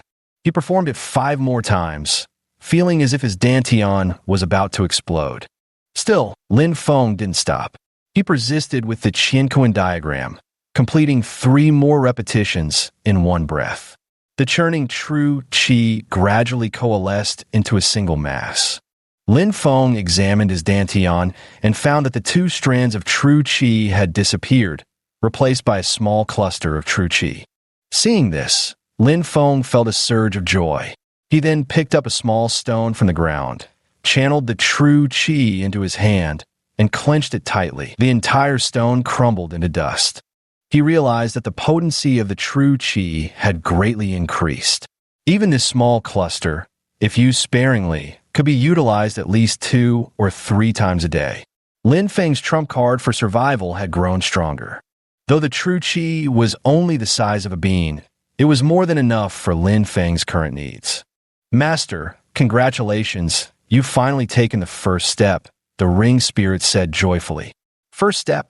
Lin Feng was puzzled. "Master, you don't realize it yet, but this pea-sized true qi is just the beginning. You still have a long road ahead," the ring spirit explained. Chapter 40. The Spreading News. "All right, I thought this bit of true qi was the limit, but it turns out it's just the beginning," Lin Feng murmured to himself. Lin Feng checked the time and realized it was already past 6 in the morning. He was drenched in sweat, but hadn't brought a change of clothes, so he simply let it be. He went upstairs to the second floor and woke the fox spirit. "Ugh, Lin Feng, why do you smell so awful?" The fox spirit's first words upon waking were an accusation. "I was just exercising in the garden to kill time, didn't expect to work up such a sweat. Had no spare clothes to change into, so this is how I ended up," Lin Feng explained. After switching shifts with the fox spirit, Lin Feng collapsed onto the bed and immediately fell into deep sleep. He slept straight through until after 3 p.m. By the time Lin Feng woke up, everyone had already eaten. He rushed to the kitchen, scooped himself a bowl of leftover rice, and ate it with some remaining dishes. While eating, Lin Feng chatted with the group. Tonight, at exactly midnight, marks 3 full days. We'll have to leave by then, Zhao Bo said to Mr. Li. Oh, so soon, Mr. Li exclaimed in alarm. Good times always pass quickly. The mission order stated 3 days. I believe that's correct, isn't it? Zhao Bo asked. Indeed, when I commissioned this, I specified 3 days, Mr. Li replied, taking a drag from his cigarette. Then we'll withdraw our forces tonight, Zhao Bo said with a smile. Recent missions seem to lack any real challenge, judging by how happily you're grinning, Fox Demon remarked, eyeing Zhao Bo. True, I feel the same. It's nothing like that time I ended up in the hospital. That guy was absurdly strong. Escaping with my life was pure luck. Zhao Bo recalled the events of that night. I think they only sent 2 people this time. Doesn't that seem like they're looking down on us? Lin Feng chimed in from the side. Our intel was leaked this time. There's a mole inside Blood Eagle, Fox Demon said gravely. Blood Eagle has so many members. Finding a mole won't be easy. Zhao Bo shook his head and said while lying on the sofa. Time flew by, and in the blink of an eye, it was midnight. After bidding farewell to Mr. Li, Lin Feng and the others immediately returned to headquarters. Inside the Blood Eagle headquarters, as soon as Lin Feng and his team entered and completed their mission report, they headed down to the 3rd underground level, Blood Eagle's office. Boss, there's a traitor in our mercenary group. Zhao Bo stood in the office and said to Blood Eagle. I'm aware of that. Do you know who it is? Blood Eagle lit a cigarette and asked. I don't know about that. Zhao Bo answered truthfully. Lin Feng and Yao, who were both standing nearby, listening to their conversation. I don't know either. Do you have any good ways to catch this mole? Shuang blew out a smoke ring and said. No way. Who knows how he's passing information? Technology is so advanced these days. Zhao Bo waved his hand dismissively. Shuang sighed, and spread his hands, saying, Then we can only take it slow. Zhao Bo nodded and exited Blood Eagle's office with Lin Feng and Yao Hu. After leaving the office, Yao Hu said she was going to take a bath and parted ways with Lin Feng and Zhao Bo. Lin Feng and Zhao Bo left Sunset Mountain Range, taking a taxi back to the quadrangle courtyard. As soon as they returned to the courtyard, Lin Feng went to his room, took a shower, and changed into clean clothes. He still had to attend class tomorrow. He needed to catch up on the missed lessons, or the next test wouldn't be so easy. So Lin Feng went to bed early and slept until 6 o'clock the next morning. As soon as he got up, he heard the fitness exercise music from the elderly outside, accompanied by the harsh sound. Lin Feng walked out. He walked to the center of the courtyard and began practicing the Chinquan diagram. After completing 20 rounds, it was 6:45. It had taken 45 minutes. He checked his dantian and found that the chi cluster had grown slightly larger. Satisfied, he returned to his room. Since he had already taken a bath the night before, Lin Feng didn't shower this time. He simply changed into clean clothes and got ready to head to school. Just then, Zhao Bo came out of his room. Lin Feng, let's go, we'll head to school together, Zhao Bo said to him. All right, Lin Feng agreed. So, Lin Feng rode in Zhao Bo's Honda car to school. When they arrived at the school gate, Lin Feng got out of the car, bought a few steam buns, and ate them as he walked into the campus. 3 days ago, at the Wang family residence in the capital, Wang Yudi had just returned home when Wang Zheng slammed the table and stood up, roaring, You finally remember to come back. Dad, don't blame Yudi. She genuinely doesn't want to marry. As Wang Yudi's biological brother, Wang Hong always stood up for her in every situation. Do you have any idea what rumors are spreading outside now? Everyone's saying you're that good-for-nothing's girlfriend. Wang Zheng frowned, furious. He's not trash, Wang Yudi argued. You saw his performance that day. He knocked out that guy named along with a single punch. Only after saying this did Wang Yudi realize when she had started defending Lin Feng. Maybe it's because Lin Feng helped me before, she thought. That's why I'm speaking up for him. Enough. I don't want to interfere with your marriage affairs anymore. Wang Zheng rubbed his forehead as he walked toward his room. When Lin Feng arrived at the classroom, the entire class erupted in excitement. Many rushed to surround him, asking questions. After being away from school for a month, Lin Feng noticed his classmates had changed. They'd grown much more enthusiastic. I heard you snatched someone away at Wang Yudi and the He family's engagement ceremony, and even defeated a thug named Along. Is that true? A classmate asked. Although it had been over a month since the incident, it remained a hot topic of gossip in the capital, something people loved to chat about over meals. Lin Feng entered the classroom, letting others crowd around him with questions, but he remained indifferent and walked straight to his seat, as usual, before sitting down. After settling into his seat, he simply replied, "Yes." With just those two words, he answered everyone's questions. The entire room erupted in an uproar. Some people still couldn't believe it. They had only heard rumors that hadn't been confirmed. Now that the person involved had personally admitted it, the shock was immense. Many classmates couldn't believe their ears. Lin Feng, who had been labeled as a good-for-nothing, actually had such influence that he managed to disrupt the marriage alliance between the He and Wang families, two of the four great families of the capital. Upon hearing Lin Feng's admission, many were completely stunned. This person was nothing like a good-for-nothing. He was more like one of the capital's four young masters, whose every move could stir up storms in the city. In truth, if Lin Feng had acted alone, he wouldn't have had such influence. Much of the credit went to Chen Su, who worked behind the scenes to push the matter forward. It was thanks to him that Lin Feng's name had become known to every major family in the capital. Just as everyone was astonished, the class bell rang.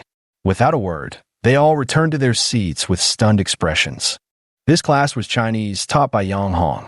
Most students were listening attentively, but a few were still pondering the incident where Lin Feng had disrupted the He and Wang family's marriage alliance. Throughout the entire morning, during every break, someone would come over to question Lin Feng. These students were even more persistent than reporters, instantly making Lin Feng the center of attention, a situation he found quite uncomfortable. In the past, these people would either call him useless or constantly criticize him, with no one paying him any attention. Now everyone was pestering him with endless questions, which truly annoyed him. The morning passed quickly, and by noon when school let out, Zhou Ming came over and said, "Lin Feng, let's have lunch together." As Lin Feng's good friend, after such a major incident had happened to Lin Feng, Zhou Ming naturally wanted to show his support, which was why he sought Lin Feng out again. Lin Feng turned around upon hearing Zhou Ming's voice, a smile on his face as he said, "All right." So the two of them walked out of the school gate together. This time, they didn't pick a specific place, just found a roadside stall, ordered a few small dishes and several bottles of beer, and started eating right there on the street. By the way, Lin Feng, did those guys give you any trouble afterward? Zhou Ming had been there that day and had watched Lin Feng's every move. "Nope, I've been staying at Chen Su's place for the past month. It's pretty comfortable there," Lin Feng said, taking a sip of his beer. "You really dared to offend those two families. The Wang family is still okay. They didn't lose too much face. But the He family's reputation took a huge hit. They must hate your guts by now," Zhou Ming said with a laugh. "What are you laughing at?" Lin Feng asked. "Every time I remember the look on He Jie's face after you took down Long, I just can't help but laugh, haha." Zhou Ming burst into laughter. Admittedly, his expression was quite amusing. Lin Feng also chuckled. "What are your plans for the future?" Zhou Ming put away his smile and asked, "What else can I do? Just take it one day at a time." Lin Feng raised his glass and clinked it with Zhou Ming's as he spoke. Their meal lasted only about half an hour before they finished. After Lin Feng paid the bill, Zhou Ming said, "How about we take the afternoon off to go shopping? I noticed you didn't wear formal attire at the last engagement ceremony.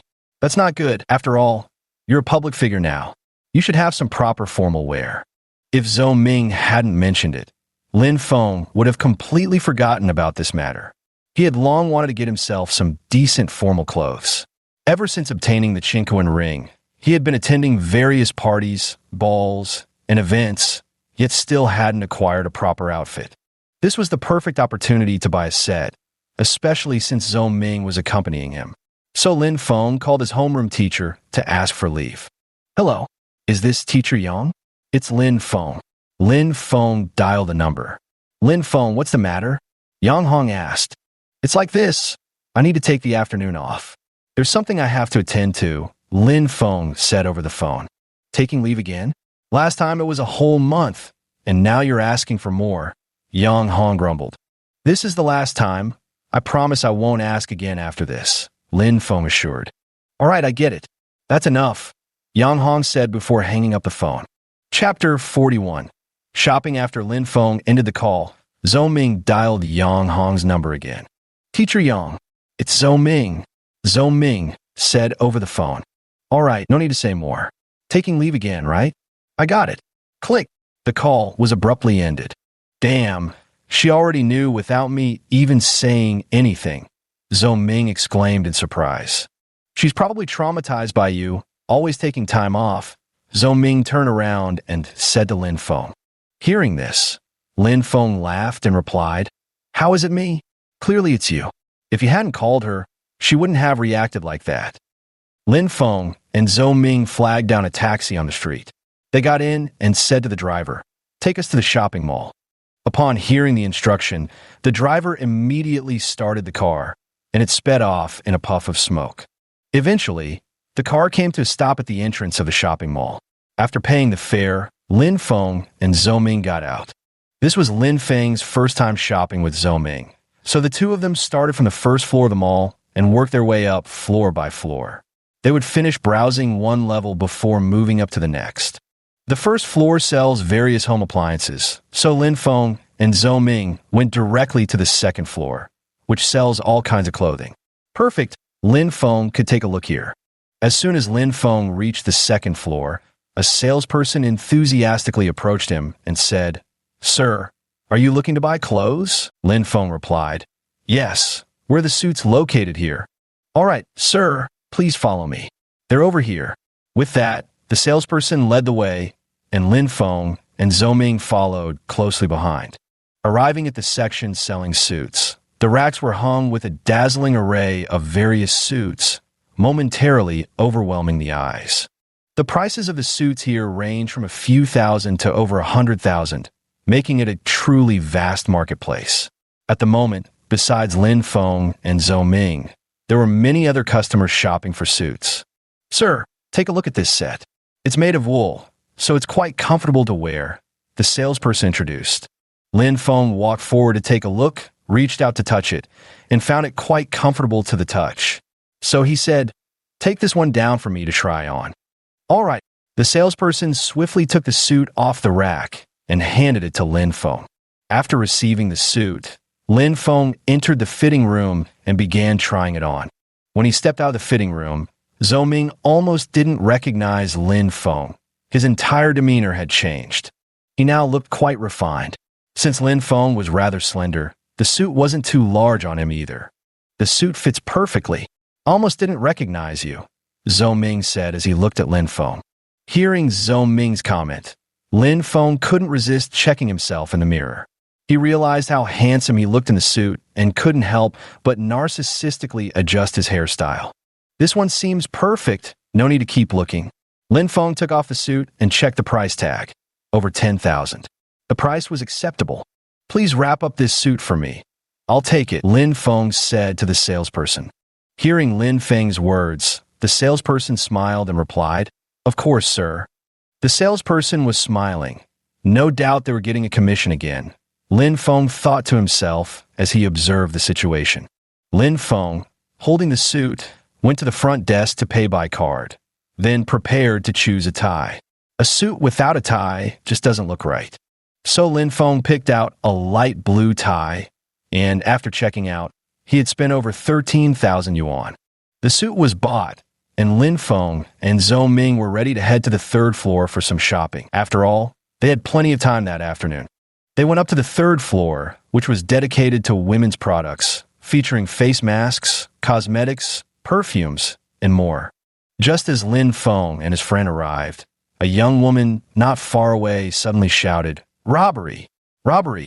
Immediately afterward, a man wearing a hat came running from the distance, clutching a woman's handbag. Lin Feng could tell at a glance that this guy was the robbery suspect. Sigh. Lin Feng let out a resigned sigh. Just as the robbery suspect was about to run past Lin Feng stretched out a foot and directly tripped the suspect, causing him to fall flat on the ground. Lin Feng looked down at him from above and said, "It's all right. Why learn from others and rob? You're so young. Leave the bag and get lost. You dare meddle in other people's business? I'll put a few holes in you, believe it or not." The robbery suspect slowly climbed up from the ground. By now, the area had been surrounded by some onlookers. Lin Feng glanced at the slowly gathering crowd and said casually, "I don't believe it. Got the guts to try." Just as Lin Feng finished speaking, the robbery suspect pulled out a fruit knife from his pocket and charged straight at him. Lin Feng kicked out, and the robbery suspect was sent flying backward without even touching the hem of Lin Feng's clothes. The crowd burst into an uproar, with many clapping their hands. The suspect lay on the ground, clutching his abdomen. Clearly, that kick had landed with considerable force. Lin Feng walked over, picked up the bag from the ground, and said, "Remember, no more robbery. I'll let it slide this time." Clutching his stomach, the man slowly stood up and said, "You're ruthless." With those 3 words, he turned and ran off. Right at that moment, the woman whose bag had been snatched ran over, gasping for breath, and said, "That bag, it's mine." Lin Feng handed the bag to the woman and said, "Next time, be more careful. Don't let it get snatched again." "Thank you. Thank you." The woman quickly expressed her gratitude. Lin Feng waved his hand and said, "It was just a coincidence. If he hadn't run toward me, your bag might not have been recovered. Regardless, I'm still very grateful to you. How about I treat you to dinner tonight to express my thanks?" The woman looked at Lin Feng as she spoke. "You should check your bag first to see if anything's missing." "There's no need to treat me to dinner," he replied. Lin Feng shrugged and said, "That's really not necessary. You've done me a great favor, so at the very least, I should treat you to a meal." The woman insisted on treating Lin Feng to dinner. She appeared to be around 23 or 24 years old, dressed in brand-name clothing, a t-shirt on top, skinny jeans below, and canvas shoes on her feet. With a round face and sparkling eyes, she looked quite adorable. Seeing her insistence, Lin Feng stopped declining and agreed. "All right then, you pick the place. Where shall we eat?" "I think we should just eat here. There's a Japanese restaurant on the 6th floor of the shopping mall. We can go there for a meal." The woman spoke. "My name is Lin Feng. What's yours?" Lin Feng asked. "Lin Feng? You're Lin Feng?" Ma Xiaoqian exclaimed in surprise. "That's right. I'm Lin Feng. What's the matter?" Lin Feng was puzzled. Why was this person so shocked to hear his name? "My name is Ma Xiaoqian. I'm Ma Tingting's older sister. I never expected to run into a celebrity from the capital here. It's truly an honor to meet you." "Ah, you're Ma Tingting's sister." Lin Feng hadn't quite processed it yet. Ma Xiaoqian said with a smile. "Yes, seems we're really fated to meet." Ma Xiaoqian laughed. "Hey, don't just chat and forget about me." Zhou Ming grumbled from the side. "Oh, I almost forgot. What's your name?" Ma Xiaoqian said, sizing up Zhou Ming. "I'm Zhou Ming. I know Ma Tingting too," Zhou Ming chimed in from the side. And so, Lin Feng and his 2 companions strolled through the shopping mall, chatting as they wandered. "Though I didn't attend the He and Wang family's engagement last time, I heard about your performance, taking someone away right from the engagement ceremony. You're really something," Ma Xiaoqian praised. "I was just going through the motions. The real mastermind was Chen Su. He arranged everything," Lin Feng replied modestly. The 3 spent the entire afternoon shopping and, by evening, found themselves seated at a Japanese restaurant on the mall's 6th floor, enjoying their meal. From the conversation, Lin Feng learned that Ma Xiaoqian worked in real estate. He asked her to help him find an apartment, as he had always wanted to buy a place in the capital. However, the housing prices were too high, and his meager savings were far from enough to afford one. Lin Feng pondered, if only he could buy a second-hand apartment, that would be fine too. A pre-owned place would be good enough for him to live in, Certainly better than renting outside. So Lin Feng added Ma Xiaoqian on WeChat, and she promised to contact him once she found a suitable property. After the three of them had dinner on the 6th floor, they went their separate ways. Lin Feng immediately rushed back to the courtyard house. He took out his phone and checked WeChat, noticing Suda had sent him several messages. Lin Feng, how have you been lately? It's been a while since we last contacted. You're still so famous. Lin Feng replied, Fame isn't something I wanted. I've been fine recently, just worried about retaliation. Before long, Suda sent another message. You're too badass, daring to snatch someone in that kind of situation. I'm starting to admire you a bit. Seeing this, Lin Feng was utterly speechless. What nonsense was this? It was as if he'd done some grand, heroic deed. After chatting with Suda for over half an hour, Lin Feng decided to turn in early to welcome the new day and went to bed. No sooner had he lain down than another WeChat message arrived. He opened it and saw it was from the aunt who had kicked him out. The message read, How have you been lately? I heard about what happened. Did you really go and steal someone else's kiss? Lin Feng leaped straight out of bed upon reading this, exclaiming, Holy crap, even she knows about this? Lin Feng hadn't expected that even the aunt who'd kicked him out would know about this incident. Just how famous was he now? After all, his aunt's family wasn't some prominent clan in the capital, just an ordinary, small household. If even such a modest family knew about his affairs, how could Lin Feng not be shocked? So Lin Feng replied, asking, How did you know about this? The other party remained silent for about 10 minutes before finally responding, I heard it from someone else. Chapter 42, Brother Qing. All right, Lin Feng replied. At this point, he truly had no options left. In the capital, practically anyone who mentioned Lin Feng would already know about him. In this situation, there was no need to guess how much the He family must hate him. Their face had been thoroughly humiliated. Having the bride forcibly taken away during the engagement ceremony was a blatant slap to their dignity. After chatting for a while longer, Lin Feng decided to go to sleep and not overthink things, believing that things would work out naturally. He slept soundly until the next morning. In the morning, fitness exercise music was playing loudly outside the courtyard, creating a noisy atmosphere.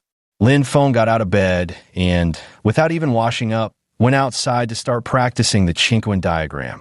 He still performed the Qinquan diagram 20 times. After finishing, he was drenched in sweat. He returned to his room, took a shower, cleaned himself up, and changed into a clean school uniform. He hadn't had a chance to wear the suit he bought yesterday yet. He planned to save it for a dance or some event in the future. He didn't see Zhao Bo that morning either. Lin Feng knocked on Zhao Bo's door, hoping to catch a ride to school with him, but there was no answer. He figured Zhao Bo must have left early, so without giving it much thought, he jogged to school on his own. Lin Feng jogged along the way, grabbing breakfast from some roadside stalls as he passed by, eating it on his way to school. Just as he reached the school gate, a Mercedes-Benz parked nearby, and the person inside had noticed Lin Feng from a distance. That's Lin Feng. He's quite a fighter, Qing Ji. You'd better be careful. He can knock someone out with a single punch, He Ming Xiao said to the muscular man sitting beside him. This so-called Qing Ji was a national Sanda champion. He Ming had gone to great lengths to bring him here, wanting to teach Lin Feng a lesson. Unaware that he was being targeted again, Lin Feng cheerfully jogged into the school, completely oblivious to Qing Ji watching him.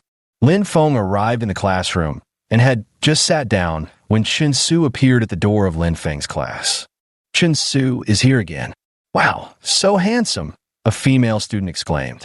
Chen Su walked into Lin Feng's class and went straight to Lin Feng, saying, "Has anyone been giving you trouble these past few days? It's been all right so far. No one's bothered me yet.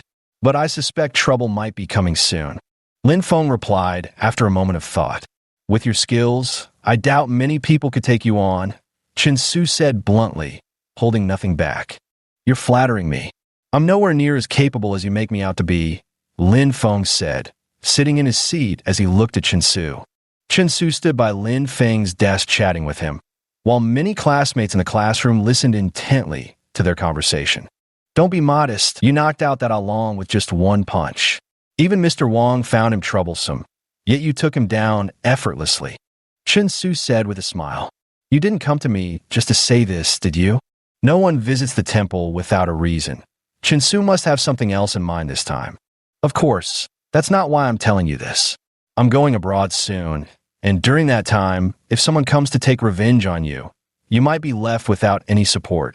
Chen Su put away his smile and said seriously, If that's all, it's no problem. I can handle it alone. Lin Feng spoke with great confidence. I've already spoken to Mr. Wang.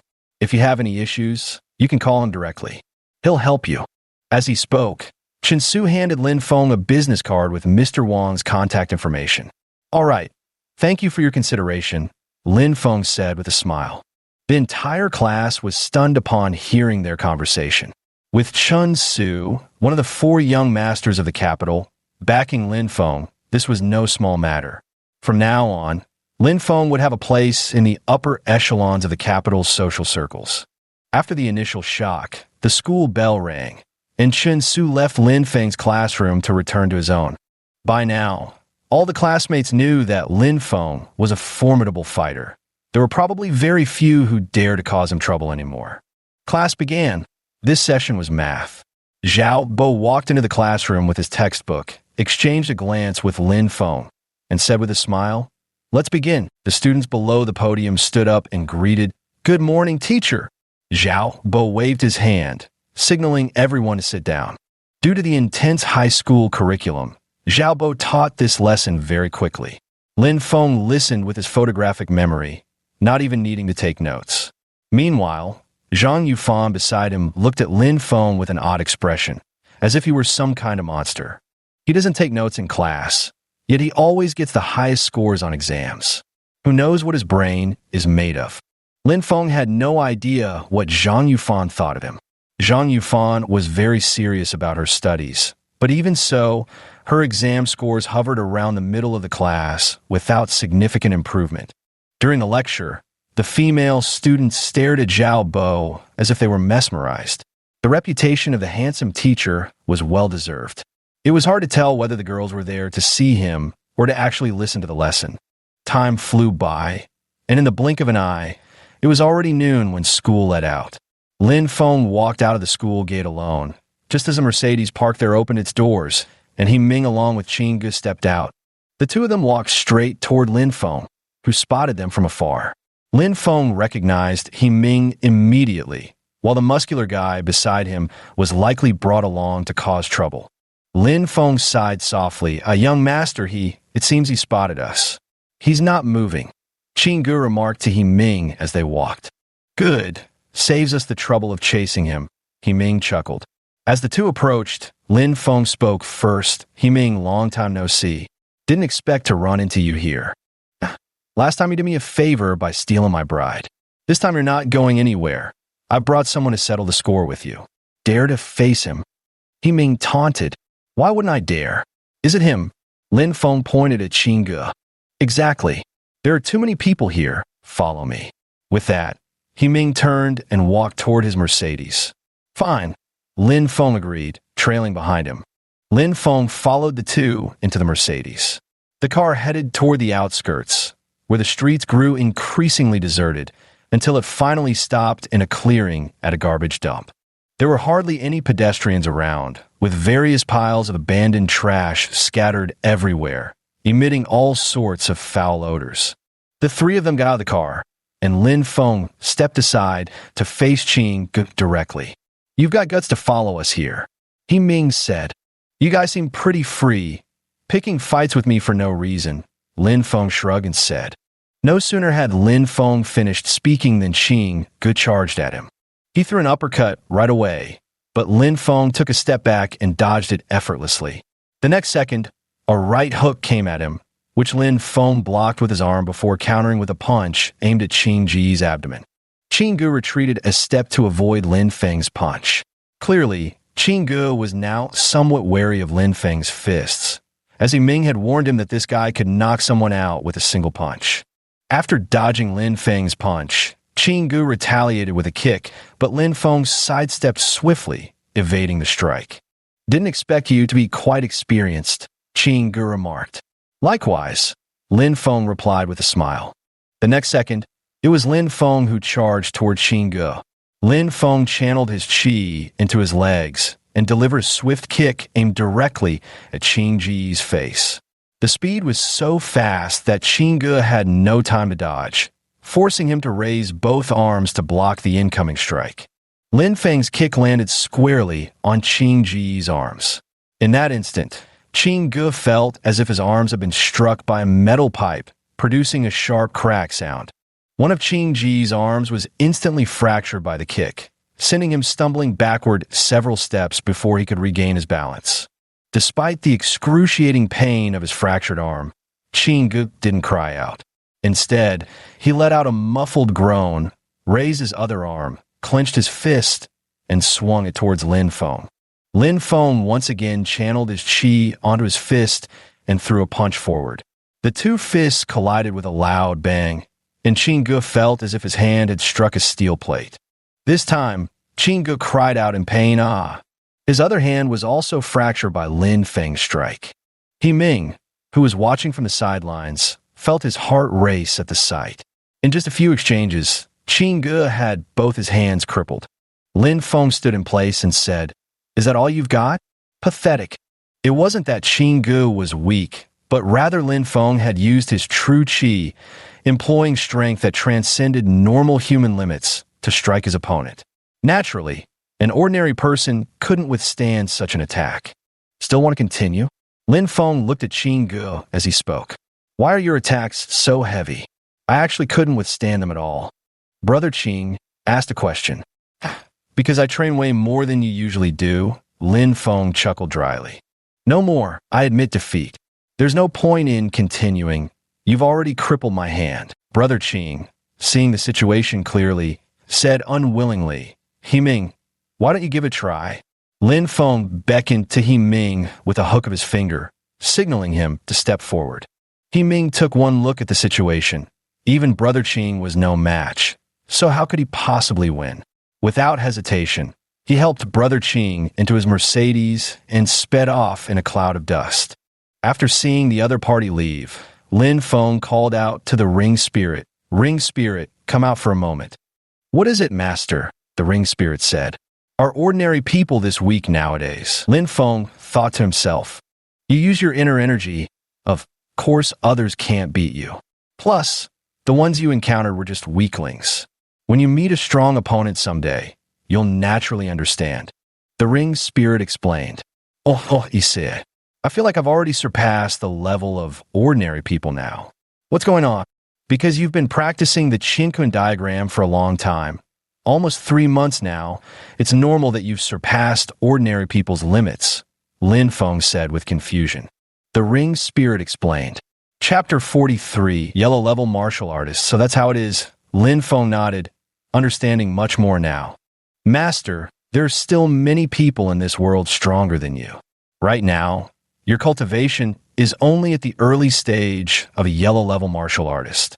You still have a long way to go. The ring spirit said, What? Yellow level martial artist? What does that mean? Lin Feng didn't understand the ring spirit's words.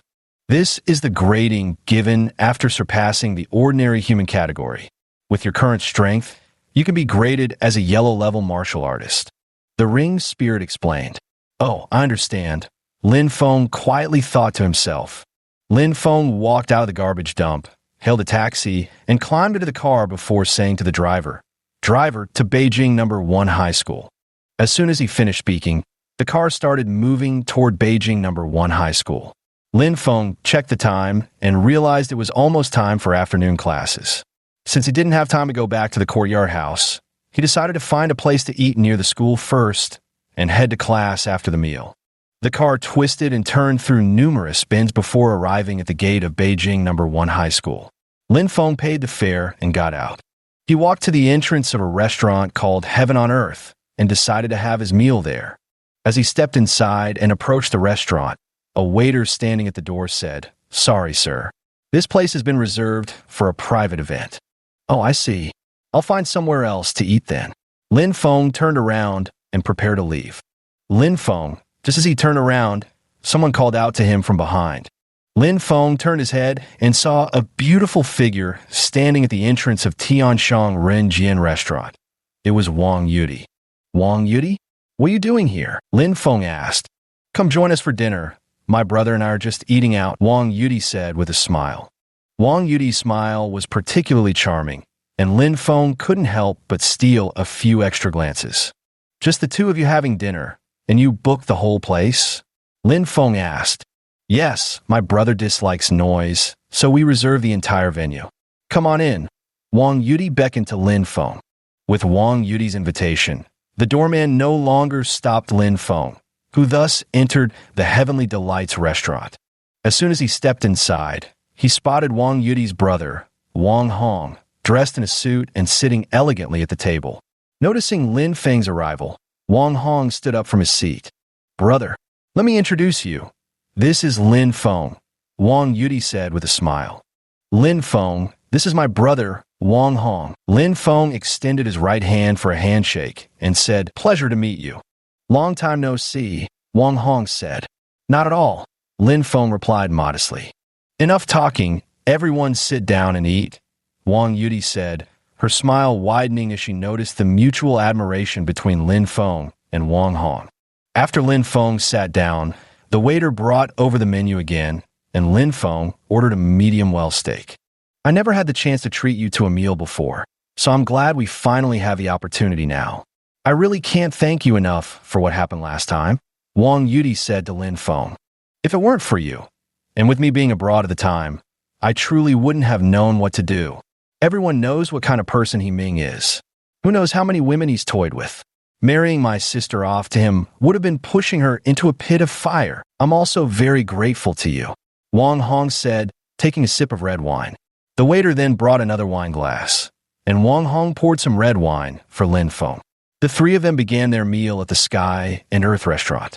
No need to thank me too much. I just take money to solve people's troubles, Lin Feng said, cutting a piece of steak and putting it in his mouth to chew. But you should be careful. They might come after you for revenge, Wang Hong warned. Someone already came for revenge earlier. Right before I arrived at this restaurant, He Ming came with someone called Brother Qing. I beat them and they ran away. Lin Feng shrugged with a relaxed expression. What? There is such a thing? Were you hurt? Wang Hong asked in surprise. I wasn't hurt. That guy called Qing ended up with both arms broken by me, Lin Feng said confidently. That's good. If anything happens in the future, you can call me at this number. I know some people too, Wang Hong said as he handed Lin Feng a business card. Lin Feng immediately added the phone number on the card to WeChat. Carrying a business card around was inconvenient, but adding a WeChat friend meant he could contact them whenever he wanted. Time passed quickly, and in the blink of an eye, it was time for school. After eating and drinking his fill, Lin Feng bid farewell to Wang Hong and Wang Yudi before leaving. By this time, students had already begun streaming through the school gates one after another. Lin Feng also entered the school at this moment. When he arrived at his classroom, only a handful of students were scattered about. It was still early, so the class wasn't full yet. The He family of the capital. He Ming had just returned home when he spoke to his father, He Jie, in the main hall of the He residence. That Lin Feng, even Qing couldn't defeat him. This time, Qing's arms were both fractured, and now he's lying in the hospital. What? He Jie exclaimed in surprise. He was well aware of Qing Ji's abilities. An ordinary person wouldn't stand a chance against him. Yet now, Lin Feng had actually managed to send him to the hospital. This was getting interesting. After a moment of stunned silence, He Jie said, For now, don't concern yourself with Lin Feng. He's clearly not an ordinary person. We'll need to call in those people to handle this. Could it be those legendary figures? He Ming asked. Exactly. You don't need to worry about this matter. I'll go and ask those people to take action. I refuse to believe Lin Feng can escape unscathed this time. He Jie clenched his fists as he spoke. At this moment, Lin Feng was sitting in the classroom, flipping through his textbook while reviewing. Many of his classmates were also studying alongside him, as the college entrance exams were drawing closer. Everyone was making the most of their time to prepare, though there were still a few students who continued to fool around and play. As time passed, the class bell rang. This period was chemistry, taught by a beautiful teacher everyone called Miss Lee. She was around 23 years old, and today wore a red cheongsam with cloth shoes, her hair tied into a ponytail. Her delicate features and outfit made many of the male students unable to resist stealing a few extra glances. She was truly stunning. Miss Lee entered the classroom and announced loudly, "Class begins." The students below the podium all stood up and said in unison, "Good morning, teacher." Miss Lee nodded, signaling for everyone to sit down. After that, she began her lecture. Lin Feng listened to the lesson with his photographic memory, not finding anything amiss in the slightest. At that very moment, Teacher Lee, who was lecturing, suddenly slumped forward and collapsed onto the floor. The entire class was startled, Lin Feng included. "Ring spirit, what's going on here? Have you been causing trouble again?" Lin Feng questioned the ring spirit in his heart. "No, I didn't do anything. I just helped you with photographic memory, nothing else." The ring spirit replied. "All right, I understand." Lin Feng thought to himself. By this time, many students had already gathered around Teacher Lee, who lay unconscious on the ground. Lin Feng also rose from his seat and rushed over to join the crowd. Many students were confused about what had happened, and as the situation escalated, some had already taken out their phones to call 120. "Master, check her pulse. I could determine why she fainted," the ring spirit said. "What? You could diagnose patients too?" Lin Feng exclaimed in surprise. "Yes, by taking their pulse with your left hand. I must be close to the patient," the ring spirit instructed. Since Lin Feng's left hand happened to be wearing the Chinquan ring, the ring spirit wanted him to use his left hand to take the pulse. Lin Feng tentatively grabbed Teacher Lee's hand, placed his left hand on her wrist to feel her pulse.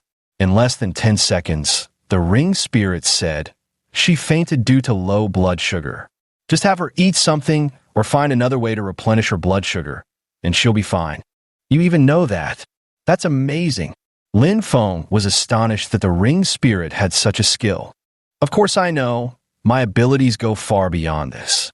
The ring spirit became elated after Lin Feng's praise. "Teacher Lee? Teacher Lee." The surrounding classmates were calling for Teacher Lee, but no matter how they shouted, Teacher Lee remained unconscious on the floor, unable to get up. After about 10 minutes, the sound of an ambulance echoed at the school gate. Many students waved toward the ambulance outside the school entrance. The medical staff quickly arrived at Lin Feng's classroom. After carrying Teacher Lee onto a stretcher, they departed, leaving behind a group of bewildered students. The incident alarmed the school's higher-ups. Just as everyone thought there would be no class, homeroom teacher Yang Hong walked into the classroom. "Everyone quiet down. Teacher Lee isn't feeling well and has gone to the hospital. I'll be substituting for this class," Yang Hong announced from the podium. As soon as she finished speaking, the entire class fell silent. Yang Hong casually picked up the chemistry textbook and began lecturing. Many students doubted whether Yang Hong could actually teach chemistry. This wasn't math class with its simple arithmetic. But as it turned out, Yang Hong was quite capable after all. She spoke quite fluently. Master, you could actually revive that Teacher Lee just now," the ring spirit suddenly spoke. Lin Feng was stunned upon hearing the ring spirit's words. Low blood sugar required eating something or going to the hospital for a 4-glucose drip. How could he possibly help? Lin Feng froze for a moment before silently thinking, "How can I save her alone?" "You can transfer your true qi to her, and she'll wake up," the ring spirit explained. "What? True qi can be used like that?" Lin Feng exclaimed in surprise. "Yes, master. True qi has many uses you're unaware of," the ring spirit sighed. Time flew by, and in the blink of an eye, the afternoon had passed. When school was dismissed, Lin Feng packed up his desk and prepared to leave. Just then, Zhou Ming approached him, suggesting they grab a meal together and incidentally meet Lin Wanru, Lin Feng's half-sister. So Lin Feng and Zhou Ming arrived at a restaurant called Li Fu Ji. Chapter 44. Buying a house, Zhou Ming led the way inside, with Lin Feng following behind him. Lin Feng soon saw Lin Wanru sitting alone at the dining table, waiting for him. Lin Feng walked over with Zhou Ming, pulled out a chair, and sat down. Seeing Lin Feng approach, Lin Wanru smiled and said, "Little brother, long time no see. You put on some weight. Yeah, how's life been treating you lately, sis?" Lin Feng gave an awkward laugh. "Not bad, though hearing your news made me lose an entire circle of weight," Lin Wanru said while looking at Lin Feng. "No wonder. News of me crashing the event has spread throughout the capital by now," Lin Feng said nonchalantly. Soon after, the waiter brought the menu for Lin Feng to order. He selected a few dishes before handing the menu back. "How could you take such a risk? I was worried sick." Lin Wanru took a sip of tea as she spoke. "It wasn't that risky. I had Chen Su backing me up. Besides, I was just getting paid to solve someone's problem." Lin Feng scratched the back of his head while explaining. "Don't take such risks next time. If you need money, you can come to me. You mustn't do this kind of thing again, understand?" Lin Wanru said earnestly. Okay, I won't do this kind of thing anymore," Lin Feng promised. "That's good. You need to be careful of others seeking revenge," Lin Wanru reminded him. Actually, Lin Feng didn't need Lin Wanru's reminder. He already knew someone wanted revenge. They'd already come once before, only to be beaten back by Lin Feng. Lin Feng wouldn't dare claim invincibility now, but ordinary people stood no chance against him, all thanks to his continuous practice with the Qianquan diagram. The group hadn't chatted long before dishes were served. The three began eating at the restaurant, and after the meal, Lin Wanru gave a few more instructions, settled the bill, and left. Lin Feng and Zhou Ming walked out of the restaurant together before going their separate ways, Lin Feng returning to the courtyard house while Zhou Ming headed home. Back at the courtyard house with nothing to do, Lin Feng idly opened his phone and started chatting on WeChat. He clicked on Ma Tingting's older sister, Ma Xiaoqian's WeChat, and sent a message. "Did you find a house for me?" After a pause, the other party replied, "Found 2 options. One costs 2 million, the other 2.5 million. Both are secondhand. When are you free to come see them?" "Tonight. I'll go see the houses after school," Lin Feng replied. "Then come to number 12 Asphalt Road tonight and meet me at the real estate agency," Ma Xiaoqian messaged back. "Okay," Lin Feng replied. After chatting on WeChat for a while, he realized it was time for school and hurried out the door. Halfway there, a car suddenly pulled up beside him, with a beautiful woman sitting inside. "Lin Feng," the woman in the car called out. Hearing his name, Lin Feng turned to look at the car. "Fan Yin." Lin Feng recognized the beauty. She was the one whose car had broken down before, and he had helped push it for her. "Yeah, Lin Feng, where are you going? I can give you a ride," Fan Yin said with a smile. Today, Fan Yin was wearing a light blue t-shirt paired with jeans, looking very cheerful. "I'm heading to school. Can you give me a lift?" Lin Feng asked. "Capital number 1 high school, right? I actually have something to do there. I can take you along." Fan Yin gestured for Lin Feng to get in the car. Lin Feng didn't decline. Getting a ride was a good thing. It saved him the trouble of walking. And so Lin Feng got into Fan Yin's car. As they drove, Fan Yin spoke up. "What a shame I missed the last wedding. I would have loved to see your heroic rescue of the beauty. Everywhere I go now, people who recognize me bring up that incident." Lin Feng chuckled dryly. "Of course they do. You're practically a celebrity now," Fan Yin remarked while keeping her eyes on the road. The school was just a 5-minute drive away.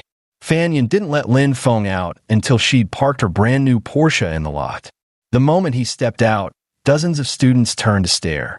Seeing this situation, many people assumed Lin Feng was a kept man, a sugar baby. But when they saw Fan Yin step out of the car, they were stunned. Would such a stunning beauty really need to keep a sugar baby? All the classmates understood now, and many began to envy Lin Feng. Witnessing this scene, most people assumed the two were in a romantic relationship, which earned Lin Feng quite a few disdainful looks. "What brings you to number 1 high school?" Lin Feng asked as he walked alongside Fan Yin. "My father is the principal here. I came to see him," Fan Yin said casually. Fan Yin's parents divorced when she was young. Now she lives with her mother, who remarried into a relatively wealthy family in the capital. She rarely visits her father, only occasionally. "I see," he said, then headed toward the staircase of the teaching building, parting ways with Fan Yen. Lin Feng arrived at the classroom. Since it was still early, there weren't many people there yet. He walked to his seat and sat down. He sprawled across the desk, intended to take a quick nap first. Ding dong, ding dong. The class bell rang. Lin Feng had slept straight through until the start of class. At this moment, many people in the class noticed that Lin Feng had woken up, and quite a few whispered among themselves, "This good-for-nothing is back to sleeping again." Although the voices were soft, Lin Feng could still hear them. His senses now were different from ordinary people's, far more acute. Lin Feng stood up directly and shouted angrily, "What business is it of yours if I sleep? Mind your own mouths." The Lin Feng of now was no longer the useless person he once was. He now dared to stand up and yell at those who looked down on him. The classmates all fell silent upon hearing Lin Feng's angry outburst. The current Lin Feng was someone they couldn't afford to provoke, someone who didn't even fear the four great families, let alone a few insignificant troublemakers. Obviously not. Immediately afterward, Zhou Ming loudly uttered a single word, "Good." Truth be told, Zhou Ming had long been displeased with these people. He had tolerated them only because Lin Feng hadn't yet been able to pull himself out of the abyss. Now that Lin Feng had risen from the depths, Zhou Ming naturally couldn't help but applaud. Class began shortly after, and the 3 afternoon sessions passed without any further incidents. Just like that, the afternoon slipped away. When school was out in the afternoon, Lin Feng gathered his books and called out, "Zhou Ming." What's up, Lin Feng?" Zhou Ming stopped in his tracks and turned back to ask, "I'm going to check out an apartment tonight. Come with me and give me your opinion, all right?" Lin Feng invited. "No problem. Let's grab dinner first." Zhou Ming readily agreed. So the two walked out of the school gate together and headed to a nearby fast food joint, where they ordered 2 meals and began eating. "You're planning to buy a house now?" Zhou Ming said between bites of his meal. As Lin Feng's close friend, Zhou Ming would always help him out whenever possible. He'd step up for Lin Feng at every opportunity, but unfortunately, since he wasn't one of the 4 young masters of the capital, there were times when his help had its limits. Even so, Lin Feng held Zhou Ming in high regard. He'd still turn to Zhou Ming for assistance with everything unless it was truly beyond Zhou Ming's capabilities. "That's right, I want to buy a house. Now I have over 2.6 million, which is just enough to buy a second-hand apartment." Lin Feng looked at Zhou Ming and said, "Have you already picked a location?" Zhou Ming asked. "Not yet. I asked Ma Xiaoxi to help me look. Now she says she's found 2 places. I'm going to check them out tonight." Lin Feng replied. "Then let's hurry up. There's a small dance party tonight. Are you coming?" Zhou Ming seemed pressed for time and finished his meal in a few quick bites. "Who's there?" Lin Feng saw that Zhou Ming had already finished his meal, so he started eating faster as well. "Just some friends. Whether they're any of your enemies is hard to say. If you come, I'll take you there." Zhou Ming sat to the side, watching Lin Feng eat. Lin Feng quickly finished his meal, paid the bill, and then hailed a taxi on the street. After both of them got in, Lin Feng said, "Driver, to Asphalt Road, number 12, thank you." "Got it," the driver said as he started the car, which sped off in a flash. After about a 30-minute drive, the car arrived at the Asphalt Road, number 12. Lin Feng paid the fare and got out with Zhou Ming. He walked straight into the nearby real estate agency, while Zhou Ming waited outside. "Lin Feng, you're here." Ma Xiaoxi spotted him the moment he stepped through the door. "Yes, let's go see the place," Lin Feng urged. "All right," Ma Xiaoxi replied, picking up her bag and slinging it over her shoulder before following Lin Feng out. "Zhou Ming, what brings you here?" Ma Xiaoxi asked upon seeing Zhou Ming waiting at the door. "I'm here to help Lin Feng with some advice," Zhou Ming replied with a smile. "All right then, get in the car, let's go." Ma Xiaoxi's car was a red BMW i8. She opened the door and slipped inside as she spoke. Lin Feng and Zhou Ming followed closely, getting into the car as well. The car soon arrived next to a residential area named Star Residence Community. Ma Xiaoxi parked the car by the roadside.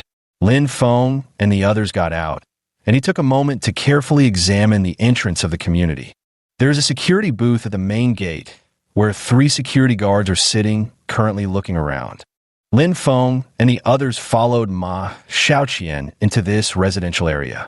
It must be said that the landscaping in this area is quite well done, the only downside being that it's relatively far from the school, at least a 30-minute drive. However, this wasn't a concern for Lin Feng. No matter how far it was, Lin Feng could jog there, treating it as a morning workout. Ma Xiaoqian led Lin Feng to Building B. They took the elevator to the 13th floor, Unit 1306, where Ma Xiaoqian unlocked the door with her key. Chapter 45. The fierce woman Lin Feng and the others looked inside from the doorway. The first thing that caught their eyes was an entranceway with a wooden shoe cabinet. Walking further in, the living room had a large sofa placed in it, with a coffee table in front of the sofa and a TV set not far away. The layout of the entire living room was quite excellent. Next, Ma Xiaoqian was ready to show Lin Feng around the rooms. She opened the door to one of them. The first room contained a bed, a dressing table beside the bed, and a wardrobe. Aside from these, there was nothing else. This apartment features a 3-bedroom, 2-living-room layout covering approximately over 100 square meters. The remaining 2 rooms, which Lin Feng and the others also inspected, were used as storage spaces for miscellaneous items. After touring the apartment, Lin Feng found it satisfactory and inquired about the price. Ma Xiaoqian replied, "This unit costs 2 million. Upon hearing the price, Lin Feng nodded. It was acceptable. He then casually sought Zhou Ming's opinion. Zhou Ming responded, "Aside from being a bit far from the school, everything else is quite good. It's worth considering buying." After Zhou Ming's suggestion, Lin Feng made up his mind to purchase this place and said, "All right, help me contact the owner. I want to buy this place." "Aren't you going to look at the other one?" Ma Xiaoqian asked. "No need. This one will do," Lin Feng decided. Okay then, with that, Ma Xiaoqian took out her phone and started contacting the owner. "Hello, is this the owner? Someone wants to buy your house. We're currently viewing the property right now. Come out so we can handle the paperwork." Ma Xiaoxi said over the phone. "All right, I'll come right now." Upon hearing the call, the homeowner rushed to his property without delay. After the homeowner arrived, everyone completed the formalities and the property was successfully transferred to Lin Feng. "Now that the transaction is complete, I should take my leave," Ma Xiaoxi said as she got into her BMW i8. "All right, thank you," Lin Feng expressed his gratitude. It was already 8 o'clock in the evening when Zhou Ming turned to Lin Feng and said, "About that party I mentioned earlier, are you going or not? But there might be your enemies there." "Of course I'll go. I'm not afraid of any enemies." Lin Feng shrugged as he spoke. "All right, let's go back and change clothes now. After changing, we'll wait at the cafe on West Wind Road." After Zhou Ming finished speaking, he hailed a taxi and left. Lin Feng also followed Zhou Ming, hailed a taxi, and returned to the courtyard house. Back at the courtyard house, Lin Feng entered his room and took out the suit he had bought earlier. This time, it finally had its use. Lin Feng changed into the suit, looked at himself in the mirror, and felt quite good about it. With that, he headed out. It was Lin Feng's first time wearing a suit. He arrived on the street, hailed another taxi, and, after getting into the cab, said to the driver to West Wind Road, the cafe. Upon hearing this, the driver started the car and drove away in a flash. After navigating through numerous twists and turns, about a 20-minute drive later, the car arrived at the cafe on Shifeng Road, where Lin Feng got out. Zhou Ming was already waiting there, dressed in a black suit, black leather shoes, and a red checkered tie. "Let's go, Lin Feng. We'll walk from here. It's not far from where we are," Zhou Ming said. So the two of them walked together, and after about 10 minutes, they arrived in front of a building called the Four Seasons Hotel. This dance party was being held on the 13th floor of the Four Seasons Hotel. Zhou Ming led Lin Feng into the elevator. The elevator soon stopped at the 13th floor. As Lin Feng and Zhou Ming stepped out, they found the entire ballroom packed with people, at least over 100 guests. Among this crowd, some were eating, others sipping red wine, and still others chatting in small groups. There were all kinds of people. Lin Feng and Zhou Ming quickly blended in after arriving. Lin Feng picked up a wine glass and took a sip of red wine. Just then, a beautiful woman walked toward him. Lin Feng, what are you doing here? Ma Tingting asked. Oh, I came with someone. What about you? Lin Feng replied. I came alone.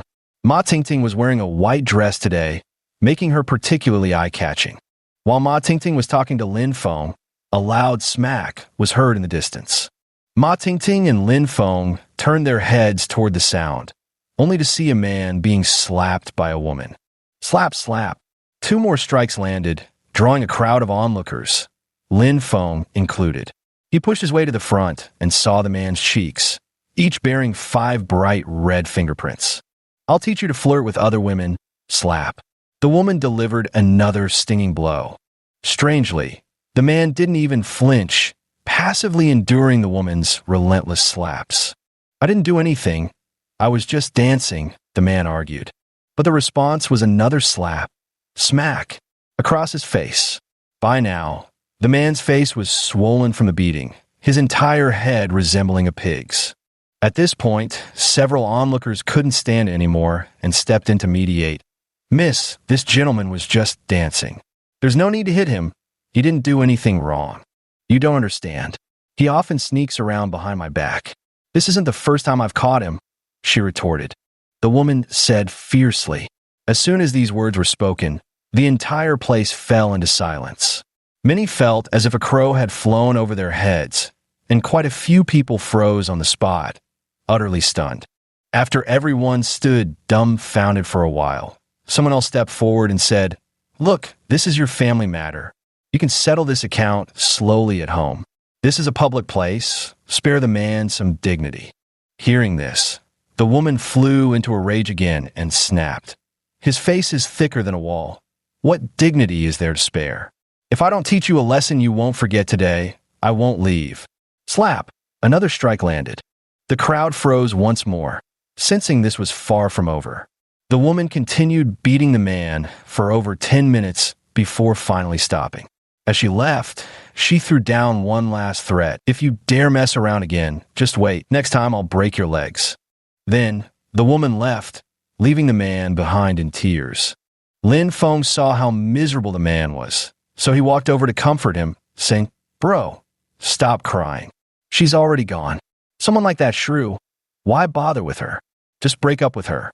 Hearing Lin Feng's words, the man wiped his tears and said, I wanted to break up for a long time, but I can't. She keeps hitting me. Lin Feng felt a pang of emotion upon hearing this. Wasn't this just like his own past, unable to fight back when being mocked? Ma Tingting saw Lin Feng talking to the man and walked over, asking, Lin Feng, what's going on?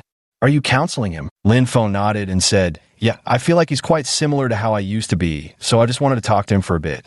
All right, I won't say much more. I need to head back, or she'll hit me again, the man said as he turned to leave. Hey, what's your name? Lin Feng asked. Hearing this, the man turned back and replied, I'm Yang Fei. Here's my business card. With that, Yang Fei handed his card to Lin Feng. Lin Feng accepted it and added the WeChat contact listed on the card, saying, I'm Lin Feng. I don't have a business card. After Yang Fei left, Lin Feng scanned the floor and spotted several familiar faces. Suda was chatting with a woman when Lin Feng approached and said, Suda, long time no see. Well, if it isn't Lin Feng, dressed so formally today, you're not here to cause trouble, are you? Suda immediately asked. Lin Feng felt exasperated and replied, Of course I'm not here to cause trouble. You weren't even there last time, so how do you know so much about it? I just heard it from others, huh? Suda laughed. So you're Lin Feng? The woman chatting with Suda asked. Yeah. Is there something you need? Lin Feng scratched the back of his head and said, Nothing really. I've heard of your name before, but I didn't expect to meet you in person here today. It's quite a surprise, the woman said with a smile. Strange. Where's Zhang Yufan? I don't see her. Did you come alone? Lin Feng glanced around but didn't spot Zhang Yufan, so he asked. She doesn't like these kinds of occasions, so she didn't come, Suda explained. After chatting with Suda for a while, Lin Feng walked off alone to drink by himself. As he was sipping his drink, a familiar face approached him. Lin Feng smiled when he saw the person. Lin Junjie was walking toward him. As soon as he got close, Lin Junjie spoke up. Little brother, how have you been lately? I'm doing great, bro. Can you still use your hand? Lin Feng smiled. The last time they met, Lin Feng had crushed Lin Junjie's hand until it deformed. Since then, Lin Junjie had held a grudge against Lin Feng and wanted revenge, but never found the right opportunity. Thanks to you, it still works. Lin Junjie's face showed clear anger. But Lin Feng maintained his harmless smile throughout. After a pause, he added, "Shall we shake hands again?" With that, Lin Feng extended his right hand, intending to shake hands with Lin Junjie. Seeing Lin Feng reach out, Lin Junjie took a step back, clearly feeling somewhat wary of him. "No need for handshakes. I really owe you one from last time," Lin Junjie said with an angry expression. Seeing Lin Junjie dare not shake his hand, Lin Feng's smile grew even wider. This Lin Junjie has always made things difficult for Lin Feng since childhood. And after Lin Feng's father passed away, he intensified his bullying until Lin Feng was driven out of the house. Lin Feng's mother disappeared shortly after his birth, and his father, the only one who knew the truth, never spoke of her even on his deathbed. This left Lin Feng as an unwanted young man, though he's managed to build a decent life for himself, just with quite a few enemies along the way. Lin Junjie grew even more furious seeing Lin Feng smirk, slamming his fist violently onto the nearby table with a loud bang. Other than venting like this, Lin Junjie had no better way to release his anger.